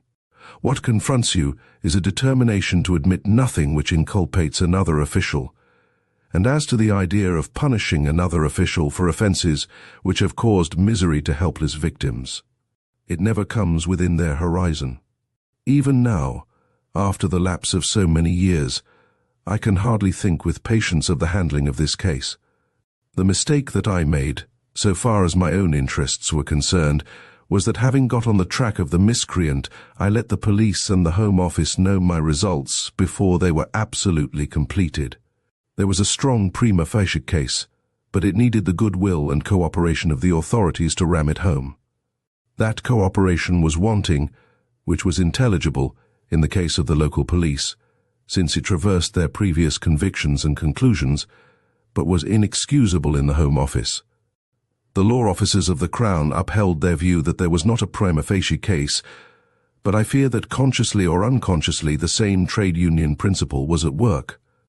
Let me briefly state the case that the public may judge. I will call the suspect 10th I was able to show. 1. That X had shown a peculiar knife or horse lancet to someone, and had stated that this knife did the crimes. I had this knife in my possession. 2. That this knife or a similar knife must have been used in some of the crimes, as shown by the shallow incision. 3. That X had been trained in the slaughter yard and the cattle ship, and was accustomed to brutal treatment of animals. 4. That he had a clear record both of anonymous letters and of destructive propensities. 5. That his writing and that of his brother exactly fitted into the two writings of the anonymous letters. In this I had strong independent evidence. 6. That he had shown signs of periodical insanity, and that his household and bedroom were such that he could leave unseen at any hour of the night. There were very many corroborative evidences, but those were the main ones, coupled with the fact that when X was away for some years, the letters and outrages stopped, but began again when he returned. On the other hand, when Idalgi was put in prison, the outrages went on the same as before. It will hardly be believed that after I had laid these facts before the Home Office, they managed to present the House of Commons with the official legal opinion that there was not a prima facie case, while a high official of the government said to me, "I see no more evidence against these two brothers than against myself and my brother." The points I mention are taken from the paper I laid before the law officers of the Crown, which lies before me as I write, so the facts are exactly as stated. I had one letter in sorrow, and also in anger from the Staffordshire police, complaining that I should be libeling this poor young man whose identity could easily be established. I do not know what has become of X, or how often he has been convicted since, but on the last occasion of which I have notes, the magistrate said in condemning him to 6 months' imprisonment with hard labour. His character was extremely bad, he having been convicted of arson, of stealing on 3 occasions, and of damage. On his own confession, he had committed a deliberate and cruel theft from his aged mother, and it was impossible to overlook the seriousness of the case. So much for the inoffensive youth whom I had libelled. But what about Idalgi's 3 years of jail? On September 18, 1907, I married Miss Jean Leckie, the younger daughter of a Blackheath family whom I had known for years, and who was a dear friend of my mother and sister. There are some things which one feels too intimately to be able to express, and I can only say that the years have passed without one shadow coming to mar, even for a moment, the sunshine of my Indian summer which now deepens to a golden autumn. She and my 3 younger children, with the kindly sympathy of my 2 elder ones, have made my home an ideally happy one. My wife's people had a house at Crowborough, and there they had gone to reside. As they were very attached, I thought it would be a happy arrangement not to separate them, so I bought a house close by, named Windlesham, as I paid for it by a sum of money which I recovered after I had been unjustly defrauded of it. My friends suggested Swindlesham as a more appropriate name. Thus it came about that in 1907 I left Undershaw, Hindhead, after 10 years' residence, and moved myself and my belongings to the Highlands of Sussex, where I still dwell in the few months of settled life which give me a rest between my wanderings. Very soon after my marriage, having just got clear of the Adalji case, I became entangled in that of Oscar Slater. The one was in a way the cause of the other, for since I was generally given credit for having got Adalji out of his troubles, it was hoped by those who believed that Slater's condemnation was a miscarriage of justice that I might be able to do the same for him. I went into the matter most reluctantly, but when I glanced at the facts, I saw that it was an even worse case than the Adalji one, and that this unhappy man had in all probability no more to do with the murder for which he had been condemned than I had. I am convinced that when on being convicted he cried out to the judge that he never knew that such a woman as the murdered woman existed, he was speaking the literal truth. In one respect, the Oscar Slater case was not so serious as the Adalji one, because Slater was not a very desirable member of society. He had never, so far as is known, been in trouble as a criminal, but he was a gambler and adventurer of uncertain morals and dubious ways, a German Jew by extraction, living under an alias. Adalji, on the other hand, was a blameless youth. But in another aspect, Slater's case was worse than that of Adalji, since the charge was murder. He was very nearly hanged, and finally the life sentence was actually carried out, so that the wrong was never righted, and at the present moment the unfortunate man is in jail. It is a dreadful blot upon the administration of justice in Scotland, and such judicial crimes are not, I am convinced, done with impunity even to the most humble. Somehow, somewhere, there comes a national punishment in return. The case was roughly this. An elderly woman, Miss Gilchrist, was done to death most brutally in her flat, while her servant maid, Helen Lambie, was absent for 10 minutes on an errand. Her head was beaten to pieces by some hard instrument. The neighbors were alarmed by the noise, and one of them, together with the maid, actually saw the murderer, a young man, leave the flat and pass him at the door. The police description at the time was by no means in agreement with Slater's appearance. Robbery did not appear to be the motive of the crime, for nothing was missing unless it was a single diamond brooch. On the other hand, a box of papers had been broken into and left in disorder. The date was December 21st, 1908. And now comes the great fact which is admitted by all, and which makes the whole case wildly improbable, if not utterly impossible. It was thought that a diamond brooch had been taken. It was found out that a diamond brooch had also been pawned by the Bohemian Slater, who had started for America. Was it not clear that he was the murderer? New York was warned. Slater was arrested and in due time was returned to Glasgow. Then came the fiasco. It was found beyond all doubt that the brooch in question had been in Slater's possession for years, and that it had nothing to do with Miss Gilchrist at all. This should have been the end of the case. It was too preposterous to suppose that out of all the folk in Glasgow, the police had arrested the right man by pure chance, for that was what it amounted to. But the public had lost its head, and so had the police. If the case had completely gone to pieces, surely it could be reconstructed in some fresh form. Slater was poor and friendless. He had lived with a woman which shocked Scotch morality. As one writer boldly said in the press, even if he did not do it, he deserved to be condemned anyhow. A case was made up in the most absurd manner. A half-crown card of tools was found in his box, with the sort of tools which are found on such cards. The frail hammer was evidently the instrument which had beaten in the woman's skull. The handle might have been cleaned. Then surely there had been blood on it. The police description was already amended so as to be nearer to Slater. He, a sallow, dark-haired Jew, was picked out by witnesses from among a group of fair Scotsmen. Someone had been seen waiting in the street for some nights before. This someone was variously described by many witnesses. Some descriptions would fit Slater, some were his very opposite. The people who saw the murderer leave thought it might be Slater, but were not sure. The chief witness, Adams, was very short-sighted and had not his glasses. A clear alibi was proved by Slater, but as his mistress and his servant girl were the witnesses, it was not allowed. Whom could he produce save the inmates of his house? No attempt was ever made to show that Slater had any connection with Miss Gilchrist, or with the maid, Lambie, and as Slater was really a stranger in Glasgow, it was impossible to see how he could have known anything about this retired old maid.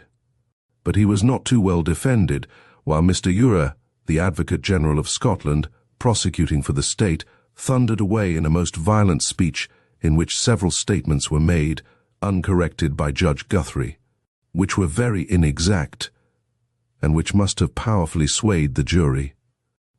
Finally, the Crown got a conviction by 9 votes to 6-5 not proven, which, of course, would have meant a new trial in England, and the wretched foreigner was condemned to death. The scaffold was actually erected, and it was only 2 mornings before his execution that the order came which prevented a judicial murder. As it was, the man became a convict and is one still. It is an atrocious story, and as I read it and realized the wickedness of it all, I was moved to do all I could for the man. I was aided by the opinion of Sir Herbert Stephen, who read the evidence and declared that there was not even a prima facie case against the man. I, therefore, started a newspaper agitation and wrote a small book with an account of the whole matter. The consciences of some people responded, and finally we got up sufficient pressure to induce the government to appoint a commissioner, Sheriff Miller, to examine the case. It was all to no purpose, and the examination was a farce. The terms of reference were so narrow that the conduct of the police was entirely excluded, which was really the very thing at issue, since we held that where their original evidence failed them, they had strained many points in trying to build up a case and to obtain a verdict. It was also decided that evidence should not be on oath. The result was that there was no result, nor could there be with such limitations. Nonetheless, some fresh evidence was put forward which further weakened the already very weak case for the prosecution.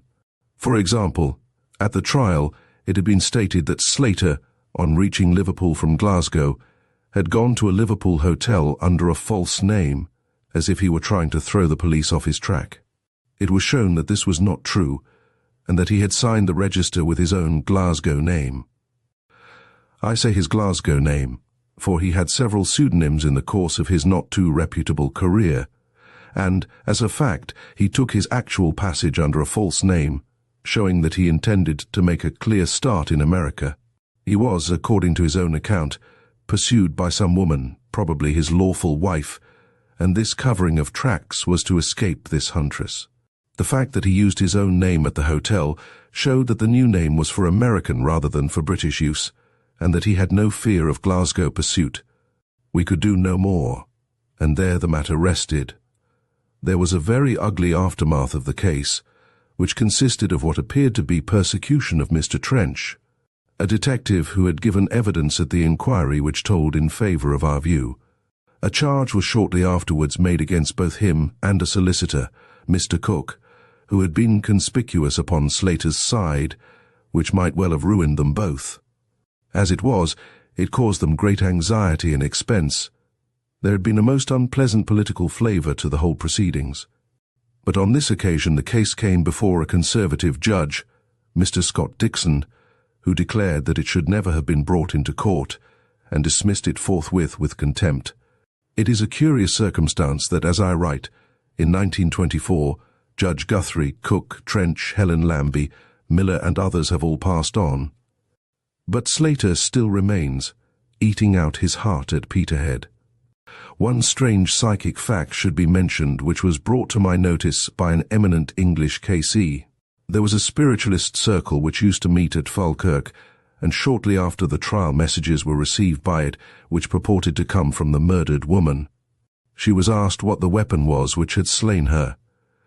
She answered that it was an iron box opener. Now I had pondered over the nature of certain wounds in the woman's face, which consisted of 2 cuts with a little bridge of unbroken skin between. They might have been caused by the claw end of a hammer, but on the other hand, one of the woman's eyes had been pushed back into her brain, which could hardly have been done by a hammer. which would have burst the eyeball first. I could think of no instrument which would meet the case, but the box opener would exactly do so, for it has a forked end which would make the double wound.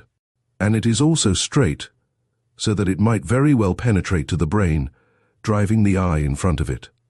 The reader will reasonably ask, why did not the spiritualists ask the name of the criminal? I believe that they did and received a reply, but I do not think that such evidence could or should ever be used or published. It could only be useful as the starting point of an inquiry. There was one intervention during those years to which I look back with satisfaction, and that was my protest against the King's oath before the coronation of King Edward. The oath was actually changed, and though my protest may have had no effect upon that historic fact, it was nonetheless the first letter in the Times upon the subject. It ran thus, Sir: surely Colonel Sandys and the members of the Protestant Reformation Society should, looking at the matter simply from their own point of view, recognize that the surest way to strengthen any creed is, as the whole history of the world has proved, to persecute it. And it is mere juggling with words to attempt to show that it is anything other than persecution to hold up the Roman Catholic faith to obloquy in the coronation oath, while every other creed, Christian or non-Christian, is left unassailed. Is it not a shocking thing that, while Roman Catholic chapels throughout the whole empire are still draped in black for a deceased monarch, his successor should be compelled by law to insult the most intimate convictions of these same mourners? And is it not a most narrow and foolish policy, unworthy of this tolerant age, that a young king should be forced to offend the feelings of great numbers of Irishmen, Canadians, and other subjects? I feel sure that, apart from Catholics, the great majority of broad-minded thinkers of any or of no denomination in this country are of opinion that the outcry of fanatics should be disregarded, and that all creeds should receive the same courteous and respectful treatment so long as their adherents are members of the common empire. To bring these medieval rancors to an end would indeed be an auspicious opening of a new reign. Yours faithfully, Arthur Conan Doyle. Chapter 22. The Years Between the Wars. Years of peaceful work followed my marriage, broken only by 2 journeys to the Mediterranean, in the course of which we explored some out-of-the-way portions of Greece, and visited Egypt, where I found hardly one single man left of all the good fellows whom I had once known. In the course of our travels we visited Constantinople, looking at the great guns in the forts on the Dardanelles, with little thought of all the British lives which were to be sacrificed upon those low, dark, heather-clad hills which sloped down to the northern shore. In Constantinople we attended the weekly Selamlik of Abdul Hamid, and saw him with his dyed beard and the ladies of his harem as they passed down to their devotions. It was an incredible sight to Western eyes to see the crowd of officers and officials, many of them fat and short of wind, who ran like dogs behind his carriage in the hope that they might catch the imperial eye. It was Ramadan, and the old Sultan sent me a message that he had read my books, and that he would gladly have seen me had it not been the holy month. He interviewed me through his chamberlain, and presented me with the order of the Mejidi, and what was more pleasing to me, he gave the order of the Shevakat to my wife. As this is the order of compassion, and as my wife, ever since she set foot in Constantinople, had been endeavoring to feed the horde of starving dogs who roamed the streets, no gift could have been more appropriate. We were admitted secretly and by very special favor into the great Mosque of Sophia during the sacred festival, which is known as the Night of Power. It was a most marvelous spectacle, as from the upper circle of pillared arches we looked down upon 60,000 lighted lamps and 12,000 worshippers, who made, as they rose and fell in their devotions, a sound like the wash of the sea. The priests in their high pulpits were screaming like seagulls, and fanaticism was in the air. It was at this moment that I saw a woman, I will not call her a lady young and flighty, seat herself jauntily on the edge of the stone parapet, and look down at the 12,000 men who were facing us. No unbeliever should be tolerated there, and a woman was the abomination of abominations. I heard a low, deep growl and saw fierce, bearded faces looking up. It only needed one fiery spirit to head the rush, and we should have been massacred, with the poor consolation that some of us at least had really asked for it. However, she was pulled down, and we made our way as quickly and as quietly as possible out of a side door. It was time, I think. One curious incident of our journey stands out in my memory. We were steaming past Aegina on a lovely day with calm water around us. The captain, a courteous Italian, had allowed us to go upon the bridge, and we, my wife and I, were looking down into the transparent depths when we both clearly saw a creature which has never, so far as I know, been described by science. It was exactly like a young ichthyosaurus, about 4 feet long, with thin neck and tail, and 4 marked side flippers. The ship had passed it before we could call any other observer. I was interested to notice that Admiral Anstruther in the Evening News some years later described, and drew, an exactly similar creature which he had seen under water off the Irish coast. This old world has got some surprises for us yet. Here and there, as I look back at those long and happy years, some particular episode flashes vividly into my memory. I do not often do journalistic work. Why should one poach upon the preserves of others? But on the occasion of the Olympic Games of 1908, I was tempted, chiefly by the offer of an excellent seat, to do the marathon race for the Daily Mail. It was certainly a wonderful experience, for it will be known to history as the Dorando race. Perhaps a few short paragraphs from my description may even now recapture the thrill of it. The huge crowd, some 50,000 people, were all watching the entrance to the stadium, the dark gap through which the leader must appear. Then, at last he came, but how different from the exultant victor whom we expected. Out of the dark archway there staggered a little man with red running draws, a tiny boy-like creature. He reeled as he entered, and faced the roar of the applause. Then he feebly turned to the left, and wearily trotted round the track. Friends and encouragers were pressing round him. Suddenly the whole group stopped. There were wild gesticulations. Men stooped and rose again. Good heavens! He has fainted. Is it possible that even at this last moment the prize may slip through his fingers? Every eye slides round to that dark archway. No second man has yet appeared. Then a great sigh of relief goes up. I do not think in all that great assembly any man would have wished victory to be torn at the last instant from this plucky little Italian. He has won it. He should have it. Thank God he is on his feet again, the little red legs going incoherently, but drumming hard, driven by a supreme will within. There is a groan as he falls once more, and a cheer as he staggers to his feet. It is horrible, and yet fascinating, this struggle between a set purpose and an utterly exhausted frame. Again, for 100 yards, he ran in the same furious and yet uncertain gait. Then again he collapsed, kind hands saving him from a heavy fall. He was within a few yards of my seat. Amid stooping figures and grasping hands, I caught a glimpse of the haggard yellow face, the glazed, expressionless eyes, the lank black hair streaked across the brow. Surely he is done now. He cannot rise again. From under the archway has darted the second runner, haze, stars and stripes on his breast, going gallantly, well within his strength.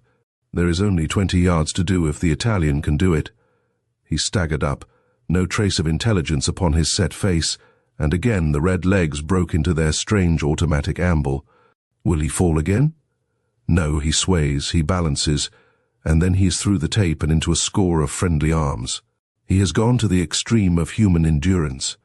No Roman of the prime ever bore himself better than Dorando of the Olympic of 1908. The great breed is not yet extinct. Of course, the prize went to the American as his rival had been helped, but the sympathy of the crowd, and I am sure of every sporting American present, went out to the little Italian. I not only wrote Dorando up, but I started a subscription for him in the Daily Mail, which realized over £300, a fortune in his Italian village, so that he was able to start a baker's shop, which he could not have done on an Olympic medal. My wife made the presentation in English, which he could not understand. He answered in Italian, which we could not understand. But I think we really did understand each other all the same. There is no denying that the American team were very unpopular in London, though the unpopularity was not national, for the stadium was thick with American flags. Everyone admitted that they were a splendid lot of athletes, but they were not wisely handled, and I saw with my own eyes that they did things which would not have been tolerated if done by an English team in New York. However, there may well have been some want of tact on both sides, and causes at work of which the public knew nothing. When I consider the Dunraven yacht race, and then these Olympic Games, I am by no means assured that sport has that international effect for good, which some people have claimed for it. I wonder whether any of the old Grecian wars had their real origin in the awards at Olympia. I may add that we had a dozen or so of the American boys down to Windlesham, where we had a very pleasant day together. I found them all excellent fellows. I put up a billiard Olympic prize, and one of them bore it off with him. The whole incident was very pleasant. My work for a few years after my marriage ran largely in the direction of drama, and if it was not lucrative, it at least provided us with a good deal of amusement and excitement. In the case of one venture, this excitement became a little too poignant, though all ended well in the end. I had dramatized Rodney Stone under the name of The House of Temperley, with all the ring scenes and prize fights included, and treated in the most realistic fashion. We had an excellent boxing instructor who took one of the smaller parts, and who not only fought himself, but trained the others to a remarkable degree of skill. So realistic was it that when on the first night the bully, Burks, after a long encounter, went down with a crash from a fine raking uppercut, there was an involuntary groan from the whole house, which meant as clearly as could be, "There now, you have killed a man for our amusement." It was really incredibly well done, and I could never have believed that such scenes could be so cleverly faked, though it was not always done with impunity, for Rex Davies, who played Gloucester Dick, assured me that he lost a tooth and broke both a finger and a rib during his engagement. The play itself was unequal, but was so very novel and sensational in its best scenes that it should have been a considerable success. I found no manager who would take the risk, and I had myself to take the Adelphi Theatre for a 6 months' lease, at a rent which with the company worked out at about £600 a week.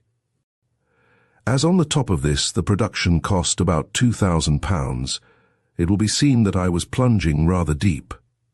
And luck did not favour us. The furore for boxing had not yet set in. Ladies were afraid to come, and imagined it would be a brutal spectacle. Those who did come were exhilarated beyond measure, but the prejudice still weighed heavily against us. Then there came one of those theatrical slumps when everything goes wrong, and finally King Edward died, and that killed it outright. It was a very serious situation. I still had the theatre upon my hands. I might sublet it, or I might not. If I did not, the expense was simply ruinous. It was under these circumstances that, as I have already said, I wrote and rehearsed The Speckled Band in record time, and so saved the situation. The real fault of this play was that in trying to give Holmes a worthy antagonist, I overdid it and produced a more interesting personality in the villain. The terrible ending was also against it. However, it was a considerable success, and saved a difficult, almost a desperate situation. Yet another theatrical venture was my Fires of Fate, some of which is certainly the best dramatic work that I have ever done. It was unlucky, as it was produced in a very hot summer. I carried it at my own expense through the 2 impossible holiday months. But when Lewis Waller, who played the hero, returned from a provincial tour to London, he was keen on some new play, and my fires were never really burned out. I fancy sometimes that they might even now flame up again if given a chance. I stage managed most of this play myself, and with curious results. There are certain dramatic conventionalities which can only be broken through by one who is not himself an actor. There was a scene where a number of helpless tourists, men and women, were brutally ill-treated by Arabs. The brutality in rehearsal was conventional. I made the Arabs get imitation whips and cudgels and really savaged the poor travellers. The effect was novel and appalling. There was a young Welsh officer in the front of the stalls who was a friend of my brother's. He held both the VC and the DSO. So stirred was he by the sight that he could hardly be restrained from clambering onto the stage in order to help the unhappy tourists. The end of that act, when the drove of bleeding captives are led away and you hear the monotonous song of the Arabs as they march, and you see Lewis Waller, who has been left for dead, struggle up on his elbow and signal across the Nile for assistance, was one which brought the whole house to its feet. Such moments to a dramatist give a thrill of personal satisfaction, such as the most successful novelist never can feel. There is no more subtle pleasure if you are really satisfied with your work than to sit in the shadow of a box and watch not the play but the audience. I had one other dramatic venture, Brigadier Gerard, which also was mildly successful. In fact, I have never known failure on the stage save in the case of the unfortunate Jane Annie. Lewis Waller played the Brigadier, and a splendid dashing hussar he made. It was a glorious performance. I remember that in this play also I ran up against the conventionalities of the stage. I had a group of hussar officers, the remnants of the regiment which had gone through Napoleon's last campaign. When it came to the dress rehearsal, I found them, to my horror, dressed up in brand new uniforms of chestnut and silver. "Good heavens," I cried, "this is not a comic opera." "What do you want done?" asked Waller. "Why," said I, "these men are warriors, not ballet dancers. They have been out in all weathers, day and night, for months. Every scrap of truth goes out of the play if they appear like that." The uniforms had cost over £100, but I covered them with mud and dust and tore holes in them. The result was that, with begrimed faces, I got a band of real Napoleonic soldiers. Waller himself insisted on retaining his grease paint and his nice new clothes, but I am sure every man in the audience, if not every woman, would have liked him better as I had made the others. Poor Lewis Waller! There was some strange and wonderful blood in his veins. He was a glorious fellow, and his premature death a great blow to our stage. What virility, what a face and figure! They called him the flapper's idol, and it reflects credit on the flapper, for where could she find a less sickly and more manly type? He caught his fatal illness in serving the soldiers. One of his greatest possessions was his voice. He came down to Windlesham once, and as he was reciting in the music room, that wonderful resonant voice chanced to catch the exact note which corresponded to the curve of all the glass lampshades on the walls. They all started thrilling as a wineglass does when it is touched. I could quite believe after that matter could be disintegrated by sound if the sound was strong enough. I am not clear what blood ran in Waller's veins, Hebrew or Basque or both. I only know that it went to make a very wonderful man. His intense feeling about everything that he did was one of his characteristics and, no doubt, a cause of his success. It did not carry him far in golf, however. I remember hearing him as he approached the last tee mutter, "God give me one good drive." I fear, however, that the betting was against it. In 1910 a fresh task opened up before me. It arose from my being deeply moved by reading some of the evidence concerning the evil rule, not of Belgium, but of the King of the Belgians in the Congo.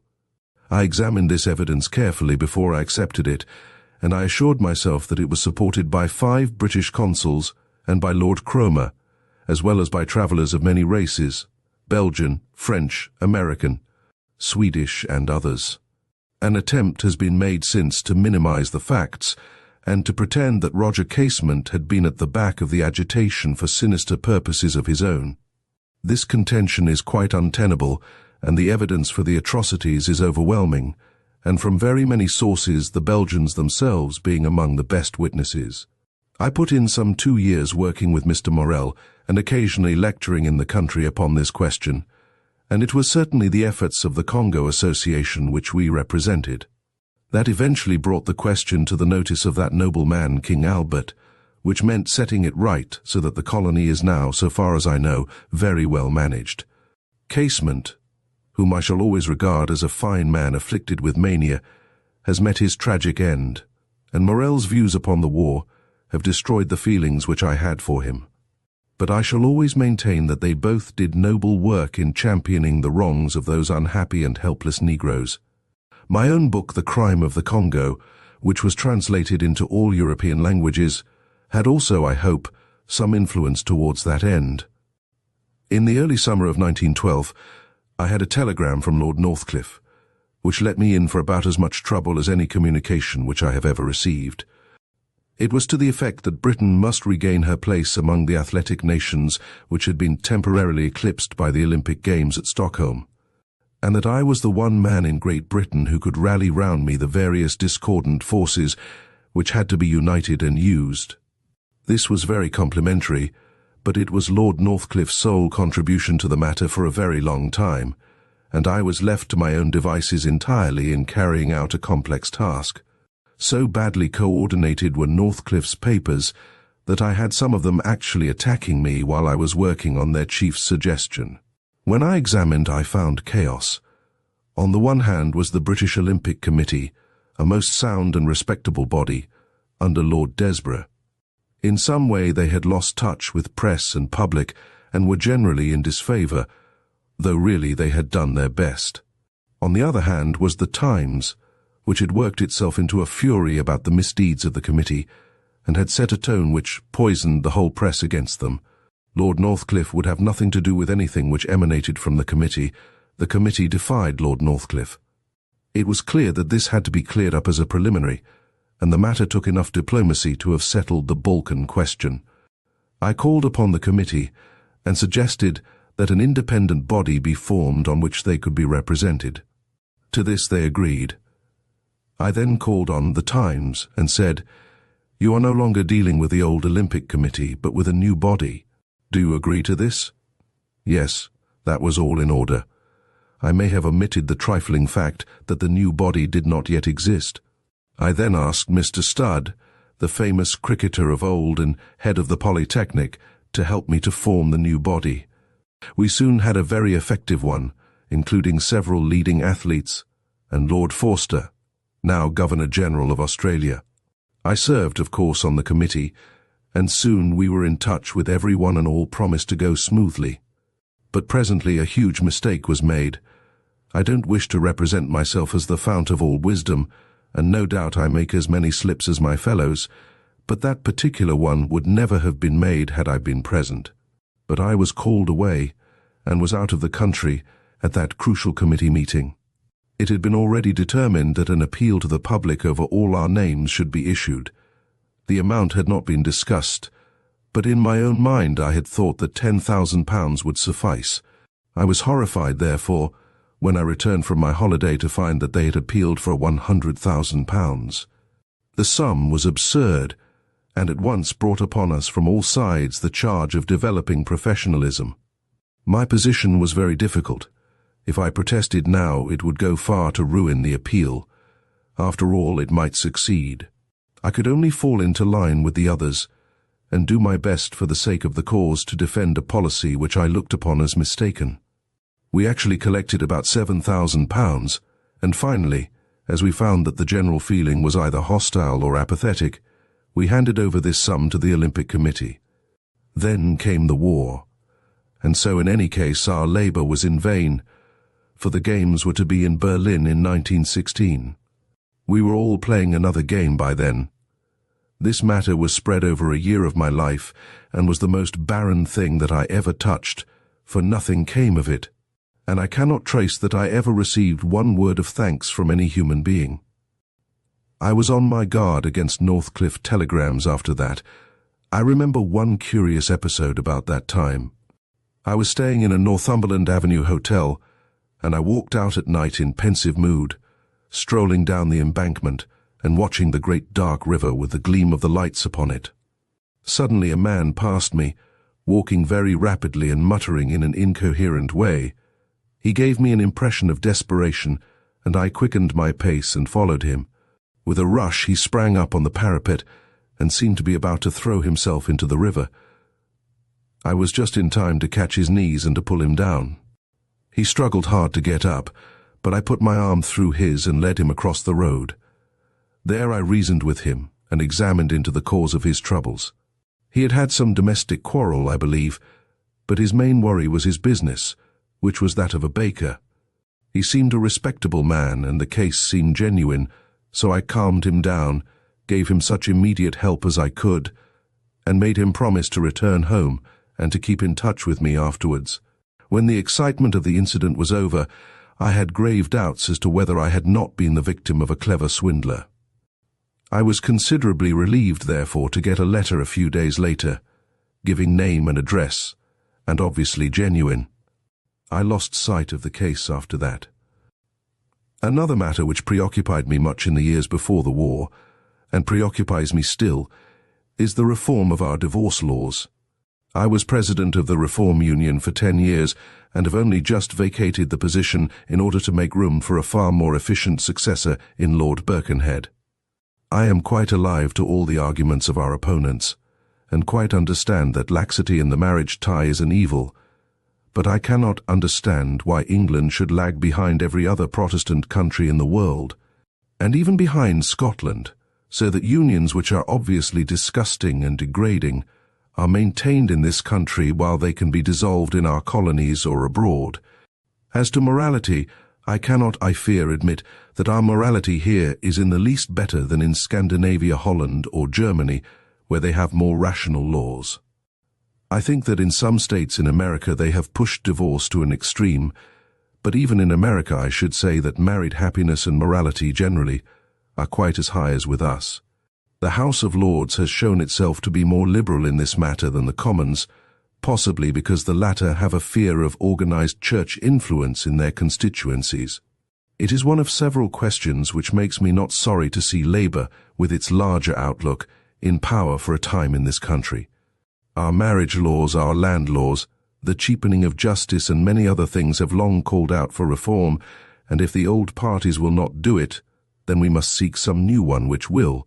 During these long and happy years, when the smooth current of our national life was quietly sliding toward Niagara, I did not lose my interest in psychic matters. But I cannot say that I increased my grasp of the religious or spiritual side of the subject. I read, however, and investigated whenever the chance arose. A gentleman had arranged a series of psychical séances in a large studio in North London, and I attended them, the mediums being Cecil Husk and Craddock. They left a very mixed impression upon my mind, for in some cases I was filled with suspicion, and in others I was quite sure that the result was genuine. The possibility that a genuine medium may be unscrupulous, and that when these very elusive forces fail to act he may simulate them, is one which greatly complicates the whole subject. But one can only concentrate upon what one is sure is true, and try to draw conclusions from that. I remember that many sheeted ghosts walked about in the dim light of a red lamp on these occasions, and that some of them came close to me, within a foot of my face, and illuminated their features by the light of a phosphorescent slate held below them. One splendid Arab whom the medium called Abdullah came in this fashion. He had a face like an idealized W.G. Grace, swarthy, black-bearded and dignified, rather larger than human. I was looking hard at this strange being, its nose a few inches from my own, and was wondering whether it could be some very clever bust of wax, when in an instant the mouth opened and a terrific yell was emitted. I nearly jumped out of my chair. I saw clearly the gleaming teeth and the red tongue. It certainly seemed that he had read my thought and had taken this very effective way of answering it. Some of the excitements of my life during these and the subsequent years were due to financial entanglements which arose from a certain speculative element in my own nature, depending rather upon the love of adventure than upon any hope of gain. If when I earned money I had dug a hole in the garden and buried it there, I should be a much richer man today. I can hardly blame the punter on the racecourse when I remember the outside chances which I have taken in the past in every possible form of speculation. But I have the advantage over the mere gambler in this, that every pound of my money went to develop something or other, and lined the pocket of the working man who, by the way, when he grumbles over the profits of the capitalist, never even alludes to his losses. If a balance sheet was struck, it would be interesting to see what, if any, is the exact margin of profit. It is true that sometimes I have indulged in a pure gamble, but never for any sum which would hurt me. I have painful memories of a guano island off South Africa, on which our treasure-seekers were not even allowed to land, though every bird's nest was rumored to contain a diamond. The Spanish galleon in the Bay of Tobermory also took treasure rather than gave it, and the return for my shares was a lump of glass and a rusted bar. That was more than ever I had from certain spots in Kalgoorlie and Coolgardie and other alleged gold-bearers, which have nearly all been gold consumers so far as I am concerned. I fear some of those mines were like that legendary one, where the manager, getting a cable which ordered him to start crushing, replied, "I have nothing to crush until you return samples." I have played my involuntary part also in the development of the rand and Rhodesia from those early and unsophisticated days when I misread the quotation and meaning to invest £60, was faced next morning with a bill for £900. Occasionally it is true that I backed a winner, but as a rule I must confess that I was not judicious in my selections. But it was at home that I expended myself most freely. I saw the enormous possibilities of Kent coal, which even now are not fully understood. But I did not sufficiently weigh the impossibilities, which are that an enterprise can be successful which is wildly financed and extravagantly handled. I and many others lost our money sinking the shafts, which may bring fortunes to our successors. I even descended 1,000 feet through the chalk to see with my own eyes that the coal was in situ. It seems to have had the appearance and every other quality of coal save that it was incombustible, and when a dinner was held by the shareholders which was to be cooked by local coal, it was necessary to send out and buy something which would burn. There were, however, lower strata which were more sensitive to heat. Besides Kent coal, I lost very heavily in running a manufacturing plant in Birmingham, into which I was led by those successive stages in which you are continually trying to save what you have already invested until the situation becomes so serious that you drop it in terror. We turned from bicycles to munitions during the war, and actually worked hard the whole 4 years, with 100 artisans making needful war material, without ever declaring a penny of dividend. This, I should think, must be a record, and at least no one could call us profiteers. The firm was eventually killed dead by the successive strikes of the moulders and the miners. It is amazing how one set of workmen will ruin another set without apparently any remonstrance from the sufferers. Another bad egg was a sculpture machine for architectural work, which really had great possibilities, but we could not get the orders. I was chairman of this company, and it cost me 2 years of hard work and anxiety, ending up by my paying the balance out of my own pocket, so that we might wind up in an honorable way. It was a dismal experience, with many side adventures attached to it, which would make a sensational novel. Such are some of the vicissitudes which cannot be disregarded in a retrospect of life, for they form a very integral and absorbing part of it. I have had my ill luck, and I have had my good.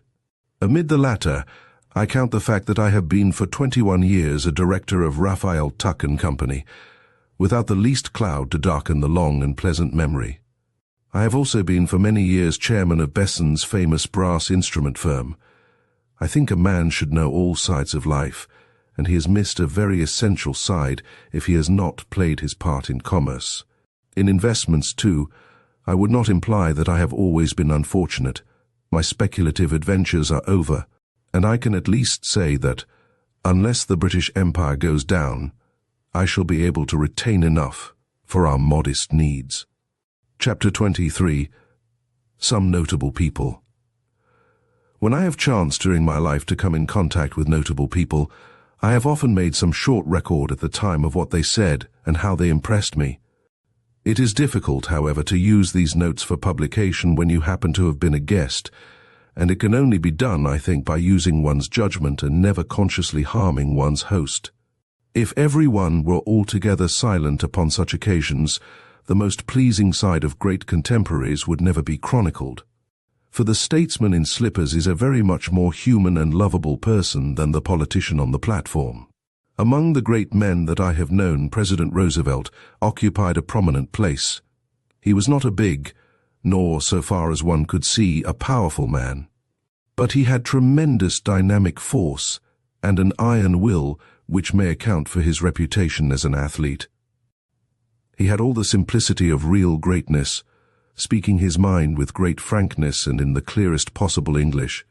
He had in him a great deal of the boy, a mischievous, adventurous, high-spirited boy, with a deep, strong, thoughtful manhood in the background. We were present, my wife and I, at the Guildhall when he made his memorable speech about Egypt, in which he informed a gathering, which contained the Foreign Secretary, Sir Edward Grey, and many of our cabinet, that we should either rule more strictly or clear out altogether. It was, of course, a most unwarrantable intrusion into our affairs, but it was a calculated indiscretion, and very welcome, I believe, to those who were dealing with Egypt. As he made his way through the dense crowd afterwards, he passed me and said with a grin, "I say, I let them have it that time, didn't I?"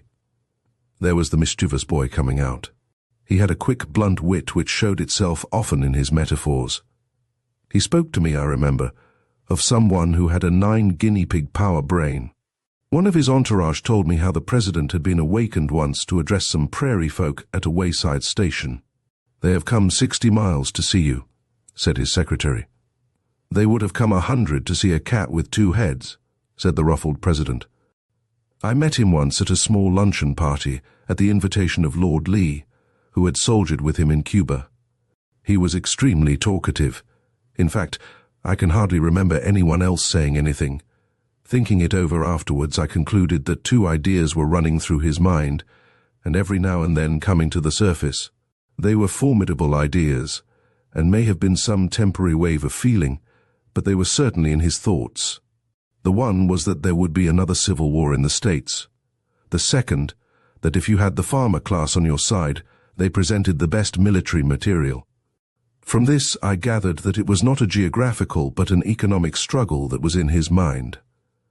Absit omen, but great men are often pessimists. And the Duke of Wellington was deeply convinced that Britain could not long survive his death. When Roosevelt was shot, I sent him a cable to express that sympathy which every Englishman felt. I have his answer before me, written only a day or so after the event. Mercy Hospital, Chicago, October 19th, 1912. Dear Mr. Doyle, many thanks for your kind message of sympathy. As you know, a bullet wound is rather a serious thing, but all conditions seem to be favorable, and I hope in a few days we will all be relieved from anxiety. Sincerely yours, Theodore Roosevelt. It is typewritten, but signed by his own hand. I do not think that a more brave and detached letter was ever written by a sufferer. Roosevelt was a very loud, hearty man, with a peculiar wild beast toothy grin, and an explosive habit of slapping his hand down for emphasis. I jotted down a few of his obiter dicta after our conversation. He had no good word for Henry James. He is not a whole man. All that subtlety is really decadence. He was very virile, not to say heroic in his views. A man should guard particularly against being led from his duty, especially a dangerous duty, by his women. I guess a woman would have had a bad time if she had tried to lead Leonidas from the pass. Of the German emperor, he said that he was jealous of the king's dog at the king's funeral because he attracted the more notice. Altogether, he was one of the raciest talkers I have ever met. Among the occasional great ones of earth whom I have met, there is hardly anyone who stands out more clearly than Arthur Balfour, with his willowy figure, his gentle intellectual face, and, as I read it, his soul of steel. I should think that of all men of our day, he was the last who would be turned from any path which he had deliberately taken. But, on the other hand, he was capable of standing a most unconscionable time at the place where paths divide, for his mind was so subtle and active that he would always see the 2 sides of every question and waver between them. He could never have been a pioneer. The occasion of our first meeting was a most ridiculous one. Old Lord Burnham, the first of his line, had invited me down to his country house at Beaconsfield, a wonderful house which had been built originally by Waller, the royalist poet. Burke had lived close by, and the dagger which in a melodramatic moment he threw upon the floor of the house, in order to show the dangers of French Republican propaganda, is still on exhibition. I can remember the party well, though nearly all of them are now on the farther side. I see Lady Dorothy Neville with her mittened hands and her prim pussycat manner, retailing gossip about Disraeli's flirtations. Sir Henry James walks under the trees with bended head, talking to the rising barrister who is destined as Lord Reading to be Viceroy of India. Lady Cleveland, mother of Lord Rosebery, is listening with her old face wreathed in smiles to Lady Dorothy's scandal. Young Harry Irving looks unutterably bored as Lord Burnham explains golf to him, bending his head over to get a glimpse of the ball round the curve of his goodly waistcoat. Mr. Asquith stands smiling beside them. As one looks back, they seem all to have been shadows in a world of shadow. Lord Burnham's hobby was Turkish baths, and he had an excellent one in the front of the house, the drawing-room being the first door on the right as one entered, and being a simple sitting room as far as appearance went. With his usual kind hospitality, Lord Burnham had urged me to try his bath, and having done so I was placed, arrayed in a long towel, and with another towel screwed round my head, in the drawing-room. Presently the door opened, and entered Arthur Balfour, Prime Minister of England. He knew nothing of the house or its ways, and I can remember the amazement with which he gazed at me. Lord Burnham, following at his heels, introduced me, and I raised the towel on my head. There were no explanations, and I felt that he went away with the impression that this was my usual costume. I did not see him after that weekend. He kept his room, I remember, until midday on the Sunday, until some years later, when, after heavy domestic loss, I was endeavouring to collect myself again in a little inn near Dunbar. He heard of my presence, and in his kindness sent a car over from Whittinghame, only a few miles away, with a request that I should come over for a couple of days. There was present his brother, Gerald Balfour, a man with a beautifully refined face and manner, not unlike that of Andrew Lang. His wife is the famous Lady Betty Balfour, the daughter of Lord Lytton. When one thinks of that group of inter-allied families, the Balfours, Cecils, Sedgwicks and Lyttons, it seems a sort of nerve ganglion of British life. There was also Lady Frances Balfour, who was a daughter of the Duke of Argyll, and not unlike him, as I can remember him. Her husband was Arthur Balfour's brother, an architect and antiquary, while another brother was Colonel of the London Scottish. Finally, there was Miss Alice Balfour, a very sweet and gentle intellectual person, who was my actual hostess. I found Arthur Balfour in great spirits, because he had just won a golf medal at North Berwick. He seemed as pleased as any schoolboy, and his sister told me that no political success ever gave him the keen pleasure which he had from his golf victory. He was an average player, orthodox in style, and about 10 or 12 in handicap. He proved to be a charming host, for he was a good listener, seeming to be really eager to hear your opinion, laughed heartily at small provocation, and talked always very frankly and modestly of himself. After my long solitude, I was more loquacious, I remember, than is my way, but he bore it with good humour. Every night, or at least on the Sunday night, the whole staff of the large rambling establishment, maids and grooms, some 20 in all, came in for prayers, which were read by the head of the house. It was fine to hear groom and statesman praying humbly together that they be forgiven the sins of the day, and merging all earthly distinctions in the presence of that which is above us all.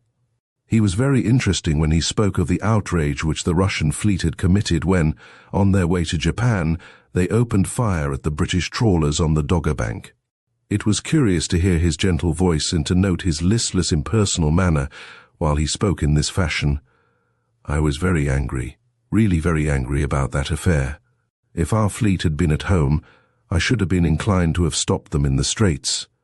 Of course, one would not do that unless one had overpowering force, so as to avoid bloodshed and save the Russian face. Their ambassador called that morning and gave complete assurances, or really I should have had to do something. He got himself into trouble with his own government, who felt that he had given away their case. I asked him how cabinet councils were worked. He said that they voted upon points and went by majorities, unless it was a vital thing, when of course the dissenters must resign. I observed in his character a very great horror of cowardice. Nothing seemed to arouse such scorn in him. He grew quite red, I remember, as he spoke of Lord George Sackville, and recalled that though he had been broken and should have been shot at the Battle of Minden in 1759, he was none the less Minister of War during the American campaign. He was also, as I reminded him, a most debauched man, and the murder of his mistress, Miss Ray, the actress, by her true lover, the clergyman Hackman, was one of the causes célèbres of that century. I shall always carry away the memory of that visit, a bright gleam in a dark passage of life. I see very clearly the old house, the huge broken tree outside, inside which a state conspiracy was once hatched, the fine library with its wealth of French memoirs, and above all the remarkable man who stood for so much in the life of the country. I was not at that time so convinced of the primary importance of psychic things as I became later, and I regret it, as this would have been my one opportunity to explore a knowledge which at that time was certainly greater than my own. Years later, when the fight was heavy upon me, and when I was almost alone in the polemical arena, I wrote to Mr. Balfour, and charged him with sharing all my convictions and yet leaving me to defend them single-handed. His answer was, "Surely my opinions upon this subject are already sufficiently well known," which is surely an admission that I was right in my description of them, and yet was not much of a prop to me in my time of need. I cast my mind back to other statesmen whom I have known, and Mr. Asquith's kindly personality comes into my memory. I remember playing a round of golf with him once, and a very bad player he was, but his conversation as we went round was +4. He was a naturally sweet-natured man, but under that gentleness there lay judgment and firmness, as was shown at the great crisis of history. He never said too much, but what he did say he lived up to. In conducting us safely through those first 2 years of war, he did that for which he has never had sufficient credit, and the more light we have had since. The more clear it has been that Lord Kitchener and he were really doing all that men could do, in munition work and all other ways. Because he had the solid Yorkshire stolidity, more nervous and excitable people thought that he did not take the war sufficiently seriously. While the constant lies about the pro-German tendencies of his wife increased the evil impression, we owe him a reparation which is second only to that which is due to Lord Haldane. And that is indeed a heavy one. If one man could be named who was absolutely indispensable to victory, it was Haldane. He it was who built up the whole splendid weapon which flashed so swiftly from its sheath, and which Germany was so amazed to find directed at its breast as it rushed forward upon its furious course. He could not work miracles, he could not introduce conscription when a candidate with such a program would have been chased from the hustings. He could not prepare the public mind in some dramatic way which would have precipitated the very crash which there was still some chance of avoiding. But all we had he gave us, the 8 divisions which saved France, the Territorials, who carried on the good work until the new armies were ready, and the Officers' Training Corps, which strengthened us where we should have been fatally weak. There has never been so foolish and ungrateful a clamour as that which has been raised against Haldane. I remember that when he took the chair for me in the first war lecture which I gave in London, there were cries of "traitor" from people, chiefly women, among the audience. I had never seen Haldane before, and have never seen him since, so I have no personal bias in the matter, but I am proud that it was in my first volume of the History of the War, published in 1915, that I first put forward the unpopular view, which will now be more fully accepted. With George Meredith I had several interesting connections. I have the greatest possible admiration for him at his best, while his worst is such a handicap that I think it will drag 4/5 of his work to oblivion. If his own generation finds him hard to understand, what will our descendants make of him? He will be a cult among a few, a precious few in every sense. And yet I fully recognize that his was the most active original brain, and the most clever pen of any man, novelist or otherwise, of my time. Knowing this well, it is strange that I can see so limited a future for him. His subtle and intricate mind seemed unable to realize the position of the plain outsiders who represent the world. He could not see how his stained glass might be less effective than the plain transparent substance as a medium for vision. The first requisite is to be intelligible. The second is to be interesting. The third is to be clever. Meredith enormously filled the third, but he was unequal upon the other two. Hence he will never, in spite of the glories of Richard Feverel, be on an equality with Dickens or Thackeray, who filled all three. He had simply no idea how his words would strike a less complex mind. I remember that once in the presence of Barry, Quillercouch and myself. He read out a poem which he had inscribed to the British working man in the Westminster Gazette. I don't know what the British working man made of it, but I am sure that we three were greatly puzzled as to what it was about. I had written some articles on his work, which had been one of my youthful cults, and that led to his inviting me to see him at his villa at Box Hill, the first of several such visits.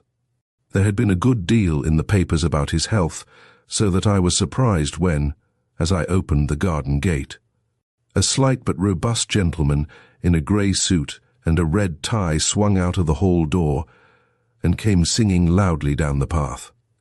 I suppose he was getting on to 70 at the time, but he looked younger, and his artistic face was good to the eye. Greeting me, he pointed to a long, steep hill behind the house and said, "I've just been up to the top for a walk." I looked at the sharp slope and said, "You must be in good trim to do it." He looked angry and said, "That would be a proper compliment to pay to an octogenarian." I was a little nettled by his touchiness, so I answered, "I understood that I was talking to an invalid." It really seemed as if my visit would terminate at the garden gate, but presently he relented, and we soon became quite friendly. He had in his youth been a judge of wine, and had still a reverence for a good vintage, but unfortunately some nervous complaint from which he suffered had caused the doctors to prohibit it absolutely. When lunch came round, he asked me with a very earnest air whether I could undertake to drink a whole bottle of Burgundy.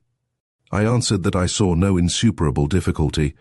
A dusty old bottle was tenderly carried up, which I disposed of, Meredith taking a friendly interest in its dispatch.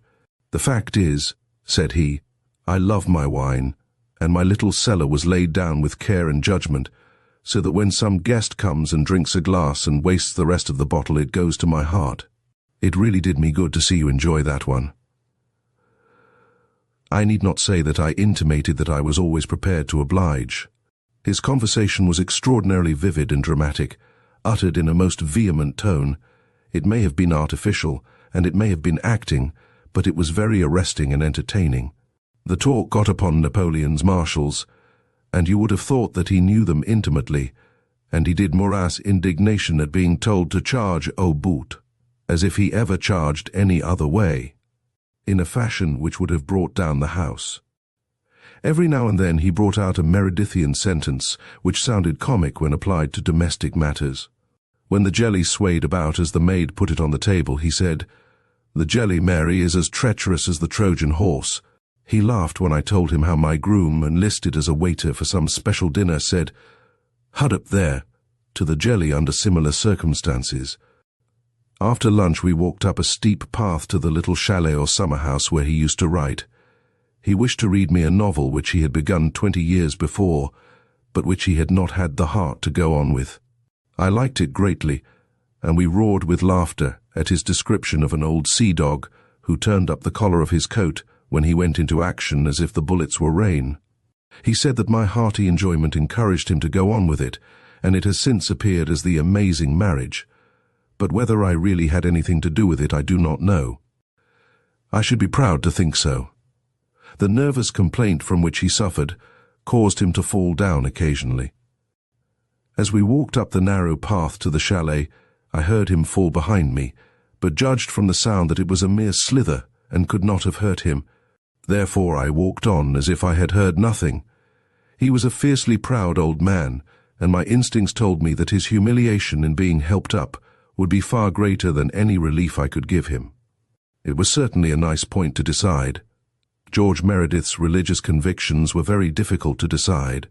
He certainly had no glimmering, so far as I could see, of any psychic element in life, and I should imagine that on the whole he shared the opinions of his friend, John Morley, which were completely negative. And yet I remember his assuring me that prayer was a very necessary thing, and that one should never abandon prayer. "Who rises from prayer a better man, his prayer is granted," says the aphorist in Richard Feverel. How far these positions can be harmonized I do not know. I suppose that one may say that God is unknown, and yet rear a mental temple to the unknown God. Rudyard Kipling. I know far less than I should, considering how deeply I admire his writings, and that we live in the same country, but we are both absorbed in work, and both much away from home, which may explain it. I can well remember how eagerly I bought his first book, Plain Tales, in the old Southsea days when buying a book was a rare strain upon my exchequer. I read it with delight, and realized not only that a new force had arisen in literature, but that a new method of story writing had appeared, which was very different from my own adherence to the careful plot artfully developed. This was go as you please, take it or leave it work, which glowed suddenly up into an incandescent phrase or paragraph, which was the more effective for its sudden advent. In form, his stories were crude, and yet in effect, which after all is everything, they were superb. It showed me that methods could not be stereotyped, and that there was a more excellent way, even if it were beyond my reach. I loved the barrack room ballads also, and such poems as the Bolivar, East and West, and above all the badly named L'Envoi, became part of my very self. I always read the last one aloud to my little circle before we start on any fresh expedition, because it contains the very essence of travel, romance, and high adventure. I saw Kipling most nearly in his very early days when he lived at Brattleboro, a little village in Vermont, in a chivalrous desire to keep his newly married wife in touch with her own circle. In 1894, as I have recorded, there was a good deal of tail-twisting going on in the States, and Kipling pulled a few feathers out of the eagle's tail in retaliation, which caused many screams of protest. For the American was far more sensitive to such things than the case-hardened Briton. I say was, for I think as a nation with an increased assurance of their own worth and strength, they are now more careless of criticism. The result at the time was to add oil to flames, and I, as a passionate believer in Anglo-American union, wrote to Kipling to remonstrate. He received my protest very good-humoredly, and it led to my visit to his country home.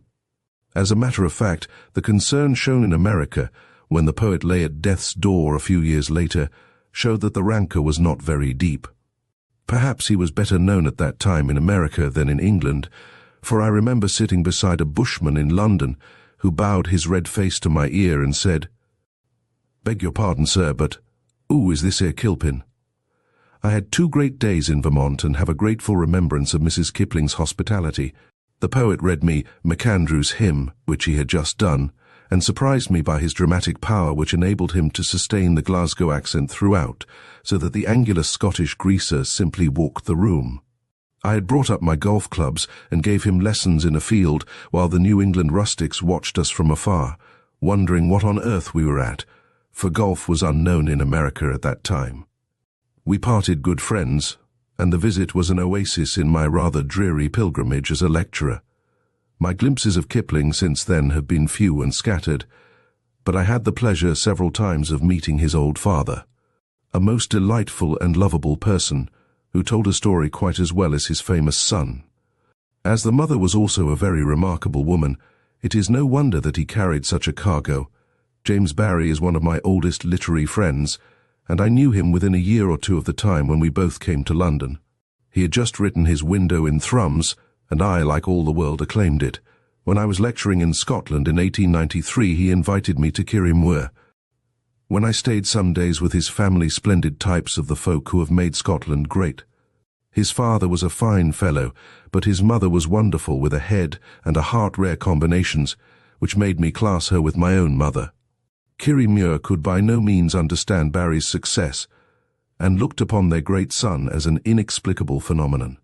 They were acutely aware, however, that tourists were arriving from all parts to see the place on account of Barrie's books. "I suppose you have read them," I said to the wife of the local hotel man. I've read them, and steep, weary work it was," said she. She had some theory that it was a 4-horse coach which her good man was running, and not the books at all which accounted for the boom. Great as are Barrie's plays, and some of them I think are very great, I wish he had never written a line for the theatre.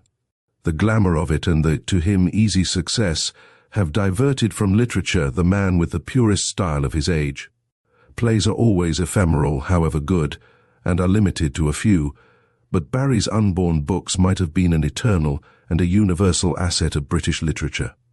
He has the chaste clarity which is the great style, which has been debased by a generation of wretched critics who have always confused what is clear with what is shallow, and what is turbid with what is profound.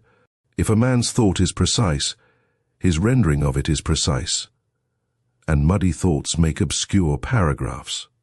If I had to make my choice among modern stylists, I should pick Barrie for the lighter forms of expression and our British Winston Churchill for the more classical. Barrie's great play, one of the finest in the language, is of course The Admirable Crichton. I shall always hope that I had a hand in the fashioning of it.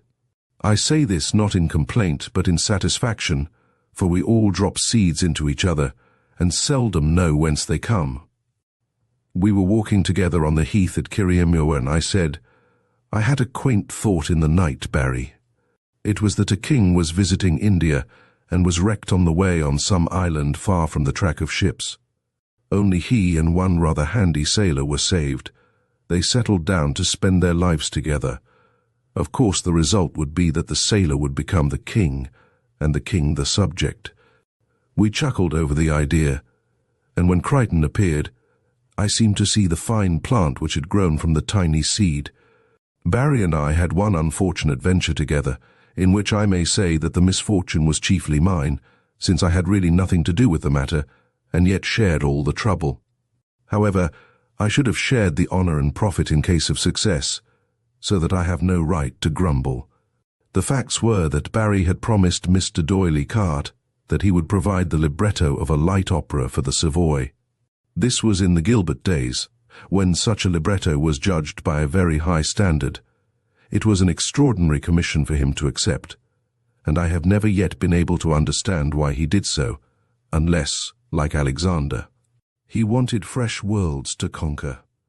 On this occasion, however, he met with a disastrous repulse, and the opera, Jane Annie, to which I alluded in an early chapter, was one of the few failures in his brilliant career. I was brought into the matter because Barrie's health failed on account of some family bereavement. I had an urgent telegram from him at Aldborough, and going there, I found him very worried because he had bound himself by this contract, and he felt in his present state unable to go forward with it. There were to be 2 acts, and he had written the first one, and had the rough scenario of the second, with the complete sequence of events, if one may call it a sequence. Would I come in with him and help him to complete it as part author? Of course, I was very happy to serve him in any way. My heart sank, however, when, after giving the promise, I examined the work. The only literary gift which Barrie has not got is the sense of poetic rhythm, and the instinct for what is permissible in verse. Ideas and wit were in abundance. But the plot itself was not strong, though the dialogue and the situations also were occasionally excellent. I did my best and wrote the lyrics for the second act, and much of the dialogue, but it had to take the predestined shape. The result was not good.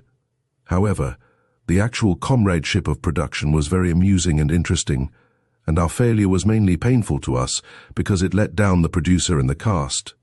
We were well abused by the critics, but Barrie took it all in the bravest spirit. I find, in looking over my papers, a belated statement of account from Barrie which is good reading. In account with J. M. Barrie. Why? Cause of delay. Remarks. A £1 lent at station. Object moving too fast. Doyle says he lent it. B. £12 Jane Annie moving or swaying better late than on tour. Of Kodak. Never. C. £30 6s. 4D. Failure to pull cord. Doyle gets 2/5 of heaven knows. A penny beyond his share. Our associations were never so closely renewed. But through all my changing life I have had a respect and affection for Barrie which were, I hope, mutual. How I collaborated with him at cricket, as well as at work, is told in my chapter on sport. Henry Irving is one of the other great men whom I have met at close quarters, for his acting of Gregory Brewster brought us in contact. When he was producing Coriolanus, he came down to Hindhead and used to drop in of an evening. He was fond of a glass of port. Indeed, He was one of the 4 great men who were stated, probably untruly, by the Honourable G. Russell to drink a bottle each night being the only trait which these great men had in common. The others, I remember, were Tennyson, Gladstone and Moses Montefiore, and the last, I believe, was really true. Like all bad habits, it overtook the sinner at last, and he was cut off at the age of 116. Irving had a curious dry wit which was occasionally sardonic and ill-natured. I can well believe that his rehearsals were often the occasion for heart-burnings among the men and tears among the ladies. The unexpectedness of his remarks took one aback. I remember when my friend Hamilton sat up with me into the wee sma hours with the famous man. He became rather didactic on the subject of the deity or the universe, or some other tremendous topic, which he treated very solemnly and at great length. Irving sat with his intense eyes riveted upon the speaker's face, which encouraged Hamilton to go on and on. When at last he had finished, Irving remarked, "What a low comedian you would have made." He wound up his visit by giving me his copy of Coriolanus, with all his notes and stage directions, a very precious relic. Many visions of old times rise before my eyes as I write, but my book would lose all proportion should I dwell upon them. I see Henley, the formidable cripple, a red-bearded, loud-voiced buccaneer of a man who could only crawl, for his back appeared to be broken. He was a great poet and critic, who seemed to belong to the roaring days of Marlowe, of the mighty line, and the pothouse fray. I see Haggard too, first as the young spruce diplomatist, later as the worn and bearded man with strange vague tendencies to mysticism. Shaw too I see with the pleasant silky voice and the biting phrase. It was strange that all the mild vegetables which formed his diet made him more pugnacious, and, I must add, more uncharitable than the carnivorous man, so that I have known no literary man who was more ruthless to other people's feelings. And yet to meet him was always to like him.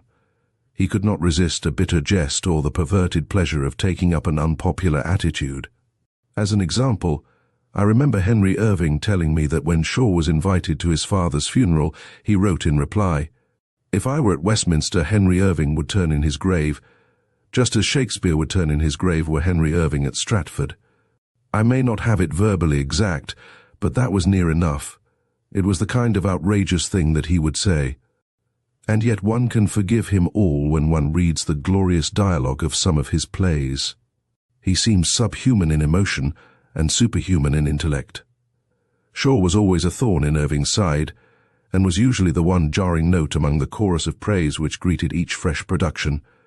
At a first night at the Lyceum, those wonderful first nights which have never been equalled, the lanky Irishman with his greenish face, his red beard, and his sardonic expression must have been like the death's head at the banquet to Irving. Irving ascribed this animosity to Shaw's pique, because his plays were not accepted. But in this, I am sure that he did an injustice. It was simply that contrary twist in the man which makes him delight in opposing whatever anyone else approved. There is nothing constructive in him, and he is bound to be in perpetual opposition. No one, for example, was stronger for peace and for non-militarism than he, and I remember that when I took the chair at a meeting at Hindhead to back up the Tsar's peace proposals at The Hague, I thought to myself as I spied Shaw in a corner of the room, well, this time, at any rate, he must be in sympathy. But far from being so, he sprang to his feet and put forward a number of ingenious reasons why these proposals for peace would be disastrous. Do what you could. He was always against you. Perhaps it is no bad thing to have the other point of view continually stated, and the British stand that sort of thing better than other nations. Had Shaw said in America what he said in England about the war, whilst it was in progress, he would have been in personal danger. There were times, however, when his queer contrary impulses became perfectly brutal in their working. One was at the time of the Titanic disaster, when he deliberately wrote a letter at a time when the wounds were raw, overwhelming everyone concerned with bitter criticism. I was moved to write a remonstrance, and we had a sharp debate in public, which did not in any way modify our kindly personal relations. I can recall a smaller but even more unjustifiable example of his sour nature when he was staying at Hindhead. A garden party had been got up for some charity, and it included the woodland scenes of As You Like It, which were done by amateurs, and very well done too. Shaw, with no provocation, wrote a whole column of abuse in the local paper, spattering all the actors and their performance with ridicule and covering them with confusion, though indeed they had nothing to be ashamed of. One mentions these things as characteristic of one side of the man, and as a proof, I fear, that the adoption by the world of a vegetarian diet will not bring unkind thoughts or actions to an end. But with it all, Shaw is a genial creature to meet, and I am prepared to believe that there is a human kindly side to his nature, though it has not been presented to the public. It took a good man to write St. Joan. Wells, too, I have known long, and indeed I must have often entered the draper's shop in which he was employed at Southsea, for the proprietor was a patient of mine. Wells is one of the great fruits which popular education has given us, since he came, as he is proud to state, from the heart of the people. His democratic frankness and complete absence of class feeling are occasionally embarrassing. I remember his asking me once if I had played cricket at Liphook. I said that I had. He said, "Did you notice an old fellow who acts as professional and groundkeeper?" I said that I had. "That was my father," said Wells. I was too much surprised to answer, and could only congratulate myself that I had made no unpleasant comments before I knew the identity of the old man. I've always had my doubts as to those elaborate forecasts of the future in which Wells indulges. He has, it is true, made a couple of good shots which have already materialized in the tanks and in the machine, which would deliver news in our own houses. But he has never shown any perception of the true meaning of the psychic, and for want of it his history of the world, elaborate and remarkable as it was, seemed to me to be a body without a soul. However, this also may be given him, and it will make his equipment complete. I remember discussing the matter with him when George Gissing, Hornung, he and I foregathered in Rome early in this century. But apparently my words had no effect. Willie Hornung, my brother-in-law, is another of my vivid memories. He was a Dr. Johnson without the learning, but with a finer wit. No one could say a neater thing, and his writings, good as they are, never adequately represented the powers of the man, nor the quickness of his brain. These things depend upon the time and the fashion, and go flat in the telling, but I remember how, when I showed him the record of someone who claimed to have done 100 yards under 10 seconds, he said, "It is a sprinter's error." Golf he could not abide, for he said it was unsportsmanlike to hit a sitting ball. His criticism upon my Sherlock Holmes was, though he might be more humble, there is no police like Holmes. I think I may claim that his famous character Raffles was a kind of inversion of Sherlock Holmes, Bunny playing Watson. He admits as much in his kindly dedication. I think there are few finer examples of short story writing in our language than these, though I confess I think they are rather dangerous in their suggestion.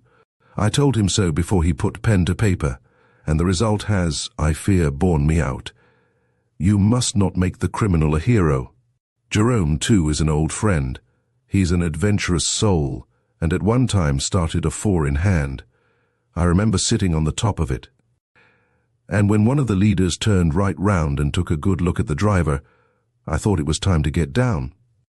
Maxwell also is an old friend. He is, of course, the son of Miss Braddon, who married a publisher of that name. I respect him for doing a man's work in the war when, though he was 50 years of age and had led a sedentary life, he volunteered for a fighting battalion, a credit which he shares with a E.W. Mason. Maxwell's work has always greatly appealed to me, and I have long looked upon him as the greatest novelist that we possess. I never met Robert Louis Stevenson in the flesh, though I owe so much to him in the literary spirit. Never can I forget the delight with which I read those early stories of his in the Cornhill before I knew the name of the author. I still think that The Pavilion on the Links is one of the great short stories of the world, though there were alterations in the final form which were all for the worse, and showed prudery upon the part of the publishers. Stevenson's last year at Edinburgh University must have just about coincided with my first one, and Barry must also have been in that grey old nest of learning about the year 1876. Strange to think that I probably brushed elbows with both of them in the crowded portal. From his faraway home in Samoa, he seemed to keep a quick eye upon literary matters in England. And I had most encouraging letters from him in 1893 and 1894. "Oh, frolic fellow spookist," was his curious term of personal salutation in one of these, which showed that he shared my interest in psychic research but did not take it very seriously. I cannot guess how at that time he had detected it, though I was aware that he had himself in early days acted as secretary to a psychic research, or rather to a spiritualist society in Edinburgh, which studied the remarkable mediumship of Duguid. His letters to me consisted of kind appreciation of my work. "I have a great talent for compliment," he said, accompanied by a hateful, even a diabolic, frankness. He had been retailing some of my Sherlock Holmes yarns to his native servants. I should not have thought that he needed to draw upon anyone else, and he complained to me in a comical letter of the difficulty of telling a story when you had to halt every moment to explain what a railway was, what an engineer was, and so forth. He got the story across in spite of all difficulties, and, said he, if you could have seen the bright feverish eyes of Simate, you would have tasted glory. But he explained that the natives took everything literally, and that there was no such thing as an imaginary story for them. I, who write this, have had the indiscretion to perpetuate a trifling piece of fiction, The Bottle Imp.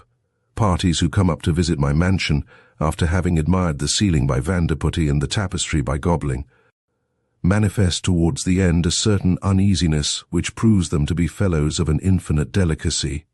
They may be seen to shrug a brown shoulder, to roll up a speaking eye, and at last the secret bursts from them.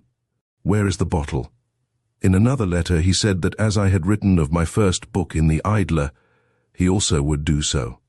I could not hold back where the white plume of Conan Doyle waved in front of me. So, at least, I may boast that it is to me that the world owes the little personal sketch about Treasure Island which appeared in that year. I cannot forget the shock that it was to me when driving down the Strand in a hansom cab in 1896, I saw upon a yellow evening poster, Death of Stevenson.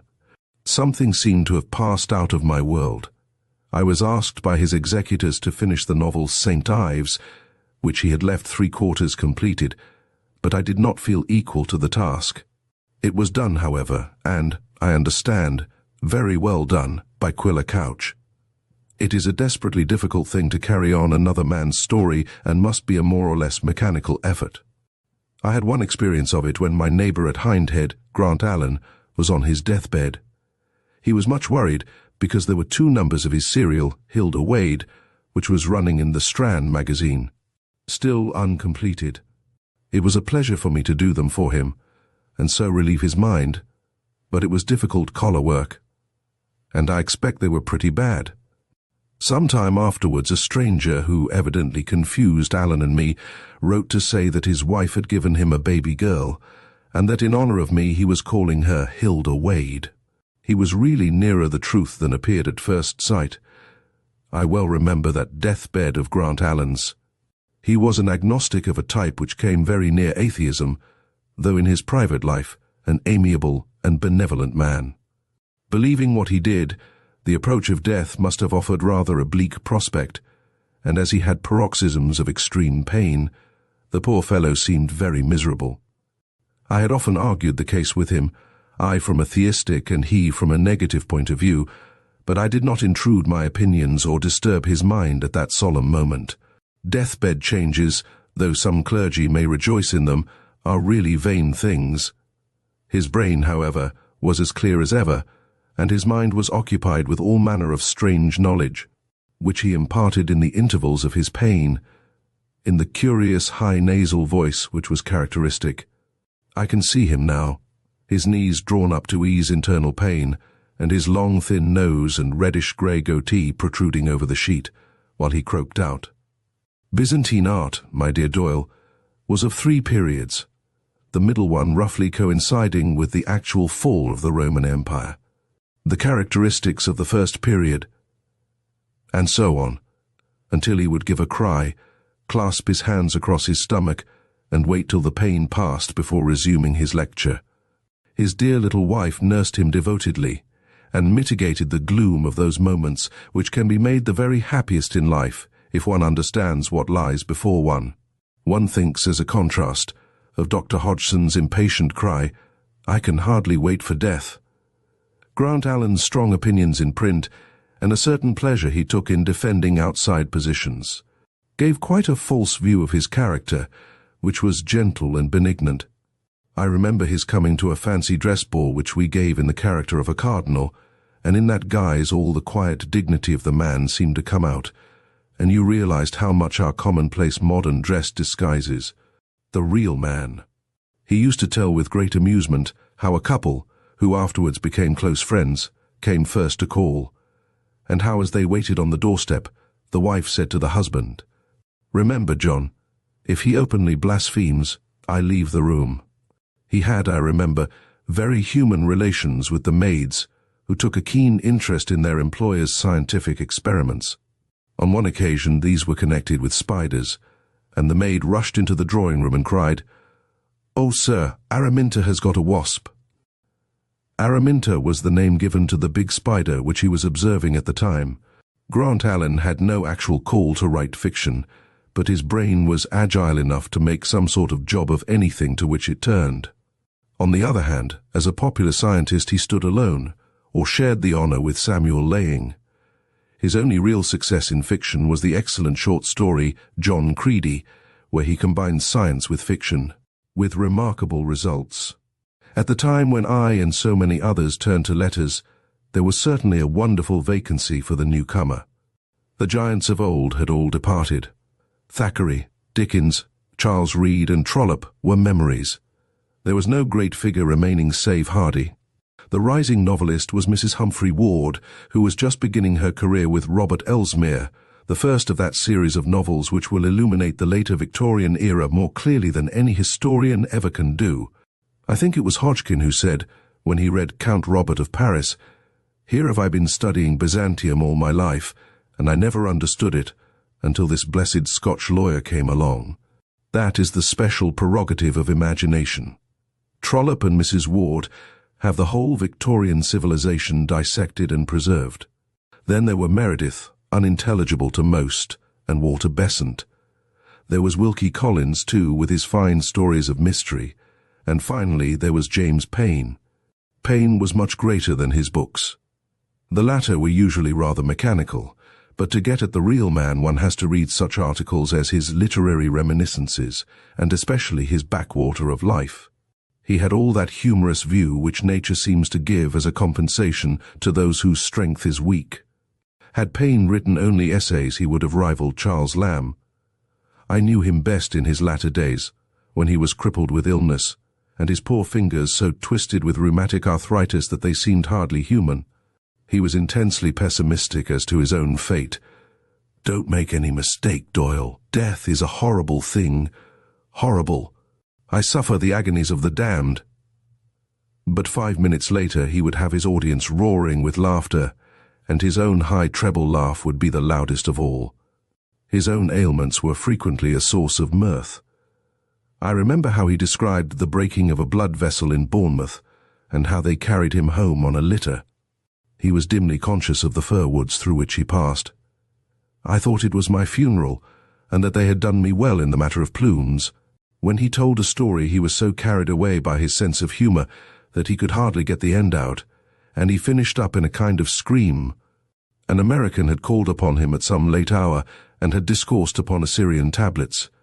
"I thought they were something to eat," he screamed. He was an excellent whist player, and the Baldwin Club used to send 3 members to his house on certain days, so that the old fellow should not go without his game. This game was very scientific. He would tell with delight how he asked some novice, "Do you play the penultimate?" To which the novice answered, "No, but my brother plays the American organ." Many of my generation of authors had reason to love him, for he was a human and kindly critic. His writing, however, was really dreadful. It was of him that the story was told that an author handed one of his letters to a chemist for a test. The chemist retired for a time, and then returned with a bottle and demanded ½ a crown. Better luck attended the man who received an illegible letter from a railway director. He used it as a free pass upon the line. Paine used to joke about his own writing, but it was a very real trouble when one could not make out whether he had accepted or rejected one's story. There was one letter in which I could only read the words infringement of copyright. He was very funny when he described the work of the robust younger school. I have received a story from, he said, 5,000 words, mostly damns. I knew Sir Henry Thompson, the famous surgeon, very well, and was frequently honoured by an invitation to his famous octave dinners, at which 8 carefully chosen male guests were always the company. They always seemed to me to be the most wonderful exhibitions of unselfishness, for Thompson was not allowed any alcohol, or anything save the most simple viands. Possibly, however, like Meredith and the bottle of Burgundy, he enjoyed some reflex pleasure from the enjoyment of others. He had been a wonderful viveur and judge of what was what, and I fear that I disappointed him, for I was much more interested in the conversation than the food. And it used to annoy me when some argument was interrupted in order to tell us that it was not ordinary ham, but a Westphalian wild boar that we were eating, and that it had been boiled in wine for precisely the right time, prescribed by the best authorities. But it was part of his wonderful, unselfish hospitality to make his guests realize exactly what it was that was set before them. I have never heard more interesting talk than at these male gatherings, for it is notorious that though ladies greatly improve the appearance of a feast, they usually detract from the quality of the talk. Few men are ever absolutely natural when there are women in the room. There was one special dinner, I fancy it was the 100th of the series, which was particularly interesting as the Prince of Wales, now George V, was one of the 8, and gave us a most interesting account of the voyage round the world from which he had just returned. Of the rest of the company, I can only recall Sir Henry Stanley, the Traveller, and Sir Crichton Browne. 20 years later, I met the King when he visited a trade exhibition, and I attended as one of the directors of Tuck's famous postcard firm. He had once said, "Why, I have not seen you since that pleasant dinner when you sat next to me at Sir Henry Thompson's." It seemed to me to be a remarkable example of the royal gift of memory. I have not often occupied a chair among the seats of the mighty. My life has been too busy and too preoccupied to allow me to stray far from my beaten path. The mention of the Prince, however, reminds me of the one occasion when I was privileged to entertain, or to attempt to entertain, the present Queen. It was at a small dinner to which I was invited by the courtesy of Lord Middleton, whose charming wife, once Madeline Stanley, daughter of Lady Helier, I could remember since her girlhood. Upon this occasion the Prince and Princess came in after dinner, the latter sitting alone at one end of the room with a second chair beside her own, which was occupied successively by the various gentlemen who were to be introduced to her. I was led up in due course, made my bow, and sat down at her request. I confess that I found it heavy going at first, for I had heard somewhere that royalty has to make the first remark, and had it been the other way there was such a gulf between us that I should not have known where to begin. However, she was very pleasant and gracious, and began asking me some questions about my works which brought me on to very easy ground. Indeed, I became so interested in our talk that I was quite disappointed when Mr. John Morley was led up, and I realized that it was time for me to vacate the chair. There was another amusing incident on that eventful evening. I had been asked to take in Lady Curzon, whose husband, then Viceroy of India, had been unable to attend. The first couple had passed in, and there was a moment's hesitation as to who should go next, but Lady Curzon and I were nearest the door, so possibly with some little encouragement from the lady we filed through. I thought nothing of the incident, but some great authority upon these matters came to me afterwards in great excitement. "Do you know," he said, "that you have established a precedent and solved one of the most difficult and debatable matters of etiquette that has ever caused ill feeling in British society? The Lord Chancellor and the College of Heralds should be much obliged to you, for you have given them a definite lead. There has never been so vexed a question as to whether a vice-reign, when she is away from the country where she represents royalty, shall take precedence over a duchess. There was a duchess in the room, but you, by your decided action, have settled the matter forever. So who shall say that I have done nothing in my life? Of the distinguished lights of the law whom I have met from time to time, I think that Sir Henry Hawkins, then become Lord Bampton, made the most definite impression. I met him at a weekend gathering at Cliveden, when Mr. Astor was our host.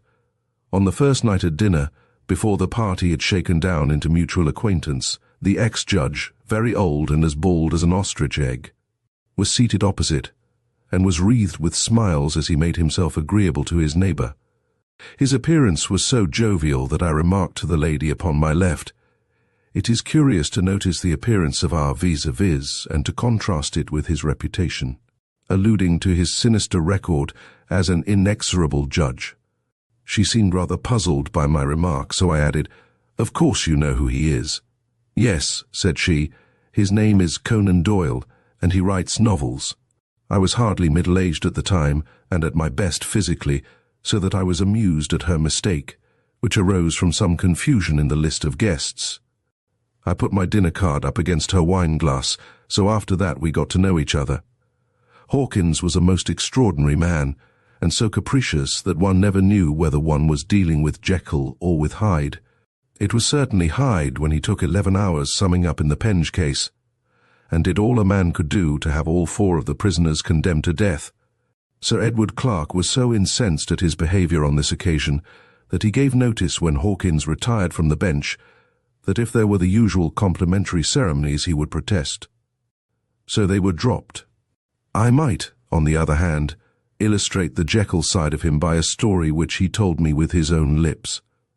A prisoner had a pet mouse.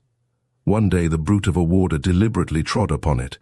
The prisoner caught up his dinner knife and dashed at the warder, who only just escaped, the knife stabbing the door as it closed behind him. Hawkins, as judge, wanted to get the man off, but the attempt at murder was obvious and the law equally clear. What was he to do?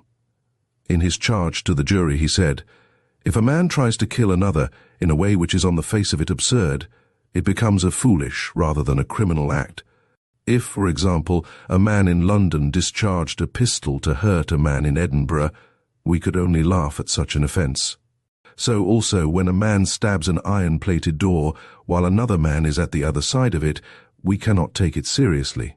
The jury, who were probably only too glad to follow such a lead, brought in a verdict of not guilty.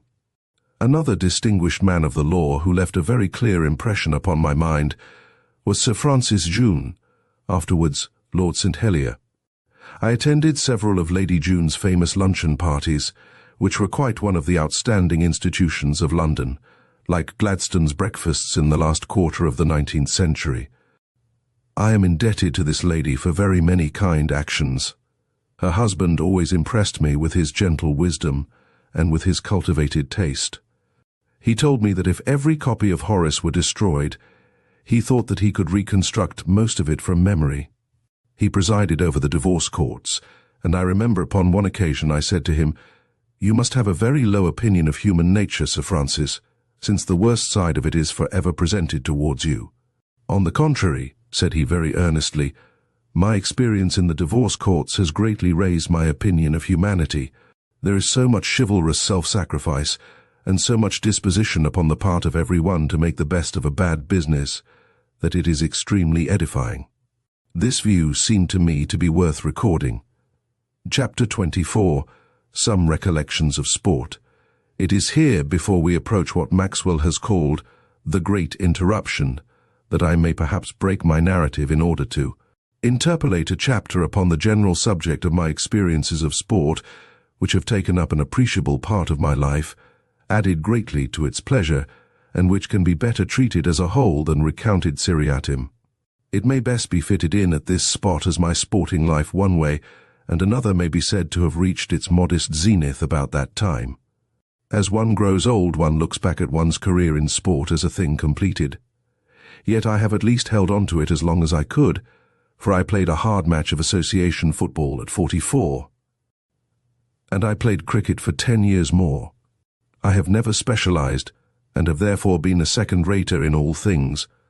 I have made up for it by being an all-rounder, and have had, I dare say, as much fun out of sport as many an adept. It would be odd if a man could try as many games as I for so many years without having some interesting experiences or forming a few opinions which would bear recording and discussion.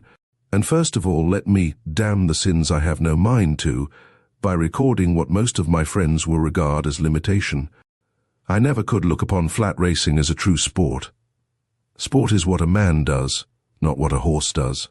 Skill and judgment are shown, no doubt, by the professional jockeys, but I think it may be argued that in 9 cases out of 10 the best horse wins, and would have equally won, could his head be kept straight, had there been a dummy on his back.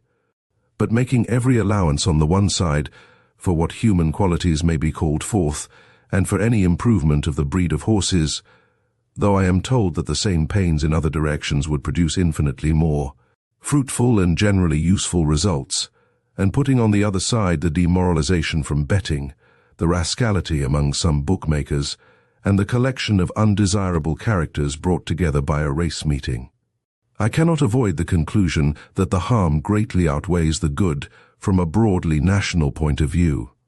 Yet I recognize, of course, that it is an amusement which lies so deeply in human nature, the oldest, perhaps, of all amusements which have come down to us, that it must have its place in our system until the time may come when it will be gradually modified, developing, perhaps, some purifying change, as prize fighting did when it turned to contests with the gloves.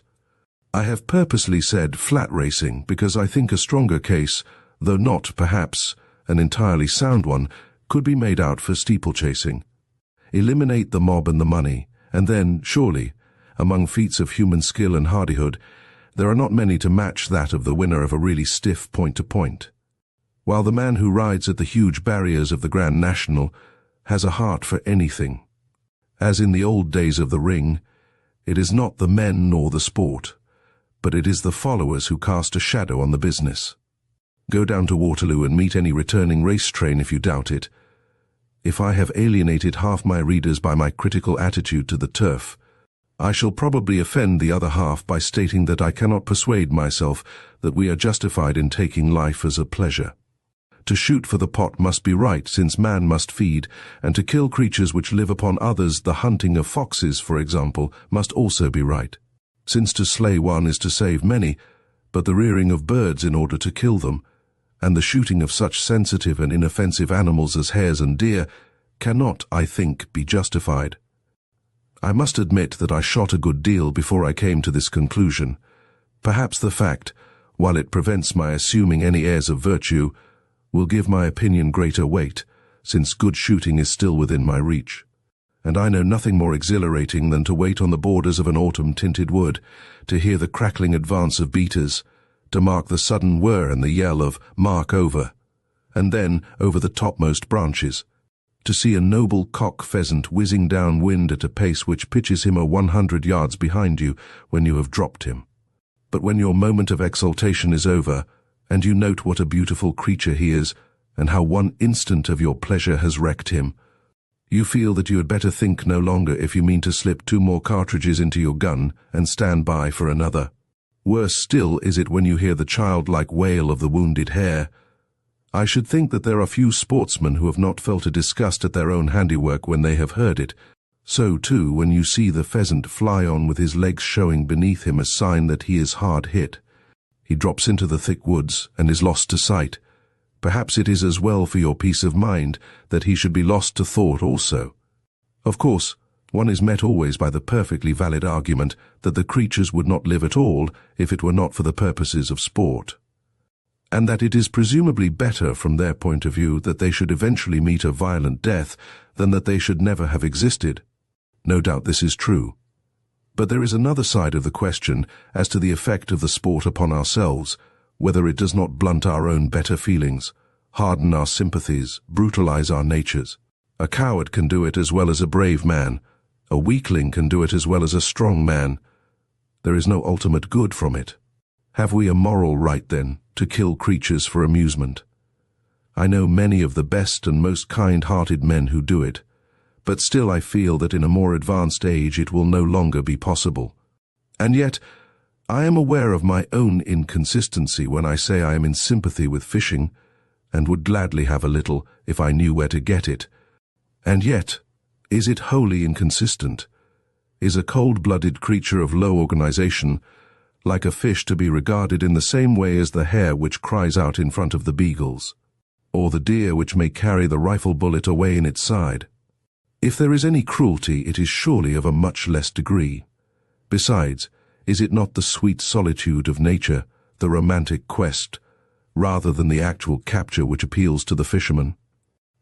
One thinks of the stories of trout and salmon, which have taken another fly within a few minutes of having broken away from a former one, and one feels that their sense of pain must be very different from our own.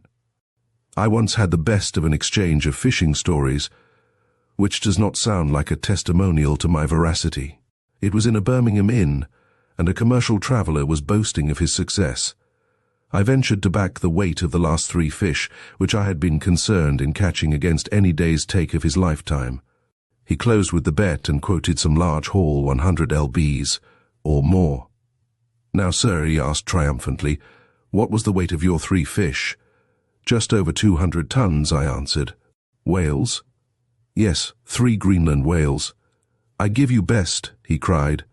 But whether as a fisherman or as a teller of fish stories, I am not sure. As a matter of fact, I had only returned that year from the Arctic seas, and the 3 fish in question were, in truth, the last which I had helped to catch. My experiences during my Arctic voyage, both with whales and bears, I have already touched upon, so I will not refer to them again, though it was the greatest period of sport which has ever come my way. I have always been keen upon the noble old English sport of boxing, and though of no particular class myself, I suppose I might describe my form as that of a fair average amateur. I should have been a better man had I taught less and learned more, but after my first tuition, I had few chances of professional teaching. However, I have done a good deal of mixed boxing among many different types of men, and had as much pleasure from it as from any form of sport. It stood me in good stead aboard the whaler. On the very first evening I had a strenuous bout with the steward, who was an excellent sportsman. I heard him afterwards, through the partition of the cabin, declare that I was "the best Sir John we've had. Colin, he's blacked my E." It struck me as a singular test of my medical ability, but I dare say it did no harm. I remember when I was a medical practitioner going down to examine a man's life for insurance in a little Sussex village. He was the gentleman farmer of the place, and a most sporting and jovial soul. It was a Saturday, and I enjoyed his hospitality that evening, staying over till Monday. After breakfast it chanced that several neighbours dropped in, one of whom, an athletic young farmer, was fond of the gloves. Conversation soon brought out the fact that I had a weakness in the same direction. The result was obvious. 2 pairs of gloves were hunted from some cupboard, and in a few minutes we were hard at it, playing light at first and letting out as we warmed. It was soon clear that there was no room inside a house for 2 heavy weights, so we adjourned to the front lawn. The main road ran across the end of it, with a low wall of just the right height to allow the village to rest its elbows on it and enjoy the spectacle. We fought several very brisk rounds, with no particular advantage either way, but the contest always stands out in my memory for its queer surroundings and the old English picture in which it was set. It is one of several curious by-battles in my career. I recollect another where another man and I, returning from a ball at 5 of a summer morning, went into his room and fought in our dress clothes several very vigorous rounds as a wind-up to the evening's exercise. They say that every form of knowledge comes useful sooner or later. Certainly my own experience in boxing, and my very large acquaintance with the history of the prize ring, found their scope when I wrote Rodney Stone. No one but a fighting man would ever, I think, quite understand or appreciate some of the detail. A friend of mine read the scene where Boy Jim fights Burks to a prize fighter as he lay in what proved to be his last illness. The man listened with growing animation until the reader came to the point where the second advises Boy Jim, in technical jargon, how to get at his awkward antagonist. "That's it. By God, he's got him," shouted the man in the bed. It was an incident which gave me pleasure when I heard it. I have never concealed my opinion that the old prize ring was an excellent thing from a national point of view, exactly as glove fighting is now. Better that our sports should be a little too rough than that we should run a risk of effeminacy. but the ring outlasted its time. It was ruined by the villainous mobs who cared nothing for the chivalry of sport or the traditions of British fair play as compared with the money gain which the contest might bring.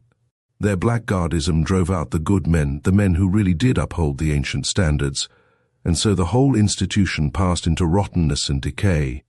But now the glove contests carried on under the discipline of the national sporting or other clubs perpetuate the noble old sport, without a possibility of the more evil elements creeping into it once more. An exhibition of hardihood without brutality, of good-humoured courage without savagery, of skill without trickery, is, I think, the very highest which sport can give. People may smile at the mittens, but a 20-round contest with 4-ounce gloves is quite as punishing an ordeal as one could wish to endure. There is as little room for a coward as in the rougher days of old, and the standard of endurance is probably as high as in the average prize fight. One wonders how our champions of today would have fared at the hands of the heroes of the past. I know something of this end of the question, for I have seen nearly all the great boxers of my time, from J.L. Sullivan down to Tommy Burns, Carpentier, Bombardier Wells, Beckett, and that little miracle Jimmy Wilde. But how about the other end, the men of old? Wonderful Jem Mace was the only link between them. On the one hand, he was supreme in the 60s as a knuckle fighter.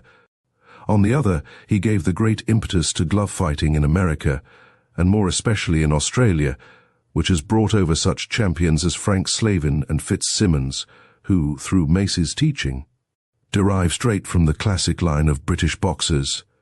He of all men might have drawn a just comparison between the old and the new, but even his skill and experience might be at fault, for it is notorious that many of the greatest fighters under the old regime were poor hands with the mittens. Men could bang poor Tom Sayers all round the ring with the gloves, who would not have dared to get over the ropes had he been without them. I have seen Mace box, and even when over 60 it is wonderful how straight was his left, how quick his feet, and how impregnable his guard. After the Great War, one can see that those of us who worked for the revival of boxing wrought better than we knew. For at the supreme test of all time, the test which has settled the history of the future, it has played a marked part. I do not mean that a man used his fists in the war, but I mean, and every experienced instructor will, I am sure, endorse it, that the combative spirit and aggressive quickness gave us the attacking fire and helped especially in bayonet work. But it was to our allies of France that the chief advantage came. I believe that Carpentier, the boxer, did more to win the war for France than any other man save the actual generals or politicians. The public proof that a Frenchman could be at the very head of his class, as Ledoux was also at a lighter weight, gives a physical self-respect to a nation which tinges the spirit of every single member of it.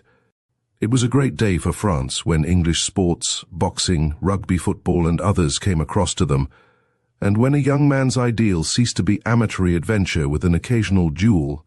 England has taught Europe much, but nothing of more value than this. To return to my own small experiences of the game, I might have had one very notable one, for I was asked to referee the great contest when the champions of the white and black races fought for what may prove to be almost the last time. My first intimation was a cable followed by the following letter: New York, December 9th, 1909. My dear sir, I hope you will pardon the liberty I took as a stranger in cabling to you, asking if you would act at the championship battle between Jeffries and Johnson. The fact is that when the articles were signed recently, your name was suggested for referee, and Tex Rickard, promoter of the fight, was greatly interested, as were many others. I believe it will interest you to know that the opinion was unanimous that you would do admirably in the position. In a voting contest, several persons sent in your name as their choice. Believe me, among sporting men of the best class in America, you have many strong admirers. Your splendid stories of the ring, and your avowed admiration for the great sport of boxing have made you thousands of friends. It was because of this extremely friendly feeling for you in America that I took the liberty of cabling to you. I thank you for your reply. It would indeed rejoice the hearts of the men in this country if you were at the ringside when the great Negro fighter meets the white man Jeffries for the world's championship.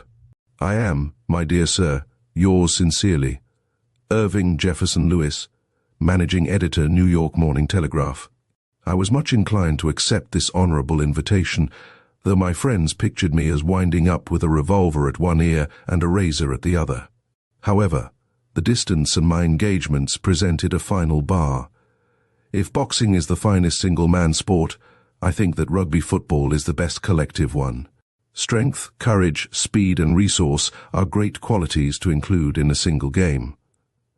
I have always wished that it had come more my way in life, but my football was ruined, as many a man's is, by the fact that at my old school they played a hybrid game peculiar to the place, with excellent points of its own, but unfitting the youngster for any other.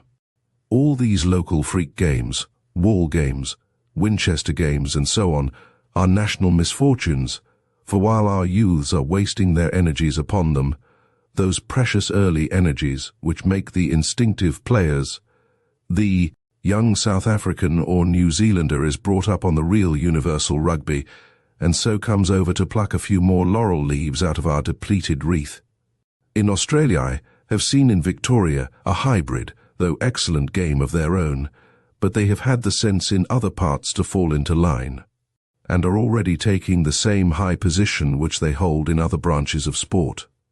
I hope that our headmasters will follow the same course. In spite of my wretched training, I played for a short time as a forward in the Edinburgh University team, but my want of knowledge of the game was too heavy a handicap. Afterwards I took to association and played first goal and then back for Portsmouth, when that famous club was an amateur organisation. Even then we could put a very fair team in the field, and were runners-up for the County Cup the last season that I played. In the same season, I was invited to play for the county. I was always too slow, however, to be a really good back, though I was a long and safe kick. After a long hiatus, I took up football again in South Africa and organised a series of inter-hospital matches in Bloemfontein, which helped to take our minds away from enteric. My old love treated me very scurvily, however, for I received a foul from a man's knee which buckled two of my ribs and brought my games to a close. I have played occasionally since, but there is no doubt that as a man grows older, a brisk charge shakes him up as it never did before. Let him turn to golf, and be thankful that there is still one splendid game which can never desert him. There may be objections to the royal and ancient, but a game which takes 4 miles of country for the playing must always have a majesty of its own. Personally, I was an enthusiastic, but a very inefficient golfer, a 10 at my best, and at my worst outside the pale of all decent handicaps. But surely it is a great testimony to the qualities of a game when a man can be both enthusiastic and inefficient. It is a proof, at least, that a man plays for the game's sake and not for personal kudos. Golf is the coquette of games. It always lures one on and always evades one. 10 years ago I thought I had nearly got it. I hope so today. But my scoring cards will show, I fear, that the coquette has not yet been caught. The elderly lover cannot hope to win her smile. I used in my early golfing days to practice on the very rudimentary links in front of the Mina Hotel, just under the pyramids. It was a weird course, where, if you sliced your ball, you might find it bunkered in the grave of some Rameses or Thothams of old. It was here, I believe, that the cynical stranger, after watching my energetic but ineffectual game, remarked that he had always understood that there was a special tax for excavating in Egypt. I have a pleasant recollection of Egyptian golf in a match played with the late Sirdar, then head of the intelligence department. When my ball was teed, I observed that his Negro caddy pointed 2 fingers at it and spat, which meant, as I was given to understand, that he cursed it for the rest of the game. Certainly I got into every hazard in the course, though I must admit that I have accomplished that when there was no Central African curse upon me. Those were the days before the reconquest of the Sudan, and I was told by Colonel Wingate, as he then was, that his spies coming down from Omdurman not infrequently delivered their messages to him while carrying his golf clubs, to avoid the attention of the Khalifa's spies, who abounded in Cairo. On this occasion the Sirdar beat me well, but with a Christian caddy I turned the tables on him at Dunbar, and now we have signed articles to play off the rubber at Khartoum, no cursing allowed. When that first match was played, we should as soon have thought of arranging to play golf in the moon. Every now and then I give up the game in disgust at my own incompetence, but only to be lured on once more. Hunting in an old desk, I came upon an obituary which I had written for my game at some moment of special depression. It ran, "Sacred to the memory of my golf." It was never strong, being permanently afflicted with a deformed stance and an undeveloped swing. After long weakness, cheerfully borne, it finally succumbed, and was buried in the 18th hole, regretted by numerous caddies. However, it is out and about once more, none the worse for this premature interment. There is said to be a considerable analogy between golf and billiards. So much so that success in the one generally leads to success in the other. Personally, I have not found it so, for though I may claim, I suppose, to be above the average amateur at billiards, I am probably below him in golf. I have never quite attained the three-figure break, but I have so often topped the 80, and even the 90, that I have lived in constant hope. My friend, the late General Drayson, who was a great authority on the game, used to recommend that every player should ascertain what he called his decimal, by which he meant how many innings it took him, whether scoring or not, to make 100. The number, of course, varies with the luck of the balls and the mood of the player, but taken over a dozen or 20 games, it gives a fair average idea of the player's form, and a man by himself can in this way test his own powers. If, for example, a player could, on an average, score 120 innings, then his average would be 5, which is very fair amateur form. If a man finds his decimal rise as high as 10 over a sequence of games, he may be sure that he can hold his own against most players that he is likely to meet. I dare say my own decimal when I was in practice would be from 6 to 8. I was never good enough for the big matches, and though I once went in for the amateur championship, it was not out of any illusions about my game, but because I was specially asked to do so, as it was advisable to strengthen the undoubted amateur element in the contest. By the luck of a bye, and by beating a player who was about my own form, I got into the third round, when I ran across Mr. Evans, who eventually reached the final with my scalp, as well as several others at his girdle. I made 650 against his 1,000, which, as I was not helped by a bad fall from a motorbike a few days before, was as much as I could expect. 42 off the red was my best effort. Surely billiards is the king of all indoor games, and should have some writer who would do for it in prose what John Nyren did for cricket. I have never seen any worthy appreciation of its infinite varieties, from the forcing losing hazard, which goes roaring into a top pocket with a clash upon the rail, to the feather stroke so delicate that it is only the quiver of reflected light upon the object ball which shows that it has indeed been struck. Greatest of all is the ball heavily loaded with side, which drifts down the long cushion and then is sucked against every apparent law into the pocket as though it were the centre of a whirlpool. Mr. E.V. Lucas is one who could do it with discernment. I have one funny recollection of billiards when I wandered into some small hotel in a South Coast watering place, and for want of something to do played the marker. He was a pompous person in a frock coat, with a very good opinion of his own game, which was really ruined by a habit he had of jerking. I won the match, which was not difficult to do, and then I thought it a kindness to point out to the man how he could improve his game. He took this badly, however, and hinted that he allowed gentlemen who played him to get the better of him.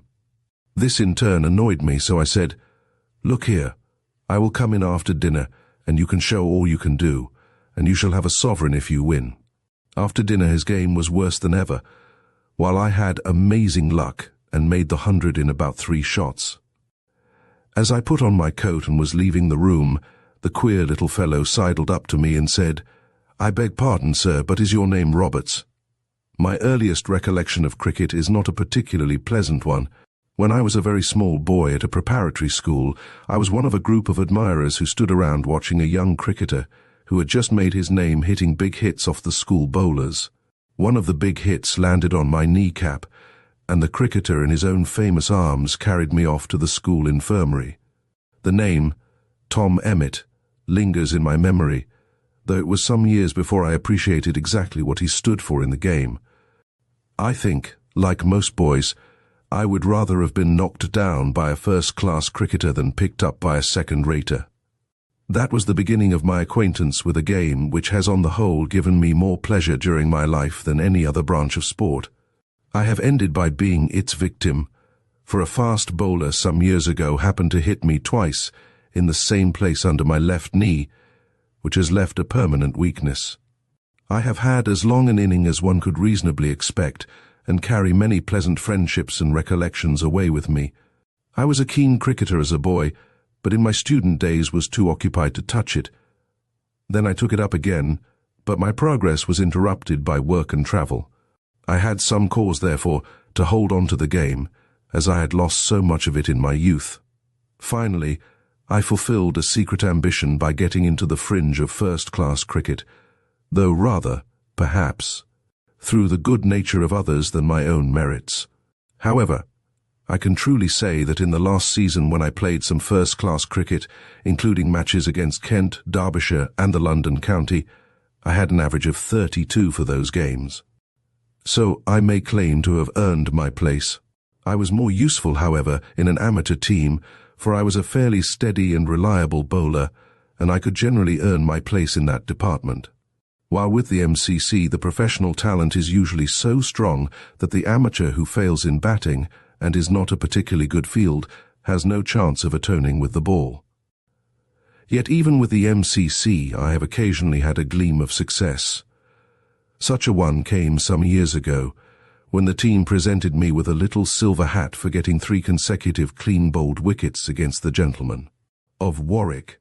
One of my victims explained his downfall by assuring me that he had it thoroughly in his head that I was a left-handed bowler, and when the ball came from my right hand, he was too bewildered to stop it. The reason is not so good as that of an artist who, when I had bowled him out, exclaimed, "Who can play against a man who bowls in a crude pink shirt against an olive-green background? A bowler has many days when everything is against him, when a hard, smooth wicket takes all the spin and devil out of him, when he goes all round and over the wicket, when lofted balls refuse to come to hand, or, if they do come, refuse to stay. But, on the other hand, he has his recompense with many a stroke of good fortune. It was in such a moment that I had the good luck to get the wicket of W.G. Grace, the greatest of all cricketers. W.G. had his speedy revenge. There was nothing more childlike and bland than that slow, tossed-up bowling of his, and nothing more subtle and treacherous. He was always on the wicket or about it, never sent down a really loose ball, worked continually a few inches from the leg, and had a perfect command of length. It was the latter quality which was my downfall. I had made some 30 or 40, and began to relax in the deep respect with which I faced the doctor's deliveries. I had driven him for 4, and jumped out at him again the next ball. Seeing my intention, as a good bowler does, he dropped his ball a foot or 2 shorter. I reached it with difficulty, but again I scored 4. By this time I was very pleased with myself, and could see no reason why every one of these delightful slows should not mean a 4 to me. Out I danced to reach the next one on the half volley.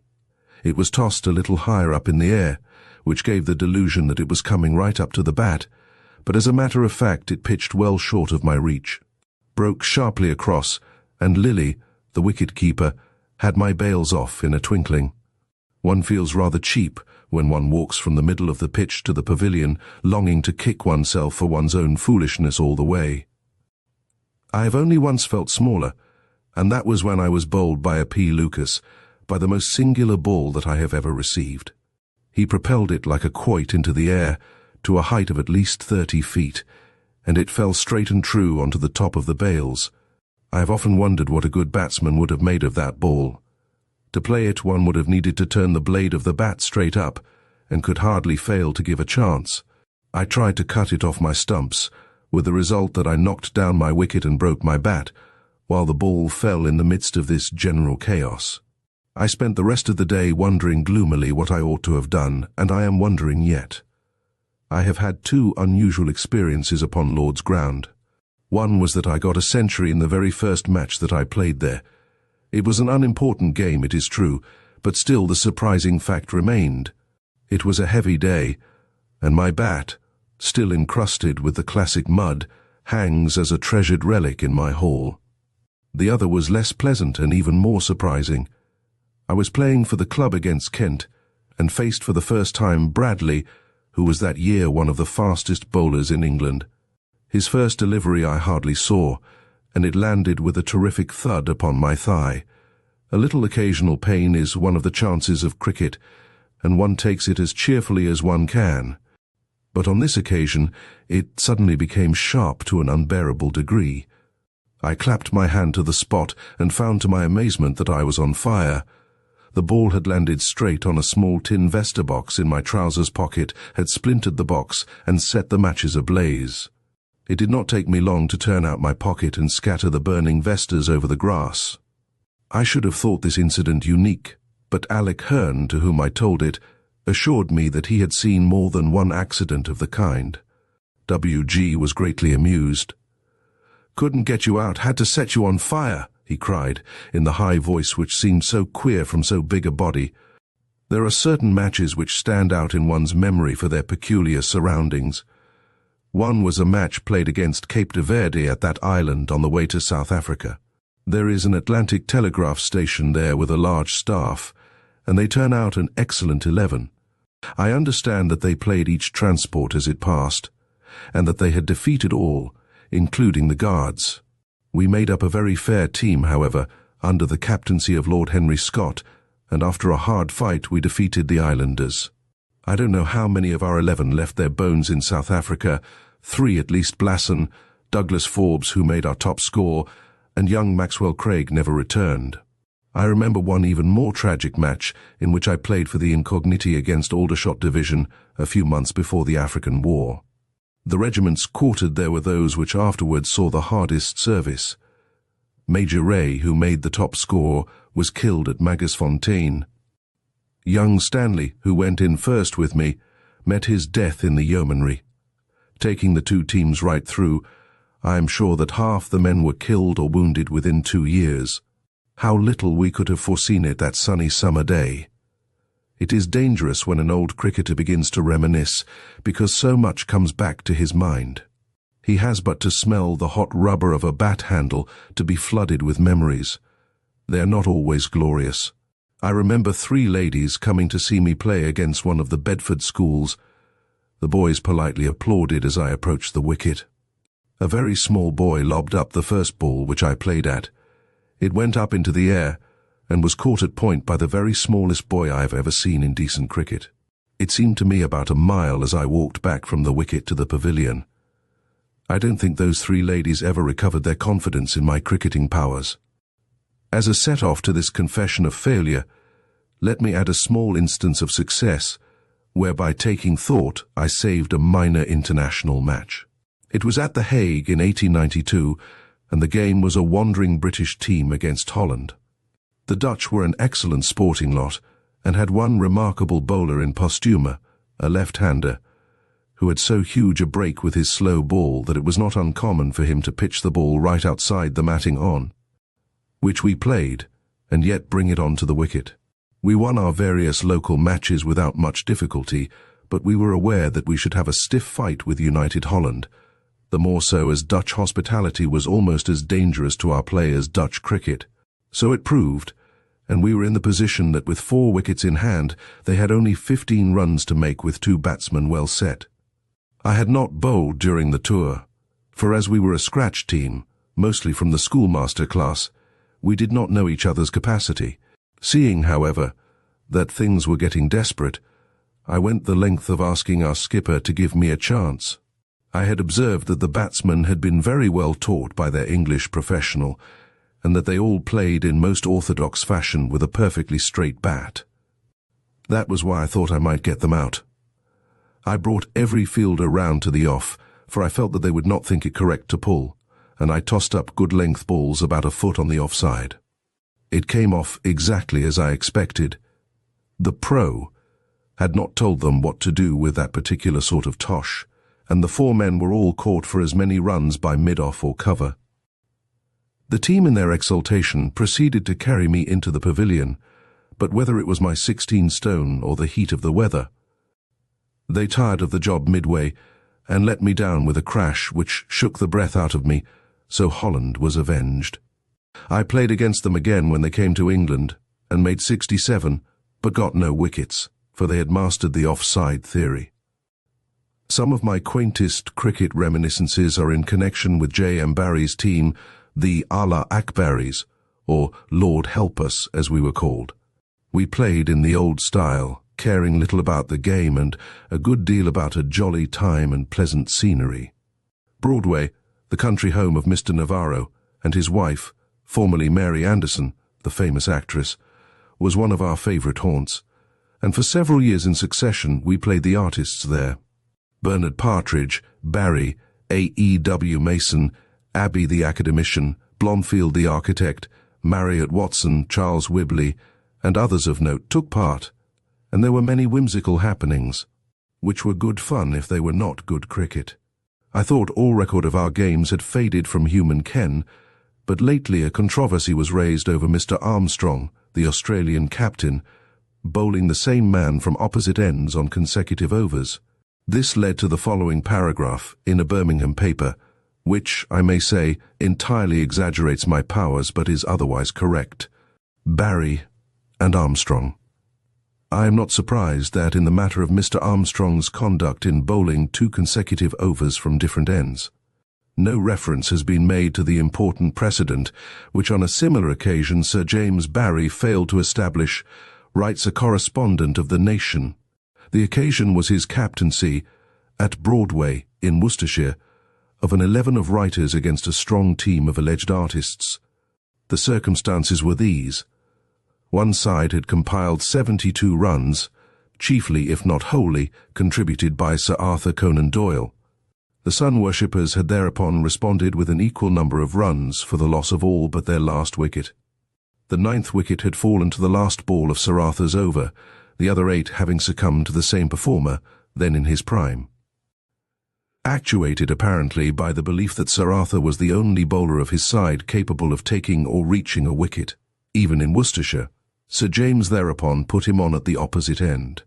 Before, however, he could take a practice ball, a shout was heard from the artists' pavilion, and the 9 unengaged players were seen issuing from it to contest our captain's decision. After an exciting contest, it was ultimately given in their favour, with the result that the first ball of the new bowler was hit for 2, assisted by overthrows, and the innings and match were won by the artists. Of Barrie's team, I remember that it was printed at the bottom of our cards that the practice ground was in the National Observer office. Mr. Abbey, the famous artist, usually captained against Barrie, and it was part of the agreement that each should have a full pitch to leg just to start his score. I remember my horror when by mistake I bowled a straight first ball to Abbey, and so broke the unwritten law as well as the wicket. Abbey knew nothing of the game, but Barrie was no novice. He bowled an insidious left-hand good-length ball coming from leg, which was always likely to get a wicket. Talking of bowling, I have twice performed the rare feat of getting all 10 wickets. Once it was against a London club, and once I ran through the side of a dragoon regiment at Norwich. My best performance at Lord's was 7 wickets for 51 against Cambridgeshire in 1904. Of fencing, my experience has been limited, and yet I have seen enough to realise what a splendid toughening exercise it is.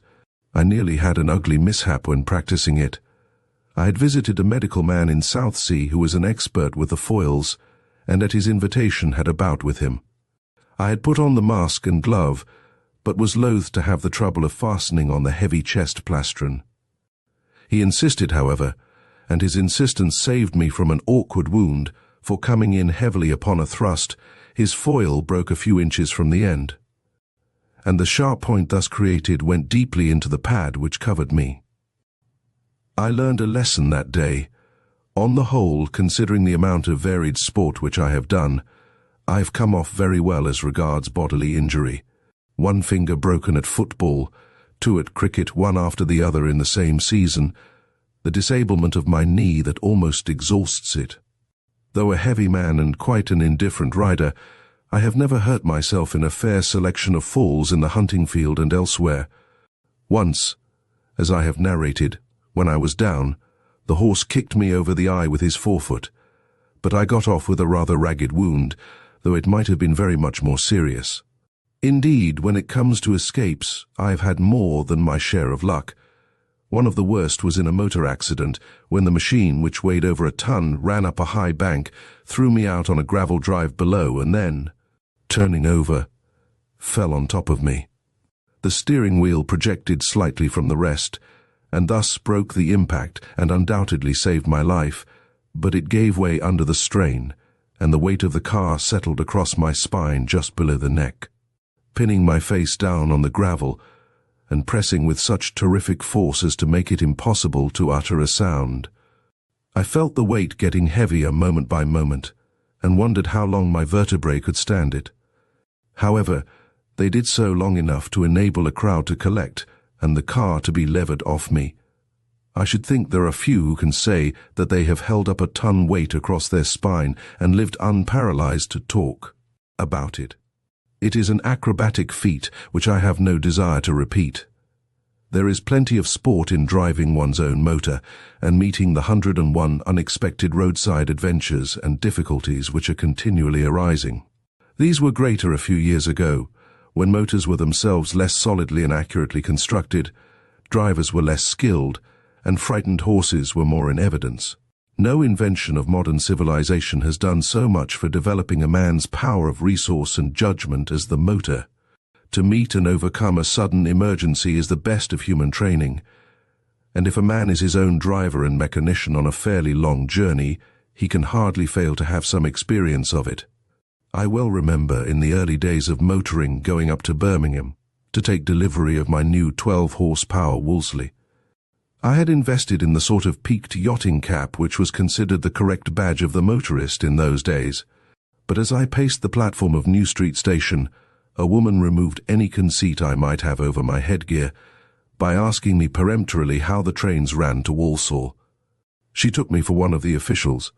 I got the car safely home, and no doubt it was a good car as things went at that time, but the secret of safe brakes had not yet been discovered, and my pair used to brake as if they were glass. More than once, I have known what it is to steer a car when it is flying backwards under no control down a winding hill. Looking back at those days, it seems to me that I was under the car nearly as much as on the top of it, for every repair had to be done from below. There were few accidents from smashing my differential, seizing my engines and stripping my gears, which I have not endured. It was a chain-driven machine, and I can well remember one absurd incident when the chain jumped the cogs and fell off. We were on a long slope of 3 miles and ran on with the engine turned off, quite unconscious of what had occurred. When we reached level ground, the car naturally stopped, and we got out, opened the bonnet, tested the electricity, and were utterly puzzled as to what was amiss. When a yokel in a cart arrived, waving our motive power over his head, he had picked it up on the road. Our descendants will never realize the terror of the horses at this innovation, nor the absurd scenes which it caused. On one occasion, I was motoring down a narrow lane in Norfolk with my mother in the open tonneau. Coming round a curve, we came upon 2 carts, one behind the other. The leading horse, which had apparently never seen a motor before, propped his forelegs out. His ears shot forward, his eyes stared rigidly, and then in a moment he whirled round, ran up the bank, and tried to escape behind his comrade. This he could have done but for the cart, which he also dragged up the bank. Horse and cart fell sideways on the other horse and cart, and there was such a mixture that you could not disentangle it. The carts were full of turnips, and these formed a top dressing over the interlaced shafts and the struggling horses. I sprang out and was trying to help the enraged farmer to get something right end up, when I glanced at my own car, which was almost involved in the pile. There was my dear old mother sitting calmly knitting in the midst of all the chaos. It was really like something in a dream. My most remarkable motorcar experience was when I drove my own 16-horsepower Dietrich Lorraine in the international road competition organized by Prince Henry of Prussia in 1911. This affair is discussed later when I come to the preludes of war. I came away from it with sinister forebodings. The impression left on my mind by the whole incident is shown by the fact that one of the first things I did when I got to London was to recommend a firm of which I am director to remove a large sum which it had lying in Berlin. I have no doubt that it would have continued to lie there and that we might have lost it. As to the contest itself, it ended in a British victory, which was owing to the staunch way in which we helped each other when in difficulties, while the Germans were more a crowd of individuals than a team. Their cars were excellent and so was their driving. My own little car did very well and only dropped marks at Sutton Bank in Yorkshire, that terrible hill, 1 in 3 at one point, with a hairpin bend. When we finally panted out our strength, I put my lightweight chauffeur to the wheel, ran round, and fairly boosted her up from behind, but we were fined so many marks for my leaving the driving wheel. Not to get up would have meant 3 times the forfeit, so my tactics were well justified. No doubt the coming science of aviation will develop the same qualities as motor driving to an even higher degree. It is a form of sport in which I have only aspirations and little experience. I had one balloon ascent in which we covered some 25 miles and ascended 6,000 feet, which was so delightful an expedition that I have always been eager for another, and a longer one. A man has a natural trepidation the first time he leaves the ground, but I remember that, as I stood by the basket with the gas bag swinging about above me and the assistants clinging to the ropes.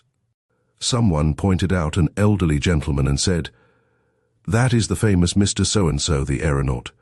I saw a venerable person, and I asked how many ascents he had made. "About 1,000, was the answer.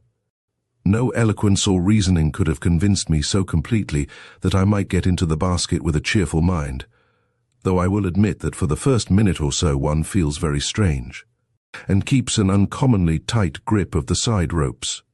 This soon passes, however, and one is lost in the wonder of the prospect and the glorious feeling of freedom and detachment. As in a ship, it is the moment of nearing land once more which is the moment of danger, or at least of discomfort. But beyond a bump or two, we came to rest very quietly in the heart of a Kentish hop field. I had one aeroplane excursion in rather early days, but the experience was not entirely a pleasant one. Machines were under-engined in those days, and very much at the mercy of the wind. We went up at Hendon, May 25th, 1911, the date, but the machine was a heavy biplane. And though it went down wind like a swallow, it was more serious when we turned and found, looking down, that the objects below us were stationary or even inclined to drift backwards. However, we got back to the field at last, and I think the pilot was as relieved as I. What impressed me most was the terrible racket of the propeller, comparing so unfavorably with the delicious calm of the balloon journey. There is one form of sport in which I have, I think, been able to do some practical good, for I can claim to have been the first to introduce skis into the Grisons division of Switzerland, or at least to demonstrate their practical utility as a means of getting across in winter from one valley to another. It was in 1894 that I read Nansen's account of his crossing of Greenland, and thus became interested in the subject of skiing. It chanced that I was compelled to spend that winter in the Davos Valley, and I spoke about the matter to Tobias Branger, a sporting tradesman in the village, who in turn interested his brother. We sent for skis from Norway, and for some weeks afforded innocent amusement to a large number of people who watched our awkward movements and complex tumbles. The Brangers made much better progress than I at the end of a month or so. We felt that we were getting more expert, and determined to climb the Jakobshavn, a considerable hill just opposite the Davos Hotel. We had to carry our unwieldy skis upon our backs until we had passed the fir trees which line its slopes. But once in the open, we made splendid progress, and had the satisfaction of seeing the flags in the village dipped in our honor when we reached the summit. But it was only in returning that we got the full flavor of skiing. In ascending, you shuffle up by long zigzags, the only advantage of your footgear being that it is carrying you over snow which would engulf you without it. But coming back, you simply turn your long toes and let yourself go, gliding delightfully over the gentle slopes, flying down the steeper ones, taking an occasional cropper, but getting as near to flying as any earthbound man can. In that glorious air, it is a delightful experience. Encouraged by our success with the Jakobshorn, we determined to show the utility of our accomplishment by opening up communications with Arosa, which lies in a parallel valley and can only be reached in winter by a very long and roundabout railway journey. To do this, we had to cross a high pass and then drop down on the other side. It was a most interesting journey, and we felt all the pride of pioneers as we arrived in Arosa. I have no doubt that what we did would seem absurdly simple to Norwegians or others who were apt at the game, but we had to find things out for ourselves, and it was sometimes rather terrifying. The sun had not yet softened the snow on one sharp slope across which we had to go, and we had to stamp with our skis in order to get any foothold. On our left, the snow slope ended in a chasm from which a blue smoke or fog rose in the morning air. I hardly dared look in that direction, but from the corner of my eye, I saw the vapor of the abyss. I stamped along, and the two gallant Switzers got on my left, so that if I slipped, the shock would come upon them. We had no rope by which we could link up. We got across all right, and perhaps we exaggerated the danger, but it was not a pleasant experience. Then I remember that we came to an absolute precipice, up which no doubt the path zigzags in summer. It was not, of course, perpendicular, but it seemed little removed from it, and it had just slope enough to hold the snow. It looked impassable, but the Brangers had picked up a lot in some way of their own. They took off their skis, fastened them together with a thong, and on this toboggan they sat, pushing themselves over the edge, and going down amid a tremendous spray of flying snow. When they had reached safety, they beckoned to me to follow. I had done as they did, and was sitting on my skis preparatory to launching myself when a fearsome thing happened, for my skis shot from under me, flew down the slope, and vanished in huge bounds among the snow mounds beyond. It was a nasty moment, and the poor Brangers stood looking up at me some hundreds of feet below me in a dismal state of mind. However, there was no possible choice as to what to do, so I did it. I let myself go over the edge, and came squattering down, with legs and arms extended to check the momentum. A minute later, I was rolling covered with snow at the feet of my guides, and my skis were found some hundreds of yards away, so no harm was done after all. I remember that when we signed the hotel register, Tobias Brenger filled up the space after my name, in which the new arrival had to describe his profession by the words sportsman, which I took as a compliment. It was at any rate more pleasant than the German description of my golf clubs, which went astray on the railway, and turned up at last with the official description of Kinderspieler child's toys attached to them. To return to the skis, they are no doubt in very general use, but I think I am right in saying that these and other excursions of ours first demonstrated their possibilities to the people of the country, and have certainly sent a good many thousands of pounds since then into Switzerland.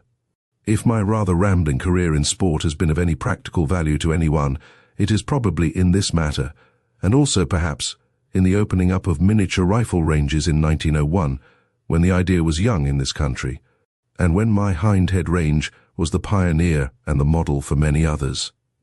A pleasing souvenir of my work on rifle clubs is to be found in the Conan Doyle Cup, which was presented by my friend Sir John Langman, and is still shot for every year at Bisley by civilian teams. On the whole, as I look back, there is no regret in my mind for the time that I have devoted to sport. It gives health and strength, but above all, it gives a certain balance of mind, without which a man is not complete. To give and to take, to accept success modestly and defeat bravely, to fight against odds, to stick to one's point, to give credit to your enemy and value your friend, these are some of the lessons which true sport should impart. Chapter 25. To the Rocky Mountains in 1914. In 1914, with little perception of how near we were to the greatest event of the world's history, we accepted an invitation from the Canadian government to inspect the National Reserve at Jasper Park in the Northern Rockies. The Grand Trunk Railway Canadian made matters easy for us by generously undertaking to pass us over their system and to place a private car at our disposal. This proved to be a gloriously comfortable and compact little home, consisting of a parlour, a dining room, and a bedroom. It belonged to Mr. Chamberlain, the president of the line, who allowed us the use of it. Full of anticipation, we started off in May upon our long and pleasant journey. Our first point was New York, where we hoped to put in a week of sightseeing, since my wife had never been to America. Then we were to go north and meet our kind hosts of Canada. At the Plaza Hotel of New York, we found ourselves in pleasant quarters for a hectic week. Here are a few impressions. We went to see a baseball game at New York, a first-class match, as we should say, or some game, as a native expert described it. I looked on it all with the critical but sympathetic eyes of an experienced, though decrepit cricketer. The men were fine fellows, harder looking than most of our professionals. Indeed, they trained continually, and some of the teams had, even before the days of prohibition, to practice complete abstinence, which is said to show its good results not so much in physical fitness as in the mental quickness, which is very essential in the game. The catching seemed to me extraordinarily good, especially the judging of the long catches near the bleachers, as the outfields, which are far from any shade, are called. The throwing in is also remarkably hard and accurate, and, if applied to cricket, would astonish some of our batsmen. The men earn anything from £1,000 to £1,500 in the season. This money question is a weak point of the game, as it is among our own soccer clubs, since it means that the largest purse has the best team, and there is no necessary relation between the player and the place he plays for.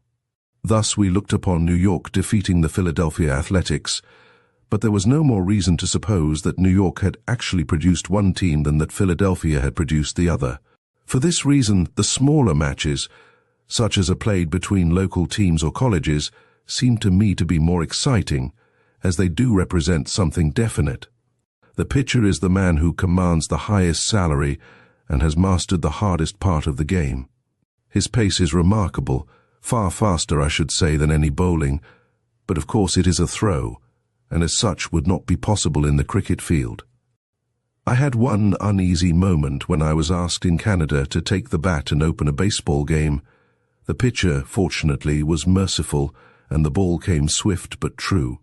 I steadied myself by trying to imagine that it was a bat which I held in my grasp, and that this was a full toss, which asked to be hit over the ropes. Fortunately, I got it fairly in the middle, and it went on its appointed way, whizzing past the ear of a photographer, who expected me to pat it. I should not care to have to duplicate the performance, nor would the photographer.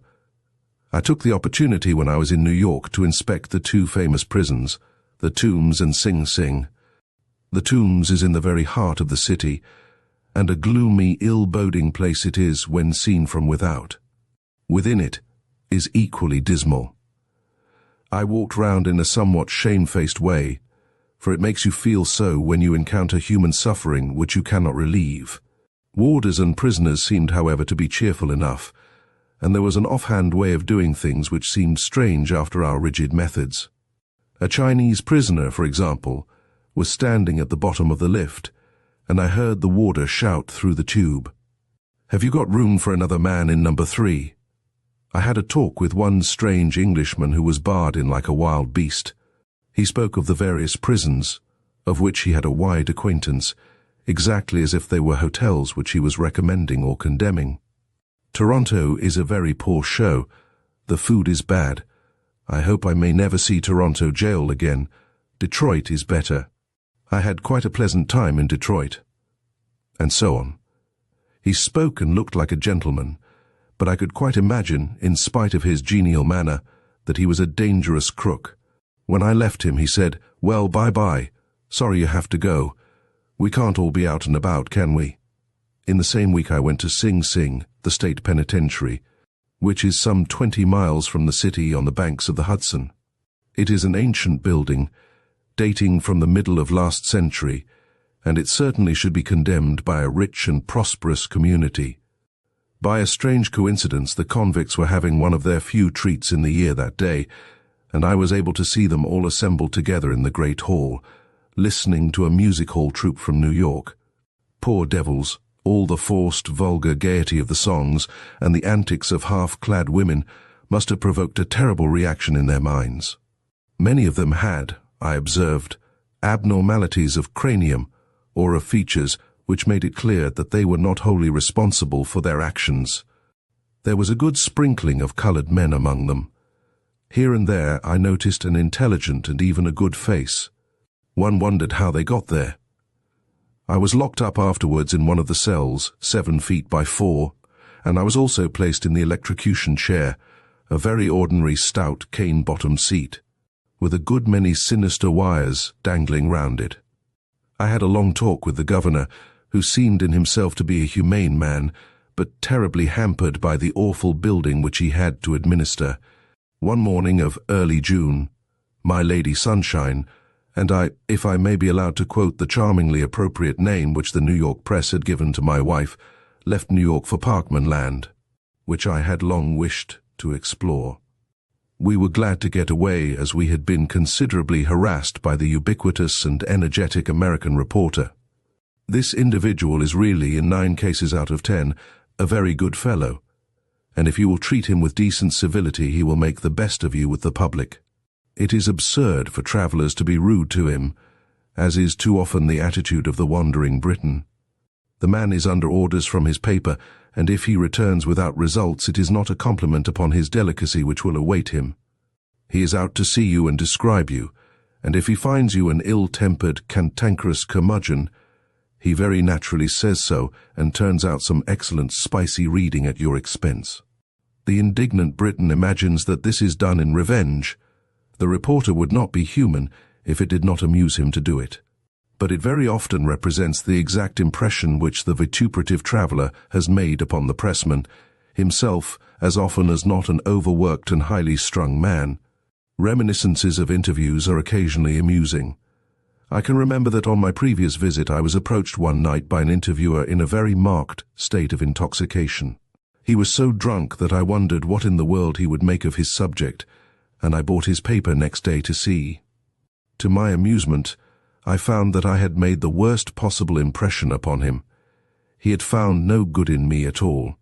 He may even have attributed to me his own weakness, like the Scotch toper who said, "Sandy drank that hard that by the end of the evening I couldn't see him." To return to Parkman Land.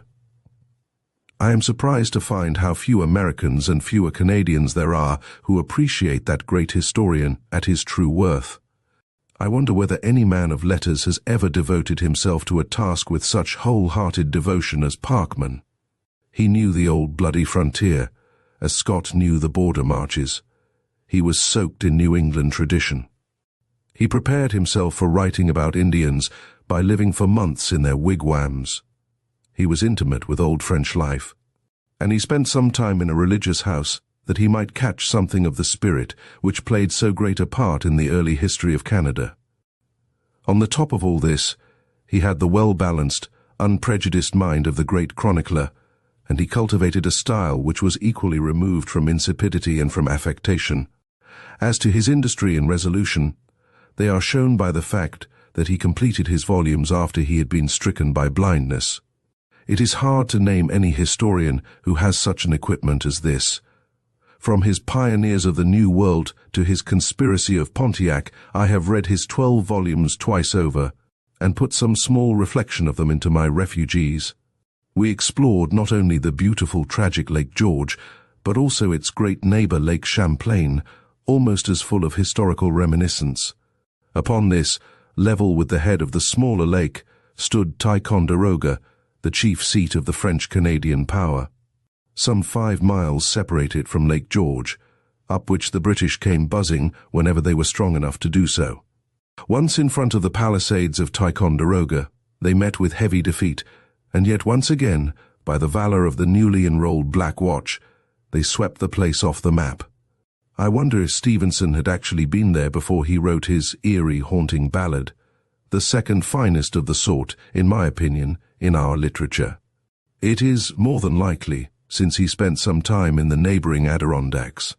pious hands were restoring the old fort of Ticonderoga, much of which has been uncovered. All day we skirted Lake Champlain, into which the old French explorer first found his way, and where he made the dreadful mistake of mixing in Indian warfare, which brought the whole bloodthirsty vendetta of the Five Nations upon the young French settlements. Up at the head of the lake, we saw Plattsburgh, where the Americans gained a victory in the War of 1812. The sight of these battlefields, whether they mark British or American successes, always fills me with horror. If the War of 1776 was, as I hold, a glorious mistake, that of 1812 was a senseless blunder. Had neither occurred, the whole of North America would now be one magnificent undivided country, pursuing its own independent destiny, and yet united in such unblemished ties of blood and memory to the old country that each could lean at all times upon the other. It is best for Britishers, no doubt, that we should never lean upon anything bigger than ourselves. But I see no glory in these struggles, and little wisdom in the statesmen who wage them. Among them they split the race from base to summit, and who has been the gainer? Not Britain, who was alienated from so many of her very best children. Not America, who lost Canada, and had on her hands a civil war, which a united empire could have avoided. Ah well, there is a controlling force somewhere, and the highest wisdom is to believe that all things are ordered for the best. About evening we crossed the Canadian frontier, the Richelieu River, down which the old Iroquois scalping parties used to creep, gleaming coldly in the twilight. There is nothing to show where you have crossed that border. There is the same sort of country, the same cultivation, the same plain wooden houses. Nothing was changed, save that suddenly I saw a little old ensign flying on a gable, and it gives you a thrill when you have not seen it for a time. It is not until one has reached the prairie country that the traveller meets with new conditions and new problems. He traverses Ontario with its prosperous mixed farms and its fruit-growing villages, but the general effect is the same as in Eastern America. Then comes the enormous stretch of the Great Lakes, those wonderful inland seas, with great ocean-going steamers. We saw the newly built Noronic, destined altogether for passenger traffic, and worthy to compare, both in internal fittings and outward appearance, with many an Atlantic liner. The Indians looked in amazement at La Salle's little vessel. I wondered what La Salle and his men would think of the Noronic. For 2 days in great comfort we voyaged over the inland waters. They lay peaceful for our passage, but we heard grim stories of winter gusts and of ships which were never heard of more. It is not surprising that there should be accidents, for the number of vessels is extraordinary, and being constructed with the one idea of carrying the maximum of cargo, they appeared to be not very stable. I am speaking now of the whaleback freight carriers, and not of the fine passenger service, which could not be beaten. I have said that the number of vessels is extraordinary.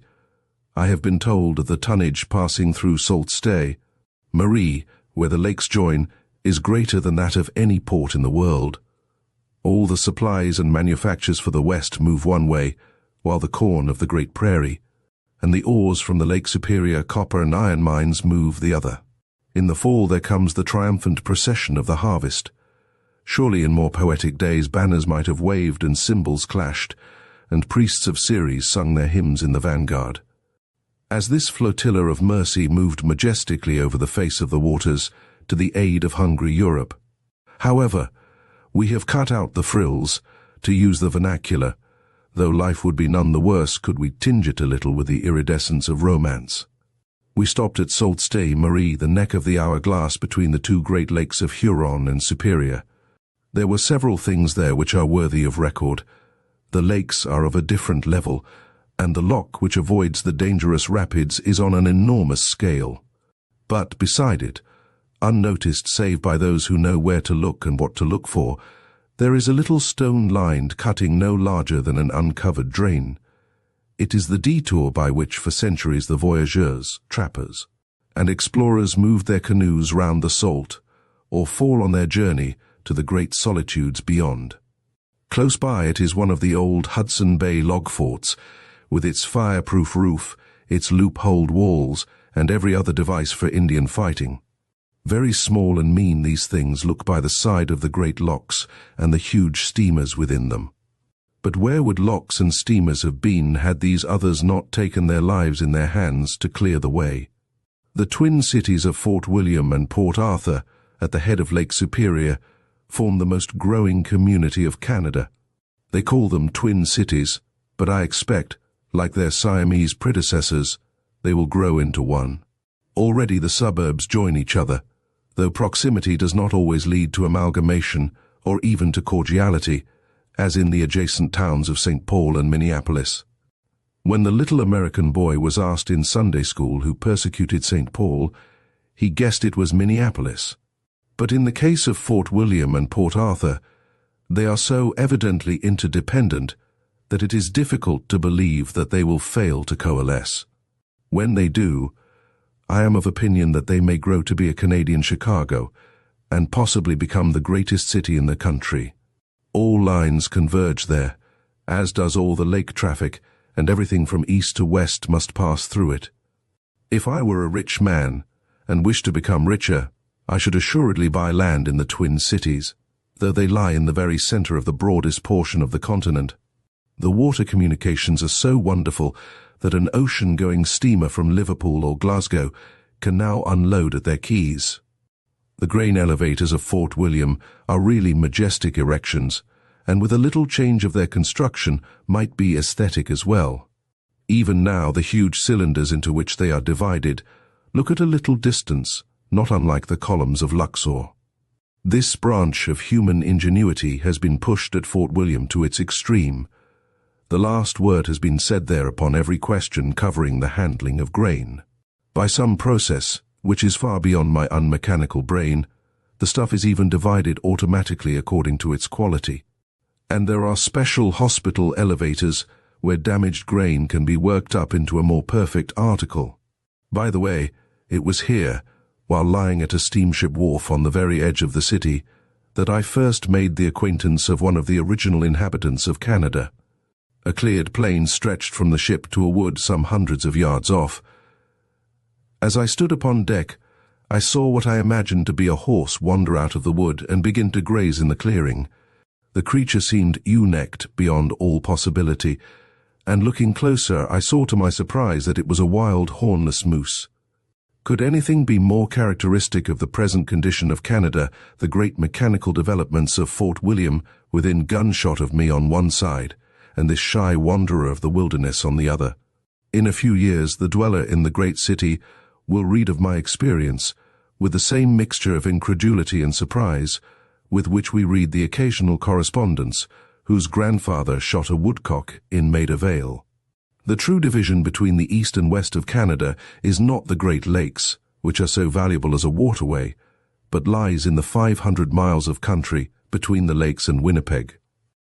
It is barren, but beautiful, covered with forest which is not large enough to be of value as lumber. It is a country of rolling plains covered with low trees with rivers in the valleys. The soil is poor.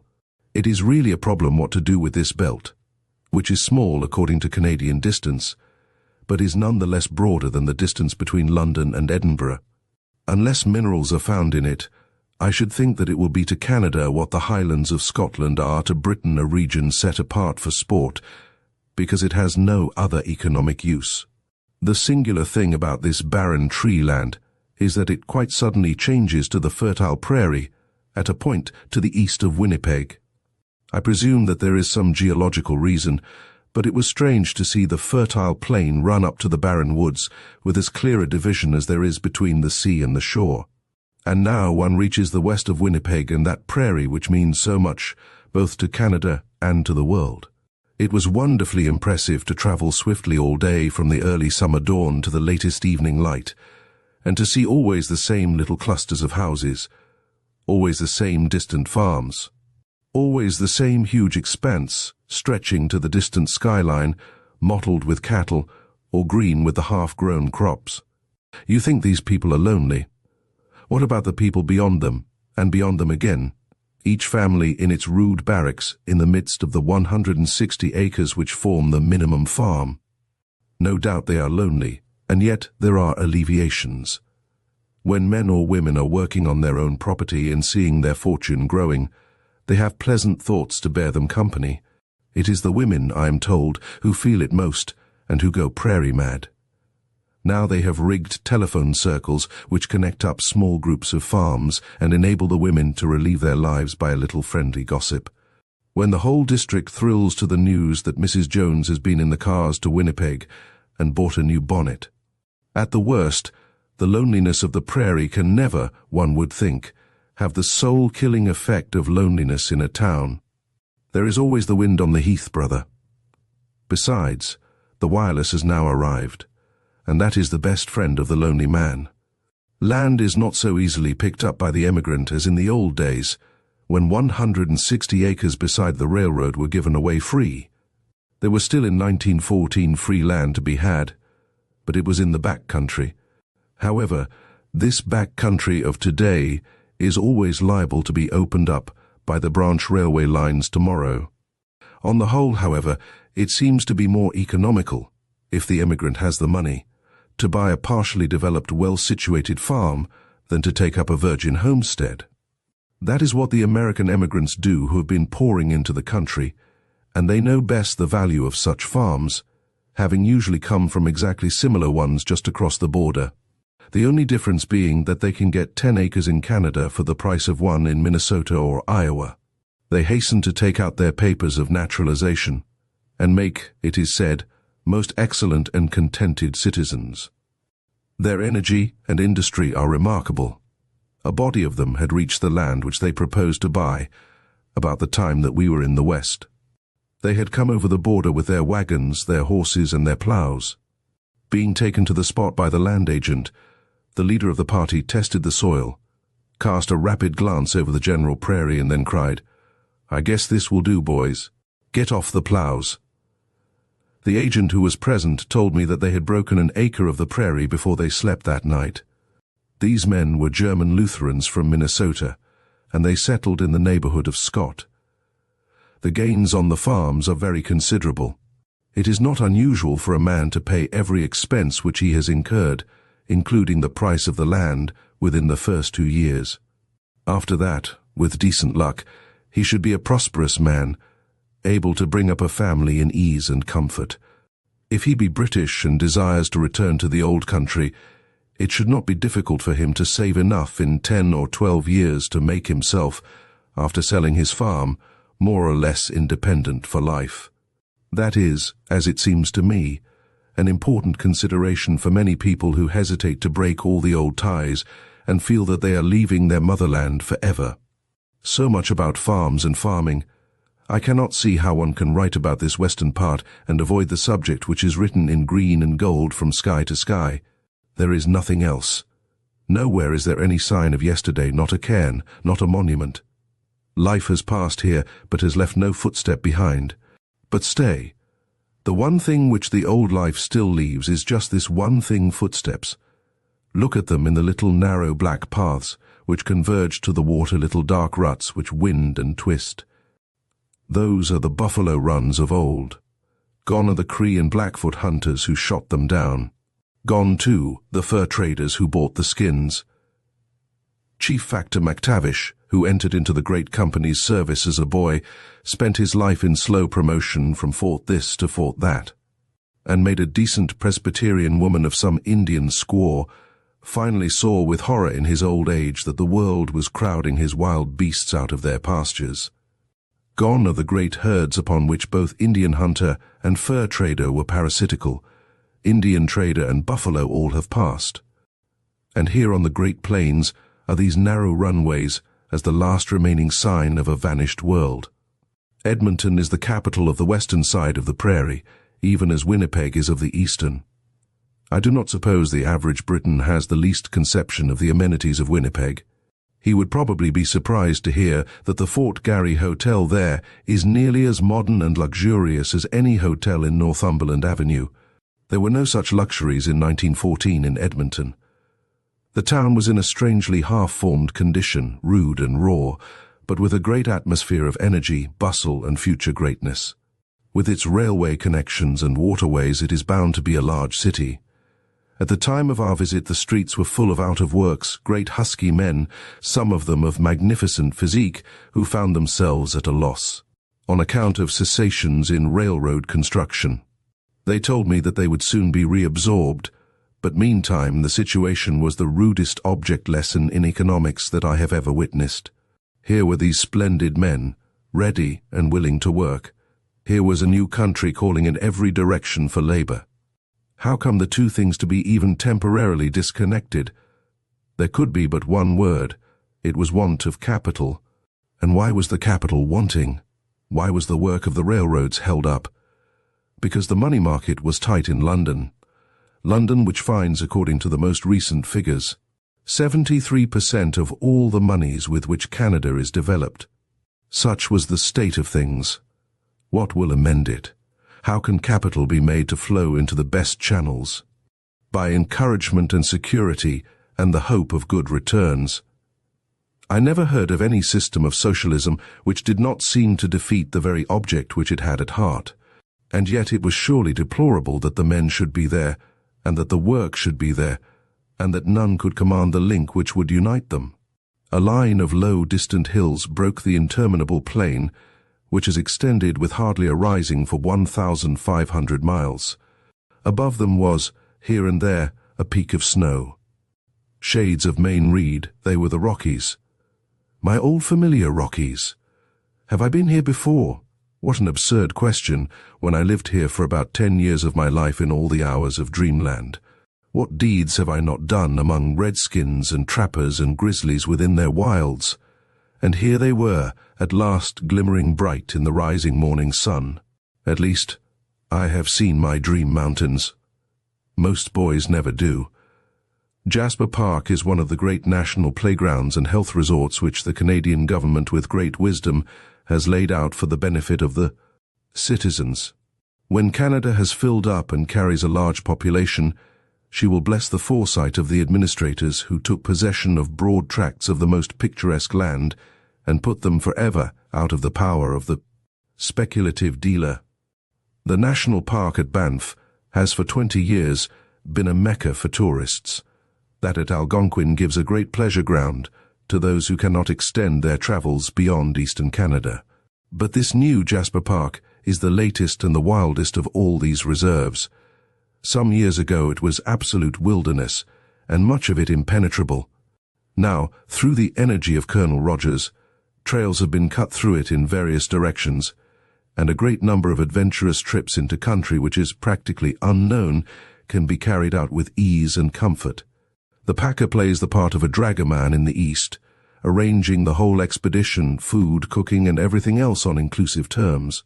And once in the hands of a first-class Rocky Mountain packer, a man of the standing of Fred Stevens or the Otto brothers, the traveler can rely upon a square deal and the companionship of one whom he will find to be a most excellent comrade. There is no shooting in the park.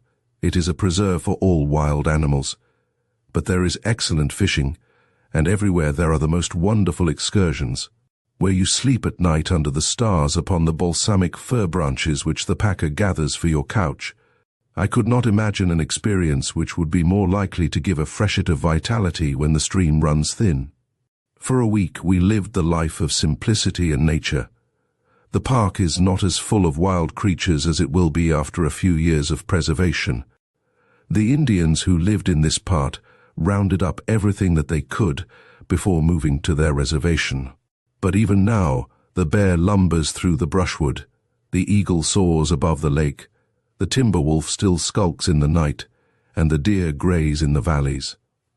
Above, near the snowline, the wild goat is not uncommon, while at a lower altitude are found the mountain sheep. On the last day of our visit, the rare cinnamon bear exposed his yellow coat upon a clearing within a few hundred yards of the village.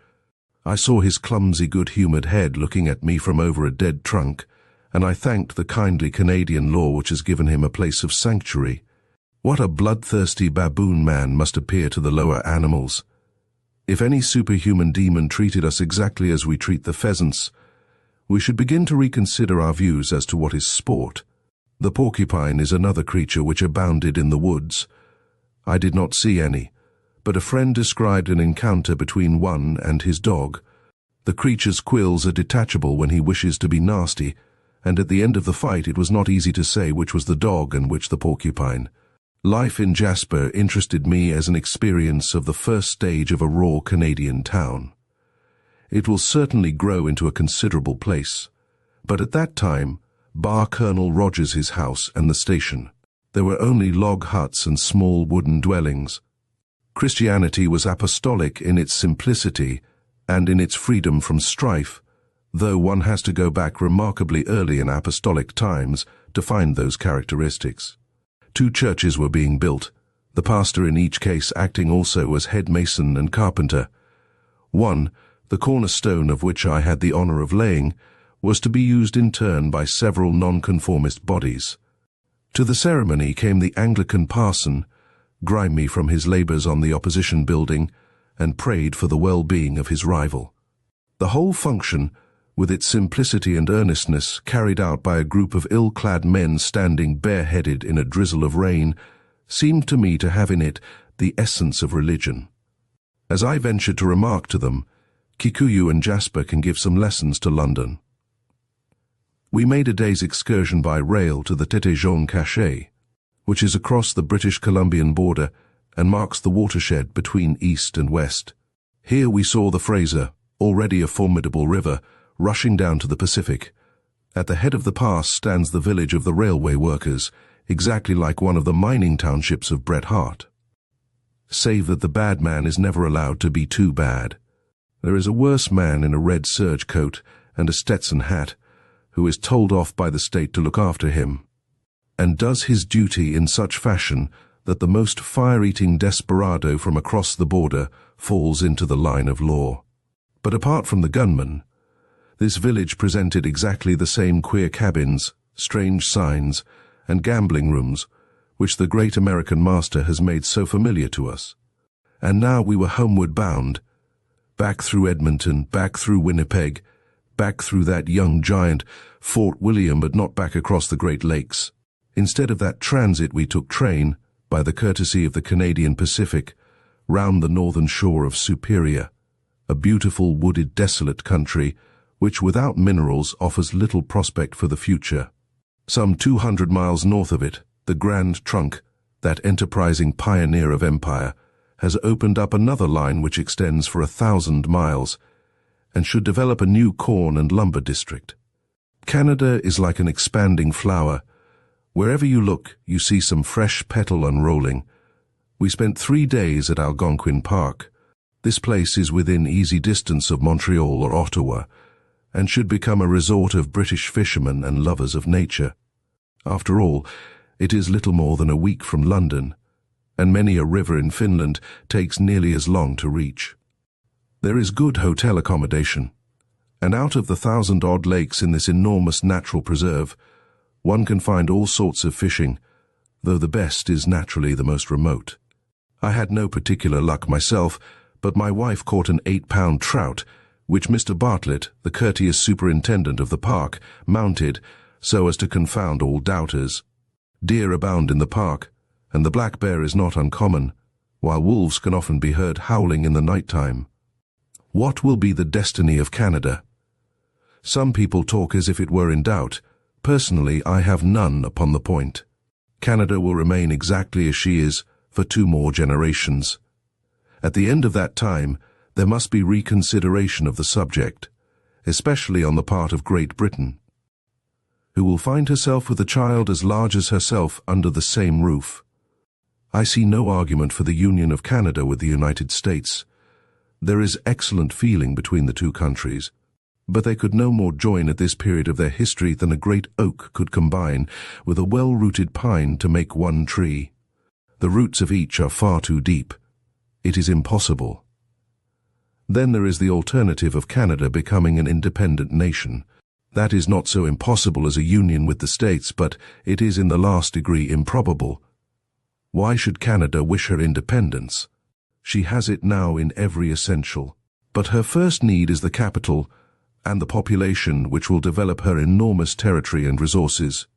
This capital she now receives from the mother country to the extent in 1914 of 73%, the United States finding 14%, and Canada herself the remaining 13%. Her dependence upon the mother country for emigrants, though not so great as her financial dependence, is still the greatest from any single source. Besides all this, she has the vast insurance policy, which is called the British Navy, presented to her for nothing, though honour demands some premium from her in the future, and she has the British Diplomatic Service for her use unpaid. Altogether, looking at it from the material side, Canada's interests lie deeply in the present arrangement. But there is a higher and more unselfish view which works even more strongly in the same direction. Many of the most representative Canadians are descendants of those United Empire loyalists who in 1782 gave up everything and emigrated from the United States in order to remain under the flag. Their imperialism is as warm or warmer than our own, and everywhere there is a consciousness of the glory of the empire, its magnificent future, and the wonderful possibilities of these great nations, all growing up under the same flag, with the same language and destinies. This sentiment joins with material advantages and will prevent Canada from having any aspiration towards independence. Yes, it will remain exactly as it is for the remainder of this century. At the end of that time, her population and resources will probably considerably exceed those of the motherland, and problems will arise which our children's children may have some difficulty in solving. As to the French Canadian, he will always be a conservative force. Let him call himself what he will. His occasional weakness for flying the French flag is not to be resented, but is rather a pathetic and sentimental tribute to a lost cause, like that which adorns every year the pedestal of Charles at Whitehall. I had some presentiment of coming trouble during the time we were in Canada, though I never imagined that we were so close to the edge of a world war. One incident which struck me forcibly was the arrival at Vancouver of a ship full of Sikhs who demanded to be admitted to Canada. This demand was resisted on account of the immigration laws. The whole incident seemed to me to be so grotesque, for why should sun-loving Hindus force themselves upon Canada that he was convinced some larger purpose lay behind it? That purpose was, as we can now see, to promote discord among the races under the British flag. There can be no doubt that it was German money that chartered that ship. I had several opportunities of addressing large and influential Canadian audiences, and I never failed to insist upon the sound state of the home population. The Canadians judge us too often by our ne'er-do-weels and remittance men, who are the sample Englishmen who come before them. In defence even of these samples, it should be stated that they bulked very large in the 1st Canadian Division. I told the Canadians of our magnificent Boy Scout movement, and also of the movement of old soldiers to form a National Guard. A country where both the old and the young can start new, unselfish, patriotic movements is a live country, I said, and if we are tested we will prove just as good as ever our fathers were. I did not dream how near the test would be, how hard it would press, or how gloriously it would be met. And now I turn to the war, the physical climax of my life, as it must be of the life of every living man and woman. Each was caught as a separate chip and swept into that fearsome whirlpool, where we all gyrated for 4 years, some sinking forever, some washed up all twisted and bent, and all of us showing in our souls and bodies some mark of the terrible forces which had controlled us so long. I will show presently how the war reacted upon me, and also, if one may speak without presumption, how in a minute way I in turn reacted upon the war. Chapter 26. The Eve of War. For a long time, I never seriously believed in the German menace. Frequently I found myself alone, in a company of educated Englishmen, in my opinion that it was non-existent, or at worst greatly exaggerated. This conclusion was formed on 2 grounds. The first was that I knew it to be impossible that we could attack Germany save in the face of monstrous provocation. By the conditions of our government, even if those in high places desired to do such a thing, it was utterly impracticable. For a foreign war could not be successfully carried on by Great Britain unless the overwhelming majority of the people approved of it. Our foreign, like our home, politics are governed by the vote of the proletariat. It would be impossible to wage an aggressive war against any power if the public were not convinced of its justice and necessity. For this reason, we could not attack Germany.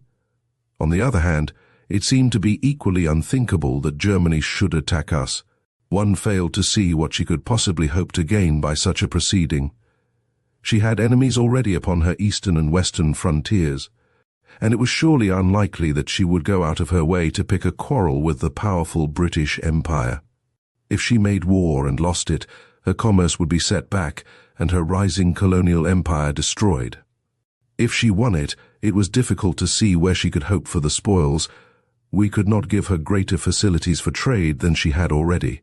We could not give her habitable white colonies, for she would find it impossible to take possession of them in the face of the opposition of the inhabitants. An indemnity she could never force from us, some coaling stations and possibly some tropical colonies, of which latter she already possessed abundance, were the most that she could hope for. Would such a prize as that be worth the risk attending such a war? To me it seemed that there could be only one answer to such a question. I am still of the same opinion. But unhappily the affairs of nations are not always regulated by reason, and occasionally a country may be afflicted by a madness which sets all calculations at defiance. Then again, I had looked upon the matter too much as between Great Britain and Germany. I had not sufficiently considered the chance of our being drawn in against our will in order to safeguard Belgium, or in order to stop the annihilation of France. It was so perfectly clear that Britain, by her treaty obligations, and by all that is human and honourable, would fight if Belgium were invaded.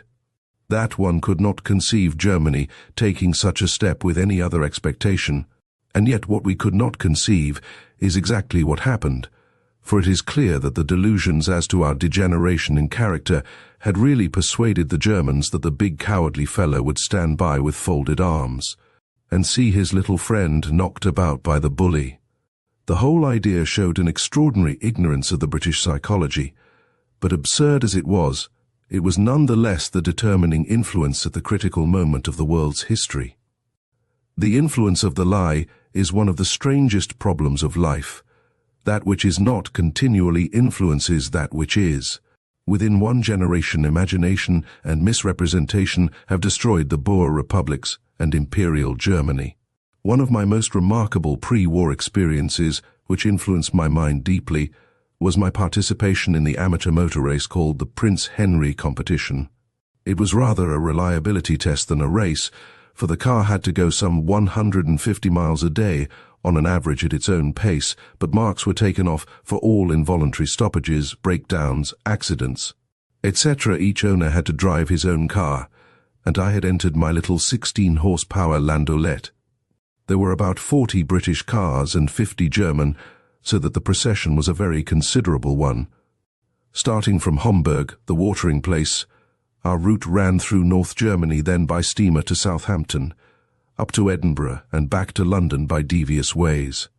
The competition had been planned in Germany, and there can be no doubt in looking back that a political purpose underlay it.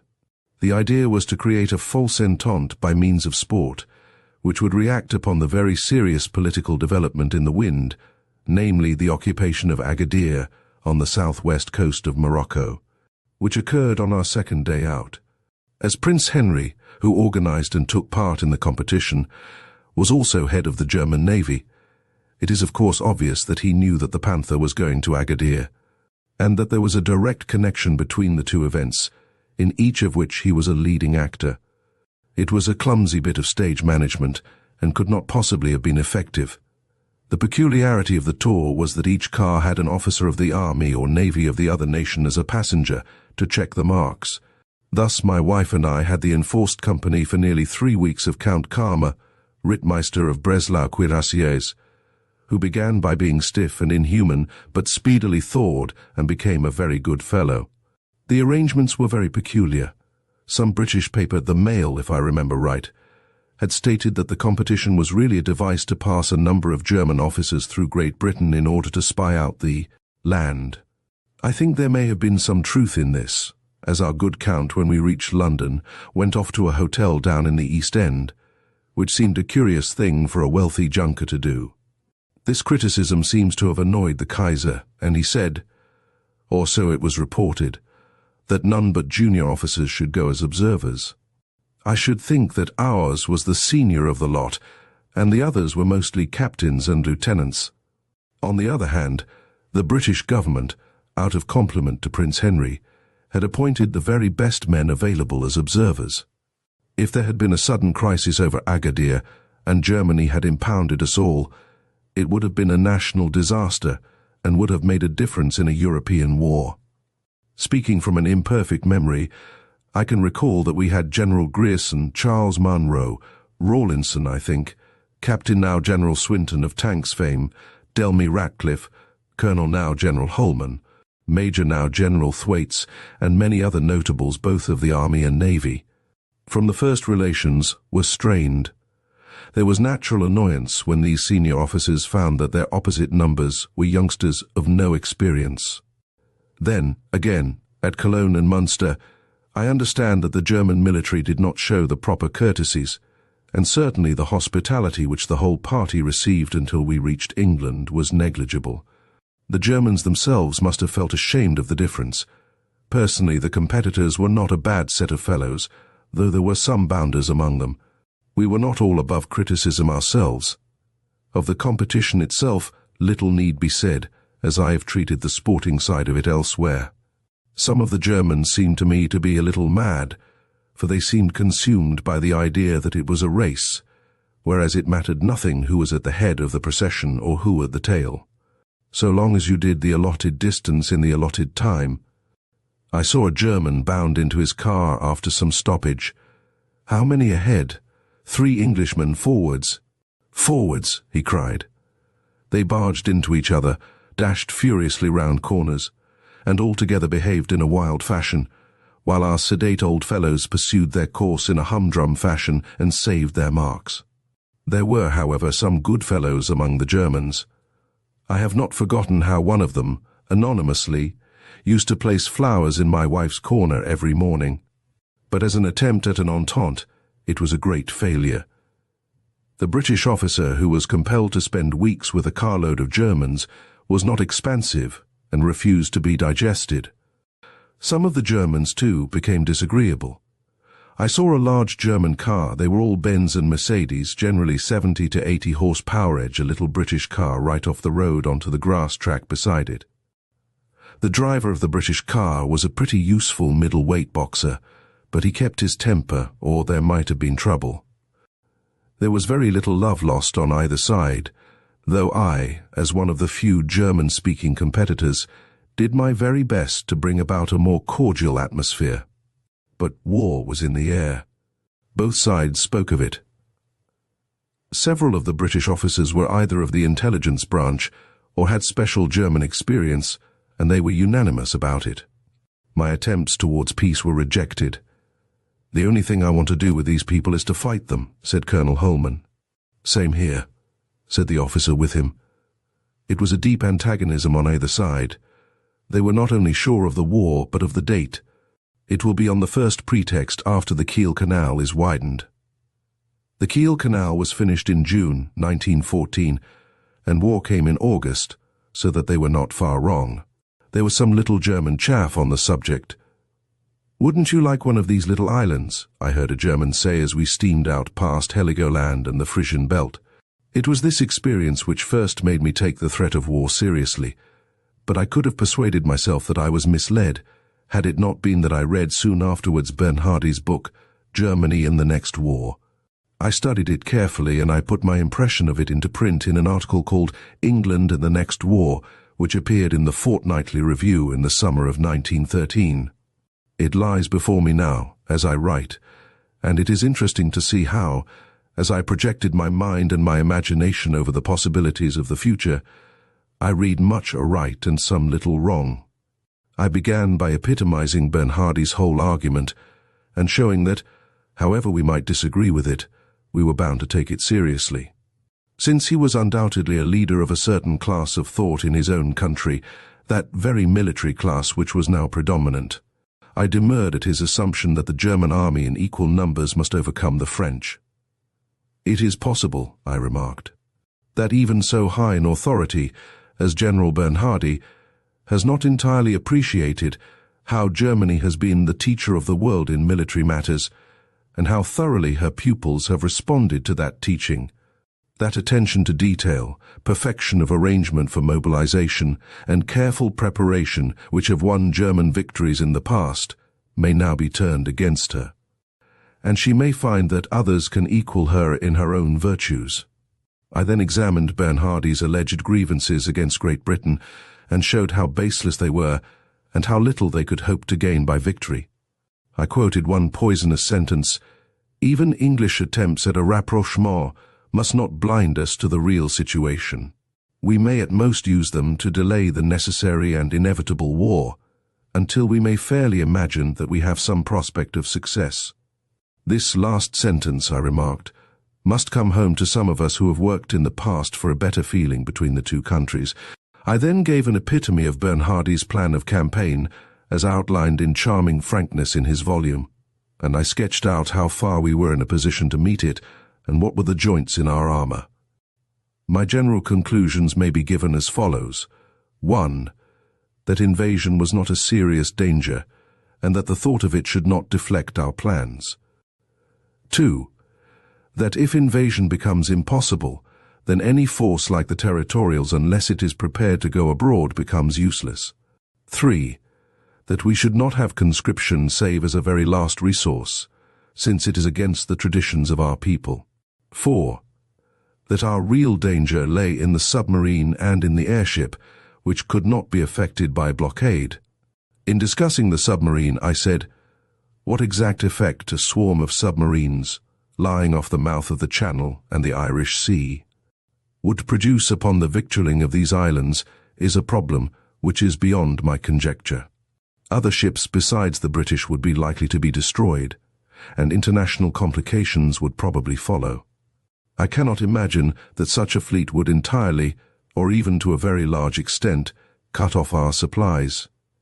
But it is certain that they would have the effect of considerably raising the price of whatever did reach us. Therefore, we should suffer privation, though not necessarily such privation as would compel us to make terms.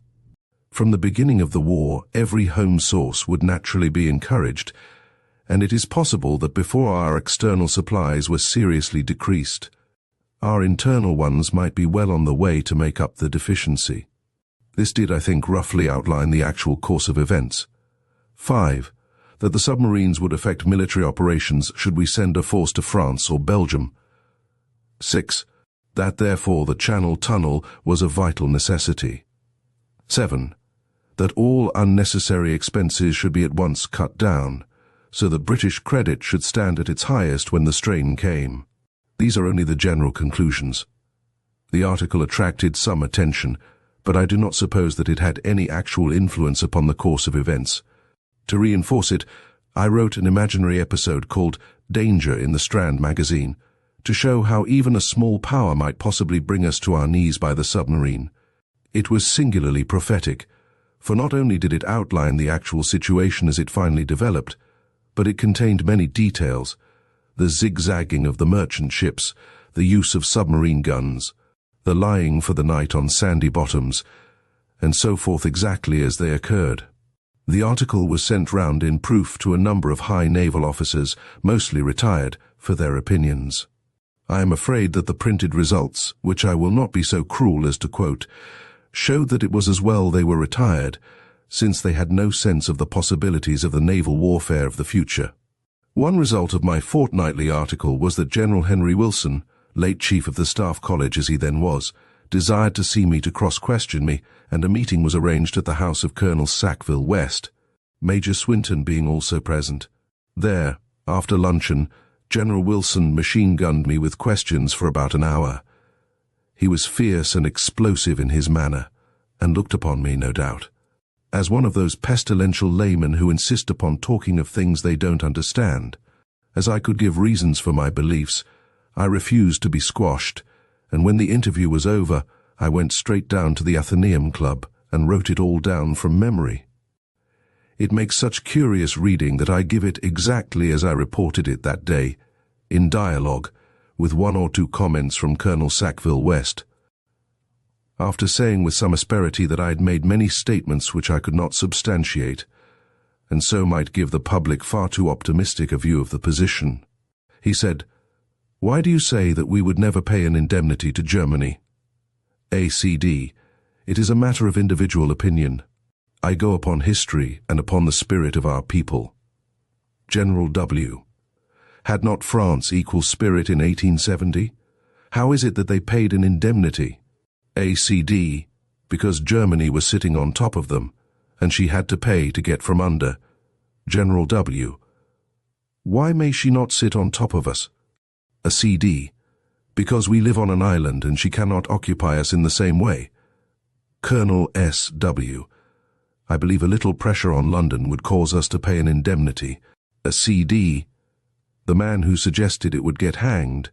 Colonel S.W. They would hang the man who made the war. A CD, no, they would back him but hang the traitor. General W. You say that they would gain nothing by war. What about the carrying trade of the world? ACD. The carrying trade depends on economic questions and upon geographical situation. For example, the Norwegians, who have no fleet, are one of the principal carriers. General W. At least they could starve us out if they held the seas. ACD. Well, that is where my tunnel would come in, but of course I am entirely with you as to the need of holding the seas. General W. Well now, you admit that we must go to the help of France. ACD, certainly. General W. But what can 6 divisions do? ACD. Well, my point is that 6 divisions with a tunnel are better than 6 divisions without a tunnel. Colonel S.W. If we have a tunnel, we must have a force worth sending to send through it. ACD. If you are going to couple the tunnel with compulsory service, you will get neither one nor the other. General W. I think, so far as submarines go, that the British patrols would make it a very desperate service. Some desperate man might get his boat through. ACD. Some desperate man might command a flotilla and get it through. General W. Many things seem possible theoretically which cannot be done in practice, but no doubt there is a danger there. In your view, the territorials are simply a support for the fighting army? ACD. Yes. General W. But they are too untrained to go into action. A CD. They would be reserves and have time to train. General W. Your idea of troops coming back in case of a raid through the tunnel is impossible. You could not withdraw troops in that way from their positions. ACD. Well, with all respect, I do not believe either in a raid or in an invasion. General W. A war with Germany would be short, and sharp 7 months would see it finished. ACD. You mean, no doubt, the continental part. I could imagine the naval part lasting 10 years. Colonel S.W. If your fleet was crushed, you would have to give in. ACD. A fleet can never be annihilated as an army is. There always remain scattered forces which can go on fighting. I don't think we need give in because the fleet is crushed. General W. You don't suppose that the Englishman is a better soldier by nature than the Frenchman or the German? A CD. At least he is a volunteer. General W. How would that affect the matter? A CD. I think he would rally better if he were beaten. There would be no end to his resistance, like the North in the American War. General W. Don't you think if war were declared with Germany that the public, fearing an invasion, would clamour against any regular troops going abroad at all? ACD. I think the public would leave it to the War Office. In the South African War, they allowed our troops to go 6,000 miles away, and yet there was a danger of a European coalition. Colonel S.W. But our Navy was supreme then. ACD. Not against a coalition. General W. When Cervera's fleet got loose, the Americans would not allow their troops to embark. Colonel S.W. Even the Pacific coast was terrified. ACD. Well, surely that is the reductio ad absurdum. Colonel S.W. Still, the fact remains, General W., if we could send 15 divisions, we could stop a war. A CD, but that means compulsory service. General W., why not? A CD, because I am convinced that you could not get it. I have twice stood for Parliament, and I am sure no candidate would have a chance on such a platform. General W., our descendants will say, well, you saw the danger and yet you made no effort. A CD, well, we have doubled our estimates. Surely that is an effort and must represent power somewhere. We parted quite good friends, but the General's evident desire to rope me in as a compulsory serviceman was vain. I venture to think that Lord Roberts's efforts in that direction were a great mistake, and that if he had devoted the same great energy to the line of least resistance, which was the territorial force, we could have had 500,000 in the ranks when war broke out. From the time that I was convinced by my experiences at the Prince Henry race, and by carefully reading German literature, that a war was really brewing, I naturally began to speculate as to the methods of attack and of defense.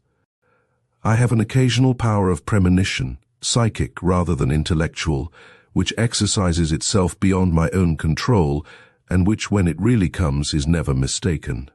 The danger seems to be that my own prejudice or reasonings may interfere with it. On this occasion I saw as clearly as possible what the course of a naval war between England and Germany would be. I had no doubt at all that our greatest danger, a desperately real one, was that they would use their submarines in order to sink our food ships, and that we might be starved into submission. Even if we won every fleet action, this unseen enemy would surely bring us to our knees. It all worked out in exact detail in my mind, so much so that Admiral Capell mentioned my name afterwards in the Reichstag, and said that only I had accurately seen the economic form which the war would assume. This was perhaps true so far as the economic side went, but Sir Percy Scott had spoken with far more authority than I on the growing power of the submarines in warfare. I was made very uneasy by this line of thought, and all the more so because I asked several naval officers for some reassurance and could get none. One of them, I remember, said that it was all right because we should put a boom across the channel, which seemed to me like saying that you could keep eels from going down a river by laying a plank across it. Among others, I spoke to Captain Beatty, as he then was, whom I met at a weekend party at Knowle, and though he could give me no reassurance about submarines, he impressed me by his vivid and alert personality, and I felt that a navy with such men in command was safe enough where fighting was concerned. It could not, however, fill the platter if there was no loaf to place upon it. I pondered the matter, and could only see 3 palliatives and no cure. The first was to encourage home growth by a bonus or by a tariff, but here our accursed party politics barred the way. As I had learned only too clearly after spending £1,000 in fighting the Howick Bergs in order to get some form of agricultural protection. The second was to meet submarines by submarine food carriers. I think that this may prove the final solution, but the ships were not yet planned, far less launched. The third and most obvious was the Channel Tunnel, or tunnels for preference.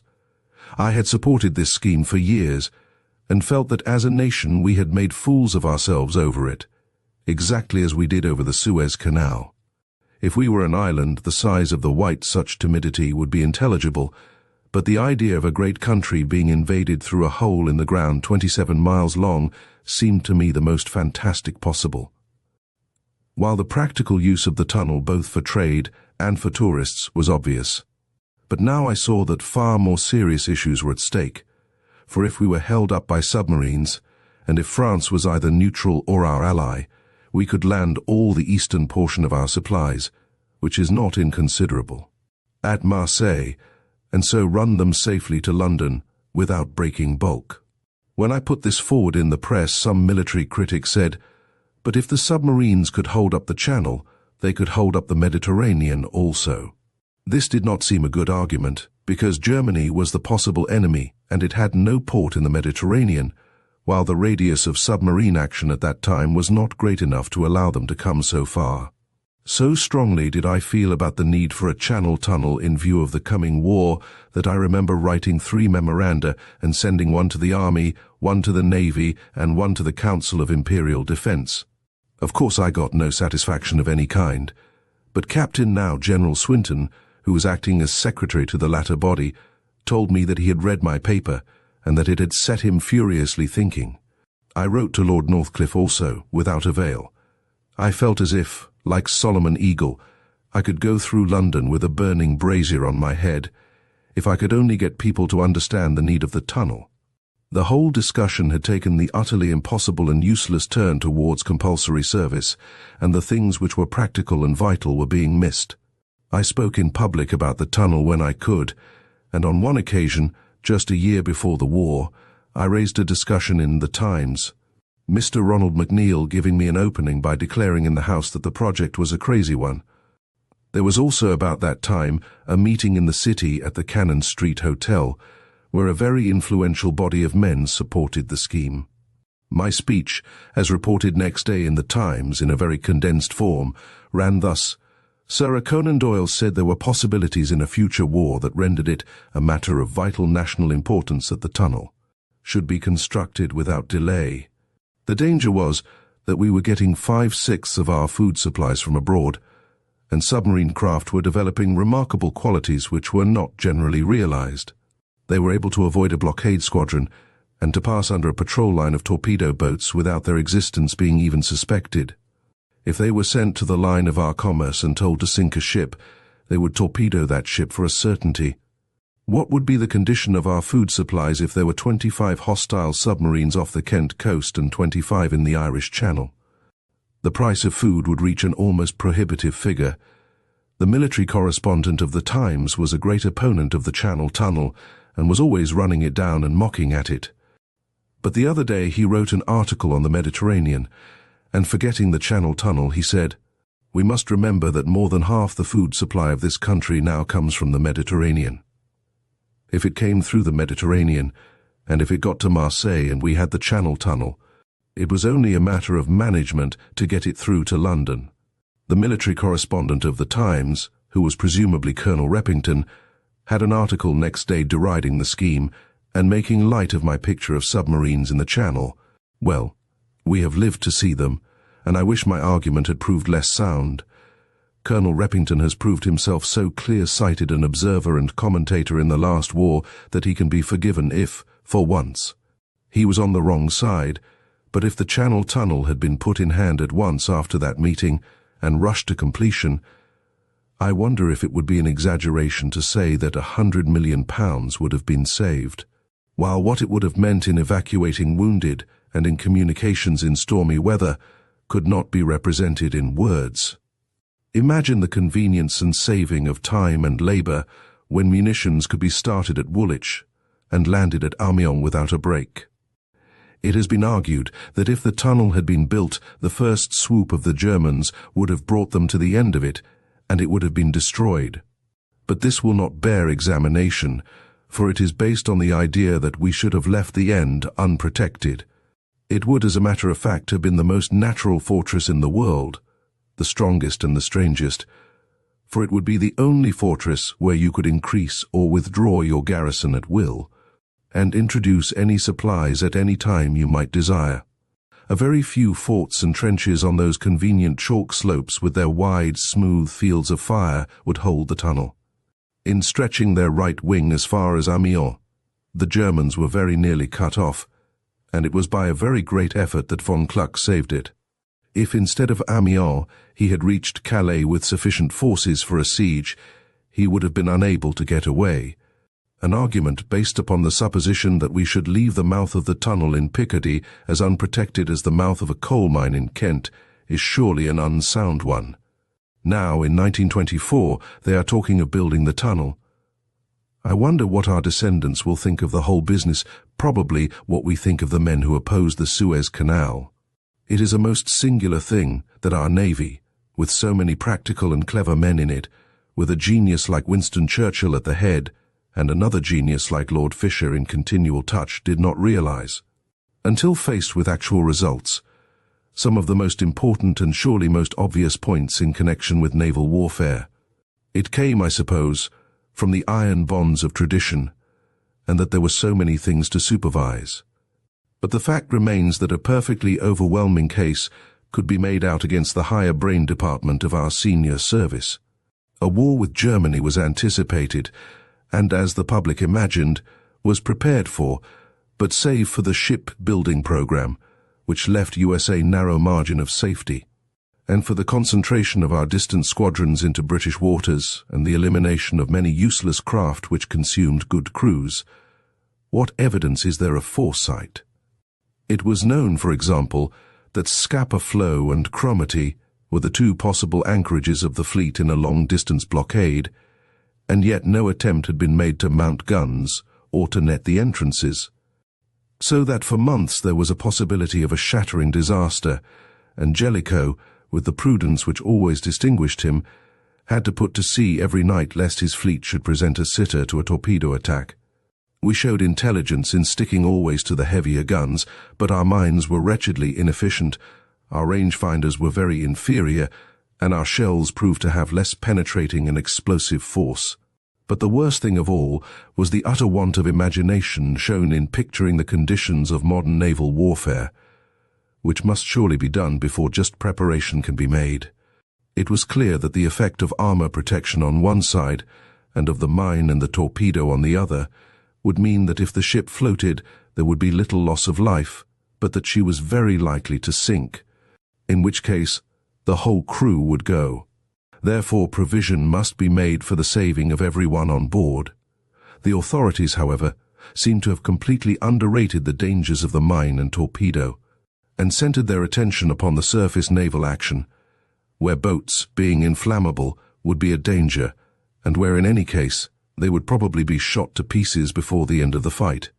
The pre-war idea was to throw the boats and every other wooden object overboard before the action began. The very first day of naval warfare showed the importance of the mine, as on August 5th the Germans laid a minefield outside the mouth of the Thames, which nearly blew up their own returning ambassador, Prince Lichnowsky, and did actually cause the destruction of one of our light vessels, the Amphion. It was clear that one of the great dangers of the sea lay in this direction, and it soon became equally clear that nothing had been done to think out some defense. Foresight would have anticipated this situation and would have set the brains of the younger naval officers at work devising some remedy. As a matter of fact, the real solution had been roughly indicated by Colonel Reppington in Blackwood's magazine some 4 years before, in which he spoke of a device called the Otter, used by poachers for gathering up lines, and suggested that something of the sort would gather up the lines to which mines are attached.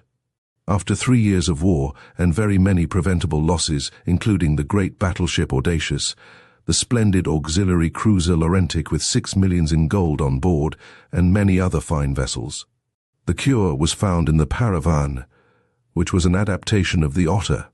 After its adoption, ships could cruise over a minefield with little fear of injury, and our squadrons were no longer confined to the narrow lanes which had been swept clear. I was from the beginning greatly impressed by this danger, and I wrote early in the war both to the papers and the Admiralty, but my device was crude and clumsy compared to what was actually done. My idea was something like a huge trident or toasting fork which could be hauled up on the bows when the waters were safe, but could be pushed forward and dipped down in front when there was danger, so as to explode any mine before the ship could actually reach it. Such an apparatus would be better than nothing, but still I quite admit that it was an inadequate solution of the problem. But at least it was an attempt, and no other attempt was visible for years afterwards.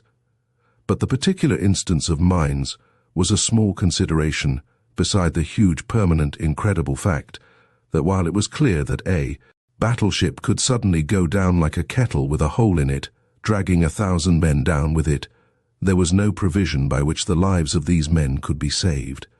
It was really unbelievable until there came the terrible example when the 3 cruisers, Hogue, Aboukir, and Cressy, were all put down in a single day. A young German lieutenant with 20 men had caused us more loss than we suffered at Trafalgar. To learn how the helpless men had nowhere to turn, and how they clung on to floating petrol tins as their only safety, should have been terrible reading to those whose want of foresight had brought about such a situation. It was a dreadful object lesson, and there seemed no reason why it should not be often repeated. I had already commented in the press upon the situation which would arise in a general action, with ships sinking all round and no boats. I suggested that it might be possible to drop the boats before battle, and to have them in tow of a steam launch which could bring them up if needed. Of course I saw all the difficulties and dangers of such a course, but if one took the word of the sailors that the boats were a danger on board, then I could think of no other way of working it. When I wrote about it, several naval critics, notably Commander Jane, rapped me hard over the knuckles and deplored the intrusion of landsmen into matters of which they knew nothing. But when this great catastrophe occurred, I realized that the protection must be individual rather than collective, and that one must ventilate the thing in public with such warmth that the authorities would be compelled to do something.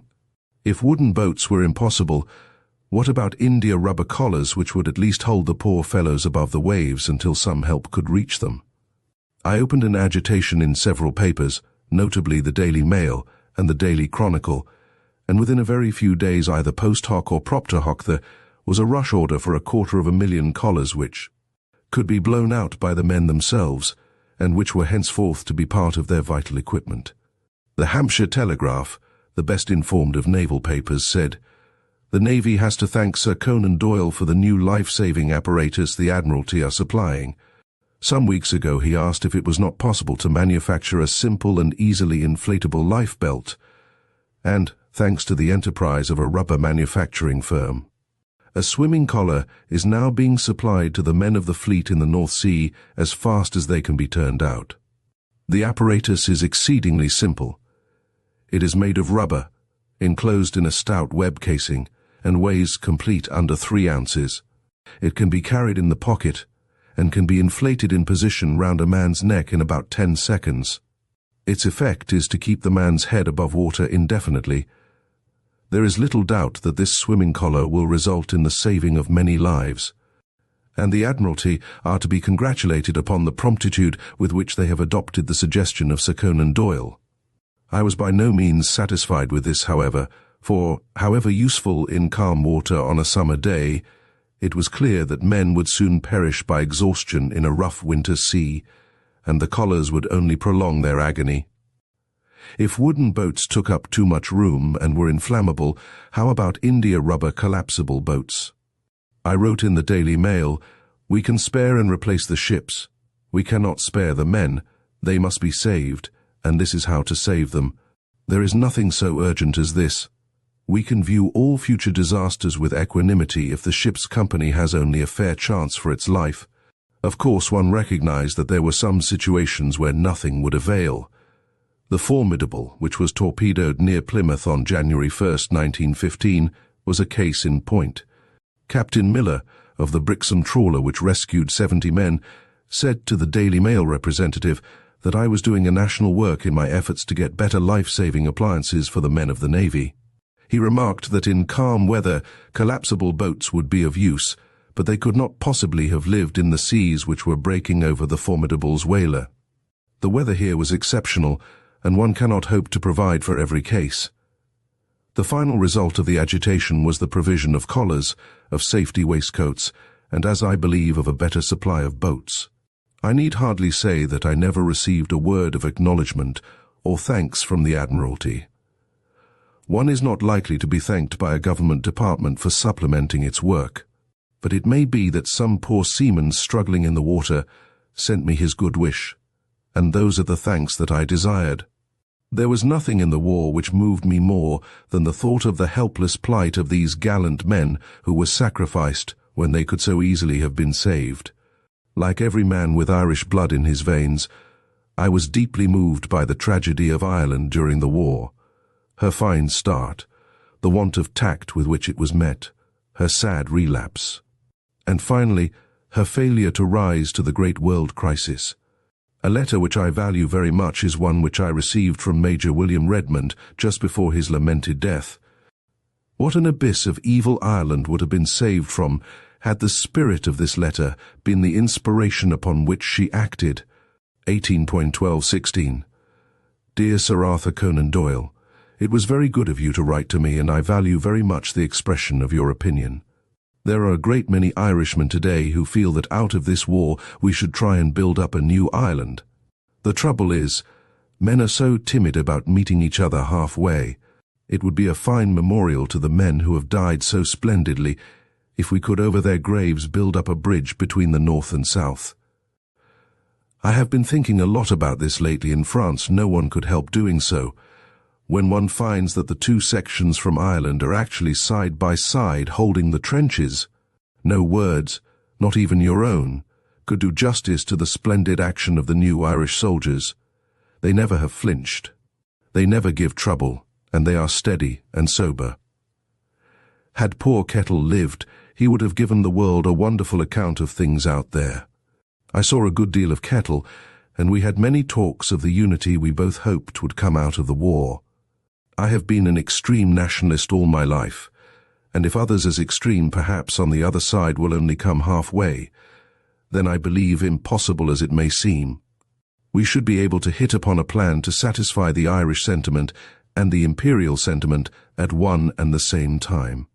I am sure you can do very much, as you already have done, in this direction. I am going back for Christmas, with the men I have become attached very deeply to during the last 2 years. With many thanks for your letter, yours very truly, William Redmond. Major, if this letter even now were posted up by the Free State and Northern governments at every crossroads of Ireland, the spirit of Willie Redmond might heal the wounds of the unhappy country. Chapter 27. A Remembrance of the Dark Years.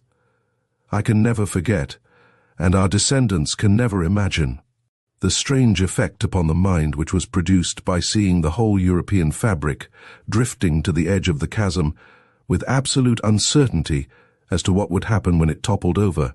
Military surprises, starvation, revolution, bankruptcy. No one knew what so unprecedented an episode would produce. It was all so evidently preventable, and yet it was so madly impossible to prevent it, for the Prussians had stuck their monkey wrench into the machinery, and it would no longer work. As a rule, one has wild dreams and wakes to sanity, but on those mornings I left sanity when I woke and found myself in a world of nightmare dreams. On August 4th, when war seemed assured, I had a note from Mr. Goldsmith, a plumber in the village. There is a feeling in Crowborough that something should be done. This made me laugh at first, but presently I thought more seriously of it. After all, Crowborough was one of 1,000 villages, and we might be planning and acting for all. Therefore I had notices rapidly printed. I distributed them and put them at road corners, and the same evening, August 4th, we held a village meeting and started the volunteers, a force which soon grew to 200,000 men. The old volunteers had become extinct when the territorials had been organized some 10 or 12 years before. But this new force which I conceived was to be a universal one, where every citizen, young and old, should be trained to arms, a great stockpot into which the nation could dip and draw its needs. We named ourselves the Civilian Reserve. No one, I reflected, could be the worse in such days for being able to drill and to shoot, or for being assembled in organized units. Government was too preoccupied to do anything, and we must show initiative for ourselves. After I had propounded my scheme, I signed the roll myself, and 120 men did the same. Those were the first men in the volunteer force. Next evening we assembled at the drill hall, found out who could drill us, chose our non-commissioned officers, and set to work to form ourselves into an efficient company. Gillette, my American actor friend, had got stranded in England, and he was an interested spectator on this occasion. For the time being, I took command. I had notified the War Office what we had done and asked for official sanction. We were careful not to stand in the way of recruiting and determined to admit none who could reasonably join up at once. When the plan began to work, I wrote a description of our methods to The Times. As a consequence, I received requests for our rules and methods from 1,200 towns and villages. My secretary and I worked all day getting these off, and in many cases the inquiries led to the formation of similar companies. For about a fortnight all went well. We drilled every day, though we had no weapons.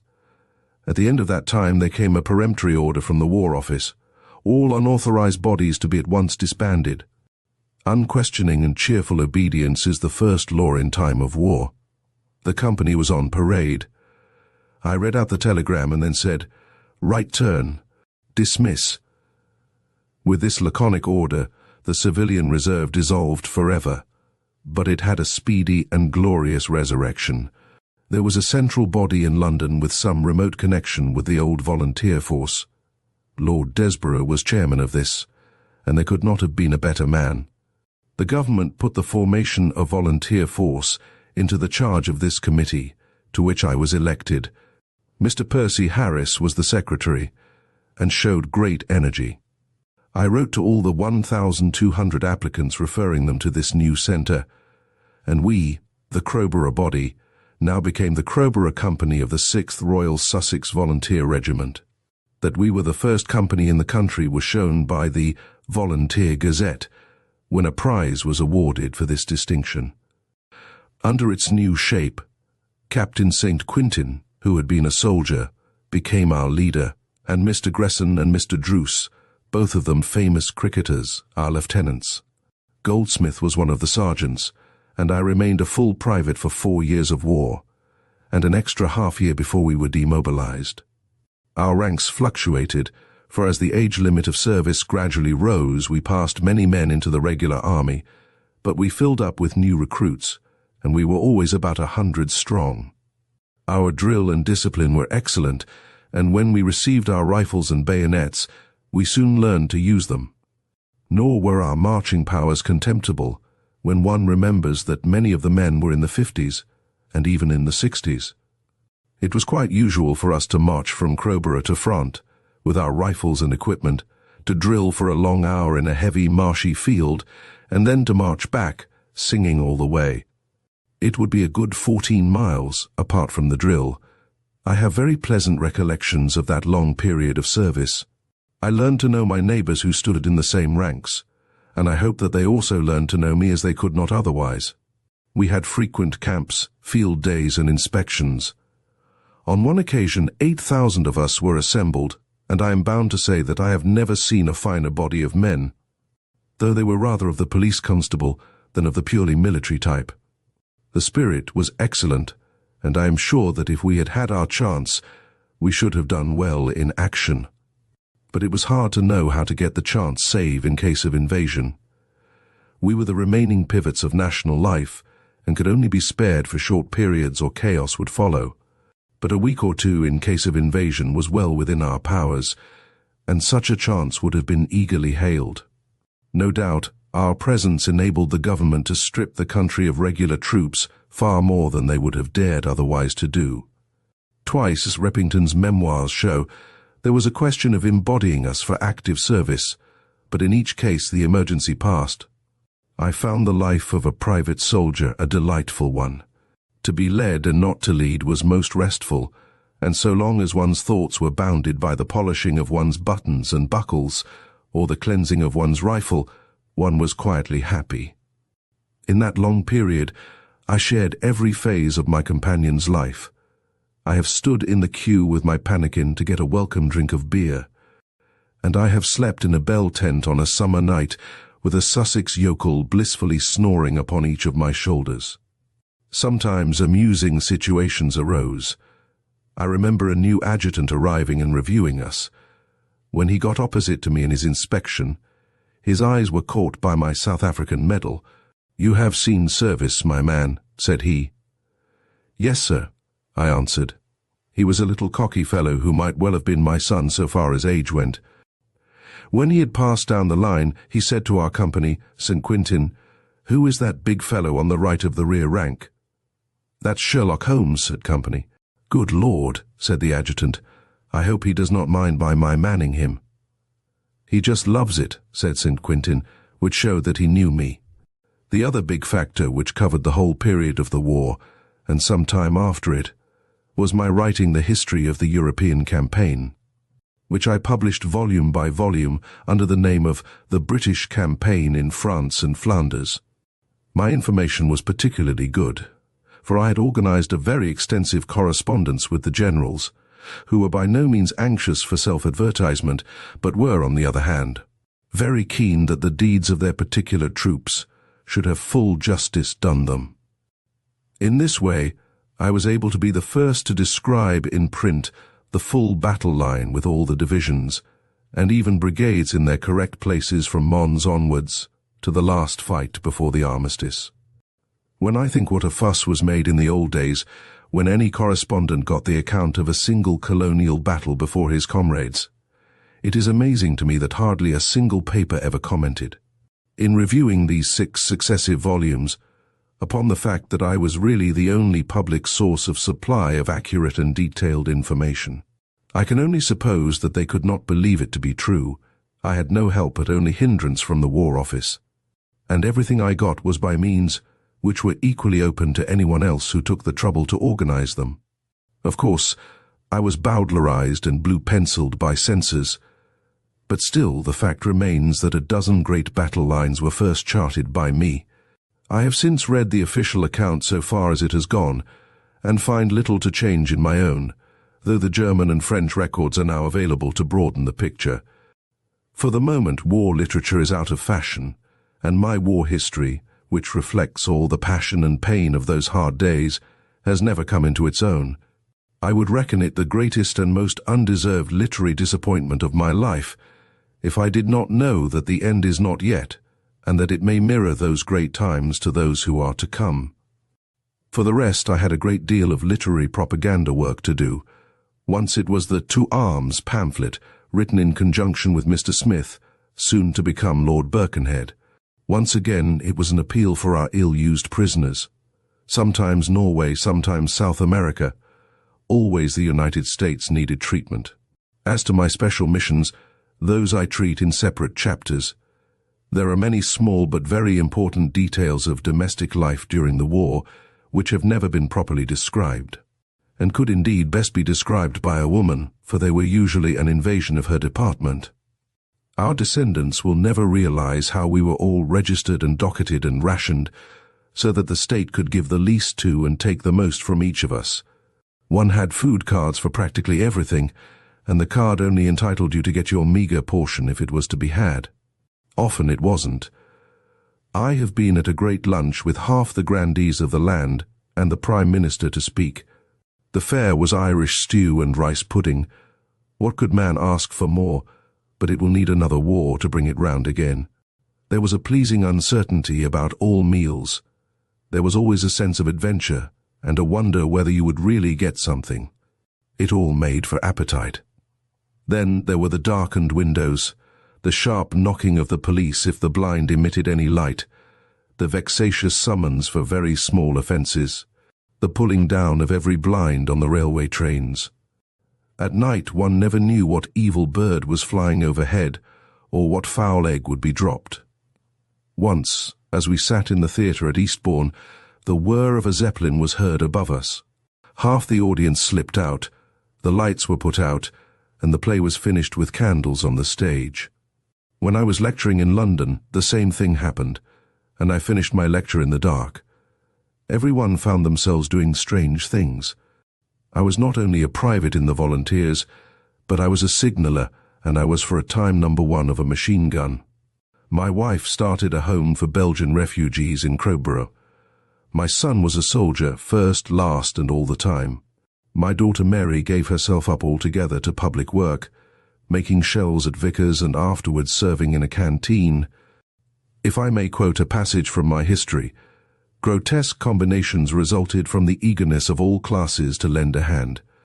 An observer has described how a peer and a prize fighter worked on the same bench at Woolwich, while titled Ladies and Young Girls from Cultured Homes earned 16 shillings a week at Erith, and boasted in the morning of the number of shell cases which they had turned and finished in their hours of night shift. Truly it had become a national war. Of all its memories, none will be stranger than those of the peaceful middle-aged civilians who were seen eagerly reading books of elementary drill in order to prepare themselves to meet the Most famous soldiers in Europe, or of the schoolgirls and matrons who donned blue blouses and by their united work, surpassed the output of the great death factories of Essen. Every house had its vegetable garden, and every poor man his allotment, that we might at the worst exist until we could win our peace. The want of sugar and the limitation of tea were the worst privations. My wife, greatly helped by a faithful servant, Jakeman, did wonders in saving food, and we always lived well within our legal rations. This did not save us once from a police raid because some tea sent us as a present from India had arrived. We had already distributed a good deal of it, however, to our less fortunate neighbours. So we came well out of the matter. I have one singular memory in having to guard German prisoners at work. The volunteers had a turn at this work, and we spent the night at Lewes prison. In the early morning, dark and misty, we were mustered, and 5 prisoners handed over to each of us. Mine worked on a farm some 4 miles from the town, and thither I had to march them, walking behind them with my rifle on my shoulder. When I had reached the lonely country road, I thought I would get into human touch with these poor slouching wretches who were still in their stained grey uniforms, and wearing their service caps with the bright red bands which formed a wonderful advertisement of the excellence of German dyes. I halted them, drew them up, and asked them their nationality. 3 were from Württemberg and 2 from Prussia. I asked the Württembergers how long they had been prisoners. They said, 14 months. Then, said I, you were taken by the Canadians at Ypres upon such and such a date. They were considerably astonished, since I was simply a second-line Tommy from their point of view. Of course, I had the details of the war very clearly in my mind, and I knew that our one big haul of Württembergers had been on that occasion. To this day they must wonder how I knew. I shall not forget that day, for I stood for 8 hours leaning on a rifle, amid drizzling rain, while in a little gap of the mist I watched those men loading carts with manure. I can answer for it that they were excellent workers, and they seemed civil, tractable fellows as well. It was in 1915 that I managed to establish a secret correspondence with the British prisoners at Magdeburg. It was not very difficult to do, and I dare say others managed it as well as I, but it had the effect of cheering them by a little authentic news, for at that time they were only permitted to see German newspapers. It came about in this way. A dear friend of my wife's, Miss Lily Loder Simmons, had a brother, Captain Willie Loder Simmons of the Wiltshires, who had been wounded and taken in the stand of the 7th Brigade on the evening before Le Cateau. He was an ingenious fellow, and had written home a letter which passed the German censor, because it seemed to consist in the description of a farm, but when read carefully, it was clear that it was the conditions of himself and his comrades which he was discussing. It seemed to me that if a man used such an artifice, he would be prepared for a similar one in a letter from home. I took one of my books, therefore, and beginning with the 3rd chapter, I guessed the censor would examine the first. I put little needle pricks under the various printed letters until I had spelled out all the news. I then sent the book, and also a letter. In the letter I said that the book was, I feared, rather slow in the opening, but that from chapter 2 onwards he might find it more interesting. That was as plain as I dared to make it. Loder Simmons missed the allusion altogether, but by good luck he showed the letter to Captain the Honourable Rupert Keppel of the Guards, who had been taken at Landrecies. He smelled a rat, borrowed the book, and found my cipher. A message came back to his father, Lord Albemarle, to the effect that he hoped Conan Doyle would send some more books. This was sent on to me, and of course showed me that it was all right. From that time onwards, every month or 2 I pricked off my bulletin, and a long job it was. Finally, I learned that the British papers were allowed for the prisoners, so that my budget was superfluous.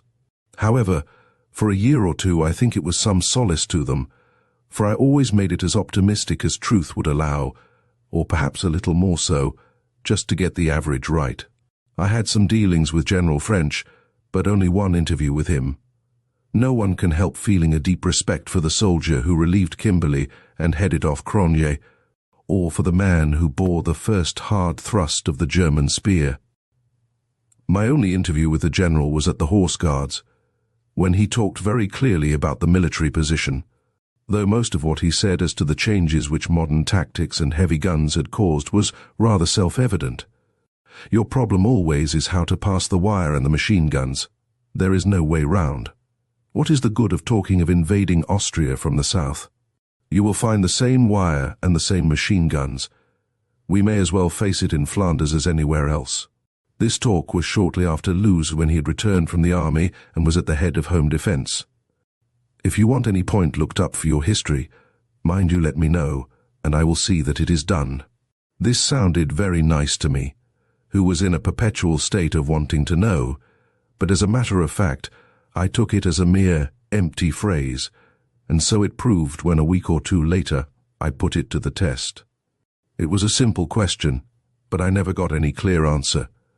One pleasing incident occurred in 1917, when a Hull steam trawler which had been named after me, under the able handling of Skipper Addy and Lieutenant McCabe of the Naval Reserve, had an action with a heavily armed modern submarine, the fight lasting for some hours. The Conan Doyle was acting as flagship of a little group of trawlers, and though their guns were pop guns compared with that of the German, they so peppered him that he was either sunk or took flight anyhow. He vanished under the water. The little boat sent me its ship's bell as a souvenir of the exploit, and I sent some small remembrances in exchange. It was a fine exploit, and I was proud to be connected with it, even in so remote a way. I have in my war chapters expressed my admiration for General Haig. On one occasion I called upon Lady Haig when she was administering some private hospital at Farnborough. It was, so far as I could understand, one wing of the Empress Eugenie's house, and the Empress invited me to lunch. There were present also Prince Victor Napoleon and his wife, who was, I think, a daughter of my older version, Leopold, King of the Belgians and Overlord of the Congo. The Empress interested me deeply, a historical relic whom one would expect to study in old pictures and memoirs, yet there she was moving and talking before me. If Helen launched 1,000 ships, Eugenie, by all accounts, did far more. Indeed, if the First German War was really from her inspiration, as Zola insists, she was at the root of all modern history. In spite of her great age, her face and figure preserved the lines of elegance and breed, the features clearly cut, the head set proudly upon the long neck. I glanced into her sitting room as I passed the open door and noticed that she was engaged upon an enormous jigsaw puzzle, 1,000 pieces if there were one. Children's toys engaged the mind which once played with empires. There is surely something fatal in that Spanish blood with its narrow fanatical religion and its masterful intolerance. Magnificent but medieval like the church which inspires it. She talked very freely with me, and in the most interesting manner. It was surprising to see how fresh her mind was, and what curious information she had at her command. She told me, for example, that tetanus in France depended very much upon what soil had got into the wound, while that in turn depended upon what manures had been used for the soil. Thus the percentage of tetanus cases would be quite different in a vine-growing district, and in one where ordinary crops were cultivated. She spoke seriously about the war, but was confident as to the ultimate result. This graceful, withered flower in its strange setting was one of the outstanding memories of those days. All sorts of queer, odd jobs came to me as to many others in the war. I was, of course, prepared always to do absolutely anything which was suggested, though the suggestions were sometimes not very reasonable. One must not argue, but simply put one's whole weight, for what it is worth, into the scrum. Once I was directed to go up to Scotland and write up the great new munition works at Gretna, as the public needed reassurance upon the point. Pearson, the younger brother of Lord Cowdray, had built them, and they certainly deserved the name of Miracle Town, which I gave them in my article. The great difficulty always was to give our own people what they wanted, and yet not to give the Germans that which they wanted also. Winston Churchill's remarkable memoirs, the best, in my opinion, of all the war books, have shown how heavily this pressed in high quarters. His volume is certainly a wonderful vindication of his term of office, and it was a loss to the country when he left it. Churchill was very open to ideas and sympathetic to those who were trying for some ideal. I had pondered much over armor for the troops, and he commented on it in an inspiring letter, in which he said that the bulletproof man and the torpedo-proof ship were our two great objects. I worked a good deal upon the question of shields, and wrote several articles about it in the Times and other papers, but the forces against us were strong. When I saw Mr. Montague on the subject at the Ministry of Munitions, he said, "Sir Arthur, there is no use your arguing here, for there is no one in the building who does not know that you are right.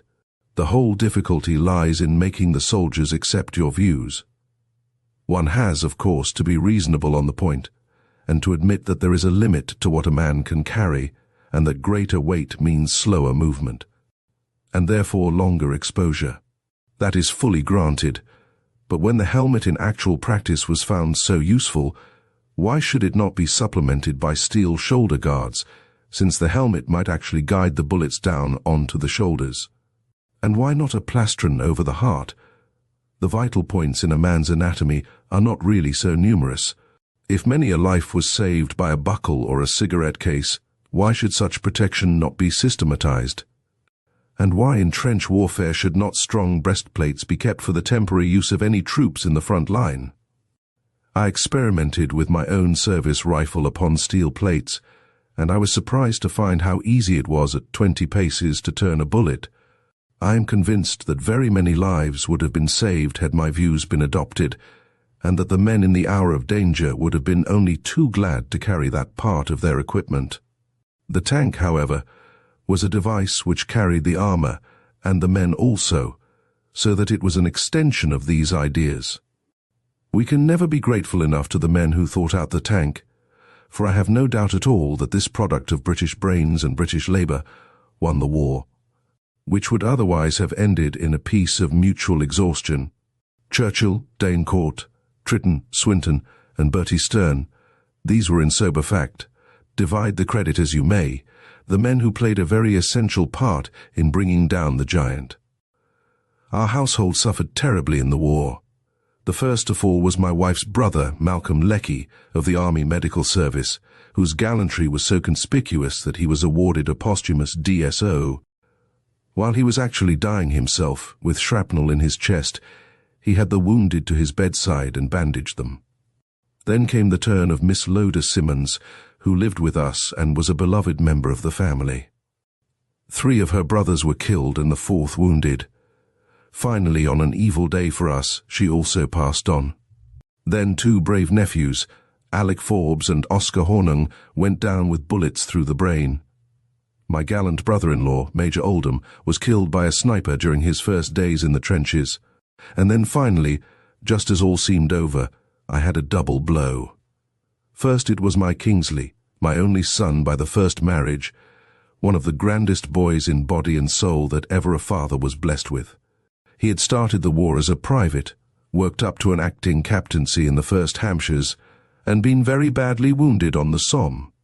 It was pneumonia which slew him in London, and the same cursed plague carried off my soldier brother Innes, he who had shared my humble strivings at Southsea so many years ago. A career lay before him, for he was only 40 and already Adjutant General of a corps, with a Legion of Honour and a great record of service. But he was called, and he went like the hero he was. "You do not complain at all, sir," said the orderly. "I am a soldier," said the dying general. "Thank God that I have since found that the gates are not shut, but only ajar, if one does show earnestness in the quest. Of all these that I have mentioned, there is but one from whom I have been unable to obtain clear proof of posthumous existence." Chapter 28. Experiences on the British Front. I had naturally wished to get out to the British front and to see things for myself. And yet I had scruples also, for when soldiers are doing a difficult job, mere spectators and joy-riders are out of place. I felt what a perfect nuisance they must be, and hesitated to join them. On the other hand, I had surely more claims than most, since I was not only compiling a history of the campaign, but was continually writing in the press upon military subjects. I made up my mind, therefore, that I was justified in going, but I had as yet no opportunity. However, it came along in a very strange way. It was in the early summer of 1916 that I had a note from Lord Newton saying that he wished to see me at the Foreign Office. I could not conceive what he wanted to see me about, but of course I went. Lord Newton seemed to be doing general utility work which involved the interests of our prisoners in Germany, as well as press arrangements, missions, etc. The former alone would be enough for anyone, and he was exposed to severe criticism for not being sufficiently zealous in the cause. Newton, the Teuton, sang the prisoners, a parody on Gilbert, the Filbert, one of the idiotic popular songs of pre-war days. However, I am convinced that he really did his very best, and that his policy was wise, for if it came to an interchange of revenge and barbarity between Germany and us, there was only one in it. There is no use starting a game in which you are bound to be beaten. Winston Churchill had tried it in the case of the submarine officers, with the result that 30 of our own picked officers had endured much in their prisons, and the policy had to be reconsidered. Lord Newton is a wit, and has a humorous face which covers a good deal of solid capacity. He plunged instantly into the business on hand. "It is the Italian army," said he. "They want a bit of limelight. We propose to send several fellows on short missions to write them up. Your name has been mentioned and approved. Will you go?" I never thought more quickly in my life than on that occasion. I had no plan when I entered the room, since I was ignorant of the proposition, but I saw my opening in a flash. "No," said I. Lord Newton looked surprised. "Why not?" he asked. "Because I should be in a false position," I answered. "I have nothing to compare them with. I have not even seen the British front yet. How absurd it would be for me to approve or to condemn when they could reasonably ask me what I knew about the matter. Would you go if that were set right?" "Yes, certainly." "Then I don't think there will be an insuperable difficulty." "Well, if you can arrange that, I am entirely at your disposal. By the way," said he, "if you go to the front, and especially to the Italian front, a uniform will be essential. What have you a right to wear?" "I am a private in the volunteers." He laughed. "I think you would be shot at sight by both armies," said he. "You would be looked upon as a rare specimen. I don't think that would do." I had a happy thought. "I am a deputy lieutenant of Surrey," said I. "I have the right to wear a uniform when with troops." "Excellent," he cried. "Nothing could be better. Well, you will hear from me presently." I went straight off to my tailor, who rigged me up in a wondrous khaki garb, which was something between that of a colonel and a brigadier, with silver roses instead of stars or crowns upon the shoulder straps. As I had the right to wear several medals, including the South African, the general effect was all right, but I always felt a mighty impostor, though it was certainly very comfortable and convenient. I was still a rare specimen, and quite a number of officers of 3 nations made inquiry about my silver roses. A deputy lieutenant may not be much in England, but when translated into French, my French anyhow, it has an awe-inspiring effect. And I was looked upon by them as an inscrutable but very big person with a uniform all of his own. It was in May when I had my meeting with Lord Newton, and towards the end of the month I received a pass which would take me to the British lines. I remember the solicitude of my family, who seemed to think that I was going on active service. To quiet their kindly anxieties, I said, "My dears, I shall be held in the extreme rear, and I shall be lucky if ever I see a shell burst on the far horizon." The sequel showed that my estimate was nearly as mistaken as theirs. I had had some correspondence with General Robertson, and had dedicated my history of the war to him. So much was I impressed with the splendid work he had done behind the line in the early days, when Cowans and he had as much strain and anxiety from their position in the wings as any of those who were in the limelight of the stage. He was, as it happened, going over to France, and he sent me a note to ask whether I would like to share his private compartment on the train and then use his destroyer instead of the ordinary steamer. Of course I was delighted. General Robertson is a sturdy, soldierly, compact man, with a bulldog face, and looks as if he might be obstinate, and even sullen if crossed. Such men are splendid if they keep their qualities for the enemy, but possibly dangerous if they used them on their associates. Certainly Robertson had a great deal of fighting to do at home as well as abroad, and was in the latter days of the war in constant conflict with the authorities and with an open feud against the Prime Minister. But it is hard to say who was right. Perhaps, if it were not for the pressure which Robertson, Repington and others exercised, it would have been more difficult to raise those last few 100,000 men who saved us in 1918. Like so many big men, his appearance was most deceptive, and though he looked every inch the soldier, there was nothing to show that great capacity for handling a large business, which would surely have put him at the head of any commercial concern in the country. There was a Cromwellian touch in him which peeped out in occasional religious allusions. He was very engrossed in papers and figures, and I hardly had a word with him between London and Newhaven. We went straight on to the destroyer, and she cast off her moorings within a few minutes. The Channel crossing was a great experience for me, and I stood on the bridge all the time looking about for traces of war, which were not numerous. Just under the bridge stood a sturdy seaman in pea-jacket and flapped cap, an intent, crouching, formidable figure, with his hand on the crank of a quick-firing gun. He never relaxed, and for the whole hour as we tore across, his head, and occasionally his gun, was slowly traversing from right to left. The captain, a young lieutenant whose name I have forgotten, told me what hellish work it was in the winter, though perhaps hellish is not the mot just for that bitterly cold vigil. His ship was called the Zulu. Shortly afterwards it was blown up, as was its consort the Nubian, but as two of the halves were still serviceable, they stuck them together and made one very good ship, the Zubian.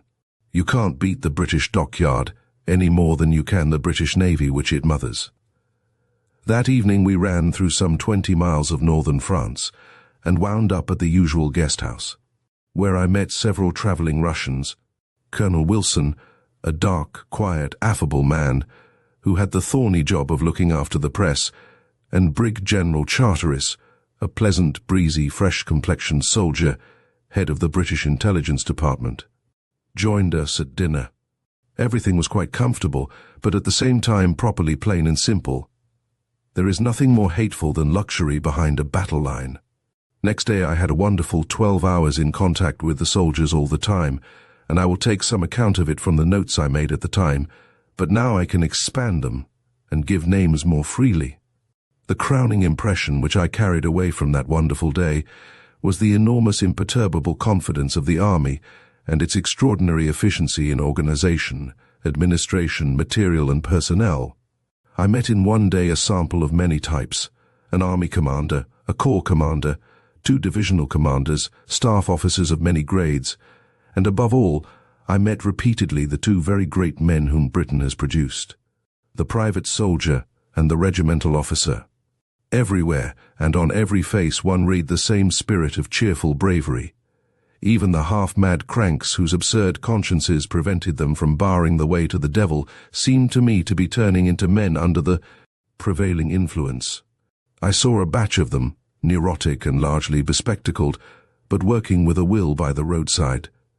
There was no foolish bravado, no underrating of a dour opponent, but a quick, alert, confident attention to the job in hand, which was an inspiration to the observer.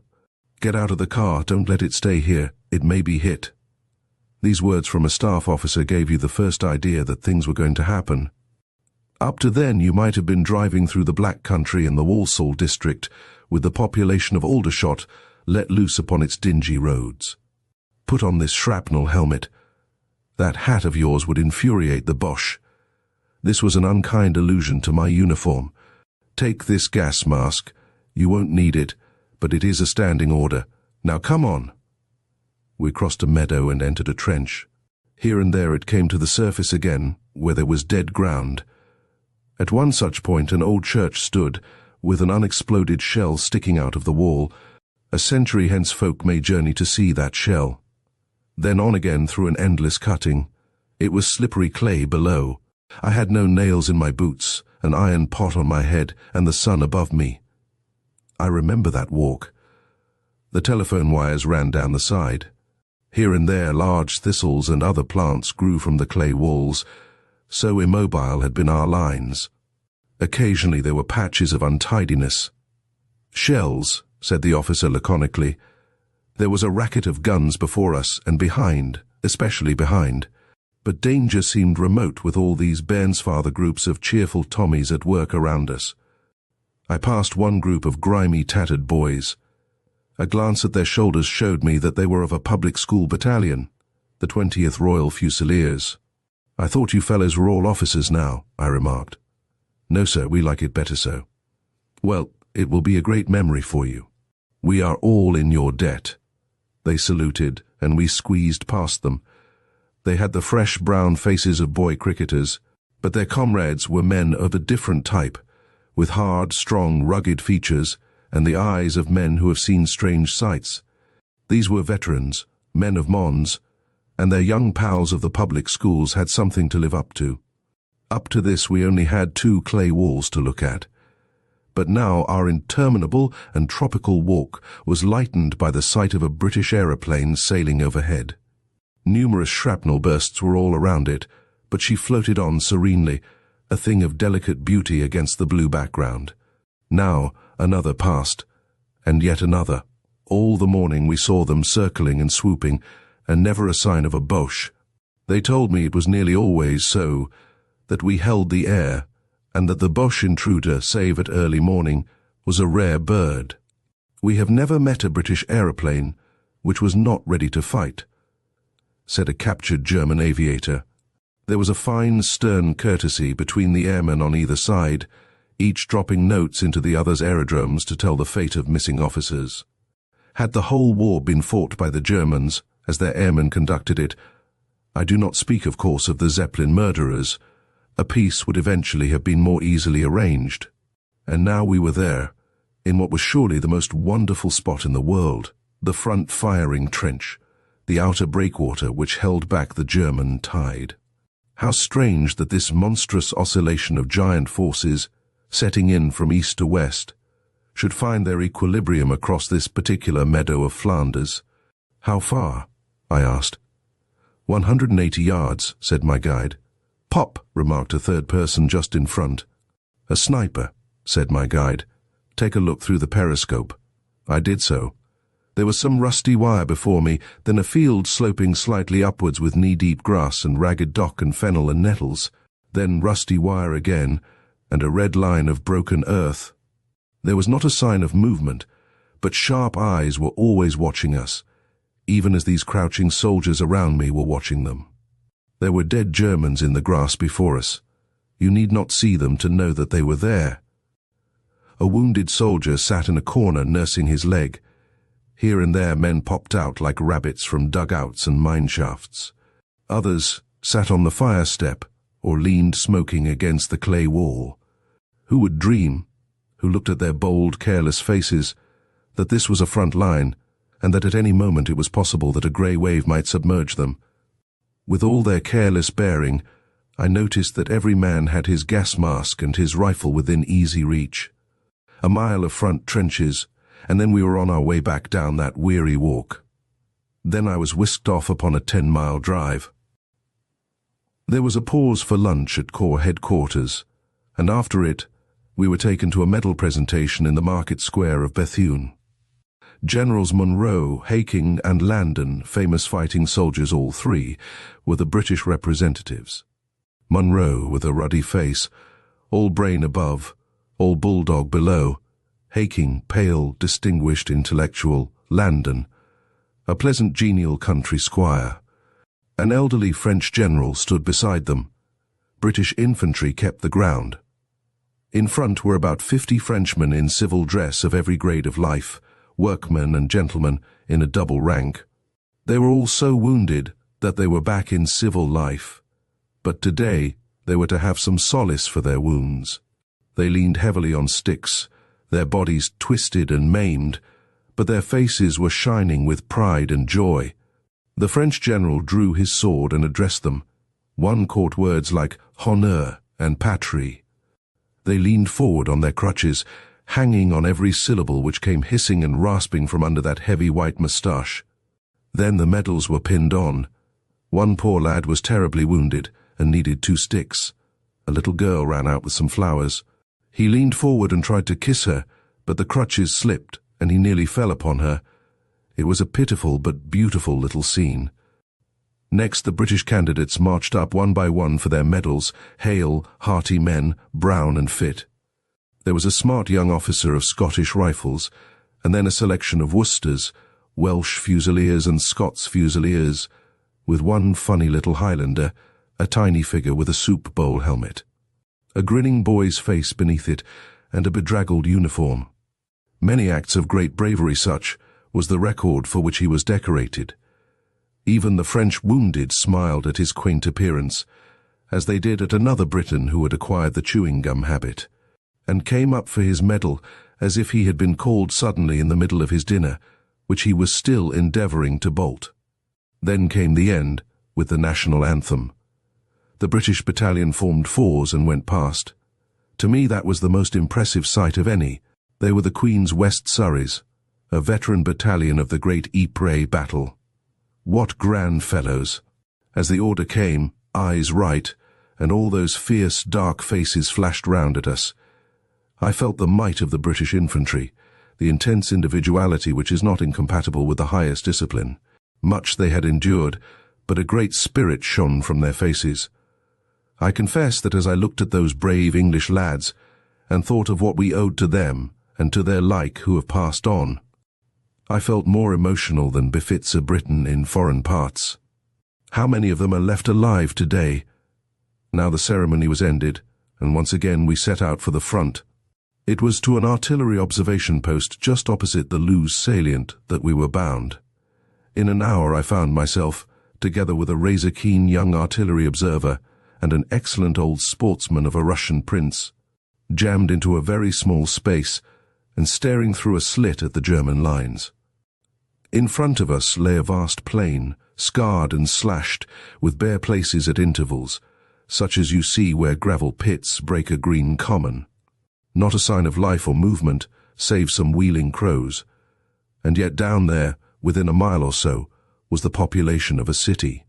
Far away a single train was puffing at the back of the German lines. We were here on a definite errand. Away to the right, nearly 3 miles off, was a small red house, dim to the eye but clear in the glasses, suspected as a German post.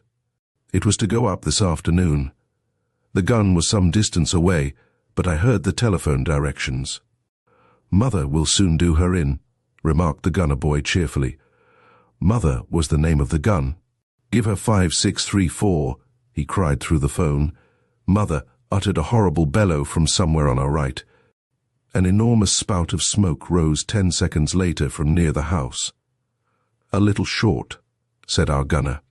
2.5 minutes left," added a little small voice, which represented another observer at a different angle. "Raise her 7.5, said our boy encouragingly. Mother roared more angrily than ever. "How will that do?" she seemed to say.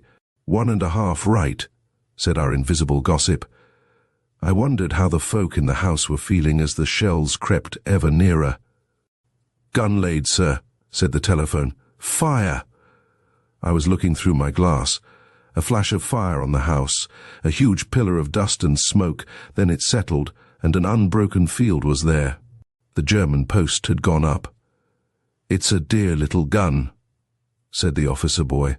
"And her shells are reliable," remarked a senior behind us.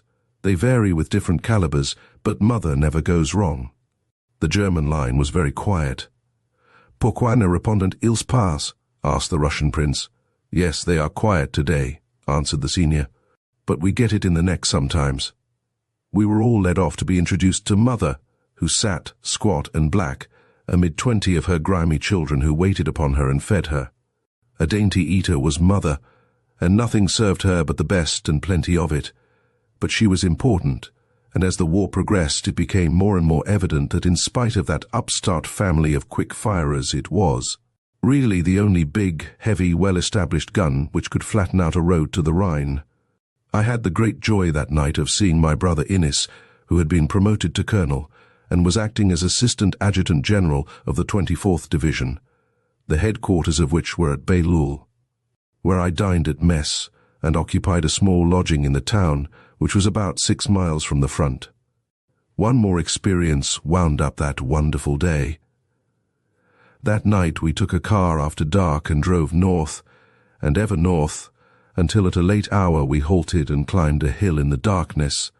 Below was a wonderful sight. Down on the flats, in a huge semicircle, lights were rising and falling. They were very brilliant, going up for a few seconds and then dying down. Sometimes a dozen were in the air at one time.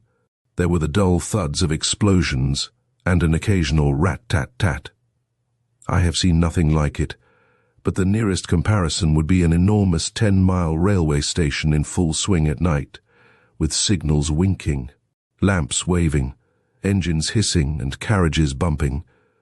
It was a terrible place, a place which will live as long as military history is written, for it was the Ypres salient. What a salient, too! A huge curve, as outlined by the lights, needing only a little more to be an encirclement.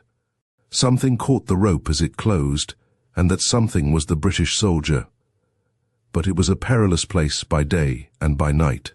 Never shall I forget the impression of ceaseless, malignant activity which was borne in upon me by the white, winking lights, the red sudden flares, and the horrible thudding noises in that place of death beneath me. In old days we had a great name as organizers. Then came a long period when we deliberately adopted a policy of individuality and go as you please. Now once again in our sore need we had called on all our power of administration and direction, and it had not deserted us. We still had it in a supreme degree. Even in peacetime we have shown it in that vast, well-oiled, swift-running, noiseless machine called the British Navy. But our powers had risen with the need of them. The expansion of the Navy was a miracle, the management of the transport a greater one, the formation of the new army the greatest of all time. To get the men was the least of the difficulties. To put them in the field, with everything down to the lid of the last field saucepan in its place, that was the marvel. The tools of the gunners and of the sappers, to say nothing of the knowledge of how to use them, were in themselves a huge problem. But it had all been met and mastered. So don't let us talk too much about the muddling of the War Office. It has become just a little ridiculous. I was the guest at headquarters of a divisional general, Capper, brother of the heroic leader of the 7th Division, who might truly be called one of the two fathers of the British flying force, for it was he, with Templar, who laid the first foundations from which so great an organization has arisen. My morning was spent in visiting 2 fighting brigadiers, Mitford and Jelf, cheery, weather-beaten soldiers, respectful, as all our soldiers are, of the prowess of the Hun, but serenely confident that we could beat him.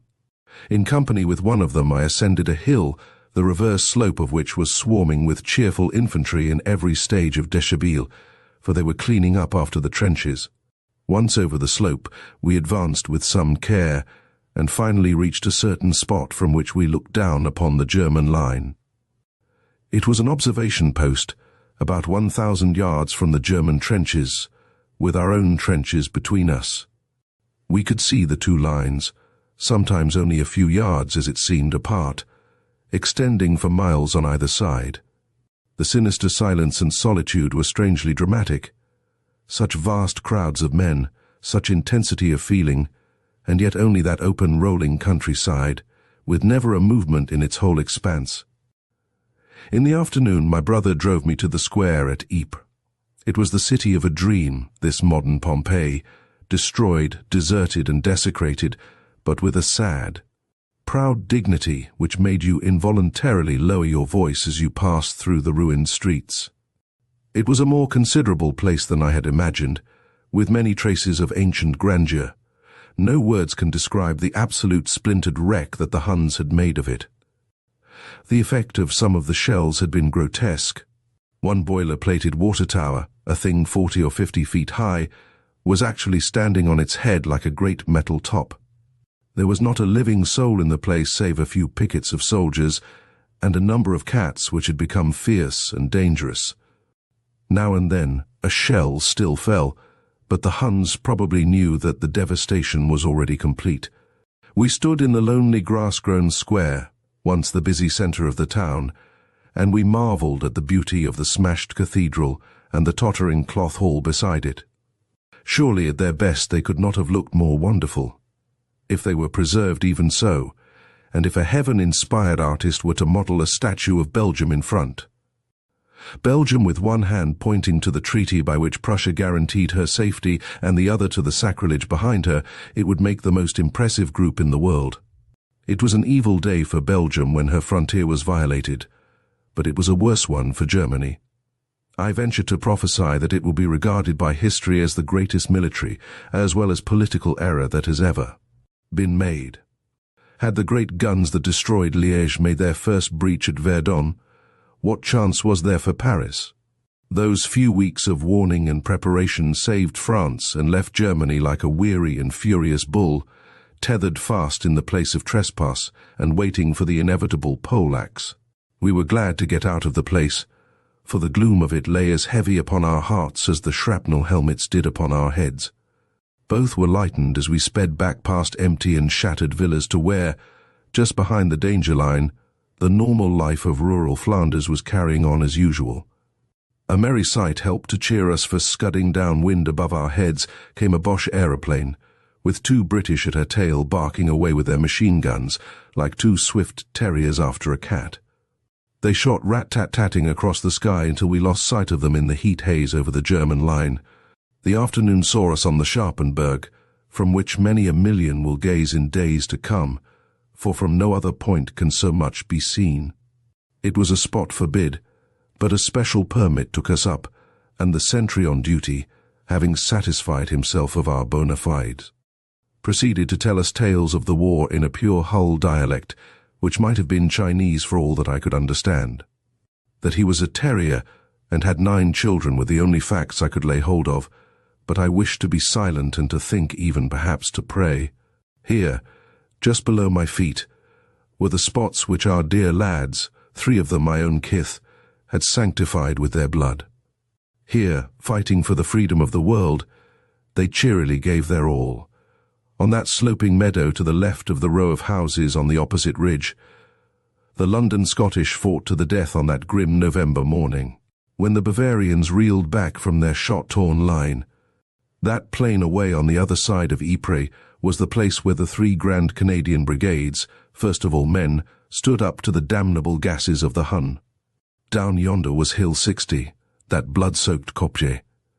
The ridge over the fields was held by the cavalry against 2 army corps, and there where the sun struck the red roof among the trees I could just see Gheluvelt, a name forever to be associated with Haig and the most vital battle of the war.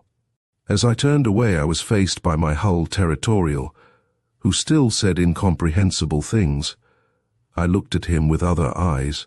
He had fought on yonder plain. He had slain Huns, and he had 9 children. Could anyone better epitomize the duties of a good citizen in days like these? I could have found it in my heart to salute him, had I not known that it would have shocked him and made him unhappy. Next day, it was June 1. I left my brother's kindly care. I had fears for him, for he was much overworked and worried, as adjutant generals of busy divisions are likely to be. However, he was never one to admit it or to pity himself, and he begged me to carry the cheeriest report back to his wife. It was a great pleasure to me that so many officers took me aside to say how efficient he was and how popular. He would not have wished me to say it were he alive, but I can leave it on record now. Yesterday had been full, but the next day was not less so, for I had been asked or ordered to lunch at the general headquarters at Montreuil, the funny old town on a hill which I had learned to know well in days of peace. As we drove down a winding drive, I saw 2 officers walking towards us. The younger of them stooped and beat the ground with his stick, from which we gathered that we were to go slow and raise no dust. We rightly conjectured that so curt an order could only come from the chief's own aide. We saluted as we passed and carried away an impression of a heavy moustache and of abstracted blue eyes. I had a very much more definite impression when he came back presently, and we were all shown into the dining room. I should certainly put Douglas Haig, as I saw him that day, among the handsomest men I have ever known. He was not tall, but he was upright and well proportioned, with every sign of strength and activity. but his face was remarkable for beauty and power. His eyes were very full and expressive, devoid of the fierceness of Kitchener, and yet with quite as much determination. But the long, powerful jaw was the feature which spoke particularly of that never-to-be-beaten quality which saved the army when the line was broken in the First Ypres battle, and was destined to save it again in April 1918. When he gave out his back-to-the-wall order of the day, he was courteous but not talkative at lunch. After lunch he took me into a side room where he showed me the line of the divisions on the map, saying that I could remember but should not take notes, which was rather maddening. Then we had a long talk over the coffee, but there were several present and nothing intimate was said. He must be worried to death with casual visitors, but still I suppose he need not invite all of them to headquarters. He had, I thought, a truly British distrust of foreigners. "He is the worst foreigner I have met yet," he said, speaking of some Italian general. His kind heart was shown when I said that my son was in the line. He gave a curt order, and then nodded and smiled. "You'll see him tomorrow," said he. I naturally heard a good deal about our Generalissimo, besides what I actually saw. I think that he had some of the traits of Wellington, though since the war he has concerned himself with the fortunes of his comrades in arms a great deal more than the Iron Duke seems ever to have troubled himself to do. But in other things the parallel is close. Haig is not a game-playing man, though fond of horse exercise. Neither was the Duke. Both were abstemious with wine and tobacco. Both were reserved, reticent, and had no magnetic connection with those under them. Neither Haig nor the Duke were human figures to the soldiers, nor were they often, if ever, seen by them, and yet in each case there was the same confidence in their judgment. Haig was a very serious man. He seldom joked, and did not meet a joke halfway, so that his mess was the dullest in France. I have known a staff officer apply for an exchange, so weary was he of this oppressive atmosphere. All this could equally have been said of the Duke. But these are trivialities compared to the great main fact that each brought rare qualities to the service of their country at critical moments of the world's history. There was only one other man who might have filled Haig's place, and that man was the conqueror of Palestine. Extraordinary are the contrasts of war. Within 3 hours of leaving the quiet atmosphere of the headquarters chateau, was present at what in any other war would have been looked upon as a brisk engagement. As it was, it would certainly figure in one of our desiccated reports as an activity of the artillery. The noise as we struck the line at this new point showed that the matter was serious, and indeed we had chosen the spot because it had been the storm center of the last week. The method of approach chosen by our experienced guide was in itself a tribute to the gravity of the affair. As one comes from the settled order of Flanders into the actual scene of war, the first sign of it is one of the stationary, sausage-shaped balloons, a chain of which marks the ring in which the great wrestlers are locked. We passed under this, ascended a hill, and found ourselves in a garden, where for a year no feet save those of wanderers like ourselves had stood. There was a wild, confused luxuriance of growth, more beautiful to my eye than anything which the care of man can produce. One old shell hole of vast diameter had filled itself with forget-me-nots, and appeared as a graceful basin of light blue flowers, held up as an atonement to heaven for the brutalities of man. Through the tangled bushes we crept, then across a yard. Please stoop and run as you pass this point, and finally to a small opening in a wall, whence the battle lay not so much before as beside us. For a moment we had a front seat at the great world drama, God's own problem play, working surely to its magnificent end. One felt a sort of shame to crouch here in comfort, a useless spectator, while brave men down yonder were facing that pelting shower of iron. There was a large field on our left rear, and the German gunners had the idea that there was a concealed battery therein. They were systematically searching for it. A great shell exploded in the top corner, but got nothing more solid than a few tons of clay. You could read the mind of Gunner Fritz. "Try the lower corner," said he, and up went the earth cloud once again. "Perhaps it's hid about the middle. I'll try." Earth again, and nothing more. "I believe I was right the first time after all," said hopeful Fritz. So another shell came into the top corner.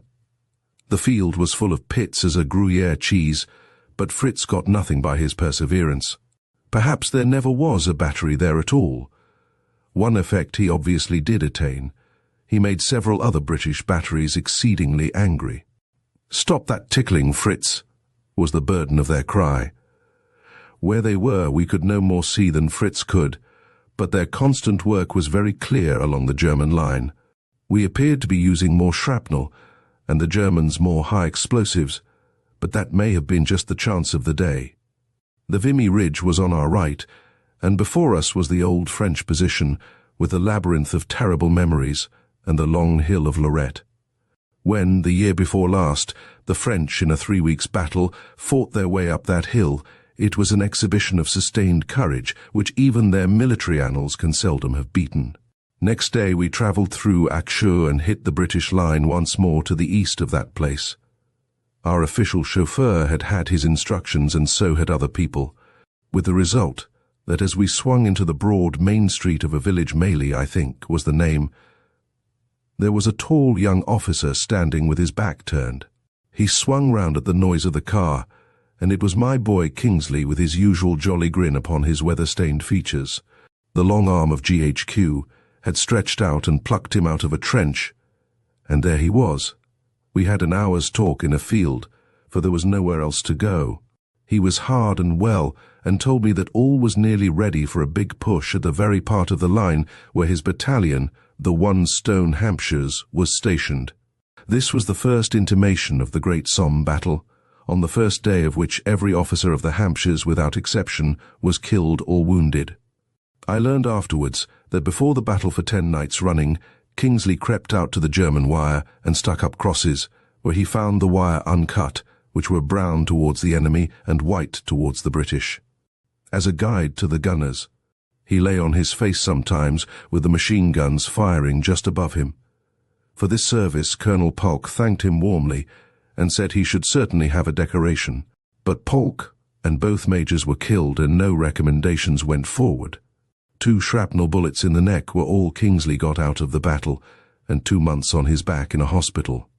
However, he was not a medal hunter, and I never heard him complain, nor would he wear his wound badges until he was compelled. An hour later I met another member of my household, for my secretary, Major Wood of the 5th Sussex Territorials, was Town Major of Beaucaire, where I found him at the convenient hour of lunch. He had done nearly 2 years of hard active service, which was pretty good for a civilian of 50, and had led his company at Festubert and other engagements.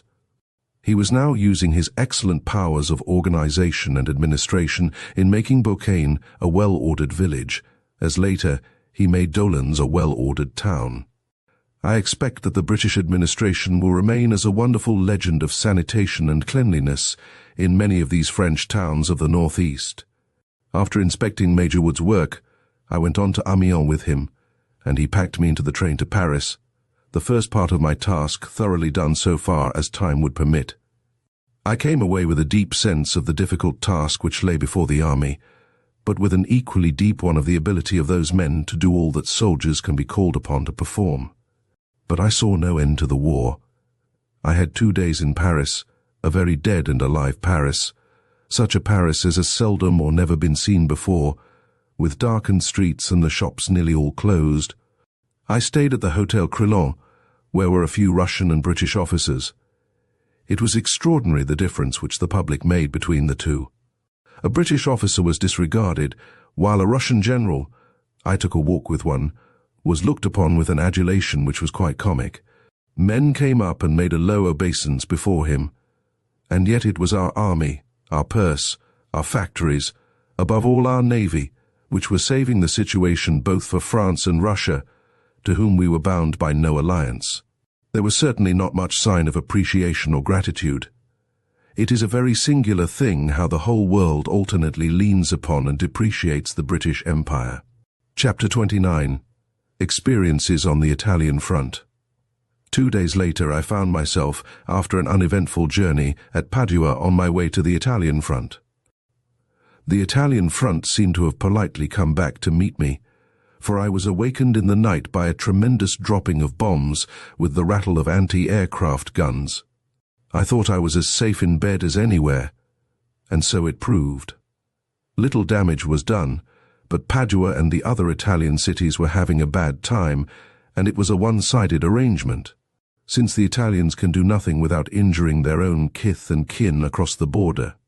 This dropping of explosives on the chance of hitting one soldier among 50 victims was surely the most monstrous development of the whole war, and was altogether German in its origin.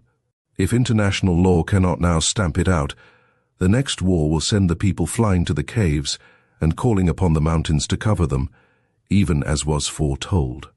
I arrived at last at Udine, the capital of the Friulian province, where were the Italian headquarters, a funny little town with a huge mound in the center, which looked too big to be artificial, but was said to have been thrown up by Attila. My recommendation was to the British mission, which was headed by Brig General Delmy Radcliffe, a bluff, short-spoken and masterful British soldier who received me with hospitality. The mission owned a white house on the edge of the town.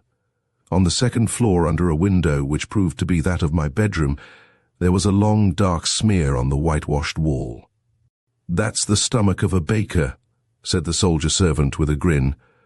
I thought it was a joke on his part, but it was literally true, for a bomb a few days before had blown the man to bits as he passed the house, and had plastered bits of him on the stonework.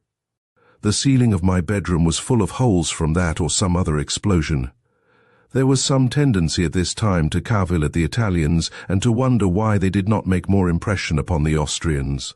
As a matter of fact, they were faced by the same barbed wire and machine gun problem which had held up everyone else.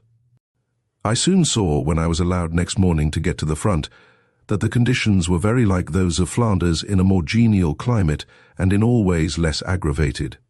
I had been handed over to the Italian intelligence people, who were represented by a charmingly affable nobleman, Colonel the Marquis Barbarice, and Colonel Claricetti. These two introduced me at once to General Porro, Chief of the Staff, a brown, wrinkled, walnut-faced warrior, who showed me some plans and did what he could to be helpful. It was about a 7 miles drive from Udine before we reached the nearest point of the trenches. From a mound an extraordinary view could be got of the Austrian position, the general curve of both lines being marked, as in Flanders, by the sausage balloons which float behind them. The Isonzo, which had been so bravely carried by the Italians, lay in front of me, a clear blue river, as broad as the Thames at Hampton Court. In a hollow to my left were the roofs of Gorizia, the town which the Italians were endeavoring to take. A long desolate ridge, the Carso, extended to the south of the town and stretched down nearly to the sea. The crest was held by the Austrians, and the Italian trenches had been pushed within 50 yards of them. A lively bombardment was going on from either side, but so far as the infantry went, there was none of that constant, malignant, petty warfare with which we were familiar in Flanders. I was anxious to see the Italian trenches, in order to compare them with our British methods, but save for the support and communication trenches I was courteously but firmly warned off. Having got this general view of the position, I was anxious in the afternoon to visit Monfalcone, which is the small dockyard captured from the Austrians on the Adriatic. My kind Italian officer guides did not recommend the trip, as it was part of their great hospitality to shield their guest from any part of that danger which they were always ready to incur themselves. The only road to Monfalcone ran close to the Austrian position at the village of Ronchi, and afterwards kept parallel to it for some miles. I was told that it was only on odd days that the Austrian guns were active in this particular section, so determined to trust to luck that this might not be one of them. It proved, however, to be one of the worst on record, and we were not destined to see the dockyard to which we started. The civilian cuts a ridiculous figure when he enlarges upon small adventures which may come his way, adventures which the soldier endures in silence as part of his everyday life. On this occasion, however, the episode was all our own, and had a sporting flavour in it which made it dramatic. I know now the feeling of tense expectation with which the driven grouse whirs onwards towards the butt. I have been behind the butt before now, and it is only poetic justice that I should see the matter from the other point of view. As we approached Ronchy, we could see shrapnel breaking over the road in front of us, but we had not yet realized that it was precisely for vehicles that the Austrians were waiting, and that they had the range marked down to a yard. We went down the road all out at a steady 50 miles an hour. The village was near, and it seemed that we had got past the place of danger. We had, in fact, just reached it. At this moment there was a noise as if the whole 4 tires had gone simultaneously, a most terrific bang in our very ears, merging into a second sound like a reverberating blow upon an enormous gong. As I glanced up, I saw 3 clouds immediately above my head, 2 of them white and the other of a rusty red. The air was full of flying metal, and the road, as we were told afterwards by an observer, was all churned up by it. The metal base of one of the shells was found plumb in the middle of the road, just where our motor had been. It was our pace that saved us. The motor was an open one, and the 3 shells burst, according to one of my Italian companions, who was himself an artillery officer, about 10 meters above our heads. They threw forward, however, and we, travelling at so great a pace, shot from under. Before they could get in another, we had swung round the curve and under the lee of a house. The good colonel wrung my hand in silence. They were both distressed, these good soldiers, under the impression that they had led me into danger.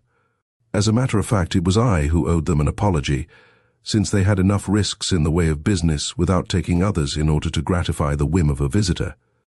Our difficulties were by no means over. We found an ambulance lorry and a little group of infantry huddled under the same shelter, with the expression of people who had been caught in the rain. The road beyond was under heavy fire, as well as that by which we had come. Had the Austro-Boches dropped a high explosive upon us, they would have had a good mixed bag. But apparently they were only out for fancy shooting and disdained a sitter. Presently there came a lull and the lorry moved on, but we soon heard a burst of firing which showed that they were after it. My companions had decided that it was out of the question for us to finish our excursion. We waited for some time, therefore, and were able finally to make our retreat on foot, being joined later by the car. So ended my visit to Monfalcone, the place I did not reach. I hear that 2 10,000-ton steamers were left on the stocks there by the Austrians, but were disabled before they retired. Their cabin basins and other fittings were adorning the Italian dugouts. My second day was devoted to a view of the Italian mountain warfare in the Carnic Alps. Besides the 2 great fronts, one of defense Trentino and one of offense Isonzo, there were very many smaller valleys which had to be guarded. The total frontier line is over 400 miles, and it had all to be held against raids if not invasions. It was a most picturesque business. Far up in the Roccolana Valley I found the Alpini outposts, backed by artillery which had been brought into the most wonderful positions. They had taken 8-inch guns where a tourist could hardly take his knapsack. Neither side could ever make serious progress, but there were continual duels, gun against gun, or Alpini against Jaeger. In a little wayside house was the brigade headquarters, and here I was entertained to lunch.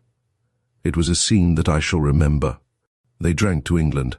I raised my glass to Italia Irredenta, might it soon be Redenta. They all sprang to their feet and the circle of dark faces flashed into flame. They keep their souls and emotions, these people. I trust that ours may not become atrophied by self-suppression. The last day spent on the Italian front was in the Trentino. From Verona, a motor drive of about 25 miles takes one up the valley of the Adige, and past a place of evil augury for the Austrians, the field of Rivoli. Finally, after a long drive of winding gradients, always beside the Adige, we reached Alla, where we interviewed the commander of the sector, a man who has done splendid work during the recent fighting. By all means you can see my front. But no motor car, please. It draws fire, and others may be hit besides you. We proceeded on foot, therefore, along a valley, which branched at the end into 2 passes. In both very active fighting had been going on, and as we came up the guns were baying merrily. waking up most extraordinary echoes in the hills. It was difficult to believe that it was not thunder. There was one terrible voice that broke out from time to time in the mountains, the angry voice of the Holy Roman Empire. When it came, all other sounds died down into nothing. It was so I was told. The master gun, the vast 42-centimeter giant which brought down the pride of Liège and Namur. The Austrians had brought one or more from Innsbruck. The Italians assure me, however, as we have ourselves discovered, that in trench work, beyond a certain point, the size of the guns makes little matter. We passed a burst dugout by the roadside, where a tragedy had occurred recently, for 8 medical officers were killed in it by a single shell. There was no particular danger in the valley, however, and the aimed fire was all going across us to the fighting lines in the 2 passes above us. That to the right, the valley of Buello, has seen some of the worst of the fighting. These 2 passes form the Italian left wing, which has held firm all through. So has the right wing. It is only the centre which has been pushed in by the concentrated fire. When we arrived at the spot where the 2 valleys forked, we were halted, and were not permitted to advance to the front trenches which lay upon the crests above us. There were about 1,000 yards between the adversaries. I have seen types of some of the Bosnian and Croatian prisoners, men of poor physique and intelligence. But the Italians speak with chivalrous praise of the bravery of the Hungarians and of the Austrian Jäger. Some of their proceedings disgusted them, however, and especially the fact that they used Russian prisoners to dig trenches under fire. There is no doubt of this, as some of the men were recaptured and were sent on to join their comrades in France. On the whole, however, it may be said that in the Austro-Italian War there was nothing which corresponded with the extreme bitterness of our Western conflict. The presence or absence of the Hun makes all the difference. It was a moment of depression at the Trentino front, as there had been a setback. I may flatter myself when I think that even one solitary figure in a British uniform striding about them was good at that particular time to their eyes. They read of allies, but they never saw any. If they had, we might have been spared the subsequent disaster at Caporetto. Certainly I was heartily welcomed there, and surrounded all the time by great mobs of soldiers, who imagined, I suppose, that I was someone of importance. That night found me back at Verona, and next morning I was on my way to Paris with sheaves of notes about the Italian soldiers, which would, I hoped, make the British public more sympathetic towards them. I was told afterwards by the Foreign Office that my mission had been an unmixed success. I have one other association with the Italian front, which I may include here. It is embalmed in the annals of the Psychic Research Society. I have several times in my life awakened from sleep with some strong impressions of knowledge gained still lingering in my brain.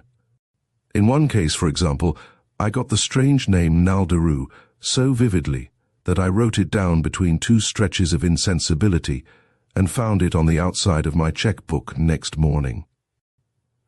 A month later I started for Australia in the SS Noldera, of which I had then never heard. In this particular Italian instance I got the word Piave absolutely ringing in my head. I knew it as a river, some 70 miles to the rear of the Italian front, and quite unconnected with the war. None the less the impression was so strong that I wrote the incident down and had it signed by 2 witnesses. Months passed, and the Italian battle line was rolled back to the Piave, which became a familiar word. Some said it would go back further. I was sure it would not. I argued that if the abnormal forces, whatever they may be, had taken such pains to impress the matter upon me, it must needs be good news which they were conveying, since I had needed cheering at the time. Therefore I felt sure that some great victory and the turning point of the war would come on the Piave. So sure was I that I wrote to my friend Mr. Lacon Watson, who was on the Italian front, and the incident got into the Italian press. It could have nothing but a good effect upon their morale. Finally, it is a matter of history how completely my impression was justified, and how the most shattering victory of the whole war was gained at that very spot. There is the fact, amply proved by documents, and beyond all possible coincidence. As to the explanation, some may say that our own subconscious self has power of foresight. If so, it is a singularly dead instinct, seldom or never used.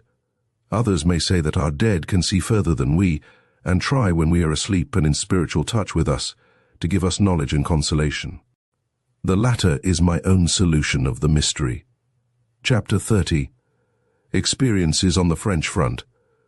When I got back to Paris, I had a dreadful reception, for as I dismounted from the railway car, a British military policeman in his flat red cap stepped up to me and saluted. "This is bad news, sir," said he. "What is it?" I gasped.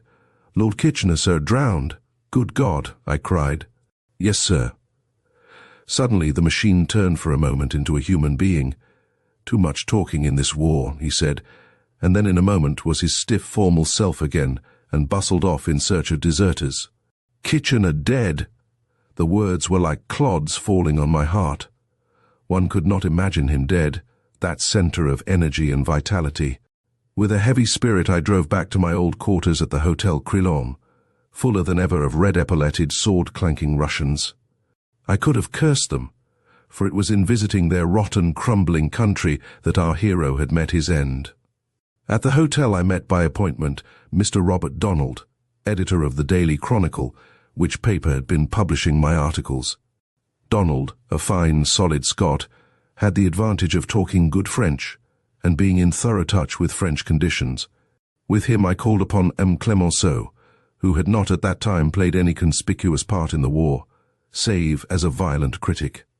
He lived modestly in a small house, which showed that he had not used his power in the state and in journalism to any unfair personal advantage. He entered, a swarthy, wrinkled, white-haired man, with the face of a crabbed bulldog and a cloth cap upon his head. He reminded me of old Jem Mace the Bruiser, as I remember him in his final phase. His eyes looked angry, and he had a truculent, mischievous smile. I was not impressed by the judgment he showed in our conversation. If a squirt on one side and Niagara on the other can be called conversation. He was railing loudly at the English rate of exchange between the franc and the pound, which seemed to me very like kicking against the barometer. Mr. Donald, who is a real authority upon finance, asked him whether France was taking the rouble at its face value, but the roaring voice, like a strong gramophone with a blunt needle, submerged all argument. Against Joffre he roared his reproaches, and intimated that he had someone else up his sleeve who could very soon bring the war to an end.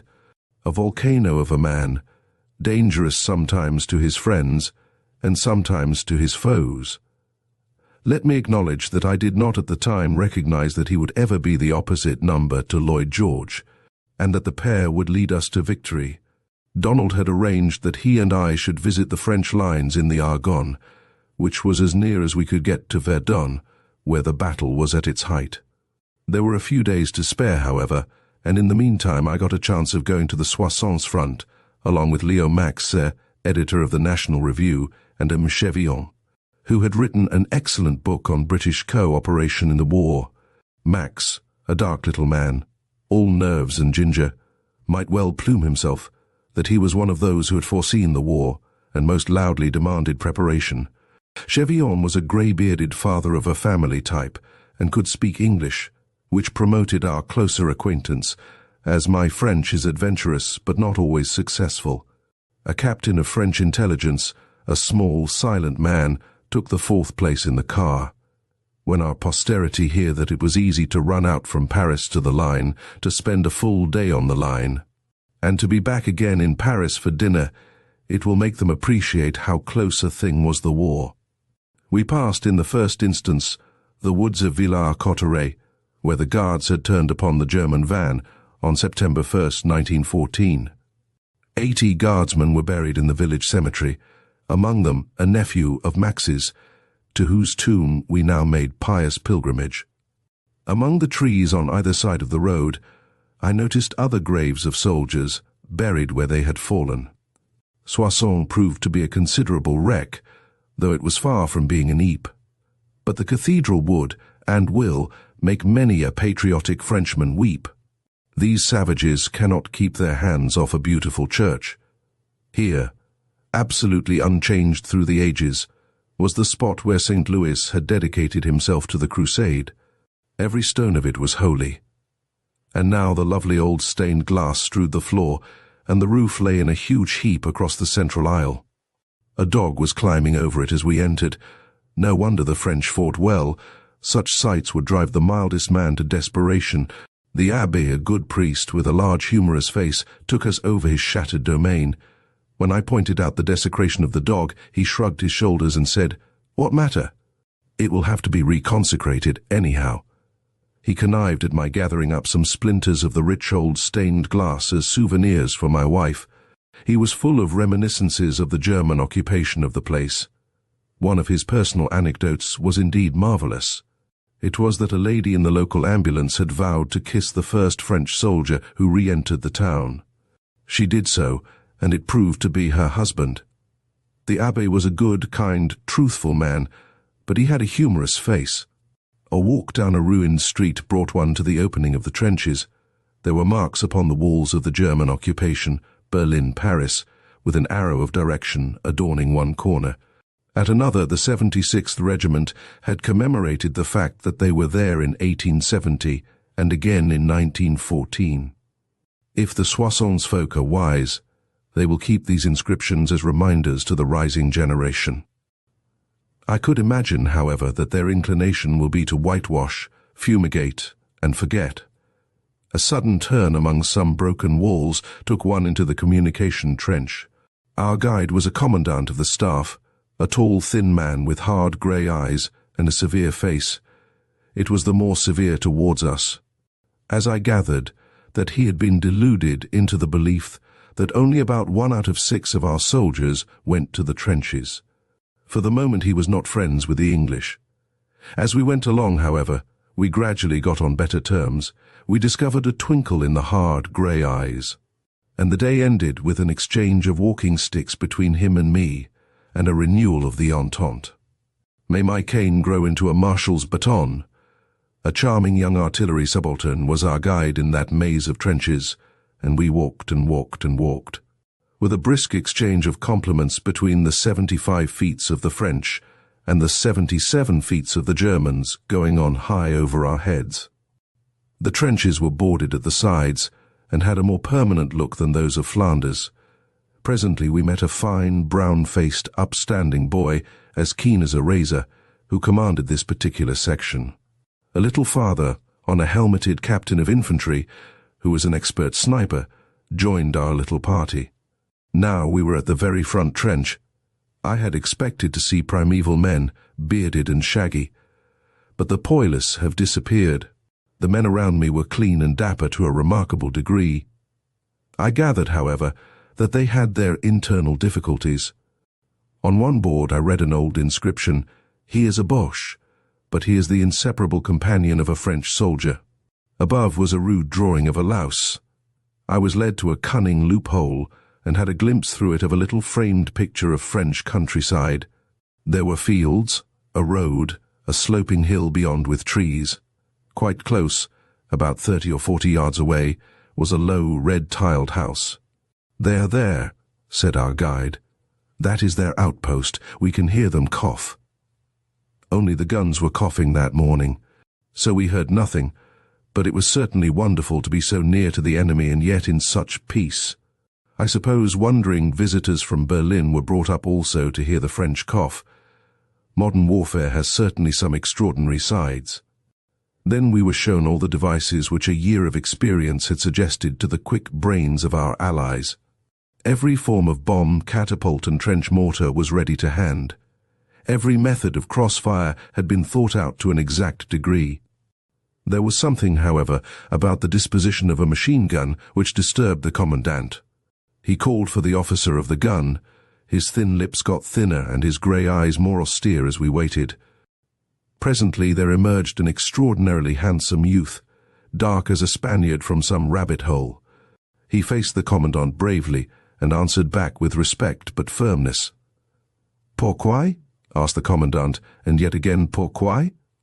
Adonis had an answer for everything. Both sides appealed to the big captain of snipers, who was clearly embarrassed. He stood on one leg and scratched his chin. Finally, the commandant turned away angrily in the midst of one of Adonis's voluble sentences. His face showed that the matter was not ended. War is taken very seriously in the French army, and any sort of professional mistake is very quickly punished. Many officers of high rank had been broken by the French during the war. There was no more forgiveness for the beaten general than there was in the days of the Republic, when the delegate of the National Convention, with a patent portable guillotine, used to drop in at headquarters to support a more vigorous offensive. It had come on to rain heavily, and we were forced to take refuge in the dugout of the sniper. 8 of us sat in the deep gloom, huddled closely together. The commandant was still harping upon that ill-placed machine gun. He could not get over it. My imperfect ear for French could not follow all his complaints, but some defense of the offender brought forth a jamais, jamais, jamais, which was rapped out as if it came from the gun itself. There were 8 of us in an underground burrow, and some were smoking. Better a deluge than such an atmosphere as that. But if there was a thing upon earth which the French officer shied at, it was rain and mud. The reason is that he was extraordinarily natty in his person. His charming blue uniform, his facings, his brown gaiters, boots and belts were always just as smart as paint. He was the dandy of the European war. I noticed officers in the trenches with their trousers carefully pressed. The rain had now stopped, and we climbed from our burrow. Again we were led down that endless line of communication trench. Again we stumbled through the ruins. Again we emerged into the street where our cars were awaiting us. Above our heads the sharp artillery duel was going merrily forward. The French were firing 3 or 4 to 1, which had been my experience at every point I had touched upon the Allied front. Thanks to the extraordinary zeal of the French workers, especially of the French women, and to the clever adoption of machinery by their engineers, their supplies were abundant. Our next expedition carried us to Chalons, where the Huns of old met disaster. From Chalons we drove some 20 miles to St. Menehould, and learned that the trenches were about 10 miles north.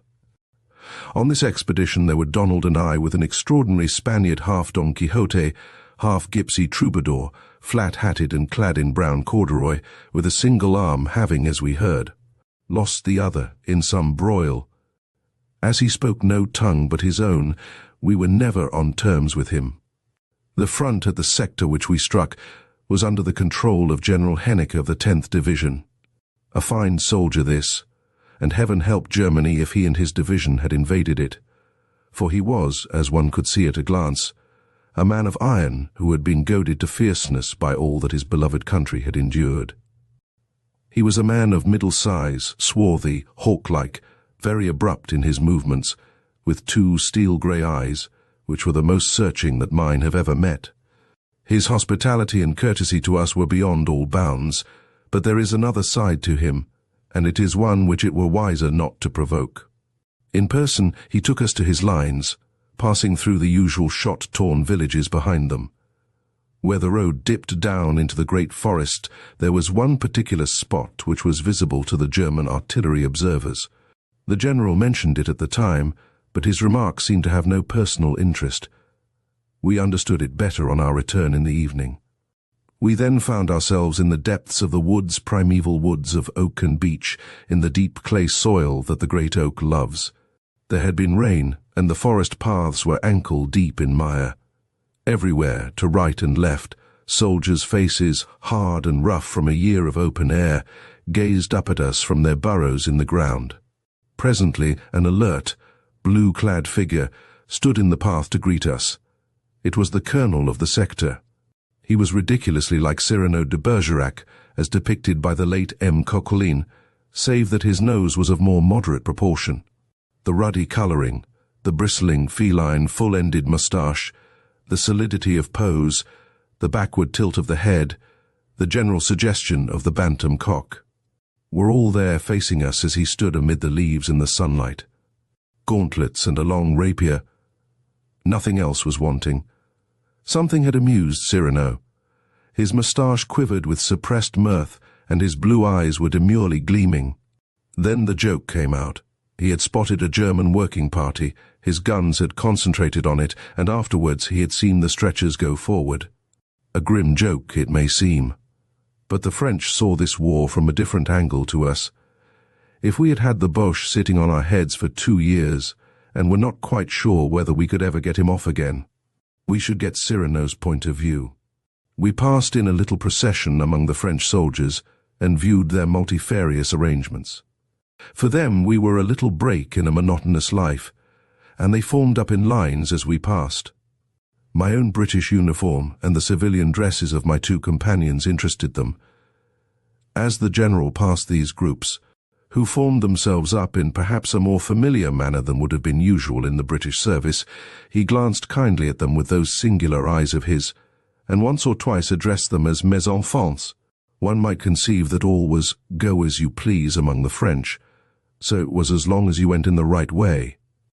When you strayed from it, you knew it. As we passed a group of men standing on a low ridge which overlooked us, there was a sudden stop. I gazed round. The general's face was steel and cement. The eyes were cold and yet fiery, sunlight upon icicles. Something had happened. Cyrano had sprung to his side. His reddish moustache had shot forward beyond his nose, and it bristled out like that of an angry cat. Both were looking up at the group above us. One wretched man detached himself from his comrades and sidled down the slope. No skipper and mate of a Yankee bloodboat could have looked more ferociously at a mutineer. And yet it was all over some minor breach of discipline, which was summarily disposed of by 2 days of confinement. Then, in an instant, the faces relaxed, there was a general buzz of relief, and we were back at mes enfants again. Trenches are trenches, and the main specialty of those in the Argonne were that they were nearer to the enemy. In fact, there were places where they interlocked, and where the advanced posts lay cheek by jowl with a good steel plate to cover both cheek and jowl. We were brought to a sap head where the Germans were at the other side of a narrow forest road. Had I leaned forward with extended hand, and a Boche done the same, we could have touched. I looked across, but saw only a tangle of wire and sticks. Even whispering was not permitted in those forward posts. When we emerged from these hushed places of danger, Cyrano took us all to his dugout, which was a tasty little cottage carved from the side of a hill and faced with logs. He did the honours of the humble cabin with the air of a seigneur in his chateau. There was little furniture, but from some broken mansion he had extracted an iron fire-back, which adorned his grate. It was a fine medieval bit of work, with Venus, in her traditional costume, in the centre of it. It seemed the last touch in the picture of the gallant virile Cyrano. I only met him this once, nor shall I ever see him again, yet he stands a thing complete within my memory.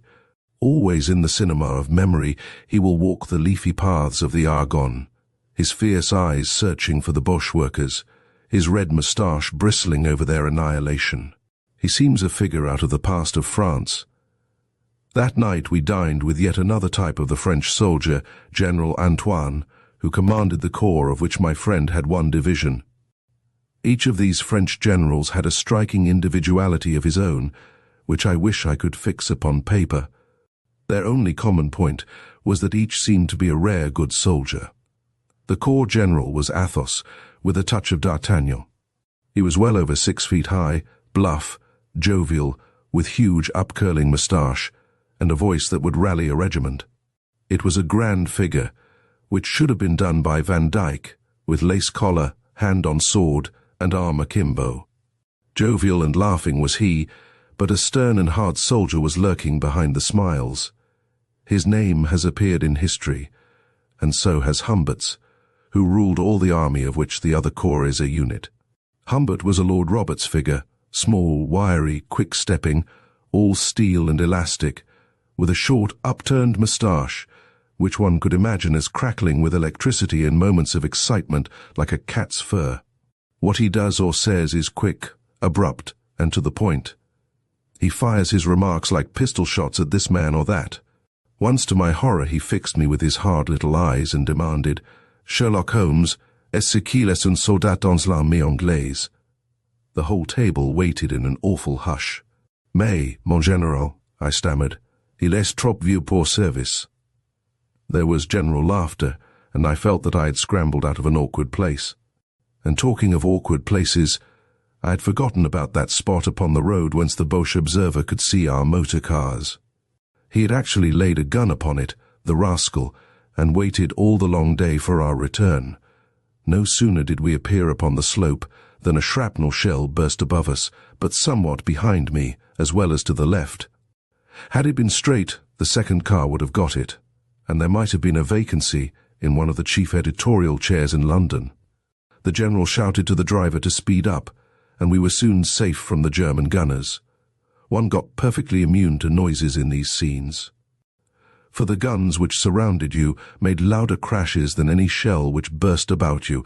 It is only when you actually saw the cloud over you that your thoughts came back to yourself, and that you realized that in this wonderful drama you might be a useless super. But nonetheless you were on the stage and not in the stalls. Next morning we were down in the front trenches again, at another portion of the line, far away on our right, from a spot named the Observatory. We could see the extreme left of the Verdun position, and shells bursting on the File-les-Mortes. To the north of us was a broad expanse of sunny France nestling villages, scattered chateaux, rustic churches, and all as inaccessible as if it were the moon. It was a terrible thing, this German bar, a thing unthinkable to Britons, to stand on the edge of Yorkshire and look into Lancashire feeling that it was in other hands, that our fellow countrymen were suffering there and waiting for help, and that we could not, after 2 years, come a yard nearer to them. Would it not break our hearts? Could I wonder that there was no smile upon the grim faces of those Frenchmen? But when the bar was broken, when the line swept forward, when French bayonets gleamed on those uplands and French flags broke from those village spires, ah, what a day that was! Men died that day from the pure delirious joy of it. Yet another type of French general took us round this morning. He too was a man apart, an unforgettable man. Conceive a man with a large, broad, good-humoured face and 2 placid, dark seal's eyes which gazed gently into yours. He was young and had pink cheeks and a soft voice. Such was one of the most redoubtable fighters of France, this General of Division Dupont. His former staff officers told me something of the man. He was a philosopher, a fatalist, impervious to fear, a dreamer of distant dreams amid the most furious bombardment. The weight of the French assault upon the terrible labyrinth fell at one time upon the brigade which he then commanded. He led them day after day, gathering up Germans with the detached air of the man of science who is hunting for specimens. In whatever shell hole he might chance to lunch, he had his cloth spread and decorated with wild flowers plucked from the edge. I wrote of him at the time, "If fate be kind to him, he will go far." As a matter of fact, before the end of the war, he was one of the most influential members of the General Staff, so my prophetic power was amply vindicated. From the observatory we saw the destruction of a German trench. There had been signs of work upon it, so it was decided to close it down. It was a very visible brown streak 1,000 yards away. The word was passed back to the 75 feet in the rear. There was a tir rapide over our heads. My word, the man who stands fast under a tir rapide, be he Boche, French or British, is a man of metal. The mere passage of the shells was awe-inspiring, at first like the screaming of a wintry wind, and then thickening into the howling of a pack of wolves. The trench was a line of terrific explosions. Then the dust settled down, and all was still. Where were the ants who had made the nest? Were they buried beneath it? Or had they got from under? No one could say. There was one little gun which fascinated me, and I stood for some time watching it. Its 3 gunners, enormous helmeted men, evidently loved it, and touched it with a swift but tender touch in every movement. When it was fired, it ran up an inclined plane to take off the recoil, rushing up and then turning and rattling down again upon the gunners who were used to its ways. The first time it did it, I was standing behind it, and I don't know which jumped quickest, the gun or I.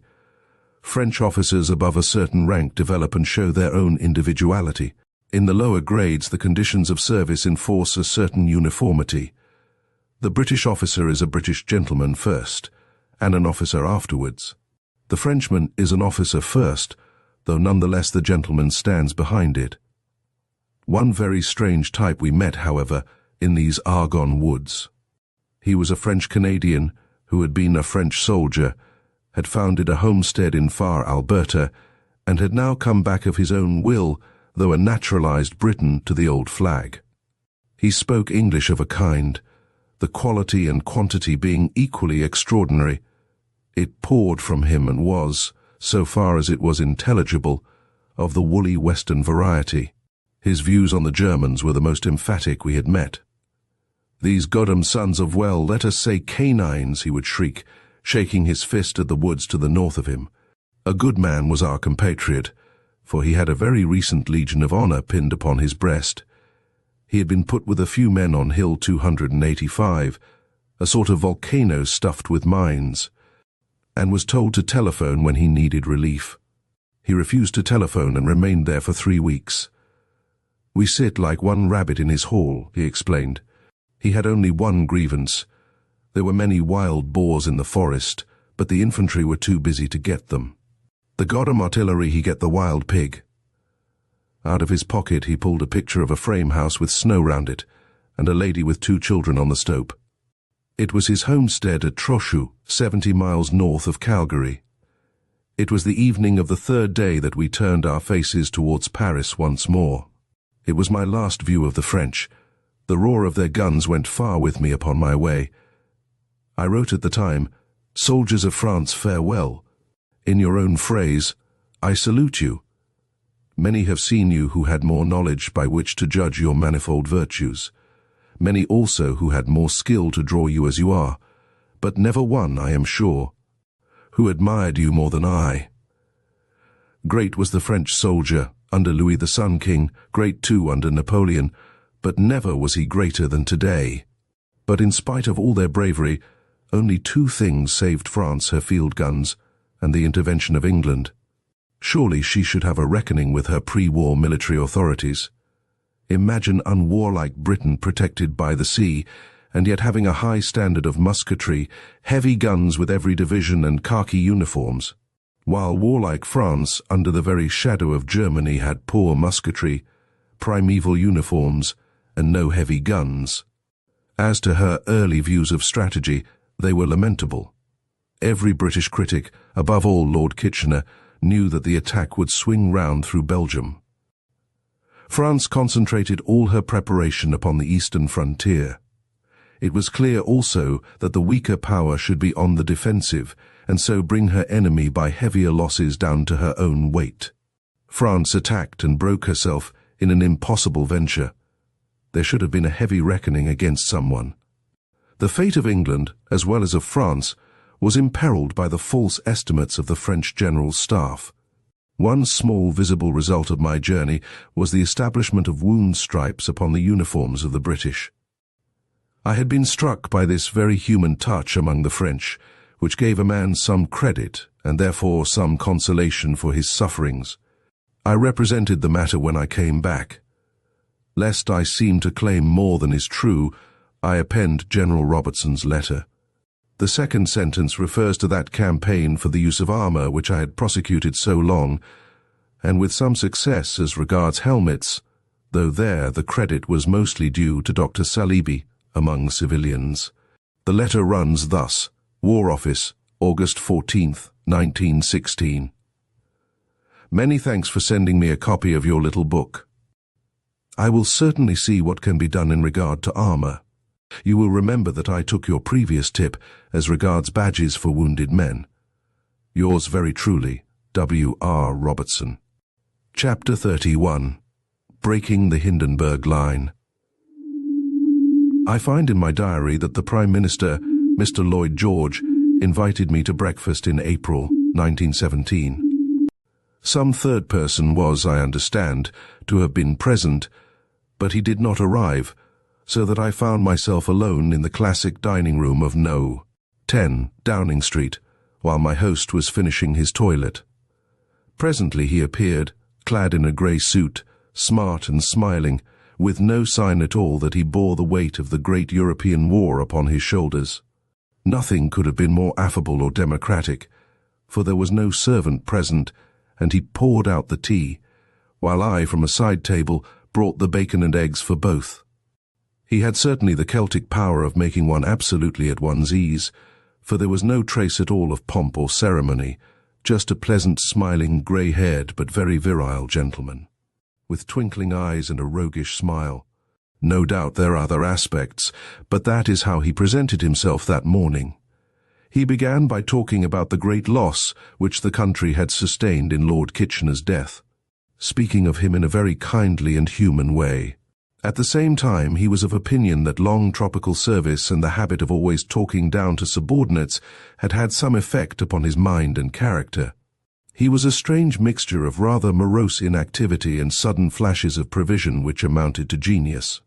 He was the only man who had clearly foreseen the length of the war, and but for Turkey, Bulgaria, and other complications, he probably overstated it at 3 years. There were times when he became so dictatorial as to be almost unbearable, and he had to be reminded at a cabinet council by Lloyd George himself that he was in the presence of 20 men who were his peers, and that he could not refuse them information or act above their heads. I confess that it struck me as very natural that a big man with vital knowledge in his brain should hesitate in a world crisis to confide it to 20 men, and probably 20 wives, each of whom was a possible leak. In spite of his genius, Kitchener was not accessible to new ideas. He could not see clearly why such enormous munitions were necessary. He opposed tanks. He was against the Irish and Welsh separate divisions. He refused the special flags which the ladies had worked for these divisions. He was as remote from sentiment as a steam hammer, and yet he was dealing with humans who can be influenced by sentiment. He obstructed in many things, particularly in the Dardanelles. On the other hand, his steps in organizing the new armies were splendid, though he had attempted vainly to do away with the territorials. Another example of his blindness to the practical force of sentiment. Miss Asquith had said of him, "If he is not a great man, he is a great poster," and certainly no one else could have moved the nation to such a degree, though the long series of provocations from the Germans had made us very receptive and combative. Lloyd George was justly proud of the splendid work of the Welsh division at the front. He had been to Mametz Wood, the taking of which had been such a bloody and also such a glorious business. He listened with interest to an account which I was able to give him of some incidents in that fight, and said that it was a beautiful story. He had arranged for a Welsh painter to do the scene of the battle. He was interested to hear how I had worked upon my history, and remarked that it was probably better done from direct human documents than from filed papers. He asked me whether I had met many of the divisional generals, and on my saying that I had, he asked me if any had struck me as outstanding among their fellows. I said I thought they were a fine level lot, but that in soldiering it was impossible to say by mere talk or appearance who was the big man at a pinch. He agreed. He seemed to have a particular feeling towards General Tom Bridges, of the 19th Division, and shortly afterwards I noticed that he was chosen for the American mission. I talked to him about my views as to the use of armor, and found him very keen upon it. He is an excellent listener, and seems honestly interested in what you say. He said he had no doubt that in the problem of armor lay the future of warfare, but how to carry it was the crux. He said that the soldiers always obstructed the idea, which was my experience also, with a few notable exceptions. I mentioned General Watts of the 7th Division as being interested in armor, and he agreed and seemed to know all about Watts, who, though a dugout, was one of the finds of the war. He was much excited about the revolution in Russia, news of which had only just come through. The Guards had turned, and that meant that all had turned. The Tsar was good but weak. The general character and probable fate of the Tsarina were not unlike those of Marie Antoinette. In fact, the whole course of events was very analogous to the French Revolution. "Then it will last some years and end in a Napoleon," said I. He agreed. The revolt, he said, was in no sense pro-German. The whole affair had been Byzantine and reminded one of the old histories. As I left, he came back to armor and said that he was about to see someone on that very subject.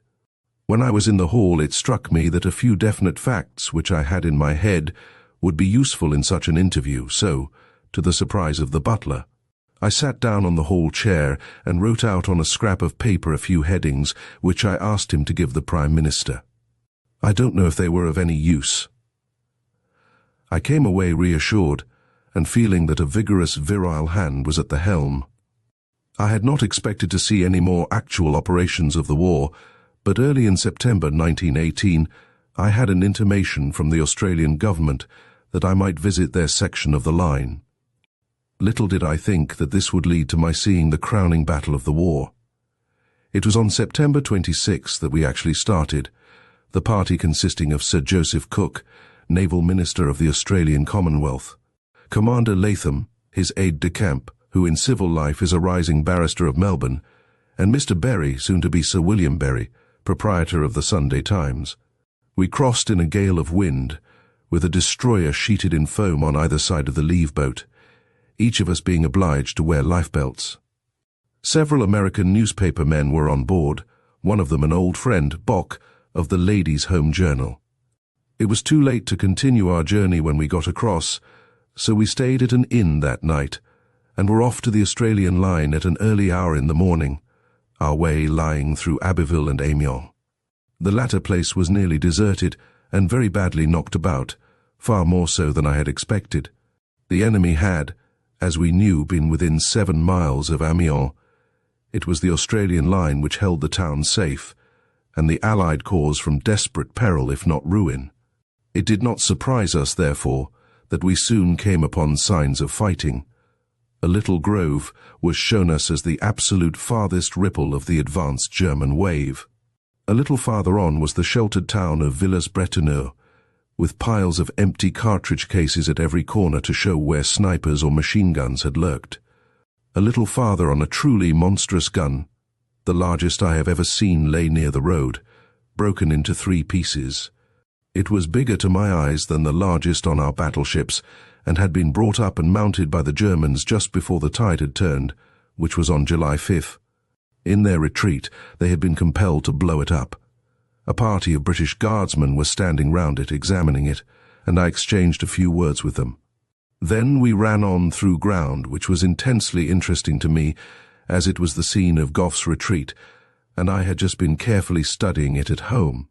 There was the Somme on our left, a very placid, slow-moving stream, and across it the higher ground where our 3 corps had been held up on the historical August 8th, the day which made Ludendorff realize, as he himself states, that the war was lost. On the plain over which we were moving, the Australian and Canadian divisions had swept, with the tanks leading the British line, as Boadicea's chariots did of old. Though I had not been over the ground before, I had visualized it so clearly in making notes about the battle that I could name every hamlet and locate every shattered church tower. Presently a hill rose on the left, which I knew to be Mount St. Quentin, the taking of which by the Australians was one of the feats of the war. It had been defended by picked troops, including some of the Prussian guards, but they were mostly taken or killed, though a flanking attack by the British Yeomanry Division had something to do with the result. The old walled town of Peronne, sacred forever to Sir Walter, Quentin Durward, and the archers of the Scots Guards, lay before us, almost if not quite surrounded by the river, the canal, and broad moats.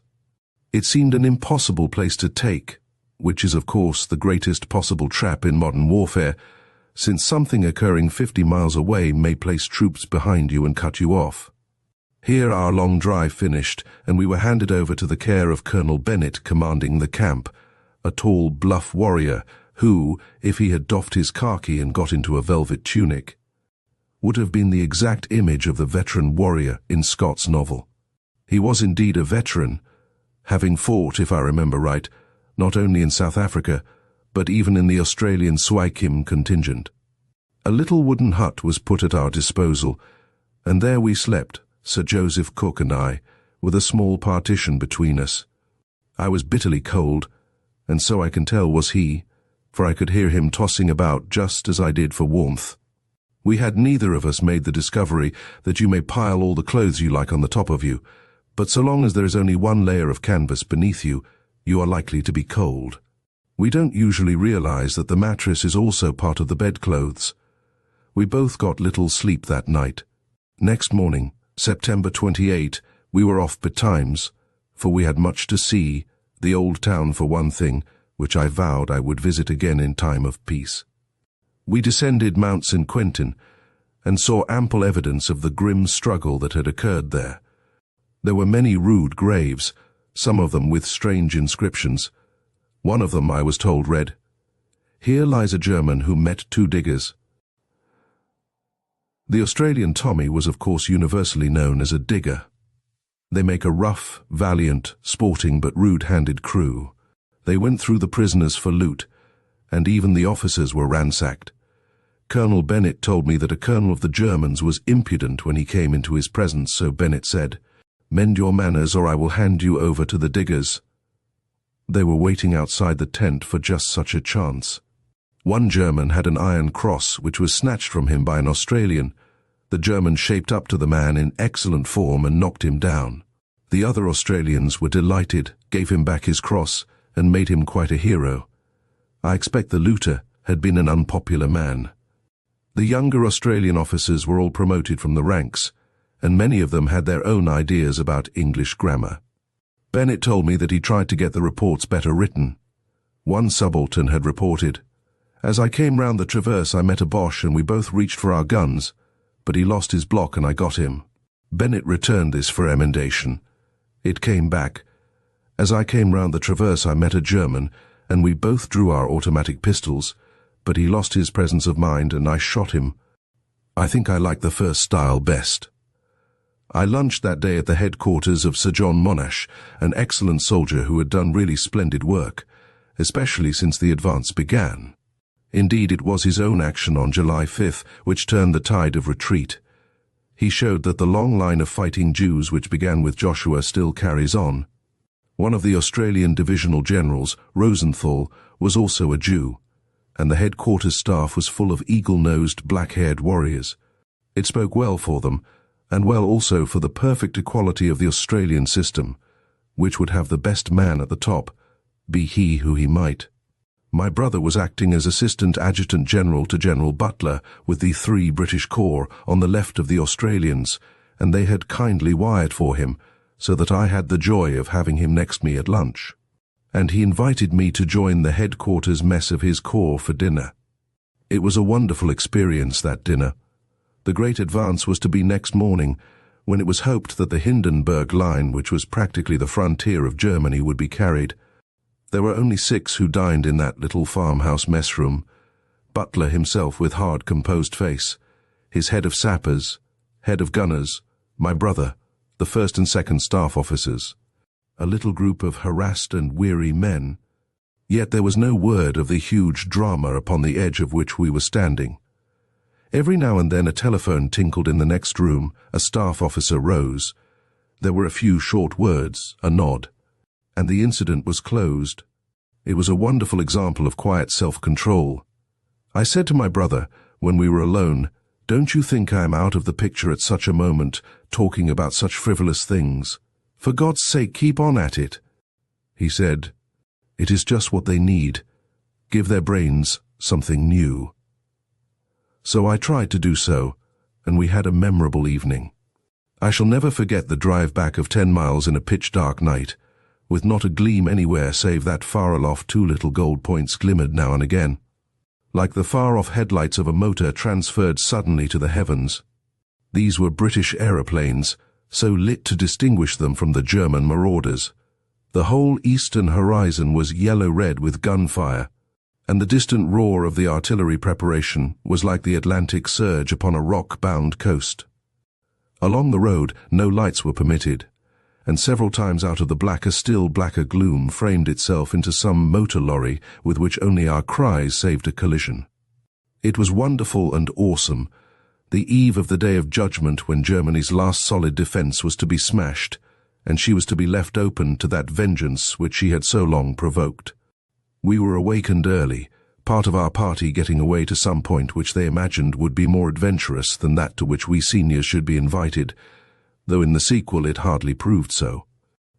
They saw much, however, and one of them described to me how one of the first and saddest sights was that of 18 splendid young Americans lying dead and lonely by the roadside, caught in some unlucky shell burst. Mr. Cook, Commander Latham, and I had been placed under the charge of Captain Plunkett, a twice-wounded Australian officer, who helped us much during the varied adventures of our exciting day. The general program of attack was already in our minds. 2 American divisions, the 27th and 30th, one from New York, the other from the south, were to rush the front line. The Australian divisions were then to pass over or through them and carry the battle front forward. Already, as we arrived on the battlefield, the glad news came back that the Americans had done their part and that the Australians had just been unleashed. Also, that the Germans were standing to it like men.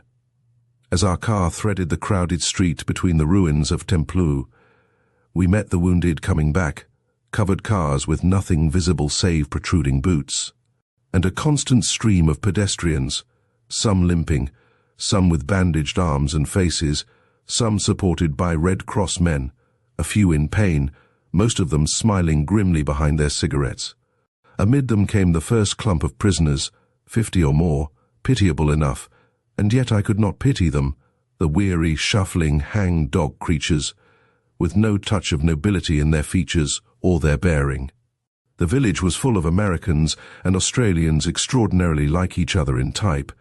One could well have lingered, for it was all of great interest, but there were even greater interests ahead, so we turned up a hill, left our car which had reached its limit, and proceeded on foot.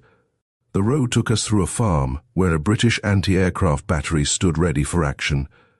Then we found open plain and went forward amid old trenches and rusty wire in the direction of the battle.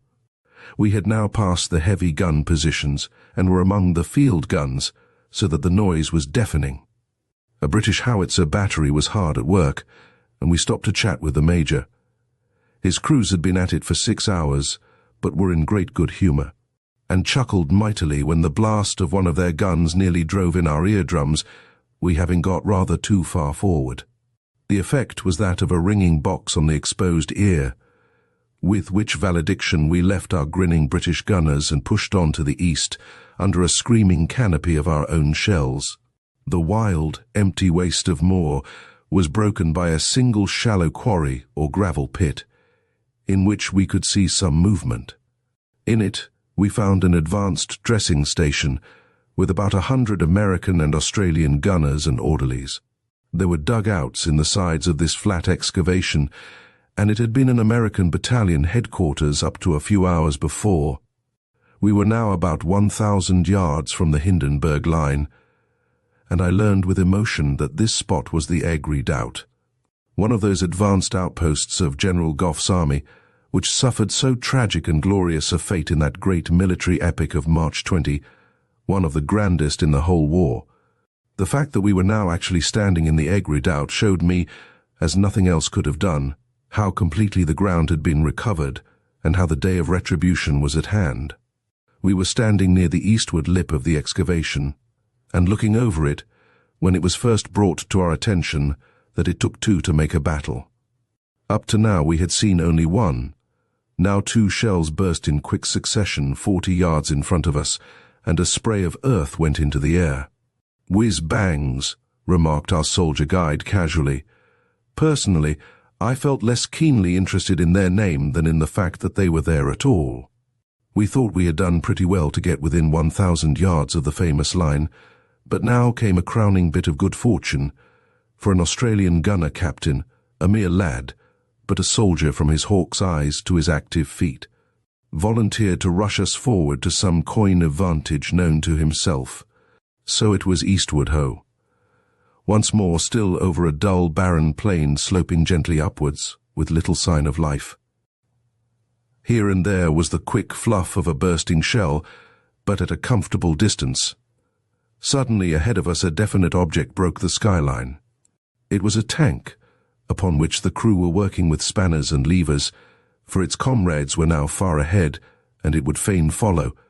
This, it seems, was the grandstand which our young gunner had selected. Onto the top of it we clambered, and there, at our very feet, and less than 500 yards away, was the rift which had been torn a few hours before in the Hindenburg line. On the dun slope beyond it, under our very eyes, was even now being fought a part of that great fight where at last the children of light were beating down into the earth the forces of darkness. It was there. We could see it, and yet how little there was to see. The ridge was past, and the ground sloped down, as dark and heathy as Hindhead. In front of us lay a village. It was Bellecourt. The Hindenburg position ran through it. It lay quiet enough, and with the unaided eye one could see rusty red fields of wire in front of it. But the wire had availed nothing, nor had the trench that lurked behind it, for beyond it, beside the village of Norroy, there was a long white line, clouds of pale steam-like vapor spouting up against a dark, rain-sodden sky. "The Boche smoke barrage," said our guide. "They are going to counterattack." Only this, the long white swirling cloud upon the dark plain, told of the strife in front of us. With my glasses I saw what looked like tanks, but whether wrecked or in action I could not say. There was the battle, the greatest of battles, but nowhere could I see a moving figure.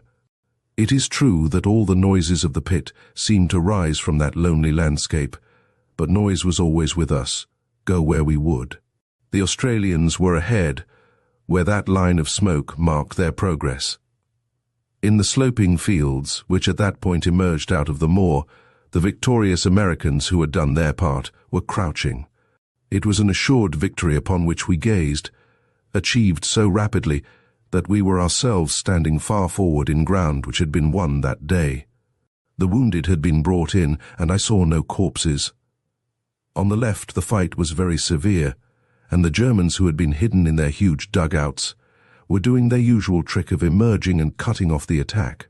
So much we gathered afterwards, but for the moment it was the panorama before us which was engrossing all our thoughts. Suddenly, the German guns woke up. I can but pray that it was not our group which drew their fire upon the half-mended tank. Shell after shell fell in its direction, all of them short, but creeping forward with each salvo. It was time for us to go. If any man says that without a call of duty he likes being under aimed shell fire, he is not a man whose word I would trust. Some of the shells burst with a rusty red outflame, and we were told that they were gas shells. I may say that before we were admitted onto the battlefield at all. We were ushered one by one into a room where some devil's pipkin was bubbling in the corner, and were taught to use our gas masks by the simple expedient of telling us that if we failed to acquire the art, then and there a very painful alternative was awaiting us. We made our way back, with no indecent haste, but certainly without loitering, across the plain, the shells always getting rather nearer, until we came to the excavation. Here we had a welcome rest, for our good gunner took us into his cubby-hole of a dugout, which would at least stop shrapnel, and we shared his tea and dried beef, a true Australian soldier's meal. The German fire was now rather heavy, and our expert host explained that this meant that he had recovered from the shock of the attack, had reorganized his guns, and was generally his merry self once more. From where we sat, we could see heavy shells bursting far to our rear, and there was an atmosphere of explosion all round us, which might have seemed alarming had it not been for the general chatty afternoon tea appearance of all these veteran soldiers with whom it was our privilege to find ourselves. A group of sulky-looking German prisoners sat in a corner, while a lank and freckled Australian soldier, with his knee sticking out of a rent in his trousers, was walking about with 4 watches dangling from his hand, endeavouring vainly to sell them. Far be it from me to assert that he did not bring the watches from Sydney, and choose this moment for doing a deal in them, but they were heavy old Teutonic timepieces, and the prisoners seemed to take a rather personal interest in them. As we started on our homeward track, we came, first upon the British battery, which seemed to be limbering up with some idea of advancing, and so lost its chance of administering a box on our other ear. Farther still we met our friends of the air guns, and stopped again to exchange a few impressions. They had nothing to fire at, and seemed bored to tears, for the red, white and blue machines were in full command of the sky. Soon we found our motor waiting in the lee of a ruined house, and began to thread our way back through the wonderfully picturesque streams of men American, Australian, British and German who were strung along the road. And then occurred a very horrible incident. One knew, of course, that one could not wander about a battlefield and not find oneself sooner or later involved in some tragedy, but we were now out of range of any but heavy guns, and their shots were spasmodic. We had halted the car for an instant to gather up 2 German helmets which Commander Latham had seen on the roadside, when there was a very heavy burst close ahead round a curve in the village street. A geyser of red brick dust flew up into the air. An instant later our car rounded the corner. None of us will forget what we saw. There was a tangle of mutilated horses, their necks rising and sinking. Beside them, a man with his hand blown off was staggering away, the blood gushing from his upturned sleeve. He was moving round and holding the arm raised and hanging, as a dog holds an injured foot. Beside the horses lay a shattered man, drenched crimson from head to foot, with 2 great glazed eyes looking upwards through a mask of blood. 2 comrades were at hand to help, and we could only go upon our way with the ghastly picture stamped forever upon our memory. The image of that dead driver might well haunt one in one's dreams. Once through Temple and on the main road for Peronne things became less exciting, and we drew up to see a column of 900 prisoners pass us. Each side of the causeway was lined by Australians with their keen, clear-cut falcon faces, and between lurched these heavy-jawed, beetle-browed, uncouth louts, new caught and staring round with bewildered eyes at their debonair captors. I saw none of that relief at getting out of it which I have read of, nor did I see any signs of fear, but the prevailing impression was an ox-like stolidity and dullness. It was a herd of beasts, not a procession of men. It was indeed farcical to think that these uniformed bumpkins represented the great military nation, while the gallant figures who lined the road belonged to the race which they had despised as being unwarlike. Time and fate between them have a pretty sense of humour. One of them caught my eye as he passed and roared out in guttural English, "The old German is out." They were the only words I heard them speak. French cavalry troopers, stern, dignified and martial, rode at either end of the bedraggled procession. They were great soldiers, these Australians. I think they would admit it themselves, but a spectator is bound to confirm it. There was a reckless daredevilry, combined with a spice of cunning, which gave them a place of their own in the imperial ranks. They had a great advantage, too, in having a permanent organization, the same 5 divisions always in the same corps, under the same chief. It doubled their military value, and the same applied equally, of course, to the Canadians. Nonetheless, they should not undervalue their British comrades or lose their sense of proportion. I had a chance of addressing some 1,200 of them on our return that evening, and while telling them all that I thought of their splendid deeds, I ventured to remind them that 72% of the men engaged and 76% of the casualties were Englishmen of England. I think that now, in these after-war days, the whole world needs to be reminded of this fact as well as the Australians did. There has been, it seems to me, a systematic depreciation of what the glorious English apart from the British soldiers did. England is too big to be provincial, and smaller minds sometimes take advantage of it. At the time, some of the Australian papers slanged me for having given this speech to their soldiers, but I felt that it needed saying, and several of their officers thanked me warmly, saying that as they never saw anything save their own front, they were all of them losing their sense of proportion. I shall not easily forget that speech. I standing on a mound in the rain, the Australian soldiers with cloaks swathed round them like brigands, and 6 aeroplanes, returning from the battle, circling overhead. Evidently curious as to what was going on. It seems to me now like some extraordinary dream. Such was my scamper to the Australian front. It was as if some huge hand had lifted me from my study table, placed me where I could see what I was writing about, and then within 4 days laid me down once more before the familiar table, with one more wonderful experience added to my record. And then, at last, came the blessed day of armistice.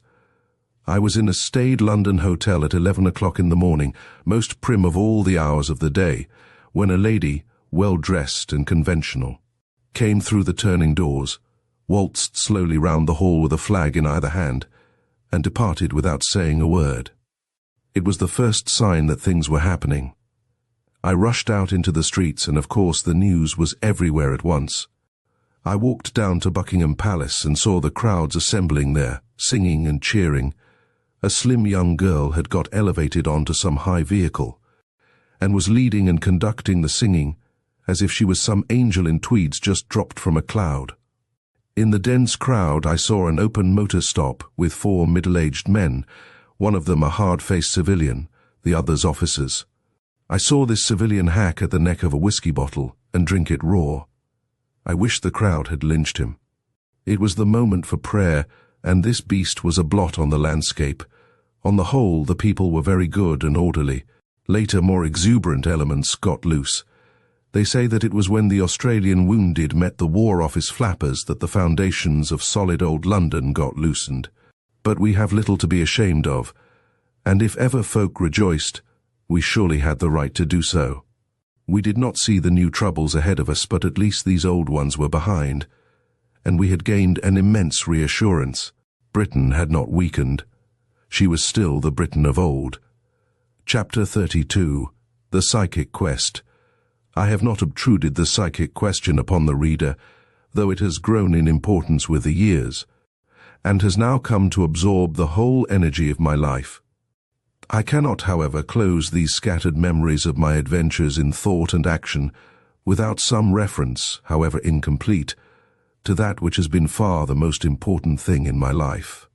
It is the thing for which every preceding phase, my gradual religious development, my books, which gave me an introduction to the public, my modest fortune, which enables me to devote myself to unlucrative work, my platform work, which helps me to convey the message, and my physical strength, which is still sufficient to stand arduous tours and to fill the largest halls for an hour and a half with my voice, have each and all been an unconscious preparation. For 30 years I have trained myself exactly for the role without the least inward suspicion of whither I was tending. I cannot, in the limited space of a chapter, go into very lengthy detail or complete argument upon the subject. It is the more unnecessary, since I have already in my psychic volumes outlined very clearly how I arrived at my present knowledge. Of these volumes, the first and second, called respectively The New Revelation and The Vital Message, show how gradual evidence was given me of the continuation of life, and how thorough and long were my studies before I was at last beaten out of my material agnostic position and forced to admit the validity of the proofs. In the days of universal sorrow and loss, when the voice of Rachel was heard throughout the land, it was borne in upon me that the knowledge which had come to me thus was not for my own consolation alone, but that God had placed me in a very special position for conveying it to that world which needed it so badly. I found in the movement many men who saw the truth as clearly as I did, but such was the clamor of the religious, who were opposing that which is the very essence of living religion, of the scientific, who broke the first laws of science by pronouncing upon a thing which they had not examined, and of the press, who held up every real or imaginary rascality as being typical of a movement which they had never understood. That the true men were abashed and shrank from the public exposition of their views. It was to combat this that I began a campaign in 1916, which can only finish when all is finished. One grand help I had. My wife had always been averse from my psychic studies, deeming the subject to be uncanny and dangerous. Her own experiences soon convinced her to the contrary, for her brother, who was killed at Mons, came back to us in a very convincing way. From that instant, she threw herself with all the whole-hearted energy of her generous nature into the work which lay before us. A devoted mother, she was forced often to leave her children. A lover of home, she was compelled to quit it for many months at a time. Distrustful of the sea, she joyfully shared my voyages. We have now traveled a good 50,000 miles upon our quest. We have spoken face to face with 250,000 of people. Her social qualities, her clear sanity, her ardent charity, and her gracious presence upon the platforms, all united with her private counsel and sympathy, have been such an aid to me that they have turned my work into a joy. The presence of our dear children upon our journeys has also lightened them for both of us. I began our public expositions of the subject by 3 years of intermittent lecturing in my country, during which period I visited nearly every town of importance, many of them twice and thrice. Everywhere I found attentive audiences, critical, as they should be, but open to conviction. I roused antagonism only in those who had not heard me, and there were demonstrations outside the doors, but never in the halls.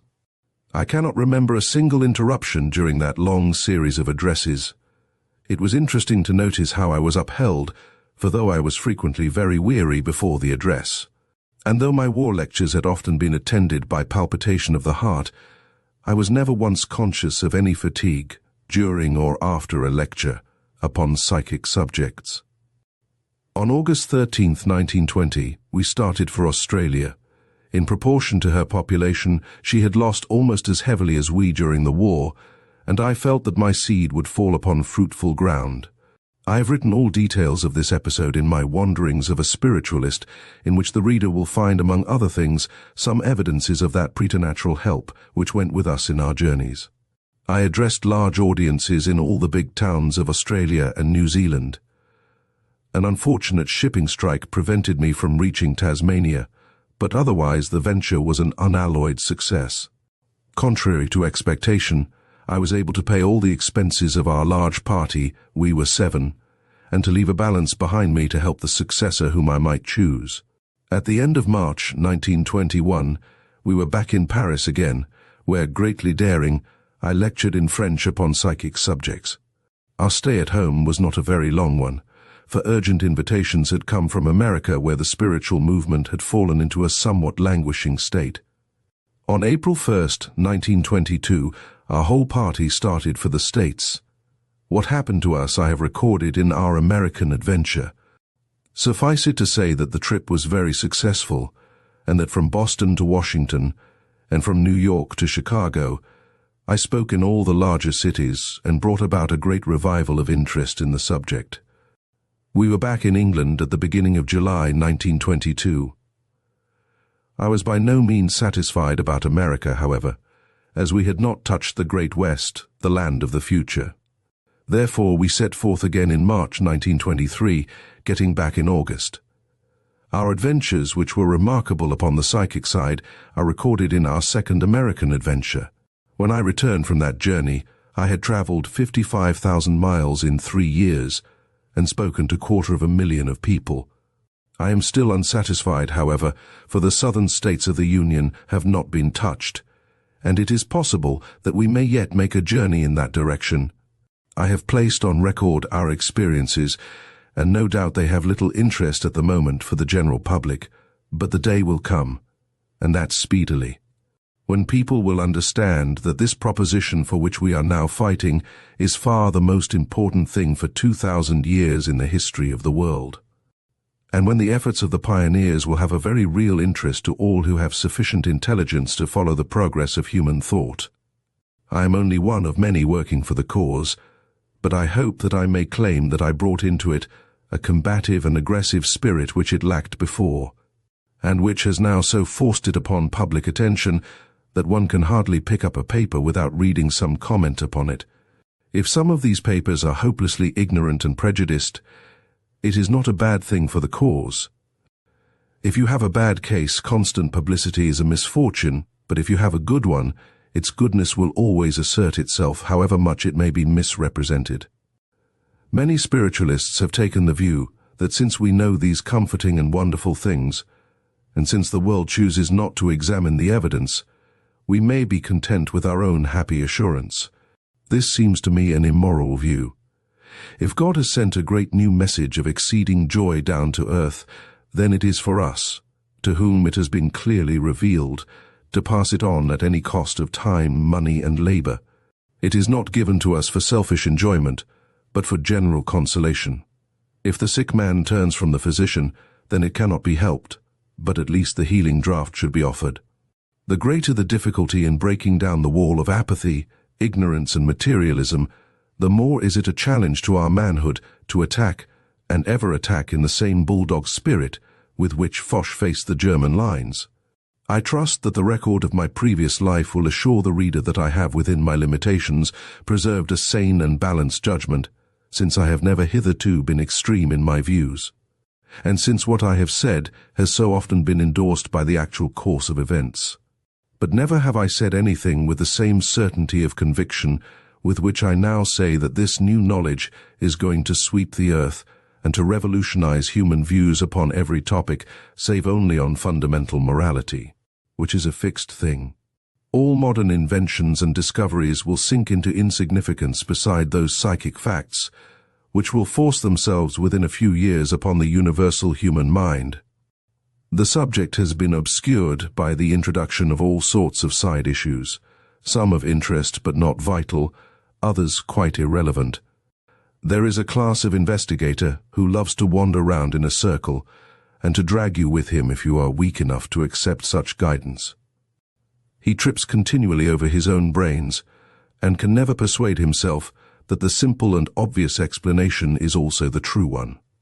His intellect becomes a positive curse to him, for he uses it to avoid the straight road and to fashion out some strange devious path which lands him at last in a quagmire, whilst the direct and honest mind has kept firmly to the highway of knowledge. When I meet men of this type, and then come in contact with the lowly congregations of religious spiritualists, I think always of Christ's words when he thanked God that he had revealed these things to babes and withheld them from the wise and the prudent. I think also of a dictum of Baron Reichenbach: there is a scientific incredulity which exceeds in stupidity the obtuseness of the clodhopper. But what I say in no way applies to the reasonable researcher whose experiences are real stepping stones leading to his fixed conclusion. There must to every man be this novitiate in knowledge.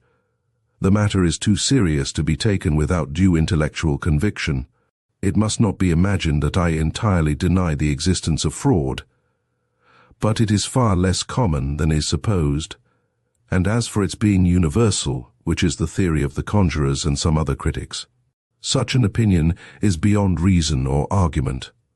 In an experience with mediums which has been excelled by very few living men, and which has embraced 3 continents, I have not encountered fraud more than 3 or 4 times. There is conscious and unconscious fraud, and it is the existence of the latter which complicates the question so badly. Conscious fraud usually arises from a temporary failure of real psychic power, and a consequent attempt to replace it by an imitation. Unconscious fraud comes in that curious halfway state which I have called the half-trance condition, when the medium seems normal, and yet is actually hardly responsible for his actions. At such a time, the process by which his personality leaves his body seems to have set in, and his higher qualities have already passed, so that he can apparently no longer inhibit the promptings received from the suggestion of those around him, or from his own unchecked desires. Thus one will find mediums doing stupid and obvious things which expose them to the charge of cheating. Then, if the observer disregards these and waits, the true psychic phenomena of unmistakable character will follow as he sinks more deeply into trance. This was, I gather, noticeable in the case of Eusapia Palladino, but I have seen it with several others. In those cases where a medium has left the cabinet and is found wandering about among the sitters, as has happened with Mrs. Corner, with Madame d'Espens, and with Craddock, all of them mediums who have given many proofs of their real powers, I am convinced that the very natural supposition that they are fraudulent is really quite a mistaken one.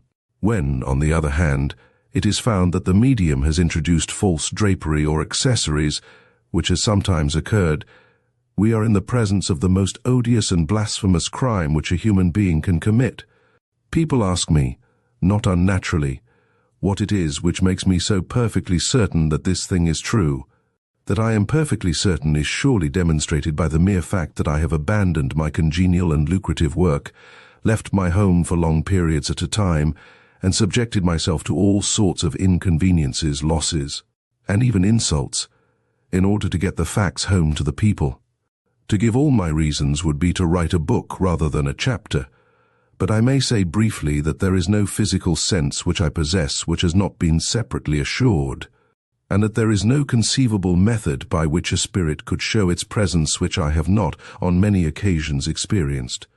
In the presence of Miss Bessinette as medium, and of several witnesses, I have seen my mother and my nephew, young Oscar Hornung. As plainly as ever I saw them in life, so plainly that I could almost have counted the wrinkles of the one and the freckles of the other. In the darkness the face of my mother shone up, peaceful, happy, slightly inclined to one side, the eyes closed. My wife upon my right and the lady upon my left both saw it as clearly as I did. The lady had not known my mother in life, but she said, "How wonderfully like she is to her son," which will show how clear was the detail of the features. On another occasion my son came back to me. 6 persons heard his conversation with me and signed a paper afterwards to that effect. It was in his voice and concerned itself with what was unknown to the medium, who was bound and breathing deeply in his chair. If the evidence of 6 persons of standing and honor may not be taken, then how can any human fact be established?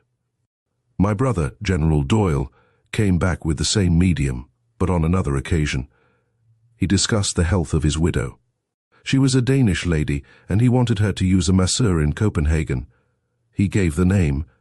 I made inquiries and found that such a man did exist. Whence came this knowledge? Who was it who took so close an interest in the health of this lady? If it was not her dead husband, then who was it? All fine-drawn theories of the subconscious go to pieces before the plain statement of the intelligence. I am a spirit. I am Innis. I am your brother. I have clasped materialized hands. I have held long conversations with the direct voice. I have smelt the peculiar ozone-like smell of ectoplasm. I have listened to prophecies which were quickly fulfilled. I have seen the dead glimmer up upon a photographic plate which no hand but mine had touched. I have received through the hand of my own wife notebooks full of information which was utterly beyond her ken. I have seen heavy articles swimming in the air, untouched by human hand, and obeying directions given to unseen operators. I have seen spirits walk round the room in fair light and join in the talk of the company. I have known an untrained woman, possessed by an artist spirit, to produce rapidly a picture, now hanging in my drawing room, which few living painters could have bettered. I have read books which might have come from great thinkers and scholars, and which were actually written by unlettered men who acted as the medium of the unseen intelligence, so superior to his own. I have recognized the style of a dead writer which no parodist could have copied, and which was written in his own handwriting. I have heard singing beyond earthly power, and whistling done with no pause for the intake of breath. I have seen objects from a distance projected into a room with closed doors and windows. If a man could see, hear, and feel all this, and yet remain unconvinced of unseen intelligent forces around him, he would have good cause to doubt his own sanity. Why should he heed the chatter of irresponsible journalists or the head-shaking of inexperienced men of science when he has himself had so many proofs? They are babies in this matter, and should be sitting at his feet. It is not, however, a question to be argued in a detached and impersonal way, as if one were talking of the Baconian theory or the existence of Atlantis. It is intimate, personal, and vital to the last degree. A closed mind means an earth-bound soul, and that in turn means future darkness and misery. If you know what is coming, you can avoid it. If you do not, you run grave risk. Some Jeremiah or Savonarola is needed, who will shriek this into the ears of the world. A new conception of sin is needed. The mere carnal frailties of humanity, the weaknesses of the body, are not to be lightly condoned, but are not the serious part of the human reckoning. It is the fixed condition of mind, narrowness, bigotry, materialism, in a word, the sins not of the body, but of the spirit, which are the real permanent things, and condemn the individual to the lower spheres until he has learnt his lesson. We know this from our rescue circles when these poor souls come back to bewail their errors and to learn those truths which they might have learnt here, had their minds not been closed by apathy or prejudice. The radical mistake which science has made in investigating the subject is that it has never troubled to grasp the fact that it is not the medium who is producing the phenomena, It has always treated him as if he were a conjurer, and said, "Do this or do that," failing to understand that little or nothing comes from him, but all or nearly all comes through him. I say nearly all, for I believe that some simple phenomena such as the rap can within limits be produced by the medium's own will. It is this false view of science which has prevented skeptics from realizing that a gentle and receptive state of mind on the part of sitters and an easy natural atmosphere for the medium are absolutely essential in order to produce harmony with the outside forces. If, in the greatest of all seances, that of the upper room on the day of Pentecost, an aggressive skeptic had insisted upon test conditions of his own foolish devising, where would the rushing wind and the tongues of fire have been? All with one accord, says the writer of the Acts of the Apostles, and that is the essential condition. I have sat with saintly people, and I too have felt the rushing wind, seen the flickering tongues and heard the great voice. But how could such results come where harmony did not reign? That is the radical mistake which science has made.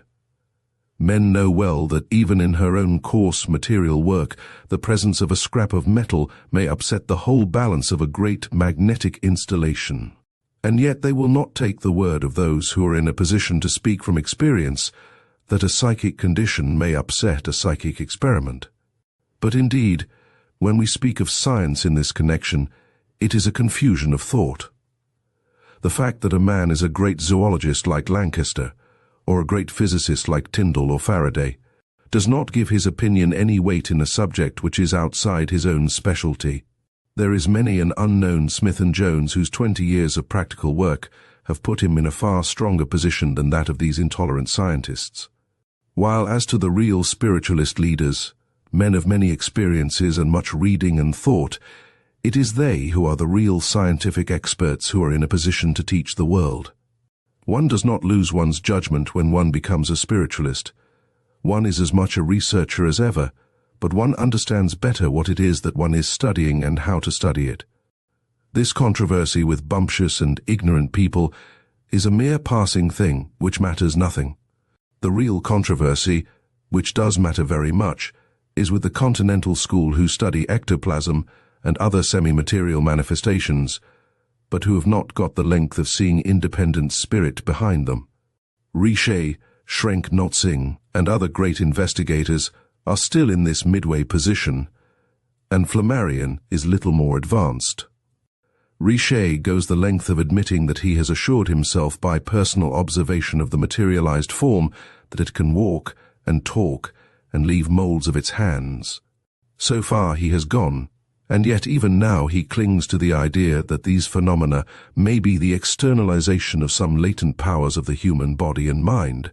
Such an explanation seems to me to be the desperate defense of the last trench by one of those old-time materialists, who say with Brewster, "Spirit is the last thing which we will concede," adding as their reason, "It upsets the work of 50 years. It is hard when a man has taught all his life that the brain governs spirit to have to learn, after all, that it may be spirit which acts independently of the human brain. But it is their supermaterialism which is the real difficulty with which we now have to contend. And what is the end of it all? I have no idea. How could those who first noted the electric twitching of muscles foresee the Atlantic cable or the arc lamp? Our information is that some great shock is coming shortly to the human race, which will finally break down its apathy, and which will be accompanied by such psychic signs that the survivors will be unable any longer to deny the truths which we preach. The real meaning of our movement will then be seen, for it will become apparent that we have accustomed the public mind to such ideas and provided a body of definite teaching, both scientific and religious, to which they can turn for guidance. As to the prophecy of disaster, I admit that we have to be on our guard. Even the Christ Circle was woefully deceived and declared confidently that the world would not survive their own generation. Various creeds, too, have made vain predictions of the end of the world. I am keenly aware of all this, and also of the difficulty in reckoning time when seen from the other side. But, making every allowance for this, the information upon the point has been so detailed, and has reached me from so many entirely independent sources that I have been forced to take it seriously, and to think that some great watershed of human experience may be passed within a few years, the greatest, we are told, that our long-suffering race has yet encountered. People who have not gone into the subject may well ask, but what do you get out of it? How are you the better? We can only answer that all life has changed to us since this definite knowledge has come. No longer are we shut in by death. We are out of the valley and up on the ridge, with vast clear vistas before us. Why should we fear a death which we know for certain is the doorway to unutterable happiness? Why should we fear our dear one's death if we can be so near to them afterwards? Am I not far nearer to my son than if he were alive and serving in that army medical service which would have taken him to the ends of the earth? There is never a month, often never a week, that I do not commune with him. Is it not evident that such facts as these change the whole aspect of life and turn the grey mist of dissolution into a rosy dawn? You may say that we have already all these assurances in the Christian revelation. It is true, and that is why we are not anti-Christian so long as Christianity is the teaching of humble Christ and not of his arrogant representatives. Every form of Christianity is represented in our ranks, often by clergymen of the various denominations. But there is nothing precise in the definitions of the other world as given in the holy writings. The information we have depicts a heaven of congenial work and of congenial play, with every mental and physical activity of life carried on to a higher plane, a heaven of art, of science, of intellect, of organization, of combat with evil, of home circles, of flowers, of wide travel, of sports, of the mating of souls, of complete harmony. This is what our dead friends describe. On the other hand, we hear from them, and sometimes directly, of the hells, which are temporary spheres of purification. We hear of the mists, the darkness, the aimless wanderings, the mental confusion, the remorse. Our condition is horrible, wrote one of them to me recently at a séance. These things are real and vivid and provable to us. That is why we are an enormous force for the resuscitation of true religion, and why the clergy take a heavy responsibility when they oppose us. The final result upon scientific thought is unthinkable, save that the sources of all force would be traced rather to spiritual than to material causes. In religion, one can perhaps see a little more clearly. Theology and dogma would disappear. People would realize that such questions as the number of persons in God, or the process of Christ's birth, have no bearing at all upon the development of man's spirit, which is the sole object of life. All religions would be equal, for all alike produce gentle, unselfish souls who are God's elect. Christian, Jew, Buddhist, and Mohammedan would shed their distinctive doctrines, follow their own high teachers on a common path of morality, and forget all that antagonism which has made religion a curse rather than a blessing to the world. We shall be in close touch with other world forces, and knowledge will supersede that faith which has in the past planted a dozen different signposts to point in as many different directions. Such will be the future, so far as I can dimly see it, and all this will spring from the seed which now we tend and water amid the cold blasts of a hostile world. Do not let it be thought that I claim any special leadership in this movement. I do what I can, but many others have done what they could, many humble workers who have endured loss and insult. But who will come to be recognized as the modern apostles? For my part, I can only claim that I have been an instrument so fashioned that I've had some particular advantages in getting this teaching across to the people. That is the work which will occupy, either by voice or pen, the remainder of my life. What immediate shape it will take I cannot say. Human plans are vain things, and it is better for the tool to lie passive until the great hand moves it once more. As we conclude our journey through memories and adventures, we reflect on the myriad experiences that fueled Arthur Conan Doyle's creative genius.